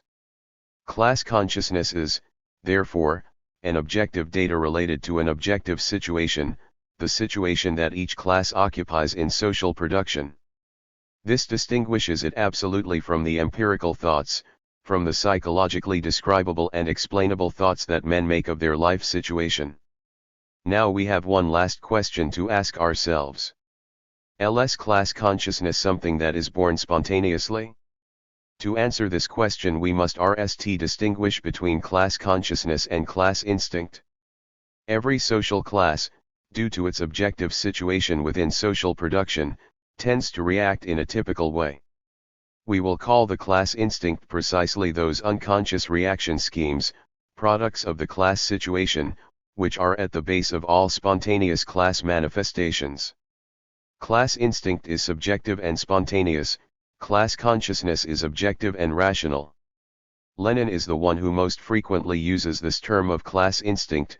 The peasantry has a proletarian instinct, the workers instinctively aspire to socialism, it is the instinct of the exploited that led them to carry out fraternization in the front and so on. Now, is there a direct passage from the instinctive to the conscious? Obviously not, at least with regard to the exploited classes in every mode of production. Between instinct and consciousness, the dominant ideology intervenes, which denatures the instinct, limiting it to expressions that do not call into question the system, and for this reason the class consciousness of the proletariat is never the mere expression of its situation in the economic structure of the world. The society. LFTHE proletariat of a certain country does not have a class consciousness but a purely vindictive consciousness. This cannot be blamed exclusively on the immaturity of the objective conditions. Conditions will never be ripe enough for the proletariat to acquire its class consciousness by itself. The task of the Workers' Party consists precisely in introducing class consciousness into the proletariat, that is, in showing it and helping it to be consistent with its true class interests. 8. Social classes and social training. 405 We call structure of classes to the articulation of the different classes and class fractions at different levels of a social formation. This class structure does not constitute a simple juxtaposition of the typical classes of each one of the relations of production that are present in it, but an original articulation of these classes. In this articulation of a certain number of classes in a given social formation we always find a class or fraction of the dominant class and classes or fractions of dominated classes. The class structure at the level of social formation implies, in addition to the determinations proper to the combination of the different relations of production that serve as support to the different antagonistic classes proper to each mode of production, other determinations that explain the emergence of new classes that have a transitory character, for example, the peasantry that arises when the system of production based on serfdom is abolished and that tends to disappear as capitalism develops in the countryside, becoming for the most part in the agricultural proletariat or emigrating to the city. Therefore, in order to carry out a complete analysis of the class structure of a given social formation, we must consider, in addition to the typical classes of present relations of production, the transition classes. On the other hand, we must not forget that each of these classes undergoes modifications as it is articulated to all the others and plays a dominant or subordinate role in this articulation. Let us apply what has been said so far to a dominant capitalist social formation, that is, to a social formation in which, at the level of production of material goods, the capitalist system of production dominates, subordinating in one way or another to the others. Modes of production of material goods that coexist with it, sense slashing as the basis for an ideological and political structure. The ruling class in the capitalist mode of production becomes the ruling class in the social formation. She makes her class interests prevail over the interests of all other classes. The very character of dominant makes it acquire new determinations that were absent at the level of the pure mode of production. It must, in effect, maintain relations of exploitation, collaboration, political struggle, etc., not only with the proletariat but also with the other kinds of social formation. This implies that it has, within the class structure itself, new instruments that allow it to ensure and perpetuate its domination. In a dominant capitalist social formation, the dominant capitalist class must reproduce the original exploitation relations, extend this domination to other classes or layers of the class structure, prevent any interference or make alliances with the old ruling class. It is this set of relationships that allows it to reproduce as the ruling class and develop its domination. Let's see how these relationships are manifested at the three levels of social formation: at the economic level, as an effect of the market economy and the development of the productive forces within capitalist companies, the artisan tends, for example, to disappear, having allowed the capitalist a previous over-exploitation. The peasantry, with a few rare exceptions, tends to transform itself into an agricultural proletariat or to emigrate to the city, since its small farm is no longer profitable in the face of large capitalist exploitation, and so on. At the political level, for example, the need for political intervention to reproduce the conditions of exploitation arises, which formerly, at the level of the pure mode of production, seemed not to be necessary. The nascent bourgeoisie needs and uses the power of the state to regulate wages, that is, to compress it within the limits pleasing to the production of surplus value, to extend the working day and keep the worker himself in the normal degree of dependence. 406. On the other hand, the domination of a class in the class structure does not always imply that it is that same class that dominates politically. Sometimes displacement can occur. A class that, due to its situation in the economic structure, dominates in the class structure of a given social formation may abandon political power to another class in order to retain dominance in the economic structure, which in turn determines its dominance in the economic structure. Social structure. Finally, at the ideological level, the ideology of the ruling class tends to defend the social order, which is nothing but the order that it has established to reproduce its domination. It is not strange to observe/e throughout history that ideas that have been rejected at a certain time by the bourgeoisie, such as birth control, are accepted, and promoted years later, to avoid the demographic explosion, which by increasing the number of dissatisfied with the regime, they would even go so far as to endanger it. 9. TRANSLTL0N classes. We will call transition classes those classes that only appear at the level of a social formation as an effect of the disintegration of old relations of production and that tend to decompose as new relations of production develop. The petty bourgeoisie, that is, the small independent producer, is a typical case of a transitional class. Let us first look at the agrarian petty bourgeoisie or peasant in the strict sense. Where a production regime based on serfdom has historically existed, the abolition of the bonds of serfdom has freed the former serfs, turning them into small, more or less independent producers. But the disappearance of serfdom is not due to chance or to the goodwill of the lords, but to the pressure exerted by incipient capitalism, which after a certain urban development begins to penetrate the countryside. The penetration of capitalism in the countryside produces a disintegrating effect on this class, which little by little is decomposing into the rural proletariat and the rural bourgeoisie. The peasant as a class therefore tends to disappear. Unable to compete with capitalist production on the market, due to its higher production costs, it goes bankrupt and becomes a rural proletariat or emigrates to the city, except for a few rare cases that manage to assert themselves and become rich peasants by passing into the ranks of the rural bourgeoisie. This decomposition of the peasantry is an irreversible process as long as the laws of capitalist production dominate. No desire to keep small production can stop this process. Yes, steps can be taken to slow down.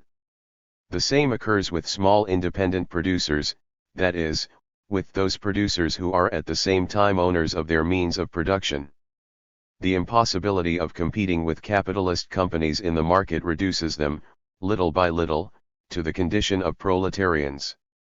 Therefore, the petty bourgeoisie does not exist as a class at the level of a pure mode of production, but appears as such at the level of social formation, as a transitional class. That arises from the disintegration of the relations of production based on serfdom and tends to disappear as the capitalist relations of production spread. The isolation of its members due to the independent way of producing, its transitory character, its intermediate character between the proletariat and the bourgeoisie determine its characteristics at the different levels of social formation. From the point of view of the economy, the petty bourgeoisie is an exploited class subordinate to the dominant capitalist system, but precisely because of its isolation, caused by its own conditions of production, attached to a specific place and exploitation, it is not in a position to understand the class character of this exploitation and of this oppression, of which no less than the proletariat sometimes suffers. It is not in a position to understand that neither the state in bourgeois society can cease to be a state class. 407. From an ideological point of view, due to their transition situation, the small producer is in a double situation. It is, at the same time, an element of progress insofar as it represents a liberation from the previous dependency regime, and a reactionary element insofar as it struggles to maintain its situation as a small independent producer, putting obstacles to economic development. The intermediate situation that he occupies, between the employers and the workers, leads him to fluctuate between the interests of the bourgeoisie and the proletariat. Furthermore, it is the class most permeable to the dominant IDE 009Y, with which it establishes relationships such that it is unable to perceive the objective conditions of its servitude and its future destruction. To niche, let's quote this excellent text by Lukács on the petty bourgeoisie. This question of class consciousness can manifest itself as a form of the position of ends and of action, as occurs, for example, in the petty bourgeoisie, which, living, at least in part, in the great capitalist city, directly subjected in all its vital manifestations to the influences of capitalism, it cannot totally ignore the fact of the class struggle between the bourgeoisie and the proletariat. But as a kind of transition, in which the interests of two classes are, he will feel above the class opposition. Consequently, he will seek some way, not to overcome the two extremes, capital and wage labor, but to weaken that opposition and transform it into harmony. That is why it will avoid all the important decisions of society and will be forced to GHT, always without conscience, for both tendencies of the class struggle alternately. 408-10. Class situation. In the previous pages we have examined the concept of social class at two different levels, at the level of the mode of production and at the level of social formation, that is, of a historically determined society.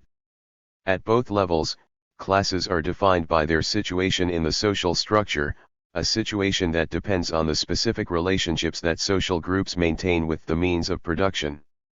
The class situation is, therefore, determined by the place that individuals occupy in the process of social production. This concept should not be confused with the concept of class origin, which does not refer to the current situation of the individual in the social structure, but to the class situation in which the individual was formed, for example, the class situation of their parents. Nor should it be confused with the concept of class consciousness.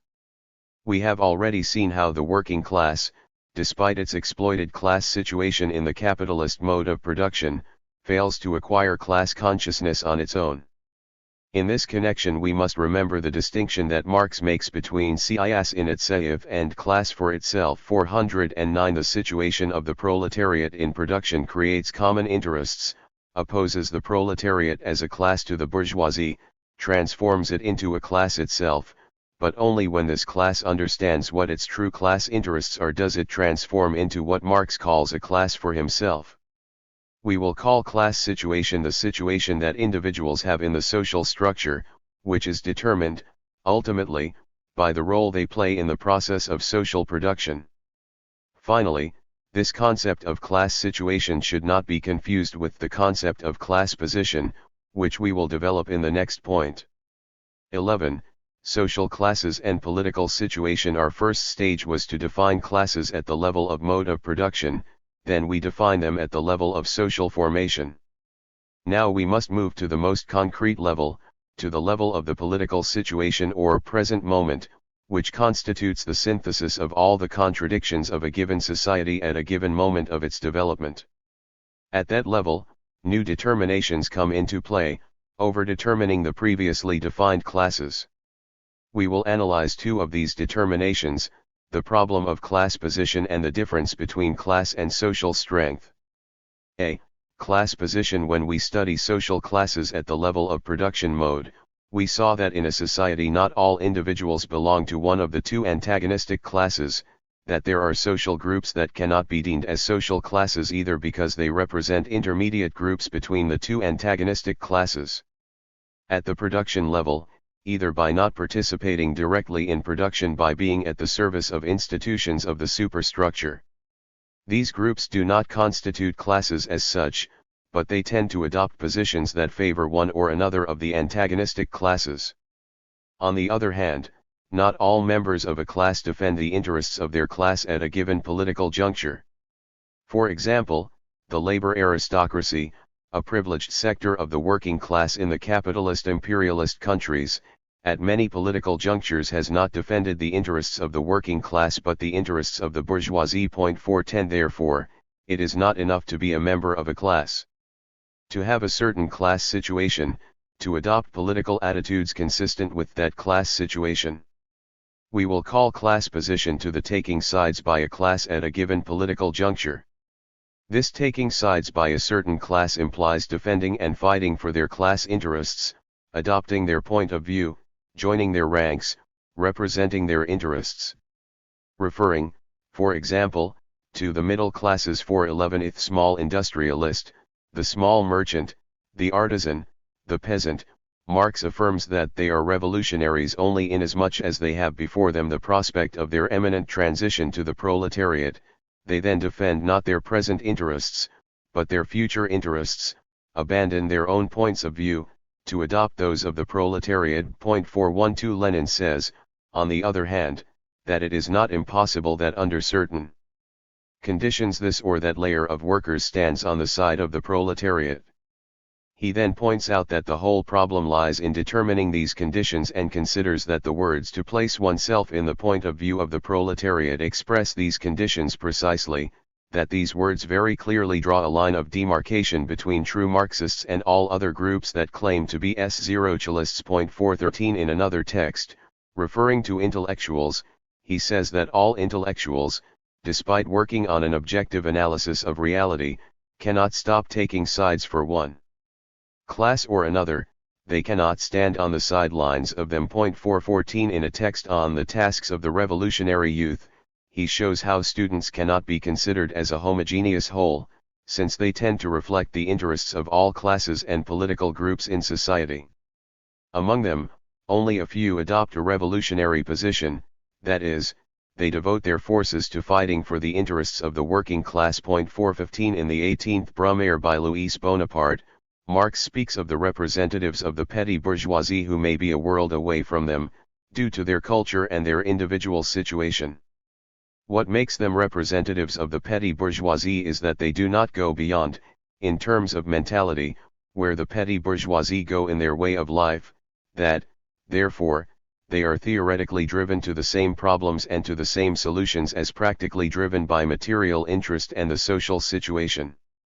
Such is in general the relationship that exists between the political and literary representatives of a class and the class represented by them. 416 Therefore, the class position is a concept that belongs to the analysis of the political conjuncture. It is in the present moment of the political struggle that individuals group themselves into deemed class positions. The basis of this class position is obviously the class situation, but it is not restricted to it. Isolated elements or groups belonging to other classes can join and fight for a class that is not their own. The class situation creates, as we have seen, a class instinct that makes members of that class tend to side with the class to which they belong. To pass to a proletarian class position, the class instinct of the proletariat only needs to be educated. On the contrary, for petty bourgeois intellectuals to succeed in moving to a proletarian class position, their class instinct must be revolutionized. 417 And for this to be achieved in a definitive way, a long process is required. Oftentimes, petty bourgeois intellectuals adhere to the party of the proletariat because they have become convinced of the truth and political efficacy of Marxist analyses, but at difficult political junctures they fall into petty bourgeois positions. This is the profound reason for the importance that Marxism gives to the social constitution of the party of the proletariat. The greater the number of party members in a proletarian class situation, the more easily leftist or rightist deviations that arise as an expression of petty bourgeois ideology in the ranks of the proletariat will be avoided. 418b Social forces. Many confusions about the concept of class come from certain texts of Marx that have been interpreted in the sense of denying the character of class to a social group that, despite being in a certain situation in the economic structure of a social formation, does not. It has still participated in a unit way in the political struggle. In other texts Marx does not deny its class character to a group, which has not participated in the political struggle, but refers to it with the terms of class in itself, opposing it to what he calls class for itself, it is, that is to say, to the class that participates in the political struggle. Economic conditions first transformed the mass of the country's population into workers. The domination of capital has created for this mass a common situation, common interests. Thus, this mass is already a class with respect to capital, but it is not yet a class for itself. 419 We consider the terminology used by Lenin to be more appropriate, who speaks of social class when it is situated at the level of the mode of production and social formation, and who introduces the term social force to analyze the action of these classes at the level of the political conjuncture. A social group can constitute a class and not a social force, as for example, small peasant producers in certain countries. On the contrary, some social groups can constitute a social force without belonging to one of the many classes of a social formation, such as, for example, revolutionary intellectuals. For a class or social group to become a social force, it does not need to be organized into its own political party, as seems to be clear from some of Marx's texts. It is enough that its existence is rooted in some way in the correlation of forces at the conjuncture level, that is, that it produces pertinent effects, to use Palance's terminology. 420 This is the case of the parcel peasantry analyzed by Marx in the 18th Brumaire. In the concrete conjuncture of Bonapartism, Marx recognizes the role that the smallholder peasants have played despite the having neither organization nor ideology of its own. They constitute a social force because their class existence is reflected in that concrete conjuncture by the historical phenomenon of Bonapartism, which would not have existed without the smallholder peasants. Louis Bonaparte considers himself the representative of the small-scale peasants, although in reality he is the representative of the interests of the bourgeoisie.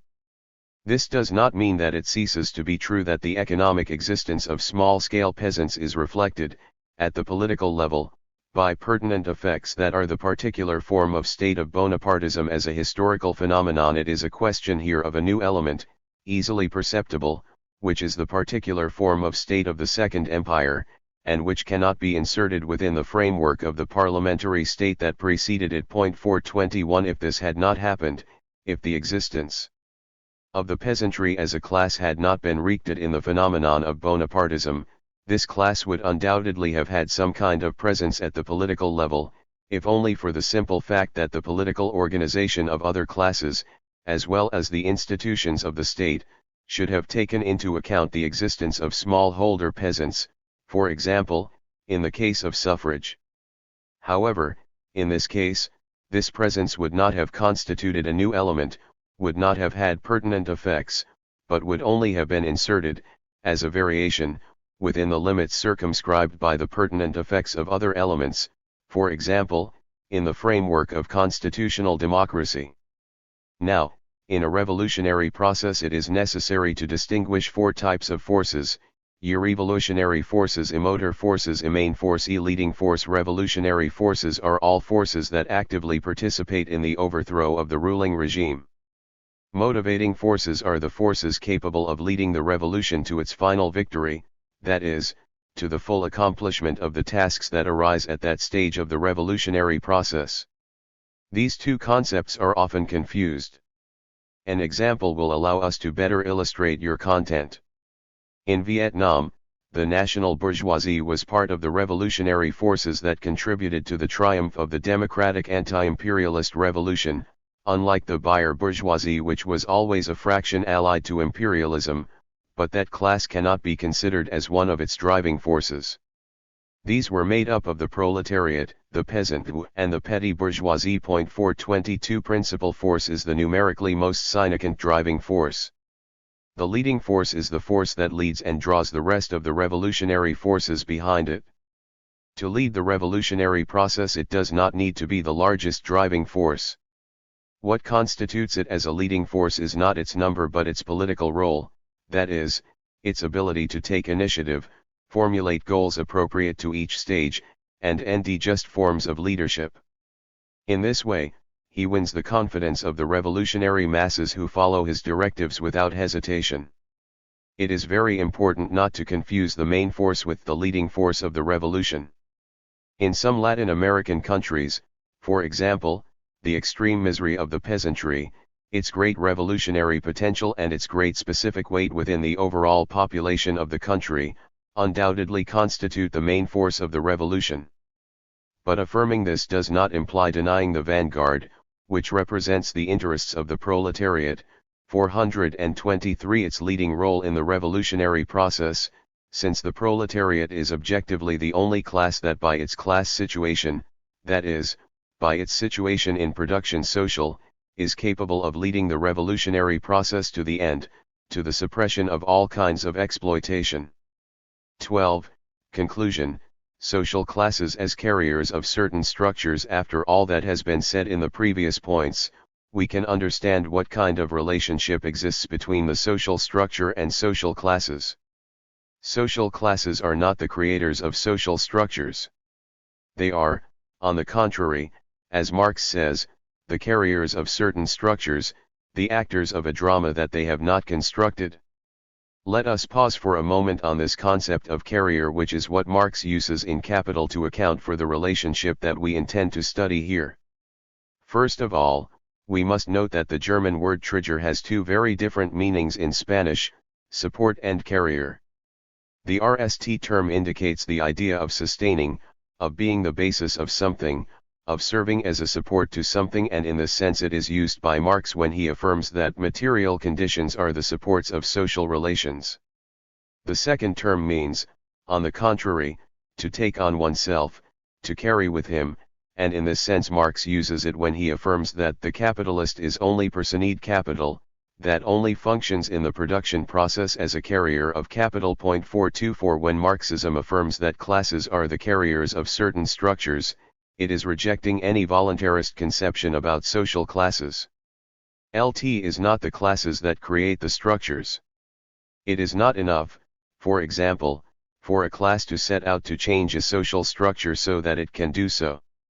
Although the proletariat wanted to implant communism immediately after having destroyed capitalism, it could not do so, since this social regime needs as a precondition for its implantation a very advanced development of the productive forces. But affirming that it is not the classes that create the structures does not imply denying that they can act on the structures by modifying them within certain limits. These limits depend on certain material conditions, fundamental to the degree of development reached by the productive forces. Without active class participation, social structures tend to reproduce, overcoming the crises caused by its internal contradictions. Radical changes in social structures only occur when the revolutionary classes are able to take advantage of the crises of the system to produce deep structural changes, that is, revolutionary changes. This is what explains the fundamental role that Marxism attributes to the class struggle as the engine of history. Returning now to our definition, Saying that classes are carriers of certain structures is the same as saying that they are the effects of these structures.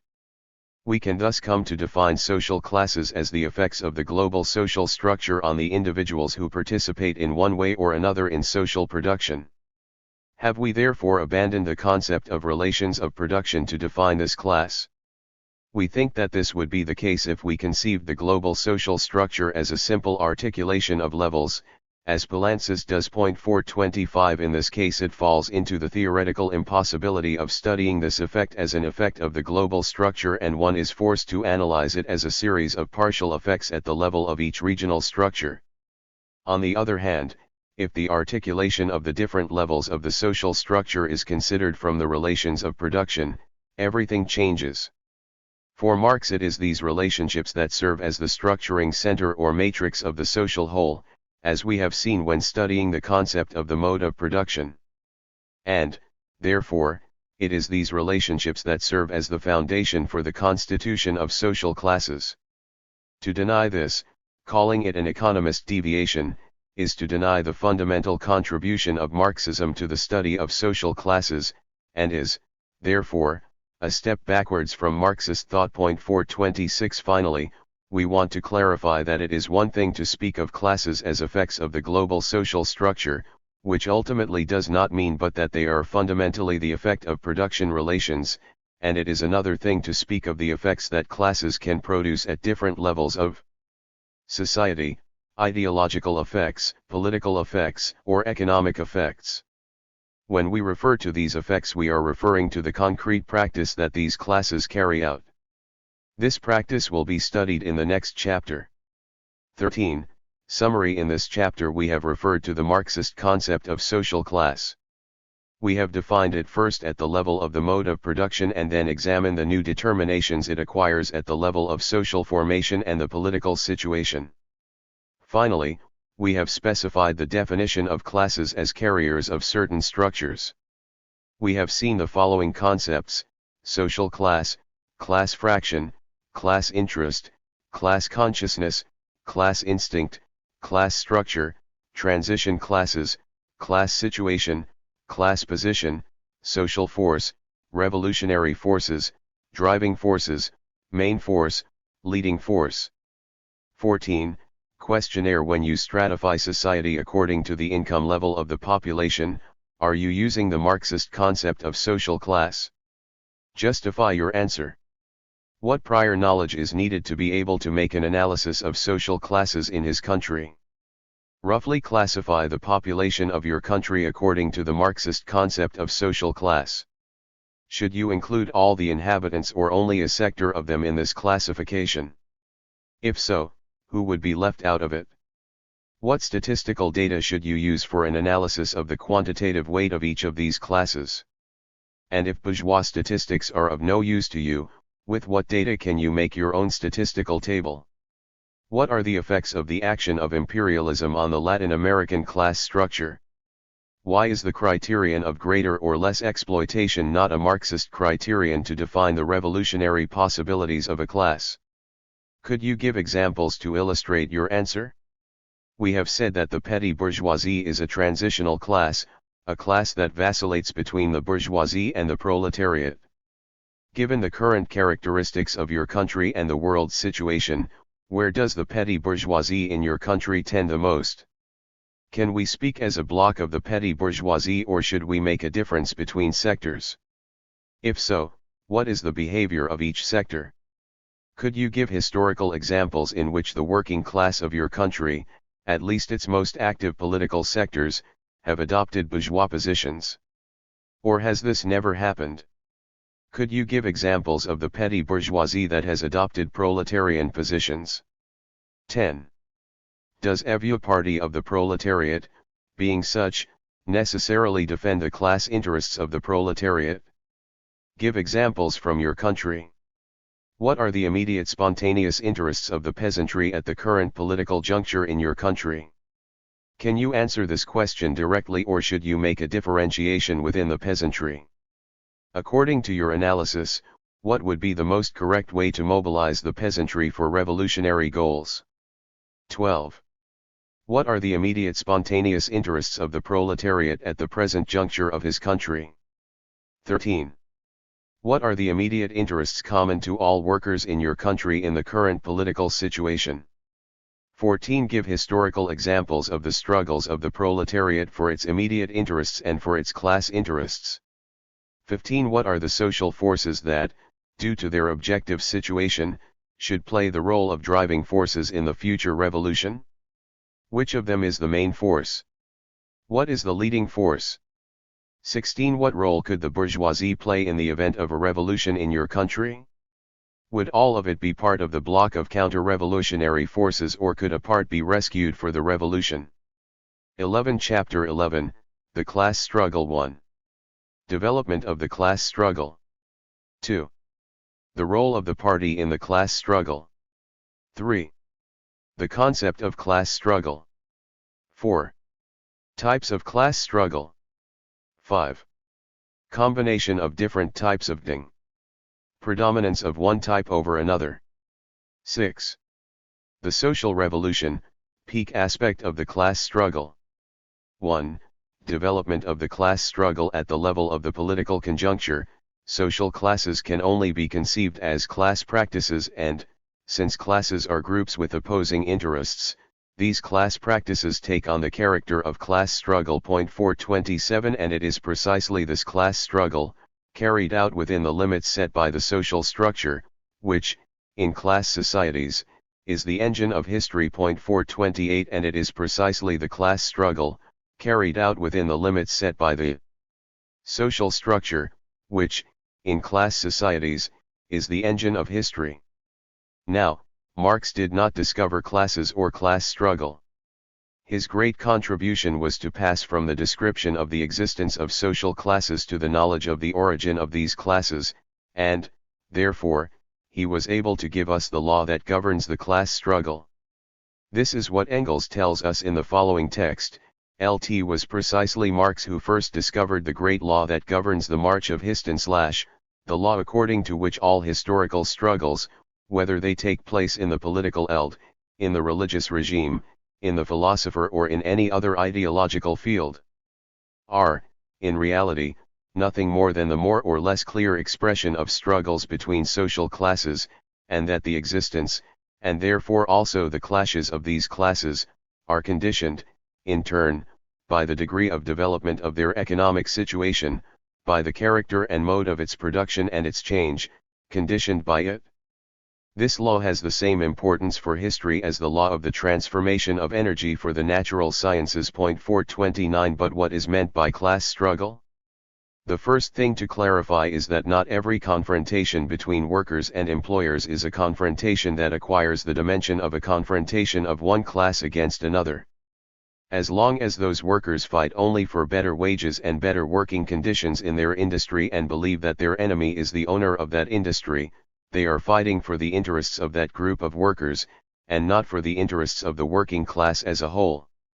For the struggle of the workers against the bosses to become a true class struggle, it is necessary, first, that the workers feel the need to unite so that their struggle is more effective. Second, that this fight surpasses the purely economic limits. Let us see below the conditions that facilitate the unity of the working class. These conditions are the following. 1. The large factory with mechanized production, which requires permanent work throughout the year, causes the total rupture of the worker's bond with the land and with the individual farm, and transforms him completely into a proletarian. The individual hacienda on a plot of land kept the workers disunited, made each of them have particular interests, different from their companions, thus hindering their unification. The separation of the worker from the land removes these obstacles. 2. Then, in itself, the joint work of hundreds, of thousands of workers, accustoms them to deliberate on their needs, to act in common, and clearly shows them the similarity of situation and interests of the entire mass of workers. 3. Finally, the constant transfers of workers from one factory to another accustom them to confront the conditions and customs in the various factories, to compare them and convince themselves that exploitation is the same everywhere, to gather the experience of other workers in their conflicts with capitalists, thus strengthening their cohesion and solidarity. All these conditions, taken together, have caused the appearance of the large factories to give rise to the union of the workers. 430 Now, what helps to overcome purely economic interests is the worker's own practical experience. His great weapon, the strike, soon shows its insufficiencies. The manufacturers adopt common measures against them, they make alliances among themselves, they bring in workers from other places, they seek the support of the state power, which helps them to crush the resistance of the workers. No longer does the owner of each isolated factory stand before them, but the entire class of capitalists and the government with whose help they count. The entire class of capitalists enters into a struggle against the entire class of workers, undertaking common measures against strikes, collecting laws against the workers from the government, moving factories to more remote locations, resorting to home work and thousands of other traps and tricks of all kinds against the workers. The union of these in a factory, or even in a certain branch of industry, becomes already insufficient to be able to resist the entire class of capitalists. The joint action of the entire class of workers is absolutely necessary. 431 2. The role of the Party L and the class struggle. But this joint action is only possible if there is a political leadership that organizes the struggle at the national level. Now, strikes, however systematic they may be, are only embryos of the class struggle and nothing more than embryos. They indicate the awakening of antagonism between the workers and the bosses, but this spontaneous movement does not allow the working class to become aware of the irreconcilability that its class interests have with the class interests of the bourgeoisie. The proletariat, left to its own forces, can only develop a union conscience, that is, the conviction that it is necessary to unite in unions, to fight against the owners of industries, demand from the government the promulgation of this or that law that favors them in their struggle to obtain better living conditions. 432 Excited with the concessions made by the capitalist class, he thinks of obtaining more advantages every day, but he can never understand by himself the causes of his situation of exploitation and how to end them. The socialist conscience can only be introduced from outside, affirms Lenin following Koski. Only the consciousness elaborated by Marx after arduous work of more than 20 years allows the proletariat to understand the origin of the irreconcilable character of its struggle against the bourgeoisie and, therefore, provides it with the theoretical instruments to liberate the labor movement from subordination to bourgeois ideology. 433 Hence, for its liberation the proletariat requires a properly political organization that allows the fusion of Marxist theory and the workers' movement to be carried out within it and allows it to pass from a purely economic consciousness to a political consciousness, that is, to a consciousness of class. 3. The concept of class struggle. It is an organization of this type that, through propaganda, agitation and the organization of the workers, makes it possible to transform the spontaneous economic struggle against their oppressors, into a struggle of the entire working class against the entire capitalist class, and fundamentally against the state that represents it. Summarizing what has been said so far, neither the partial confrontations between workers and employers, nor the global confrontations of the entire working class of a country against the entire bourgeoisie, which are produced exclusively motivated by immediate economic interests, can be considered expressions of a true struggle. Of sorts, they are just your germs or embryos. What conditions are required, then, to be able to speak of a class struggle in the strict sense? That the confrontation that takes place between the workers and their bosses is part of the struggle of the working class against the bourgeoisie and its government and, therefore, that although it defends the immediate interests of that group of workers, it is connected to the struggle organized by that class for the realization of its long-term interests, that is, the struggle for the conquest of political power to be able to go from there to destroy capitalist society and build socialist society. Well, for these conditions to be fulfilled, it is necessary that the working class be organized as a class at the national level through its union organization and that its struggles be guided by a proletarian party that brings together the most advanced sectors of it. In this way the struggle for the immediate goals of a group of workers, or of all workers in the canton / can become connected with the long-term goals of the entire working class. Now, the need to unite and coalesce is not limited to the limits of a single country or a single nationality. The working class of the different countries must form a single and great workers' army.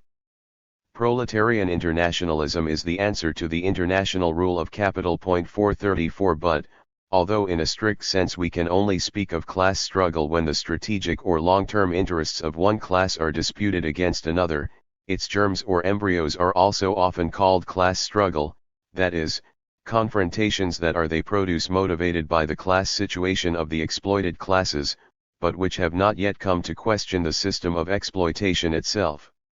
Hence, we believe it necessary to deem the class struggle both in a narrow sense and in a broad sense.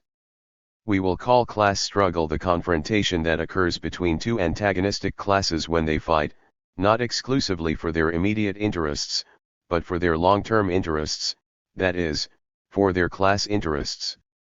We will call class fight in a broad sense all the confrontations that take place between two antagonistic classes. 4. Types of class fight. Now, after having deemed what we understand by class struggle in the strict sense and having indicated that for it to acquire its full dimension it is necessary to gradually advance in the magnitude of the confrontations and in their quality, we will pass to examine the different objectives pursued by these class confrontations. We can distinguish confrontations that pursue economic, vindictive objectives, clashes in the field of ideas and clashes for political objectives. According to the objectives it pursues, the class struggle is then divided into an economic struggle, an ideological struggle, and a political struggle. A.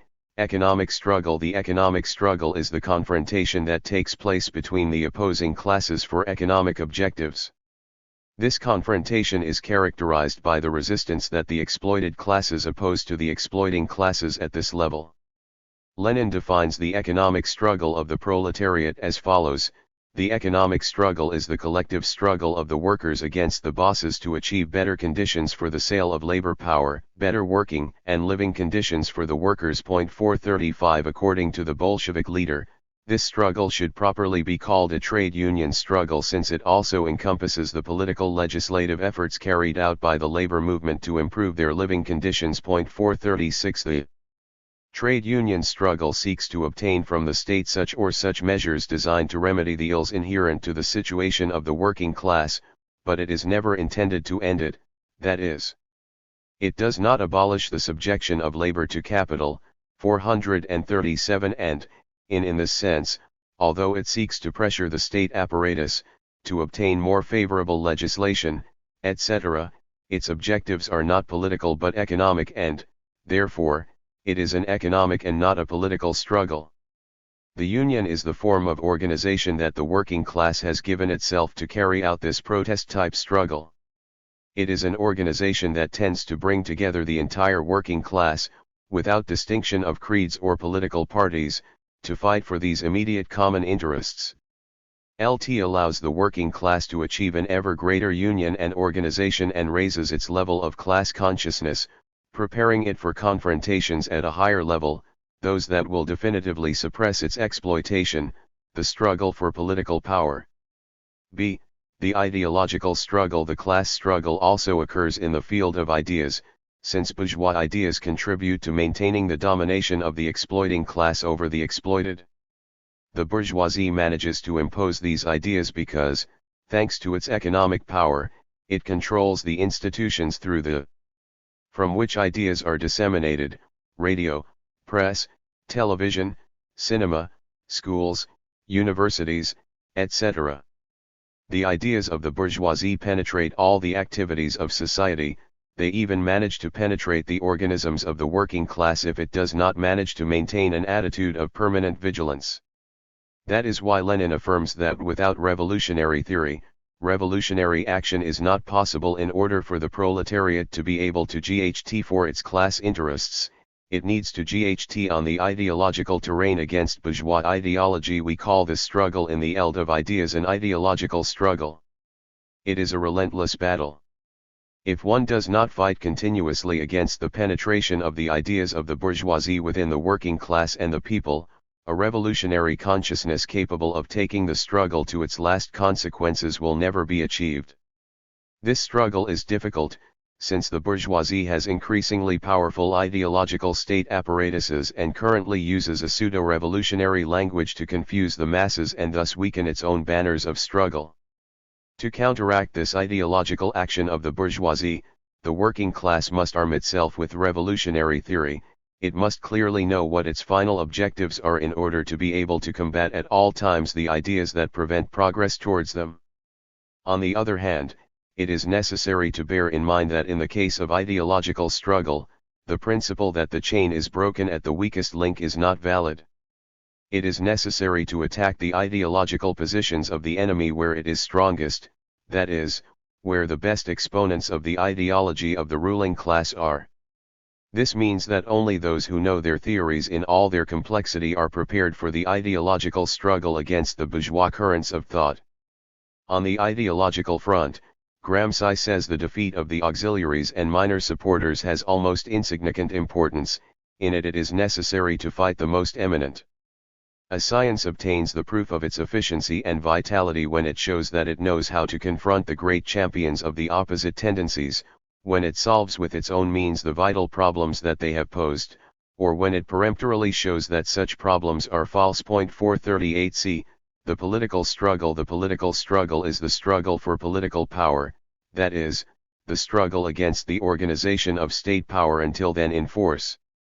It is not a struggle for reforms but a revolutionary struggle to radically change the society in which we live, and therefore, it is only when the struggle reaches this level that Marx and Engels speak of class struggle. 439 Let's see what Lenin says about it. The problem of the class struggle is one of the most important in Marxism.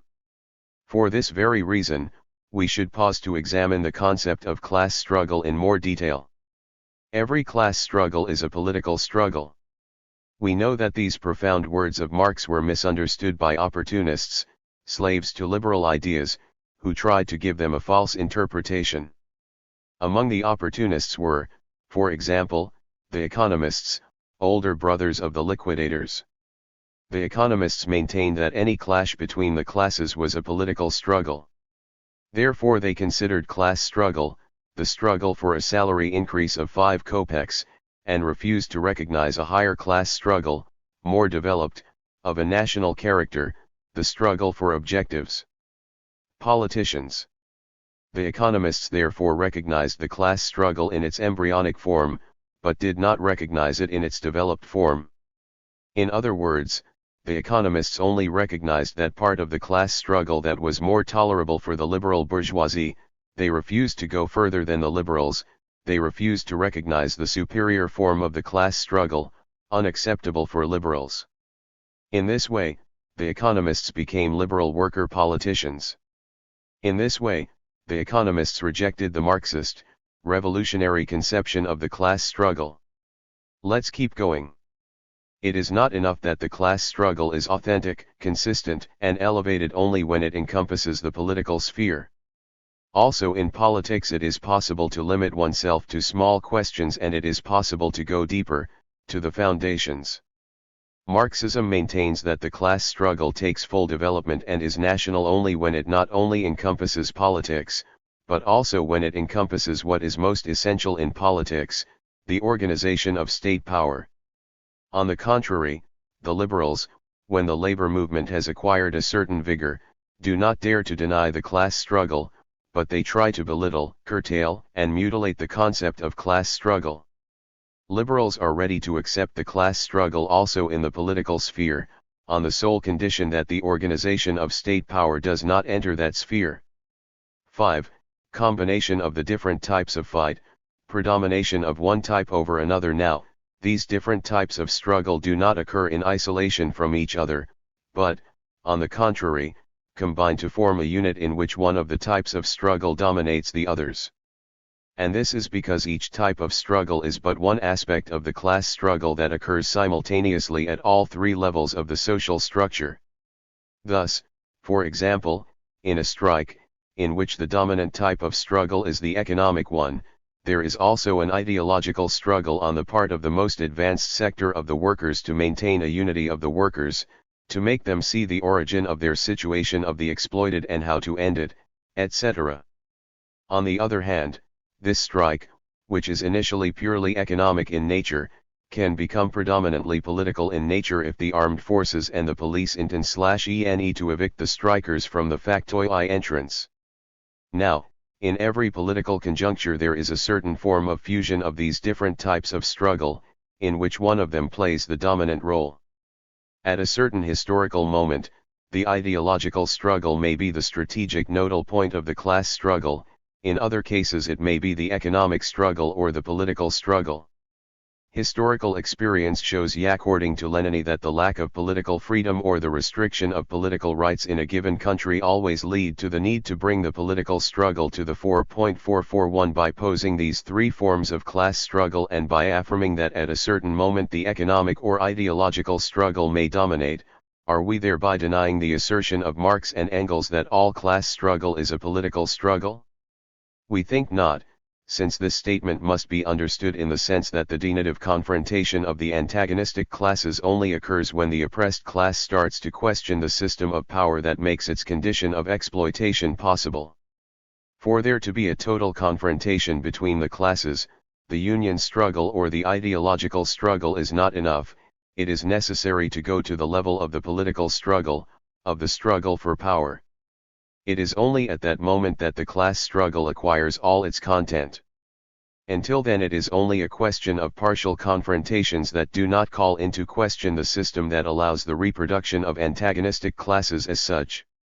That is why Lenin says, developing the approach of Marx and Engels in the Communist Manifesto, that the workers' struggle becomes a class struggle, only when the vanguard representatives of the entire working class of a country are aware of their unity as a class and undertake the struggle, not against an isolated employer, but against the entire capitalist class and against the government that supports this class.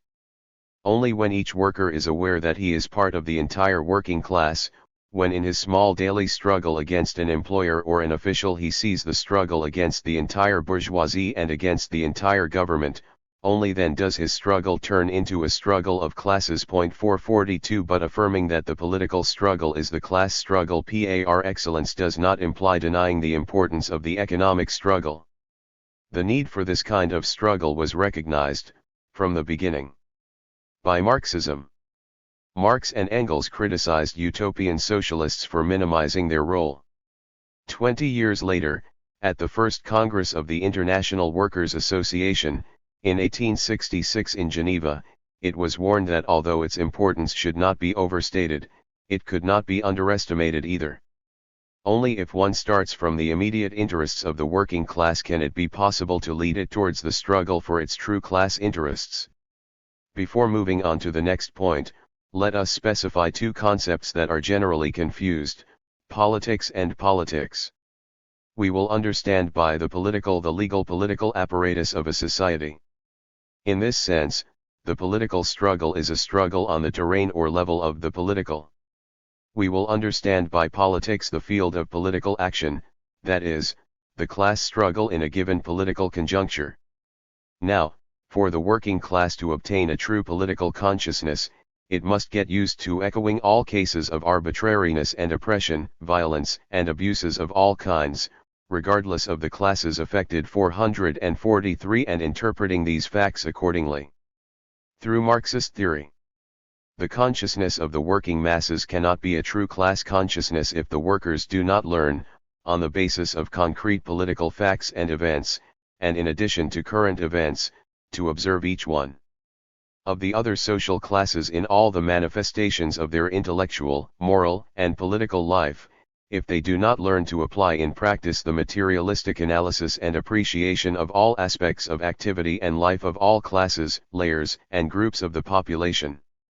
Whoever concentrates the attention of the working class, its capacity for observation and consciousness exclusively, or even if only preferentially, on itself, is not a social democrat, since the knowledge of itself on the part of the working class is inseparably linked, not only to an absolutely clear theoretical understanding, or rather, not so much theoretical as practical, of the relations between all the classes of today's society. an understanding acquired through the experience of political life. While Lenin affirms and later continues, to become a social democrat, the worker must form a clear idea of the economic nature and the social and political physiognomy of the landlord and the priest, the dignitary and the peasant, the student and the vagabond, know its strong sides and its weak sides, know how to orient oneself in the middle of the usual phraseology and the most diverse sophisms with which each class and each layer conceals its selfish appetites and its true nature, knowing how to distinguish which institutions and laws wreak some and other interests, and how they wreak them. But this clear idea cannot be obtained in books, it can only arise from reality, as well as from complaints made hot about everything that happens at a certain moment around us, about what everyone comments or murmurs, about what it is revealed in certain events, statistics, judicial decisions, etc., etc., etc. Those political denunciations that cover all aspects of life are an indispensable and fundamental condition for educating the masses in revolutionary activity. Point 444. A fundamental thesis of Marxism is the need to mobilize the broadest layers of the population against the oppressive regime, and this is only achieved if the working class, instead of closing in on itself, and fighting exclusively to solve its problems, echoes the problems of all social layers affected by this regime. The best example of this was the attitude of the Bolsheviks after the February Revolution. They made the demands of the whole people their own: bread, peace, land, and freedom, and, specifically, they supported the demands of the majority of the Russian peasantry embodied in a program that was not their own, the program of the SRS or Revolutionary Socialists. Point 445. Lenin was absolutely clear that the proletariat alone, isolated from the rest of the popular masses, could never carry out a victorious revolution. 6. The social revolution, the summit aspect of the class struggle. As the contradictions of society develop, the class struggle acquires a more acute character until a moment arrives when the oppressed classes manage to seize political power and begin to destroy the old relations of production. This conscious and violent process of destruction of the old relations of production and, therefore, of the social classes that are their carriers, is what Marxism calls social revolution. Here we only enunciate this theme that has been extensively developed in our book The Social Revolution, soon to be published. 7. Summary. In this chapter we have seen what is meant by class struggle both in the narrow and broad sense, then we have examined the different types of class struggle, economic or union, ideological and political. Finally, we have examined how these combine at a given juncture. 8. Questionnaire 1. Since when has there been a proletariat organized as a class in your country? 2. What were the first demonstrations of the workers' struggle against the businessmen of his country? Could you qualify these class confrontations as class struggle? Explain your answer. 3. Give examples of the economic struggle of the workers. 4. Give examples of political struggle. 5. Give examples of ideological struggle. 6. Which of all these struggles to which you have referred can be called class struggle in the strict sense? For what reason? 7. Give an example from your country of a wrong ideological position against which it is necessary to GHT and what is the need to attack it for its strongest link. 8. Could you give examples of economist deviations in the class struggle in your country? 9. Could you give examples of minimization of the economic struggle and what have been its results? 10. Could you give an example in which the economic struggle and the political struggle? 11. What should be the predominant aspect of the class struggle in countries like those of the southern Latin America under fascist dictatorships? 12. Why can successful economic struggle produce reformist deviations in the class worker? 13. Why is it so important that the proletariat of your country take up the demands of the more diverse social sectors? What do you achieve with that? Third part. The Marxist theory of history. With the concepts of social structure and social classes, we can now begin to scientifically define Marx's originality with respect to the theory of history. 12. Chapter 12. The Marxist theory of history. 1. Introduction. 2. Marx's contributions to the science of history. 3. Modes of production and Marxist theory of history. 4. Historical materialism, general problems and theory of each mode of production. 5. Levels of realization of the theory of historical materialism, science of social formations and science of the political conjuncture. 6. Historical materialism, science that opposes dogmatism and revisionism. 7. Marxist theory and the role of men in history. 8. 2 deviations from the Marxist theory of history, economism and voluntarism. 1 introduction. Since the first historians to emerge in the Greek world, the vast majority have limited themselves to making a chronology of past events. The most significant events were used as periodization criteria. Hegel's great contribution was to have sought a principle of intelligibility at the different stages of history. Let's see what Engels says.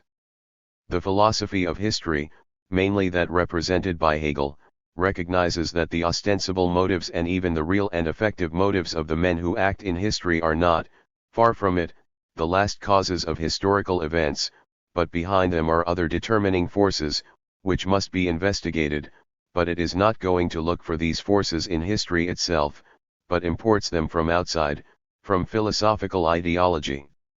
Instead of explaining the history of ancient Greece by its own concatenation. 202. Internally, Hegel asserts, for example, simply that this story is nothing more than the elaboration of the forms of the beautiful individuality, the realization of the work of art as such.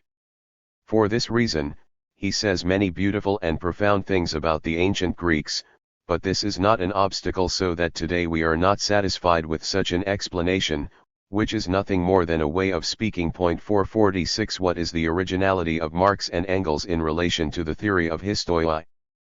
Can it be said that it consists in having inverted the Hegelian conception of history, that is to say, that Hegelian spiritualist evolutionism is replaced by a materialist type evolutionism, that the criterion of periodization of history from the dialectical evolution of the idea, is replaced by the criterion of periodization from the dialectical evolution of the economy? Unfortunately, the few texts by Marx and Engels on their conception of history lend themselves to interpretations of this kind. Engels tells us, for example, that the traditional idea, which Hegel also worshipped, saw in the state the determining element and in civil society the element conditioned by it. And he adds that appearances undoubtedly justify this idea. For Marxism, on the other hand, the state, the political regime, is the subordinate element, and civil society, the realm of economic relations, the main thing. In this text Engels identifies civil society with economic structure and state with legal, political and ideological superstructures. The inversion appears clearly, while in Hegel the political ideological is the essence of the economic, in Marx the economic would be the essence of the political ideological. The legal, political and ideological superstructure would not be, therefore, but a mere phenomenon of the economic. Marx himself maintains that he would have put on its feet what was marching upside down in Hegel 448. Now, as we have seen throughout this work, it is not enough to stay at the level of the letter of these texts, it is necessary to study them critically and try to discover, through a global study of the works of these authors, which it is his true approach to history. 2. Marx's contributions to the science of history. It is necessary to clarify that Marx and Engels never systematically elaborated their theory of history. Although it is true that between 1845 and 1846 they wrote the German Ideology, 2 thick volumes that were intended to explain their materialist conception of history in opposition to the idealistic conceptions that had prevailed until then, this book was never published. First, due to censorship problems, and then, due to the lack of interest of its own authors, since the objective pursued, to clarify their own ideas by freeing themselves from the previous philosophical consciousness of idealistic origin, had already been achieved. 449. More than 40 years later, Engels will affirm that the materialist conception of history there exposed demonstrates how incomplete was at that time the knowledge that they had about economic history. 45. The common thread of this materialist conception of histo that Marx and Engels shared at the time of writing the German ideology and that guided their studies, synthesized by Marx himself in the prologue to the Contribution to the Critique of Political Economy. And the social production of their existence, men establish certain relations, necessary and independent of their will, relations of production that correspond to a certain evolutionary stage of their material productive forces. The totality of these relations of production constitutes the economic structure of society, the real base on which a legal and political edifice stands, and to which correspond certain forms of social consciousness. The mode of production of material life determines the social, political, and intellectual process of life in general. It is not the consciousness of men that determines their being, but, on the contrary, it is their social existence that determines their consciousness. At a certain stage of its development, the material productive forces of society come into contradiction with the existing relations of production, or, which only constitutes a legal expression of the same, with the property relations within which they had been established. Moving up to that moment, these relationships are transformed from forms of development of the productive forces into ties of the same. A time of social revolution begins then. With the modification of the economic foundation, all that huge building is upset more or less quickly.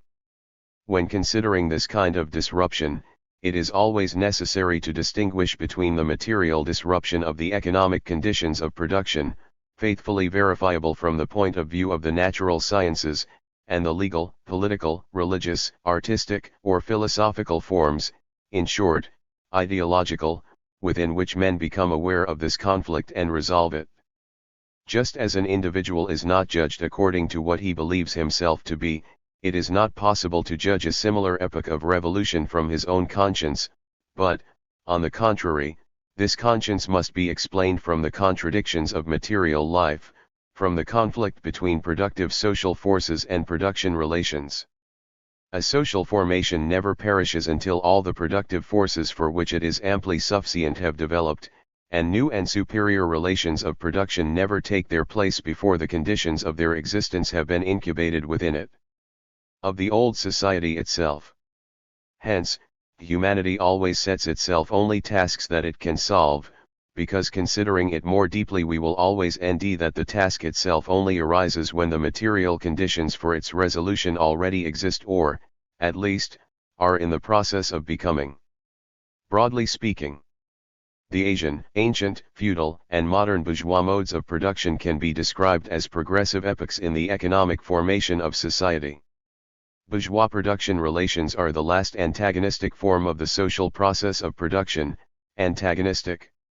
Not in the sense of individual antagonism, but in that of an antagonism that arises from the social conditions of life of individuals, but the productive forces that they develop in the bosom of bourgeois society and create, at the same time, the material conditions to resolve this antagonism. With this social formation, therefore, the prehisto of human society concludes. 451 This text, which is necessarily a very synthetic text and only pretends to pose the common thread of Marx's research, has often been considered a finished exposition, lending itself to an evolutionary interpretation of Marxism. It is remarkable to observe in him a symptomatic absence. Nowhere does he refer to the class struggle, 452 considered by Marx and Engels as the motor of history. Let us remember that both authors had arrived in the Communist Manifesto, 11 years earlier, to the conclusion that the history of all societies was the history of the class struggle. How to interpret this absence? It seems to us that Marx's letter to Widemeyer, 453 could indicate the answer.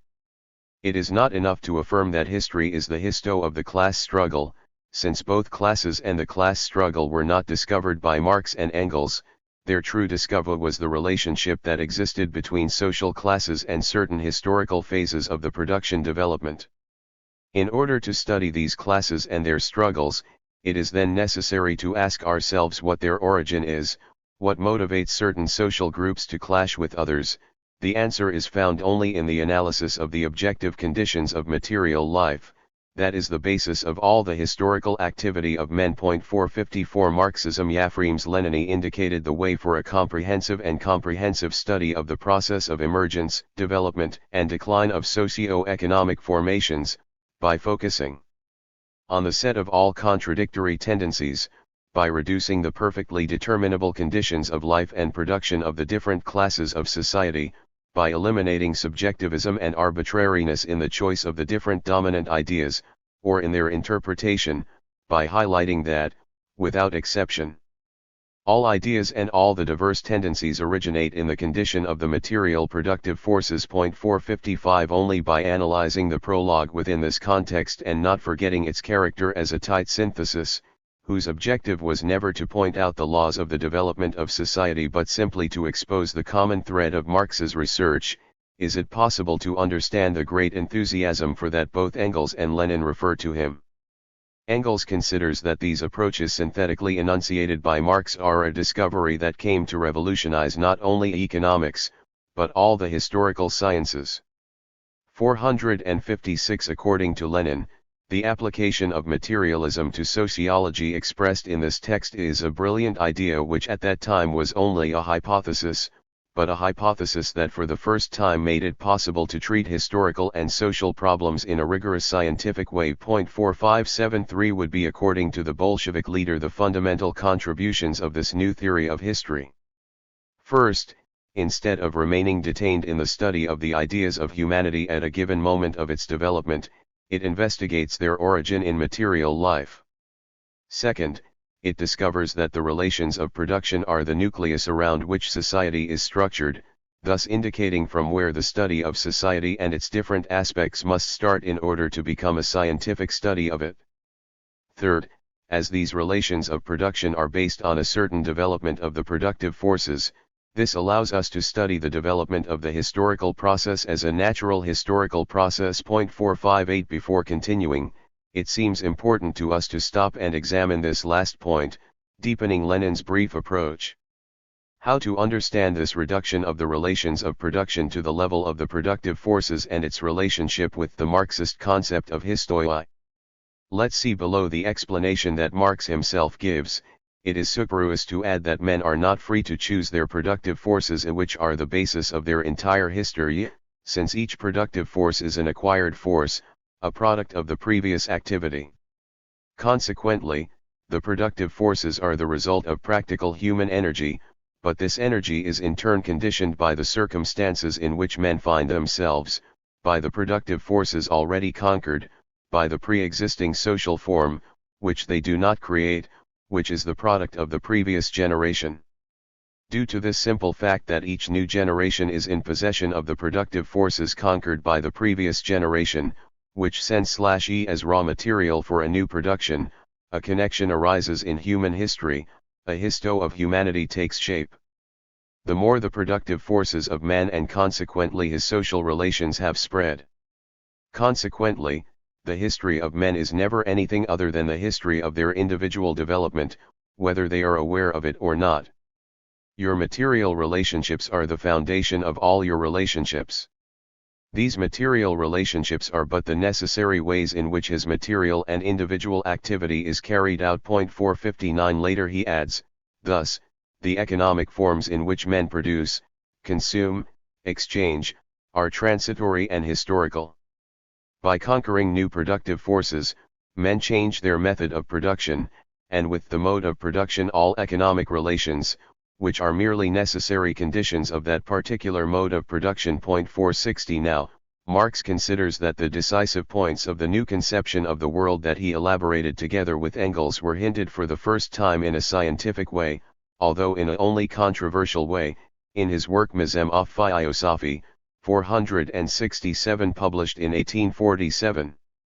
3 years later decides, however, to restart everything from the beginning by making his way through the new materials on the history of political economy accumulated in the British Museum, motivated by the favorable point of view that London offers for the obsolescence of society bourgeois and by the new evolutionary stage in which the latter seemed to enter with the discovery of Californian and Australian gold. 462 After 9 years of hard work, in 1859 he published his work Contribution to the Critique of Poe/Idicus/Economy.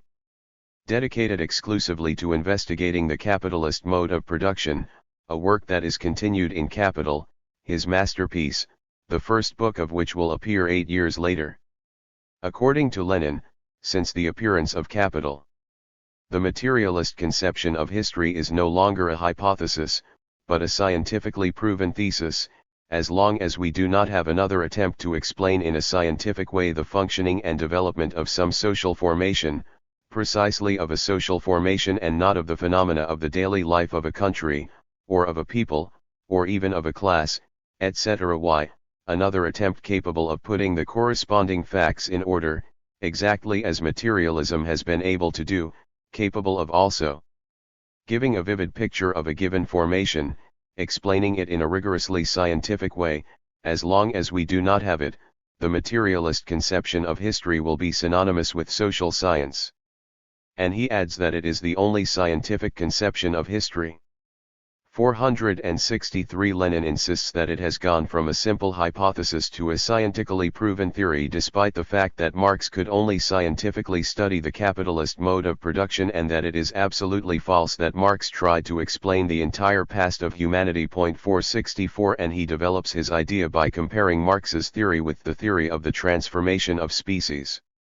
And in the same way that transformism is far from pretending to explain all the history of the formation of species, but only places the methods of that explanation on a scientific level, materialism applied to history has never tried to explain everything, but only to indicate, according to Marx's expression in Capital, the only scientific method of explaining history. I-65 According to Lenin, the decision of Marx and Engels not to publish the German ideology, described by the latter as a historical philosophical work, and to focus their energies in a single social organization, demonstrates the scientific honesty of both authors. 466 No Marxist, affirms the Bolshevik leader later, has ever seen in Marx's theory a kind of philosophical historical scheme obligatory for all, something more than the explanation of a certain socio-economic formation.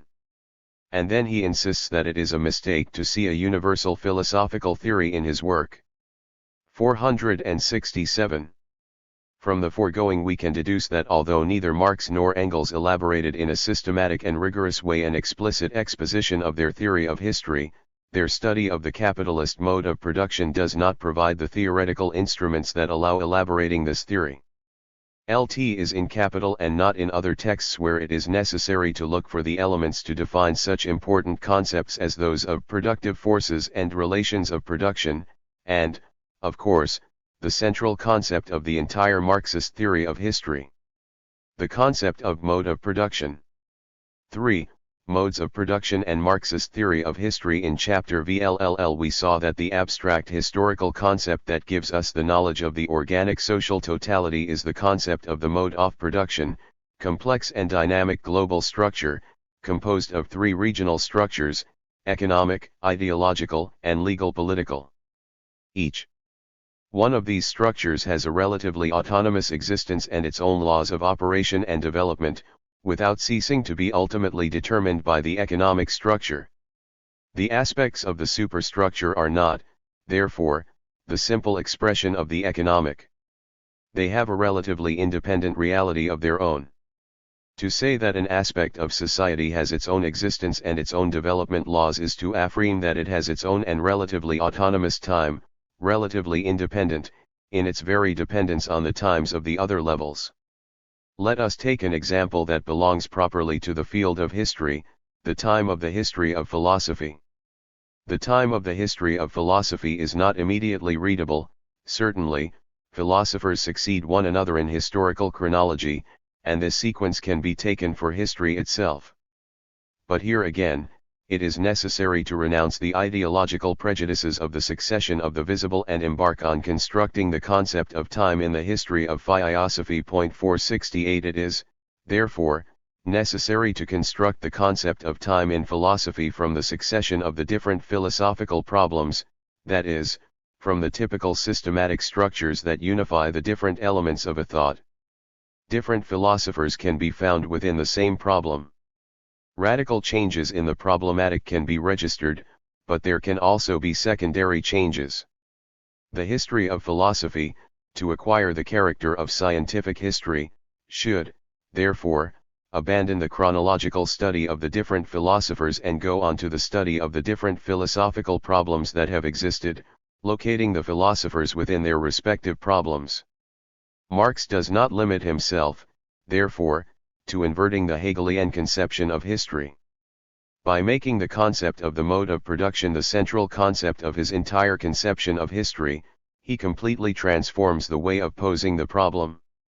It is no longer a question of a linear, homogeneous historical temporality of the Hegelian type, but of certain specific structures of historicity.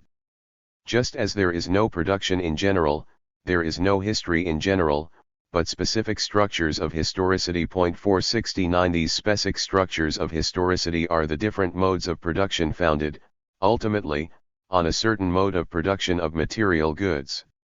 Now, although considered at the world level there is a progressive development of the different modes of production, primitive community, slavery, servitude, capitalism, communism, progression related to the development of the productive forces, 470 At the level of each country there is no mechanical succession from one mode of production to another. We have already seen how in some countries they have gone from slavery to capitalism, skipping the servile mode of production, or how countries the backward have passed on to the construction of socialism without having to go through the stage of advanced capitalist development. The object of the Marxist theory of history is the scientific study of these abstract historical objects, that is, of these specific structures of historicity that we have called modes of production. But, it is necessary to clarify that it is not intended to study the transition from one mode of production to another. This transition, as we have already seen in the respective chapter, is unthinkable as a general theory of the transition from one mode of production to another. Although that does not mean that they cannot be the object of a scientific elaboration at another level, at the level of concrete history or the science of social formations. The Marxist theory of history is, therefore, a scientific study of the different modes of production. The Marxist theory of history that has as its object the study of the different modes of production must be put at the service of the study of concrete realities. It must sense/e to produce historical knowledge that is situated at another level, at the level of social and cultural formations. Its political junctures. The use of the Marxist theory of history, in the study of a historically determined concrete object, is what differentiates, at this level, a Marxist historian from a non-Marxist historian. Therefore, the theory of history should not be confused with scientific know-edge about a given historical reality. 4. Historical materialism, general problematics and theory of each mode of production. In the chapter on the concepts of the mode of production and social formation, we saw that Marx's most complete work, Capital, has as its object the study of the capitalist mode of production, that is, an abstract historical object that is never in a state of pure in reality. We have also seen the limits of this study.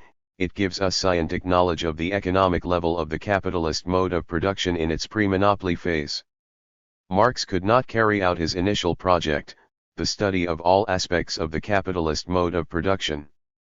But what is it that guides Marx in the scientific study of the capitalist mode of production? What is the common thread? Its common thread is the body of concepts that constitutes the general problematic 471 of historical materialism enunciated by him, in schematic form, in the preface to the Critique of Political Economy. These general or formal concepts only indicate the general problematic of historical materialism 472 that Marx practically uses in his theoretical analyses, whether of the capitalist mode of production as such, that is, as an abstract historical object in capital, or of specific social formations as in his political texts on the situation in France and Germany. If we speak of problems and not of general theory of historical materialism as we did in previous editions of this book, it is because these general concepts do not allow us to know any reality. Just as there is no production in general, there are no relations of production in general or economic structure in general, but rather specific relations of production, slaveholders, capitalists, etc., specific economic structure, slave owner, capitalist, etc. With these general concepts we cannot study our countries, that is, what we have called social formations. Only scientific knowledge of the different modes of production provides us with the instruments that allow us to study, for example, the economic structure of an underdeveloped capitalist society, since it is made up of various production relations, capitalist and pre-capitalist. If we have not studied the capitalist mode of production, if we have not studied the servile mode of production, no matter how much we master the general concepts that we expose in this book, we will not be able to carry out that study of a concrete historical reality. Therefore, it is necessary to distinguish between the body of concepts that make up the general problematic of historical materialism and the body of concepts that makes it possible to study each mode of production specifically. This becomes evident when, for example, the economic region of the capitalist mode of production is studied. The central concept that allows us to understand the functioning of the capitalist economic structure is the concept of surplus value. This concept is not a concept applicable to other modes of production, nor are the other concepts that allow the economic region of this mode of production to be scientifically studied: concrete labor and abstract labor, use value and value, constant capital and variable capital, equalization of the rate of profit, land rent, and so on. In the theo of the capitalist mode of production we must then distinguish three regional theories, corresponding to the three regional structures that make up EV mode of production: the theory corresponding to the capitalist economic structure, the theory corresponding to its ideological structure, and the theory corresponding to its legal political structure. Furthermore, the study of the relations of production as the structuring nucleus of every mode of production should allow us to study the form of articulation of these three regional structures in the global social structure. Summarizing, next to the body of concepts that make up the general problematic of historical materialism, there are the specific theories of each mode of production, and within each one of them the respective regional theories. For example, the theory of the dictatorship of the proletariat is a regional theory of the legal political superstructure of the communist mode of production in its lower phase, the socialist phase. Marx clearly distinguishes these two categories of concepts when referring to his study plan on capitalist society in the general introduction to the Critique of Political Economy. The plan to be adopted must manifestly be the following: 1. The general abstract determinations that correspond to a greater or lesser extent to all forms of society. 2. The categories that constitute the internal articulation of bourgeois society. 473. What are for Marx these general determinations that we have called concepts of the general problematic of historical materialism? We think that they can be determined: 1. By carefully reading the general result that Marx arrived at and that once acquired served as a common thread in his studies, exposed by him in the prologue to the contribution to the Critique of Political Economy, and 2. Studying the fourth point of the introduction of these manuscripts. Marx leads this fourth point with a series of general concepts: production, means of production, relations of production and relations of circulation, forms of state and consciousness in relation to the conditions of production and circulation, legal relations, family relations. Now, just as we differentiate between the concepts of the general problematic of historical materialism and the concepts or categories that allow us to think about the internal structure of a mode of production, we think that it is useful to make a new distinction between the theoretical effort that allows us to think about a historical object, abstract or mode of production, and the theoretical effort that allows us to think about a concrete historical object or social formation. 5. Levels of realization of the theory of historical materialism. Science of formation. Social and political science. Historical materialism is a scientific theory. As a scientific theory, it does not give us a knowledge of concrete realities. Capital, for example, does not give us knowledge of a historically determined concrete society, but knowledge of an abstract historical object, the pure capitalist mode of production. Historical materialism, like all theory, does not give us any concrete knowledge, but it does give us the means that allow us to achieve scientific knowledge of concrete historical objects. Therefore, if historical materialism is not used in the analysis of concrete realities, it can be considered as an amputated theory since it does not fool its objective. This scientific knowledge can only be achieved through the use of specific theoretical concepts specific to each mode of production. These concepts are the instruments that allow transforming the simple description of the reality of each country into a scientific knowledge of it. The best example of the result of this work of the general theoretical instruments on a given social formation is Lenin's book, The Development of Capitalism in Russia, written between 1896 and 1899-9474, which, in 650 pages, studies in detail the economic structure of the formation Russian socialization of the late 19th century and its developmental trends. Let us indicate here the title of the chapters that seem most illustrative in this regard. Chap. Il. Transition of landowners from the economy of personal benefit to the capitalist economy. Chap. V. The first stages of capitalism in industry. Chap. 6. Capitalist manufacturing and labor at capitalist domicile. Chap. VLL. The development of large mechanized industry. Chap. 8. Formation of the internal market. L. In order to study the Russian reality, Lenin needs to know the theory of the sense/il mode of production and the theory of the capitalist mode of production. But that is not enough. You also need to have a large amount of empirical data about the reality you are studying. To do this, it must resort to statistical data from different sources, Semstvos, the census of horses for the army that made account of the horses useful for the army in case of mobilization, factory statistics, etc. These statistical sources cannot be trusted, therefore, you have to make a critical study of them and break down and analyze these data, building your own data based on the instruments provided by the Marxist theory of history. Let's take just one example, Lenin's analysis of the factory statistics data. In passing to large mechanized industry, it is necessary, first of all, to establish that its scientific conception does not correspond in any way to the current meaning, in use, of this term. In our official statistics and our bibliography, a factory is generally understood as any more or less large industrial enterprise, with a more or less considerable number of salaried workers. On the other hand, Marx's theory only calls large mechanized industry a certain stage of capitalism in industry, precisely the higher one. The fundamental and essential characteristic of this phase is the use of a system of machines for production/T75. Therefore, later it states, it is laughable to reduce the problem of the development of large mechanized industry to mere manufacturing statistics. This is not only a matter of statistics, but of the forms that the development of capitalism takes and the stages that the development of capitalism goes through in the industry of the country in question. Only after having clarified the essence of these forms and their distinctive peculiarities does it make sense to illustrate the development of one form or another by means of duly compiled statistical data.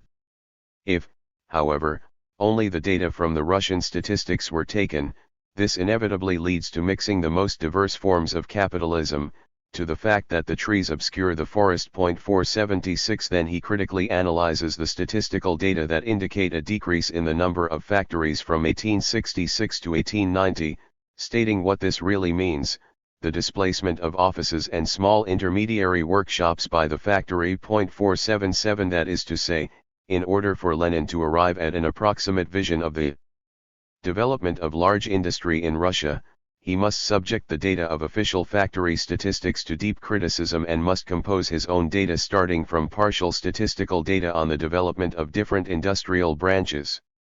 Number of workers, use of steam engine, etc. 478. Statistics, sun/es, observations, and social experiences are only starting points or raw material that must be elaborated as raw material, and then undergo a transformation process thanks to the use of the instruments provided by the Marxist theory of history. This allows the knowledge of a particular historical reality to be obtained as a product. The relationship between the concepts that allow the knowledge of an abstract historical object and the concepts that allow the knowledge of a concrete historical reality is not a deduction relation. The knowledge of a certain country cannot be deduced from the specific theory of the capitalist mode of production, nor is it a subsumption relationship, that is, concrete historical knowledge is not complementary to knowledge of the abstract historical objective. Rather, it must be said, in a sense close to the expression of Marx when he speaks of the realization of surplus value, that particular scientific knowledge realizes Marxist theory. 479 Now, we can distinguish two levels of realization of the Marxist theory of history or historical materialism: the level of social formation, that is, of a historically determined social structure that takes the form of a concrete individuality, which maintains a certain identity through his transformations. In the same way that Pedro has a personality structure that keeps a certain identity throughout his life, despite going through different stages of development, and the level of the political conjuncture or current moment of said social structure, that is, the particular forms that this individuality takes in the various historical moments. Summarizing what we have just said, we can distinguish two levels of realization of historical materialism: the science of social formations, 2. The science of the conjuncture. Now, before moving on to the next point, we want to insist here on something that we developed extensively in the introduction. The Marxist theory that is born to transform the world and, therefore, its true final realization is its use in truly revolutionary political practice. 6. Historical materialism, science that is opposed to dogmatism and revisionism. So historical materialism is a science. LT is its character of science that opposes it to dogmatism and revisionism. Knowing what a science is, at the same time, knowing that it can only live on condition of development. A science that repeats itself without discovering anything is a dead science. It is no longer a science but a fixed dogma. A science only lives on its development, that is, on its discoveries. This point is equally important, for we may be tempted to believe that we possess in historical materialism and dialectical materialism, as they have been given to us today, finished sciences, and that we distrust, as a matter of principle, all new discoveries. Certainly, the labor movement has reasons to be vigilant against the revisionists who have always adorned themselves with titles of novelty or renewal, but this necessary defense has nothing to do with misgivings about the discoveries of a living science. Marx, Engels, and Lenin expressed themselves on this point without any equivocation. When Marx, in a famous display of humor, said that he was not a Marxist, he meant that he considered what he had done as a simple beginning of a science, since a finished knowledge would be nonsense that would lead sooner or later to a non-science. Engels says the same when he writes, for example, in 1877, with that, socialism becomes a science that must now be elaborated in all its details. Lenin proclaims even more forcefully the same reality.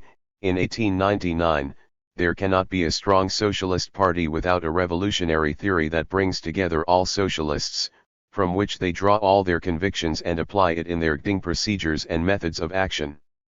Defending the doctrine, which according to the deepest conviction is the true one, against unfounded attacks and against attempts to corrupt it, does not mean, in any way, being the enemy of all criticism. We do not consider, at all, Marx's theory as something perfect and intangible. We are convinced, on the contrary, that he has only laid the cornerstone of science that socialists must develop in all directions, if they do not want to stay behind in life. We believe that it is particularly necessary for Russian socialists to develop Marx's theory independently, because this theory provides only general guiding principles, which apply in particular to England in a different way than to France, in a different way than to Germany, in a different way than to Russia.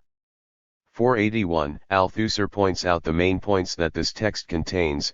Marx has given us, in the theoretical eld, the cornerstones, the directing principles, that is to say, the basic theoretical principles of a theory that it is absolutely necessary to develop.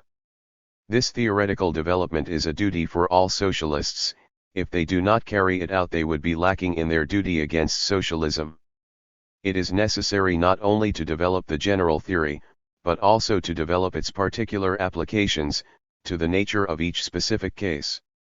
This defense and this development of Marxist science suppose, at the same time, the greatest firmness against all those who want to withdraw us further from Marx's scientific principles, as well as a true freedom of criticism and scientific investigation, exercised on the basis of Marx's theoretical principles, for those who can and want to go further, the freedom indispensable for the life of Marxist science and of any other science. 482.7, Marxist theory and the role of men in history. Ls. There an internal contradiction between the importance that Marxism gives to the class struggle, that is, to the action of men on history, and its affirmation of historical determinism.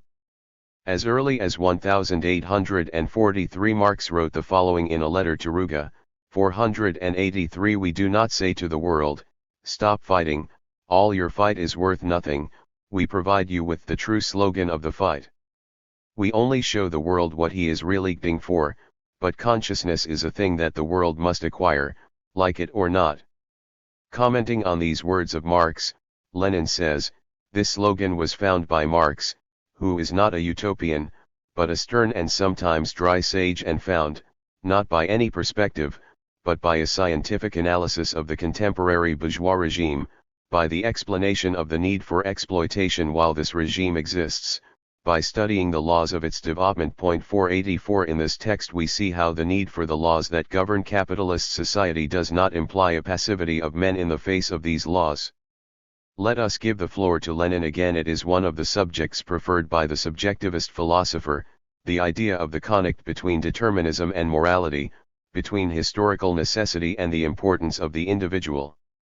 For that, he smeared a lot of papers, endlessly lavished his sentimental and Philistine gossip, to solve the conflict in favor of morality and the individual.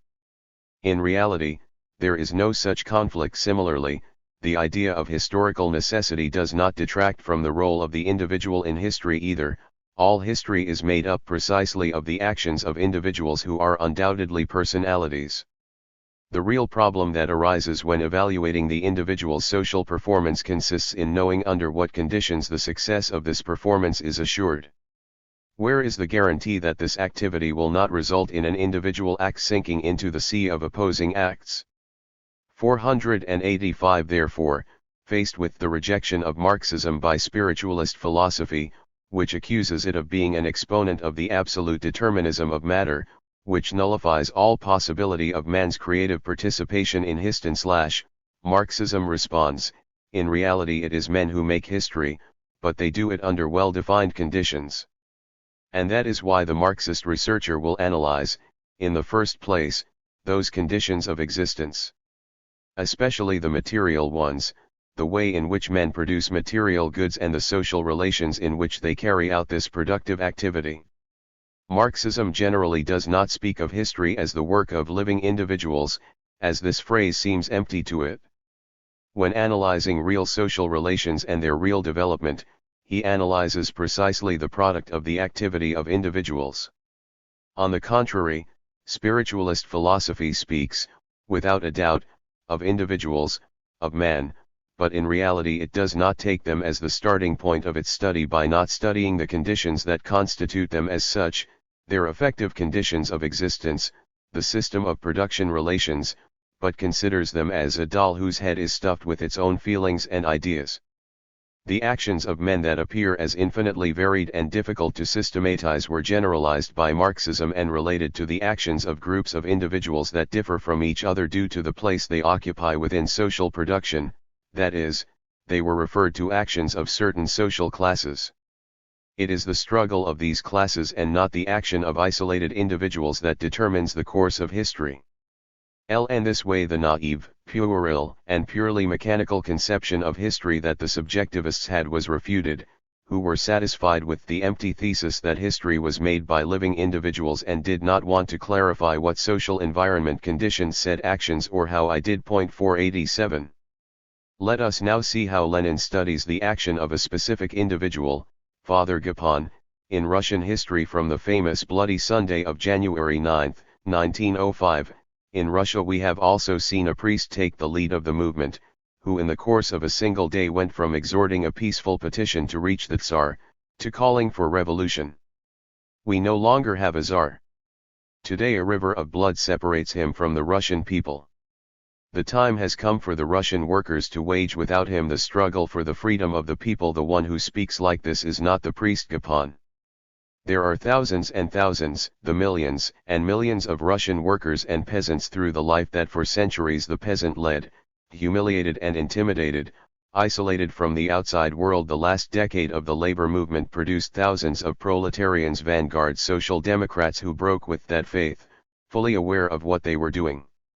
He educated tens of thousands of workers in whom the class instinct, strengthened in the strike struggle and political upheaval, undermined all the foundations of such a faith. Masses were not yet ready to rebel, they only knew how to implore and plead. The priest Gapon expressed his feelings and his state of mind, the degree of his knowledge and his political experience, and in this consists the historical importance of the role played, at the beginning of the Russian Revolution, by a man who was still perfectly unknown yesterday and who today has become the hero of the day in Petersburg and the central guru of the entire European press. 488 The analysis of this character shows us how the action of an individual became a historical action. Because it was the expression of a social force, which in turn is situated within the objective limits of a determined social structure, Russia early 1905. Now we can better understand the statement of Marxist Theo that when speaking of history it distinguishes between the terms man or individual and the terms mass and class.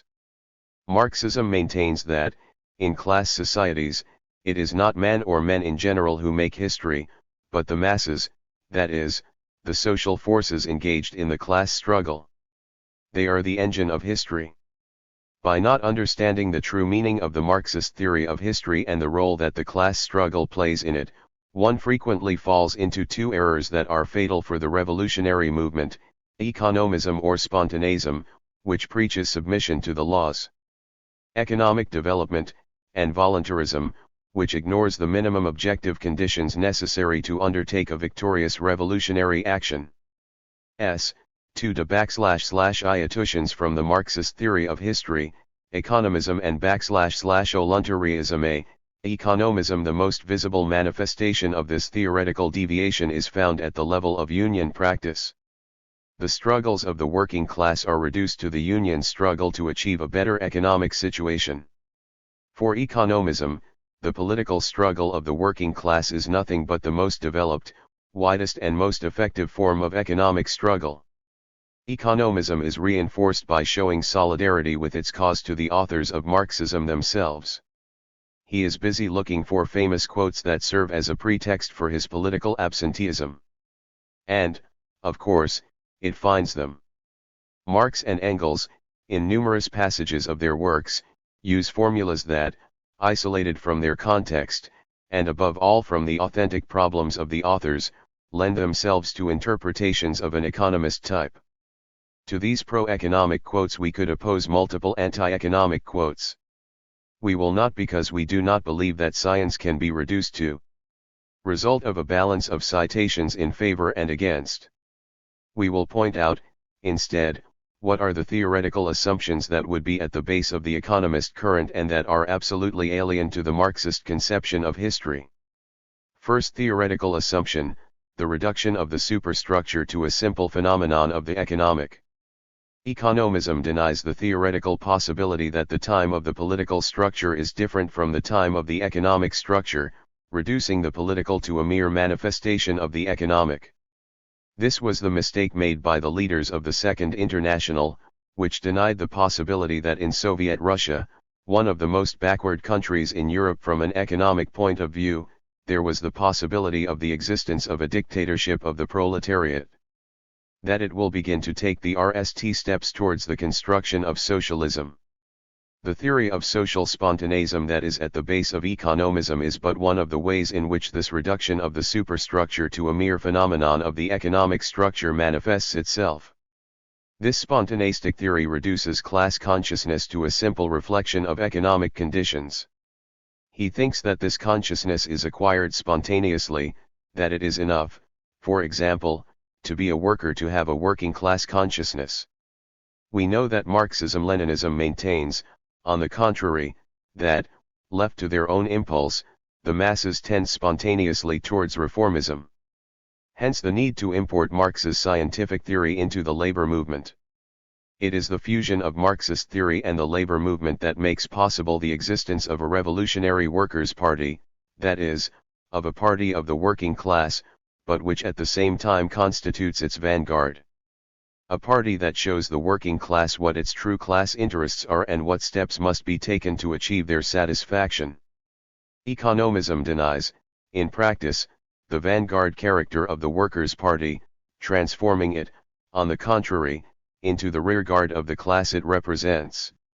To spontaneist economism we can apply the following words of Lenin: they want the revolutionaries to recognize full rights to the current movement, that is, legitimacy of existence to what exists, that the ideologues do not try to divert the movement from the path determined by the reciprocal action between the material elements and the material environment, that the struggle that the workers can sustain in the current circumstances is considered desirable, and possible the struggle that they are waging at this time. On the other hand, we, the revolutionary Social Democrats, dislike this cult of spontaneity, that is, of what exists at the present time. 489 Economism maintains, therefore, that the economic struggle is the only valid form of struggle in the current situation of immaturity of the objective conditions. But this immaturity turns into a chronic immaturity for economists, since the conditions will never be ripe if one refuses to take into account one of the factors that define their state of maturity, the revolutionary political organization of the proletariat. Second theoretical assumption and the deepest basis of economism, the conception of the Marxist theory of history as an evolutionary theory, that is, as a continuous succession of the different modes of production that would engage each other from the same stem common, the development of the productive forces, or, what amounts to the same thing, consider the contradiction productive forces/relations of production, and not the class struggle, as the engine of history. If theoretically Marxism affirms a discontinuous succession of various modes of production and establishes a certain order based, ultimately, on the development of the productive forces, this does not mean that the same order exists in the concrete history of a given society. Theoretical. The complexity of social formation, the type of combination of the different relations of production, their integration into world relations of production, and the political form taken by the groups representing the exploited classes, etc., all of this will determine the way in which stages will follow. Economism maintains that the stages of development must be respected. He does not conceive of the possibility of skipping stages. It is not surprising that we also find here multiple famous quotes that support the evolutionary interpretation of history. Engels himself recognizes that his own formulations and those of Marx could be lent to economist interpretations because they had to accentuate this aspect of reality to combat the dominant idealism. Marx and I are partly to blame for the fact that young writers sometimes attach more importance than it should to the economic aspect. We had to emphasize this fundamental principle in the face of our adversaries, who denied it, and we did not always have the time, place, or opportunity to do justice to the other elements involved in the interaction. But when it comes to presenting a piece of history, that is, of a practical application, the problem is different and there is no possible mistake. However, unfortunately it happens too often that people believe they have perfectly understood a theory and believe they can apply it without further ado from the moment they have assimilated its fundamental principles, and even these not always correctly. And I cannot save many of the more recent Marxists from this reproach, because the most astonishing garbage has also come from this side. 490 In the same way we could understand the evolutionary language of many texts by referring to the ideological framework in which these works were produced, the enormous weight of Hegel's evolutionary dialectical thought, to which Engels refers with enthusiasm in his book, Ludwig Feuerbach and the End of Classical German Philosophy, together with Darwin's scientific discoveries and the need to fight against metaphysical thought. However, if we go from the formalism of certain sentences to the study of the global problematic of the works of Marx and Engels, through a critical reading of them, we realize that the Marxist theory of history as theory has nothing to do with evolutionism, that the passage from one mode of production to another has nothing to do with the continuity of evolutionism.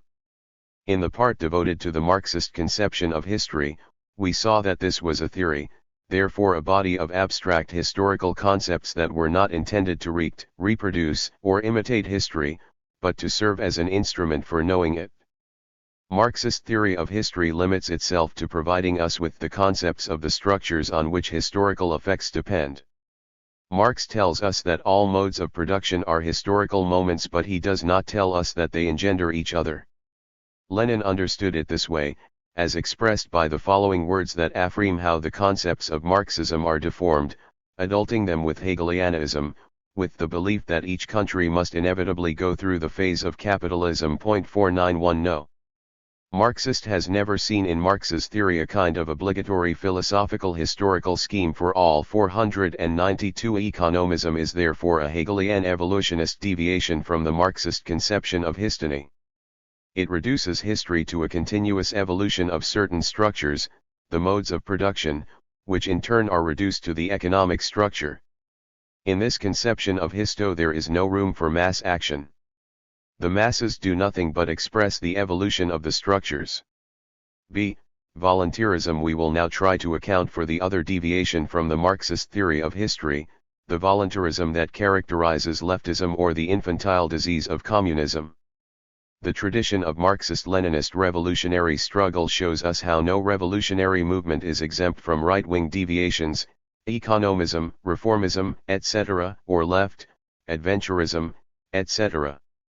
On the other hand, the vanguards of the victorious revolutionary movements have always fought and have been able to overcome these two deviations, thus managing to establish a correct political line that has led them to power. We believe, therefore, that it is necessary to clarify well what the Marxist-Leninist tradition understands by leftism. Leftism is a deviation from Marxism that is characterized, on the ideological level, by an accentuated subjectivism. His desire to see the revolution carried out makes him see reality warped. He mistakes his wish for objective reality. This subjectivism leads him to fall into dogmatism. They reason as doctrinaires of the revolution, they repeat themselves from memory, without understanding, extremist revolutionary slogans, valid only for certain concrete historical situations, but which cannot be generalized. For example, the slogan of electoral boycott is launched when the mood of the masses is declining and an active boycott cannot be carried out, or the slogan of socialist revolution is launched when the immediate tasks are democratic anti-imperialist and the masses are predisposed against socialism. 493 At the organizational level, leftism is expressed by an accentuated individualism. This manifests itself, on the one hand, in the inability to accept the party's disciplinary measures and, on the other, in the tendency to use party forces for personal ends. Political caudillismo is one of the ways in which individualism manifests itself at the organizational level. At the level of leadership, leftism expresses itself at the level of revolutionary strategy in its inability to distinguish the possible stages of the revolution. The end goal is confused with the steps that need to be taken to achieve this goal. This same confusion results, on the tactical level, in a complete inability to reflect in terms of power relations the need to consider, with rigorous objectivity, the forces of the classes and the relations of these forces before undertaking a determined political action is not understood. This itself leads to denying the possibility of any compromise with forces that are not directly interested in socialism. Leftism is a willful, subjectivist deviation from the Marxist theory of history. At its base we find the same theoretical problems as in the economist deviation, only inverted. It is no longer economic determinism but the will of men, of certain revolutionary groups and their heroes, who determine the course of history. Voluntarism overlooks the consideration of the minimum conditions necessary to make revolution. The chronic immaturity affirmed by economism is transformed into voluntarism in maturity always already given of the revolutionary conditions. The sense/ility to the spontaneous interests of the masses, typical of economism, is transformed here into detachment from the masses. Neither economism for which history is marked in advance, nor voluntarism for which history is fundamentally the product of the will of men, of the revolutionary will of certain individuals detached from the masses, but convinced of that these, potential socialists, will follow them as soon as they start the revolutionary struggle. They make no analysis of the current conditions of the revolution, of the classes, social forces, and relations of forces existing in each country. Both kill revolutions before they are born, but for opposite reasons: economism because it trusts the spontaneity of the masses, voluntarism because it trusts excessively in men or small groups of revolutionaries and neglects the preparation of an organization capable of mobilizing the masses. These leftist deviations can occur within the Marxist parties as they can occur abroad, constituting certain small groups, condemned to be only small groups as long as they do not correct their political line detached from the masses. Let us now see what is Lenin's judgment on these small groups. The history of the social democracy of Russia abounds in small groups that subsisted for an hour, for a few months, without having the slightest roots among the masses, and without having serious and firm principles. In a petty bourgeois country that is going through a historical period of bourgeois reconstruction, it is inevitable that a motley group of intellectuals will join the workers and buy to form all kinds of groups of an adventurous nature, in the sense to which we referred before. 494 And to the question, what is the proof of the adventurous character of these small groups? Lenin answers the following: the proof is provided by the history of the last 10 years, a period very rich in events and very significant.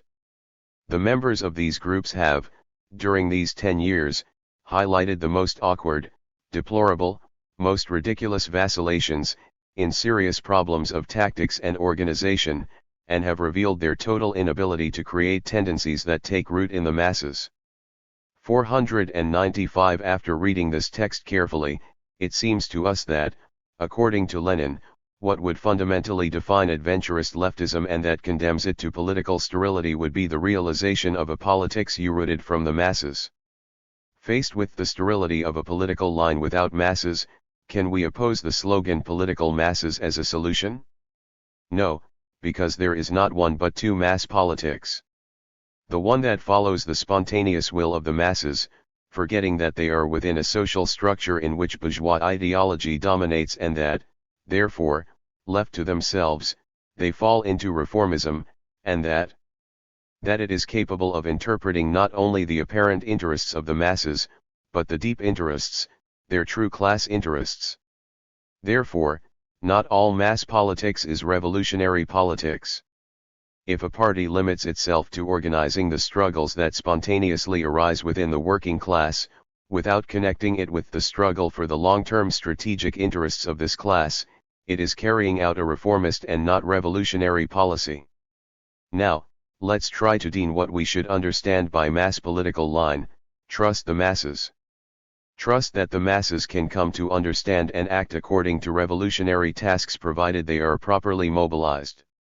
Trust in the creative possibility of the masses who in critical historical moments have known how to invent new methods of struggle, new ways to defeat their class enemies.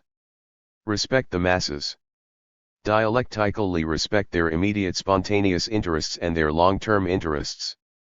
This should translate into proposing tasks that, although related to their long-term strategic interests, always start from their immediate spontaneous interests. Only by taking these interests as a starting point can the movement towards the achievement of its strategic interests be advanced. Consult the masses. Collect your ideas, your opinions, versus the facts. Don't give them even/thing cooked from above. Find out if the slogans that have been raised have a real echo in the 111888898. Inform the masses. Inform them about the historical situation that exists, about the situation of their fighting front and their relationship with the other fronts. About the tasks that are proposed and how to carry them out. Inform them truthfully, both of the positive and negative aspects of things. Educate the masses. Raise your level of political consciousness starting from your own struggles. Make them understand the connection between their partial struggles and the general political struggle. Organize the masses, find formulas that allow maximum participation. To this end, it is important to determine which is the most active sector of them and to be especially concerned about organizing it so that it drags the other more passive and backward sectors behind it. Mobilize the masses. Launch appropriate slogans for each new situation that arises. These slogans will be just and will advance the revolutionary movement to the extent that they are not abstract slogans, but slogans that start from the current state of consciousness of the masses to lead them to fight for their strategic interests. To conclude, we want to say that although rootedness in the masses and a revolutionary mass politics are essential to define a revolutionary movement, it is important not to forget that every Marxist party has had to go through a first stage in which there is still no real rooted in the masses and, therefore, all its organizational effort is turned to acquire that roots. That is why, when Lenin is asked for proof of the adventurous character of certain small groups, he insists that this proof is found in history. It is in action and not in programs or speeches or good intentions that the true revolutionary vanguards are tested. 221. 9. Summary. In this chapter we have seen what is the great contribution of Marx and Engels to the theory of history. We have seen that it is not a simple Hegel reversal, but a radical change in the problematic, in which the concept of the mode of production plays a central role. We have pointed out that there is a body of concepts that constitutes what we have called the general problematic of historical materialism and a body of concepts specific to each mode of production. We have established a difference between the specific theory of a mode of production and the scientific study of historically determined social formations. Then we have indicated the levels of realization of this the science of social formations and the science of the political conjuncture. We have insisted on the anti-dogmatic character of Marxism. Then we have referred to the role of the individual in history within Marxist theory. Finally, we have studied two important deviations from this theory, economism and leftism. 10. Questionnaire 1. Could you cite evolutionary Marxist interpretations of Latin American history? 7.2. Could you give an example from your country regarding the non-concordance between the degree of infrastructure development and certain ideological currents? Could you explain why this lag? 3. Do you think that only with the concepts that make up the general problem of the historical materialism do you have the necessary instruments to make a scientific analysis of your country? 4. Another way of asking the same question, do you think that without knowledge of the laws of operation of the capitalist mode of production and without knowledge of the essential aspects of the servile mode of production, you can have a scientific knowledge of your country? 5. What would be the great historical periods through which your cantonel has passed? What criteria do you use to determine the passage from one period to another? 6. Why, by making an analysis of this type, would you not be applying but realizing Marxist theory? Why is it important to distinguish between the two concepts? 7. If you are told that Marxism is a niche science that has an answer to all the problems not only in the social sciences but also in other sciences, could you classify that statement as a Marxist? 8. How is revisionism expressed in relation to the problem of the state in Latin America? 9. Could you swallow to explain from the Marxist point of view why a certain character became the most prominent national hero of his country? What classes or social sectors or popular aspirations did it represent? 10. Do you think that the Foucaultismo of the 60s in Latin America was a correct line, or a leftist deviation? Justify your opinion. 11. Why can't the concepts studied in this book by themselves allow you to get to know your country? What path should you follow to obtain all the theoretical instruments that are necessary for this objective? 222. For the theory corresponding to each mode of production, regional theory to theory on every aspect of the mode of production. The rest of the chapter remains intact.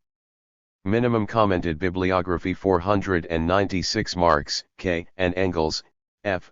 German Ideology, First Part, Feuerbach, Mexico, Grijalbo, 1956. Editorial Ediciones Pueblos Unidos, Montevideo, 1958. This text requires a rigorous critical reading since it is the first where the new materialist conception of history appears. Marx and Engels abandon their old humanist conception, introduce the new concepts of the theory of historical materialism, criticize Hegel's idealistic conception and Feuerbach's contemplative materialist conception. The ideological field within which this work is gestated allows us to understand, on the one hand, the use of certain Hegelian survivals and, on the other hand, the excessive accentuation of a materialism that tends, in some passages, to fall into a mechanistic determinism starting from the economy. The materialist conception of history is still in a very precarious state. This explains certain errors in the text. 40 years after writing this work together with Marx, Engels writes, the finished part is reduced to an exposition of the materialist conception of history, which only shows how incomplete our knowledge of history still was at that time. Economic history. Marx, K. Letter to Pvnenkov, December 28, 1846, in K. Marx and F. Engels, Correspondence, Buenos Aires, Editorial Cartago, 1973, pages 14 to 25, and selected works in 3 volumes, Volume LL, pages 445 to 456. In this letter is one of the few explicit references by Marx to historical materialism. Overview with examples. Important role of the vision of work in the development of the productive forces. Marx, K. and Engels, F. Manifesto of the Communist Party, in selected works in 3 volumes, Moscow, Editorial Progresso, 1980, TL, pages 110 to 140. Engels, in his preface to the German edition of 1883, gives us a short summary of the central ideas of this text. The fundamental idea from which the entire manifesto is permeated, namely, that economic production and the social structure that necessarily derives from it in each historical epoch constitute the basis on which the political and intellectual history of that epoch rests, that, therefore, all history has been a history of class struggle, of struggle between exploiting and exploited classes, dominant and dominated, in the different phases of social development, and that now this struggle has reached the stage where the exploited and oppressed class can no longer emancipate itself from the class that exploits and oppresses it, without emancipating, at the same time and forever, the entire society of exploitation, oppression, and class struggle. This fundamental idea belongs solely and exclusively to Marx. And in the preface to the 1872 German edition, Marx and Engels warned. LL. Annexes 1. Introduction to the first edition. A party that leads a great revolutionary movement, without a revolutionary theory, without a knowledge of history, without a deep understanding of the movement in its reality, will not be able to achieve victory. Mao Zedong 497. Here are the main lines of a theoretical training program for revolutionary militants. The RST aspect of training is the study of Marxist-Leninist theory. History shows us that it is the union of Marxist theory and the labor movement that gave the men of our time the possibility of transforming the world, of making revolution. Marxist theory should not be considered as dogma but as a guide to action. One should not be content with learning Marxist-Leninist terms and expressions, but study Marxism-Leninism as the science of revolution. It is not only necessary to understand the general laws that Marx, Engels, Lenin, and Stalin established based on a vast study of real life and the experience of the revolution, it is necessary to study the position and the method they adopt to analyze and solve problems. 498 But, although Marxist theory is fundamental for the constitution of a serious revolutionary movement that passes from romanticism and revolutionary voluntarism to a stage of realism and effective preparation for action, it, by itself, is not enough. Staying in this stage is, as Mao Zedong says, contemplating the arrow without ever throwing it, or repeating the record, forgetting that our duty is to learn the new, to create the new. The second aspect that should not be forgotten in the formation of a revolutionary militant is the creative application of Marxist theory to the concrete reality of his country. There are no revolutions in general, there are only particular revolutions, adapted to the situation of each country. It is necessary to combat the study that is frequently made of Marxism, not in terms of the practical needs of the revolution, but simply to acquire new knowledge. It is necessary to link the universal truth of Marxism-Leninism to the concrete practice of our revolutionary movements. It is necessary to study the history of our countries, to know the specific characteristics of our social formations. Study what characterizes our economic structure, the way in which the different modes of production of material goods are combined, what is the system that dominates, where are the strong and weak points of this structure. Study the structure. Ideological, the ideas that dominate the masses. Study the structure of power, the internal contradictions of that power, and so on. This study of our concrete social formations must be carried out by collecting the maximum amount of data on this reality, criticizing them in the light of the general principles of Marxism-Leninism in order to obtain fair conclusions. The third aspect of the formation of a revolutionary militant is the study of the political situation in his country and at the world level. It is not enough to know the history of a country, to know its current stage of development, it is necessary to go to a more concrete level, to the study of the current moment of the class struggle in that country and at the world level, that is, to the study of the political conjuncture. This is defined by the relationship that exists between the various social forces in a given country and their relationships with social forces at the international level. It is necessary to submit to surveys and a detailed study, using Marxist-Leninist theory and method, the activities of our enemies, those of our friends and ours in the economic, financial, political, military, cultural, and in the domain of society. Light of the political parties, then draw the logical and necessary conclusions. Our comrades must understand that whoever has not conducted polls has no right to speak. 499 In order to avoid ineffective theoricism and senseless practicalism, it is necessary for every revolutionary militant to be trained in a more or less profound way in the three aspects that we have indicated. Now, the objective of this book is to help to understand the Marxist-Leninist theory. The study of the concrete reality of each county is the task of each revolutionary movement. Marxist-Leninist theory, like all scientific theory, is made up of a body of theoretical concepts.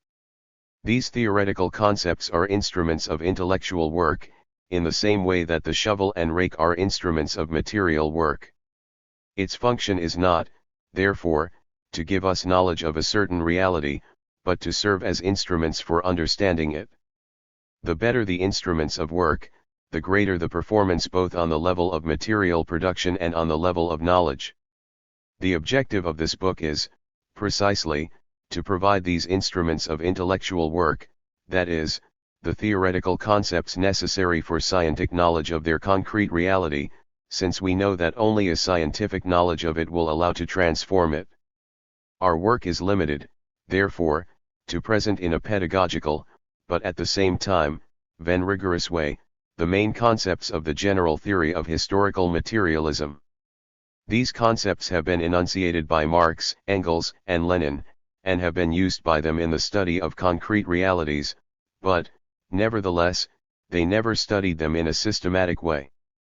This book aims to stop at these concepts by making a critical study of them, that is, looking beyond words for the deep thought of their authors, which will allow us to escape dogmatism and creatively apply these concepts in the analysis of our concrete realities. This critical study of the main concepts of historical materialism, trying to incorporate the most recent research on them, 500 is what differentiates the content of this book from the content of the different manuals of Marxism that we know so far. 501 To achieve our objective we have been forced to start with the simplest concepts, to go, little by little, to the most complex concepts. We have started with the concept of production, since it is the basic concept of Marxist theory. It is the production of material goods that will serve as a common thread to explain the other aspects of society. Then we have been studying the concepts of productive forces, social relations of production, economic structure, infrastructure and superstructure, ideological structure, legal political structure, mode of production, social formation, political conjuncture, social classes, transition, and revolution. The null chapter on the Marxist theory of history gives us an overview of the contribution of Marx and Engels on this point. The normal apparently would have been to start with this overview, as all manuals do. However, to formulate this overview in a scientific and understandable way for the reader, it is necessary to go the arduous path of systematic and rigorous study of all of the above 502. We recommend here what Marx wrote to Lach Utrecht on March 18, 1872. Dear citizen, I applaud your idea of publishing the Das Kapital translation in regular installments. In this way the work will be accessible to the working class and, for me, this consideration is above any other. That is the good side of the medal, but here is the reverse. The method that I have used and that has not yet been applied to economic matters makes the reading of the RST chapters quite difficult, and it is to be feared that the French public, always impatient to conclude, eager to know the relationship of the principles 500. The current state of these investigations is, more or less, the following: concepts pertaining to infrastructure, for example, have been much more elaborate than those pertaining to superstructure. This is not due to chance, but to the fact that these are the concepts most frequently used by Marx in the analysis of the economic structure of the capitalist mode of production. Studying the way in which Marx uses them in Capital has been able to arrive at a more systematic elaboration of them, although still insufficient in many respects. Most of the other concepts remain, on the contrary, in a state of practical concepts. The current state of the theory of historical materialism is, therefore, more or less, the following: why scientific theory of the economic aspect of the pre-monopoly capitalist mode of production and some elements to understand some aspects of monopoly capitalism. Absence of a scientific theory of the ideological and legal political structure of the capitalist mode of production. Absence of a scientific study of the other modes of production. Some elements of a general theory of the transition from one mode of production to another. Above all, elements to think about the transition from the capitalist mode of production to the socialist mode of production. RST elements for a scientific theory of social classes, especially of social classes under the capitalist system of production. Elements for an analysis of the political conjuncture. The underdeveloped state of many aspects of Marxist theory should not discourage us, but, on the contrary, should prompt us to a deep and critical study of everything that already exists and an elaboration of the general concepts that are urgent for the analysis of our societies. Neither Lenin nor Mao Zedong waited for a better development of Marxist theory to engage in the revolutionary struggle, and it was what they learned in the struggle itself that led them to enrich the theory. General issues with immediate issues that you are passionate about. Be discouraged that you have not been able to move on from the beginning. This is a disadvantage against which I can do nothing but warn concerned readers of the truth. There is no royal road for science, and only those who are not afraid to tire themselves climbing its steep paths can reach its luminous peaks. Receive, dear citizen, the assurance of my affectionate esteem. Karl Marx. The uneven development of the concepts of the theory of historical materialism, which we have pointed out in Note 4, is reflected in the content of the various chapters.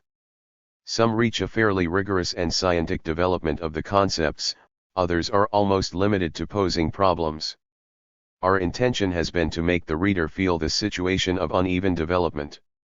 To carry out this work we have used the method of theoretical work and critical reading that we learned by studying the works of Louis Althusser and his collaborators. 503 Every time we have found sufficiently clear texts in these authors, or in others, we have used them in textual or semi-textual form, indicating where the quoted text comes from so that the reader can refer to the original.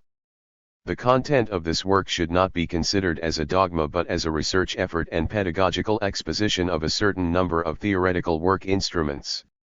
If some of these concepts, instead of facilitating the knowledge of a concrete social reality, make it difficult, there is no doubt that they must be modified, perfected, or, in an extreme case, abandoned. The bibliography that appears at the end of each chapter is intended to facilitate a critical study of the chapter content. The questionnaire and the diagrams that appear at the end of the chapters have a pedagogical purpose, both for those who study in isolation and for those who use the content of this book in training courses for workers and students. The topics for reflection that follow the questionnaire cannot be solved starting from the content of the chapter alone. Its objective is twofold: on the one hand, to show the theoretical problems that can arise when studying certain concepts, on the other hand, indicate the possible applications of the theoretical concepts in the analysis of our Latin American reality. The texts chosen after the last chapter have different purposes: to clarify, support, complement the content of each chapter, at the same time as putting the reader in direct contact with these authors. The general bibliography at the end of the book indicates the main texts that should be read in a RST stage of training. Each text is accompanied by a critical comment whose purpose is to guide the reading. We want to thank all those who in one way or another have made possible the realization of this work, which has been the fruit of a true collective work. Many people have contributed in different ways. And, to finish, we want to insist once again that the concepts studied here do not give us knowledge of any concrete reality because they have the character of theoretical instruments. Their assimilation will then allow us to apply them to the analysis of our Latin American reality. But I do not know. He can simply apply, in a mechanical way, Marxist theory. It is necessary that it be applied creatively, and for this it is necessary to study the history of the Latin American countries, their specific characteristics, the existing power relations in each country, etc. The study of these concrete objects cannot be deduced from Marxist theory. An empirical, concrete study is necessary, conducting surveys, critically using statistical data, and so on. Famous quotes are not enough, you need a creative application of Marxist theory. Lenin harshly criticizes politicians who stick to quotes from books without making an effort to creatively face reality. They are like those scholars whose skull is a drawer full of quotes that they can extract, but who the moment a new combination is presented not described in books they feel lost and take precisely the one that does not work. 504 Our work will have been absolutely sterile if our readers limit themselves to increasing the field of knowledge about Marxist theory. Let us remember that Marx's ultimate goal was to transform the world. Marta, Harnecker, Paris, September 1968. 2. Presentation to the first edition, by Louis Althusser. Marxist-Leninist theory comprises two distinct disciplines, a new science and a new philosophy. The founding of this new science, the science of history, is one of the greatest events in the history of human knowledge.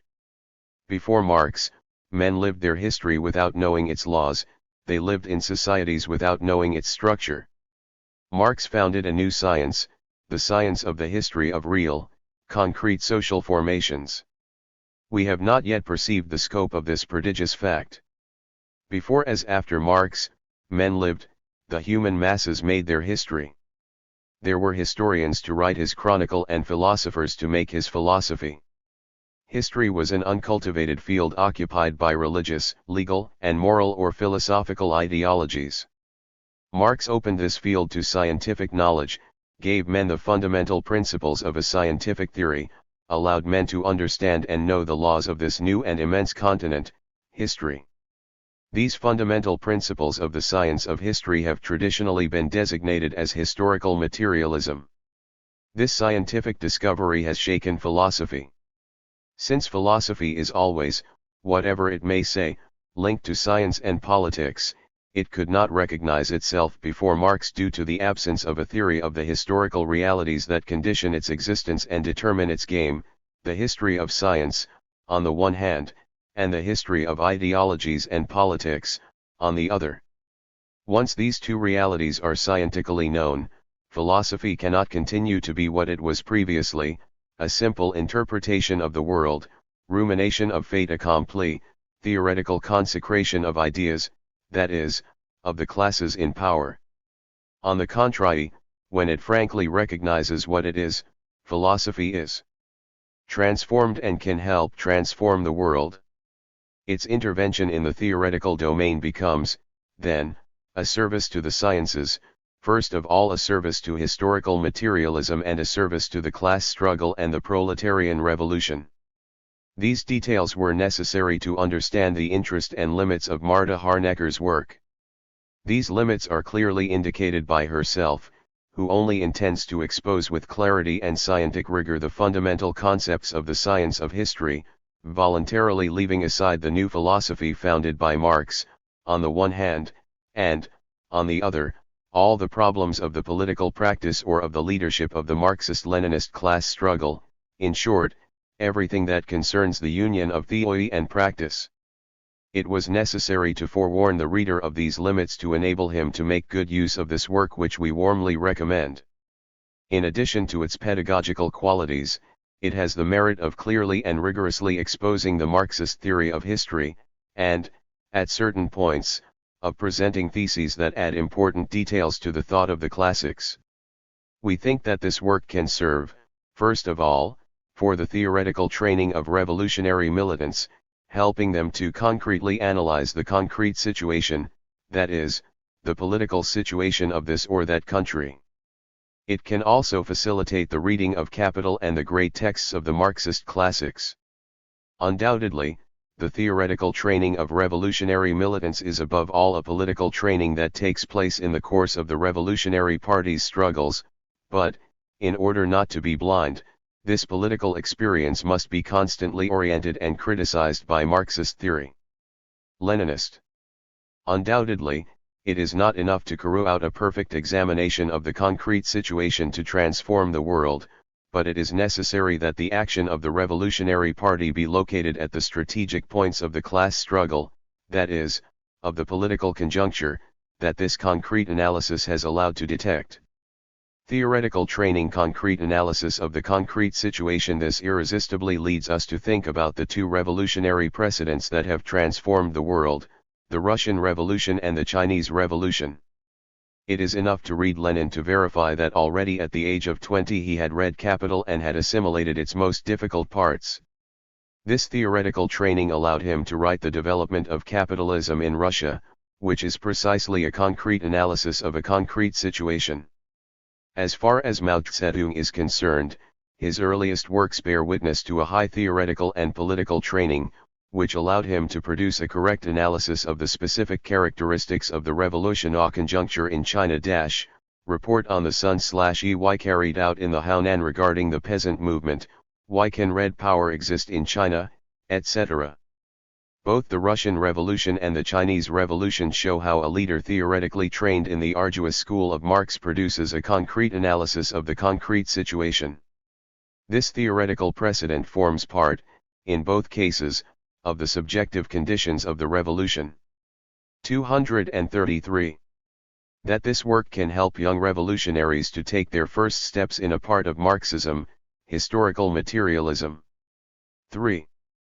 Presentation to the 6th edition, by Louis Althusser, Paris, October 14, 1968.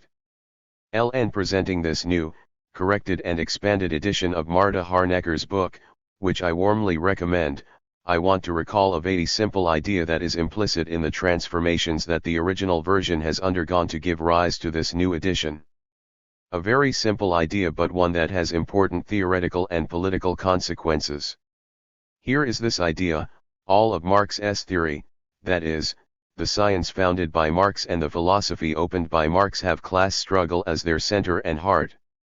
The class struggle is, therefore, the decisive link, not only in the political practice of the Marxist-Leninist labor movement, but also in Marxist theory, science, and philosophy. Since Lenin, we know clearly that philosophy represents the class struggle in theory, more precisely, that all philosophy represents a class point of view in theory, against other opposing class points of view. We know that Marxist-Leninist philosophy represents the point of view of the working class in theory. It is the decisive link in understanding Marxist philosophy and in developing it. It is the decisive link to understand why this philosophy can stop interpreting the world to help its revolutionary transformation. But that the class struggle is also the decisive link in Marx's scientific theory is perhaps difficult to grasp. I am satisfied with only one example, Capital. Here is a book that contains Marxist science, the fundamental principles of Marxist science. However, we should not be under any illusions. It is not enough to have a book in front of our eyes, it is necessary to know how to read it. Now, there is a way of reading Capital, a way of understanding and exposing Marx's scientific theory, which may be perfectly bourgeois. Bourgeois, that is, influenced, marked, penetrated by bourgeois ideology, more precisely by bourgeois economist or sociologist ideology.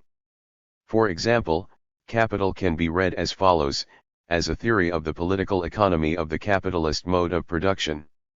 It will begin with the infrastructure, the work process will be examined, the productive forces and the production relations will be distinguished, the merchandise, money, production, income, profit, interest, loss will be analyzed. Rate of trend, etc. In short, the laws of the capitalist economy will be quietly discovered in Capital. And when this analysis of the economic mechanisms will be finished, a small supplement will be added, social classes, the class struggle. Isn't the tiny and unfinished chapter about social classes at the end of Capital? Is it possible to speak of social classes before demonstrating the entire mechanism of the capitalist economy? Doesn't Marx invite us to consider social classes as the simple product, the ultimate product of the structure of the capitalist economy, as the result of it? Are not social classes a simple effect of the capitalist economy, and the class struggle a simple effect of the existence of classes? 2-3t. A reading of this type, an interpretation of this type of Capital are a serious deformation of Marxist theory, a bourgeois economistic deformation. Social classes are not at the end of Capital, they are present from the beginning to the end of Capital. The class struggle is not an effect of the existence of social classes, the class struggle and the existence of social classes are one and the same thing. The class struggle is the link of one and the same thing. The class struggle is the decisive link to understand Capital. When Marx gave Capital the subtitle of Critique of Political Economy, he did not mean only that he intended to criticize the classical economists, but also the economistic illusion. He wanted to radically criticize the bourgeois illusion that carefully separates, on the one hand, the activity of production and exchange and, on the other, social classes, political struggles, etc. Marx wanted to show that all the conditions of capitalist production, circulation, distribution are dominated by the existence of social classes and the class struggle. Let us explain in a few words the essential principle of Marx's thesis. There is no pure economic production, there is no pure circulation, nor is there pure distribution. All these economic phenomena are processes that take place under social relations that are ultimately, that is, under their appearances, class relations and antagonistic class relations, that is to say, relations of class struggle. Take, for example, the material production of objects of social utility as it appears, at first glance, in production units. This material production supposes the existence of productive forces where the labor force put into action instruments of production that transform a raw material. A bourgeois economist or an economist reader of Capital would see there a simple process of technical work. Now, it is enough to reflect as Marx does to realize that it is a contradiction in terms. It is necessary to say that the productive forces are put into action in the process under the name of the relations of production, which are relations of exploitation. If there are workers, it is because they are salaried workers, that is, exploited. If there are workers who have nothing but their labor power and are forced to sell it, it is because there are capitalists who own the means of production and buy labor power to exploit it, to extract surplus value from it. The existence of antagonistic classes is therefore inscribed in production itself, in the very heart of production, in the relations of production. It is necessary to go further. The relations of production are not something that comes to be added to the productive forces as a simple form. the relations of production penetrate into the productive forces, since the labor force that puts the productive forces into action is itself part of the productive forces, and that this capitalist production process tends incessantly to the maximum exploitation of the productive forces. Job. And since it is this tendency that dominates the entire capitalist production process, it is necessary to say that the technical mechanisms of production are subject to the mechanisms of capitalist exploitation.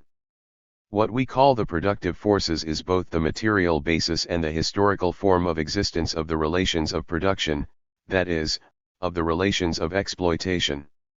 Marx admirably showed in Book I, that the successive forms of the organization of the production process were nothing other than the successive forms of material and historical existence of capitalist relations of production. It is therefore an economistic and technocratic error to separate the productive forces from the relations of production.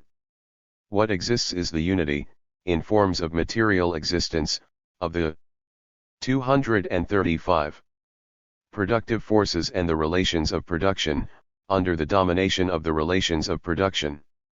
If so, there is no pure production, and no pure economy. With the relations of production, classes are present from the beginning of the production process. With this relationship between the antagonistic classes, the bases of the class struggle are created. The class struggle is, therefore, rooted in production itself. But this is not all.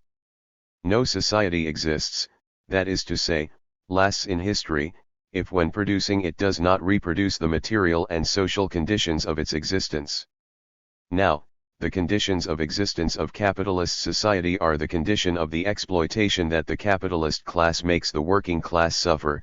The capitalist class must reproduce them at all costs. To understand capital, it is necessary to rise up to reproduction, and it will then be understood that the bourgeoisie cannot ensure the stability and duration of exploitation except on the condition that it conducts a permanent class struggle against the working class. This class struggle occurs by perpetuating or reproducing the material, ideological and political conditions of exploitation.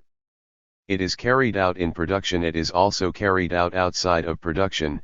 This is where the role of the state and of the ideological apparatuses of the state, to subdue the working class through repression and ideology. If it is read like this, capital ceases to be a theory of the political economy of capitalism, to become the theory of the material, legal, political and ideological forms of a mode of production based on the exploitation of wage labor, to become a revolutionary theory. If it is read like this, political economy, the productive forces, Technol 09Y, etc., are put in their place. If this is the case, one can get another idea of the class struggle and renounce certain humanist illusions, which arise from the petty bourgeois ideology. One is forced to abandon the idea that capitalist society would have existed in some way before the class struggle, and that the class struggle that we know would be the product of the proletariat in rebellion against the injustices of society. In reality, the class struggle proper to capitalist society is inherent in capitalist society. It began with it, it is the bourgeoisie that led it from its beginnings with unparalleled ferocity, against a then disarmed proletariat far from rebelling against injustices. The proletariat did nothing else, at the beginning, than to resist the bourgeois class struggle, before organizing, developing their conscience, and going on the counter-offensive, until the seizure of power. If so, if the scientific theory of Marx gives us the demonstration that everything is related to the class struggle, the reasons for this unprecedented event in history are better understood, the fusion of Marxist theory and movement. Worker. Not enough thought has been given to this fact why and how the labor movement, which existed before Marx and Engels wrote the manifesto, recognized itself in a work as difficult as capital. It is from a common point of view, the class struggle. This was at the heart of the daily practice of the labor movement. It is at the heart of capital, at the heart of Marxist theory. Marx gave back to the labor movement in scientific theory what it had received in political experience. As Mao says, let us never forget the class struggle. 236. Louis Althusser. February 1971. 4. Forward to the 6th edition. After having carried out, With this book as the base text, a 2-year pedagogical practice at the School of Economics and Sociology of the University of Santiago de Chile, having had important theoretical discussions with my colleagues from the Center for Socio-Economic Studies of the Faculty of Economics of the University of Chile, having read with great interest Charles Bettelheim's book Calcul économique et formes de propriété and, finally, having received important suggestions through an exchange of letters with Louis Althusser, we have realized the need to reformulate some concepts and specify others to make our thinking more explicit. To achieve this goal we have totally restructured 7 of the 12 chapters that were part of the first editions. 2 of them disappear as such and their concepts are integrated into other chapters, which were undoubtedly the weakest chapters. The restructured chapters are as follows: L. Production, LL. Production relations, IL. Productive forces, 4. Economic structure, and 7. Legal political apparatus. Chapters LL and IL are the ones that contain the greatest contributions in relation to previous editions and where the most important modifications take place. Chapters I, IV and VLL undergo partial modifications and some new concepts are introduced and, in the case of chapter VLL, its development is further expanded.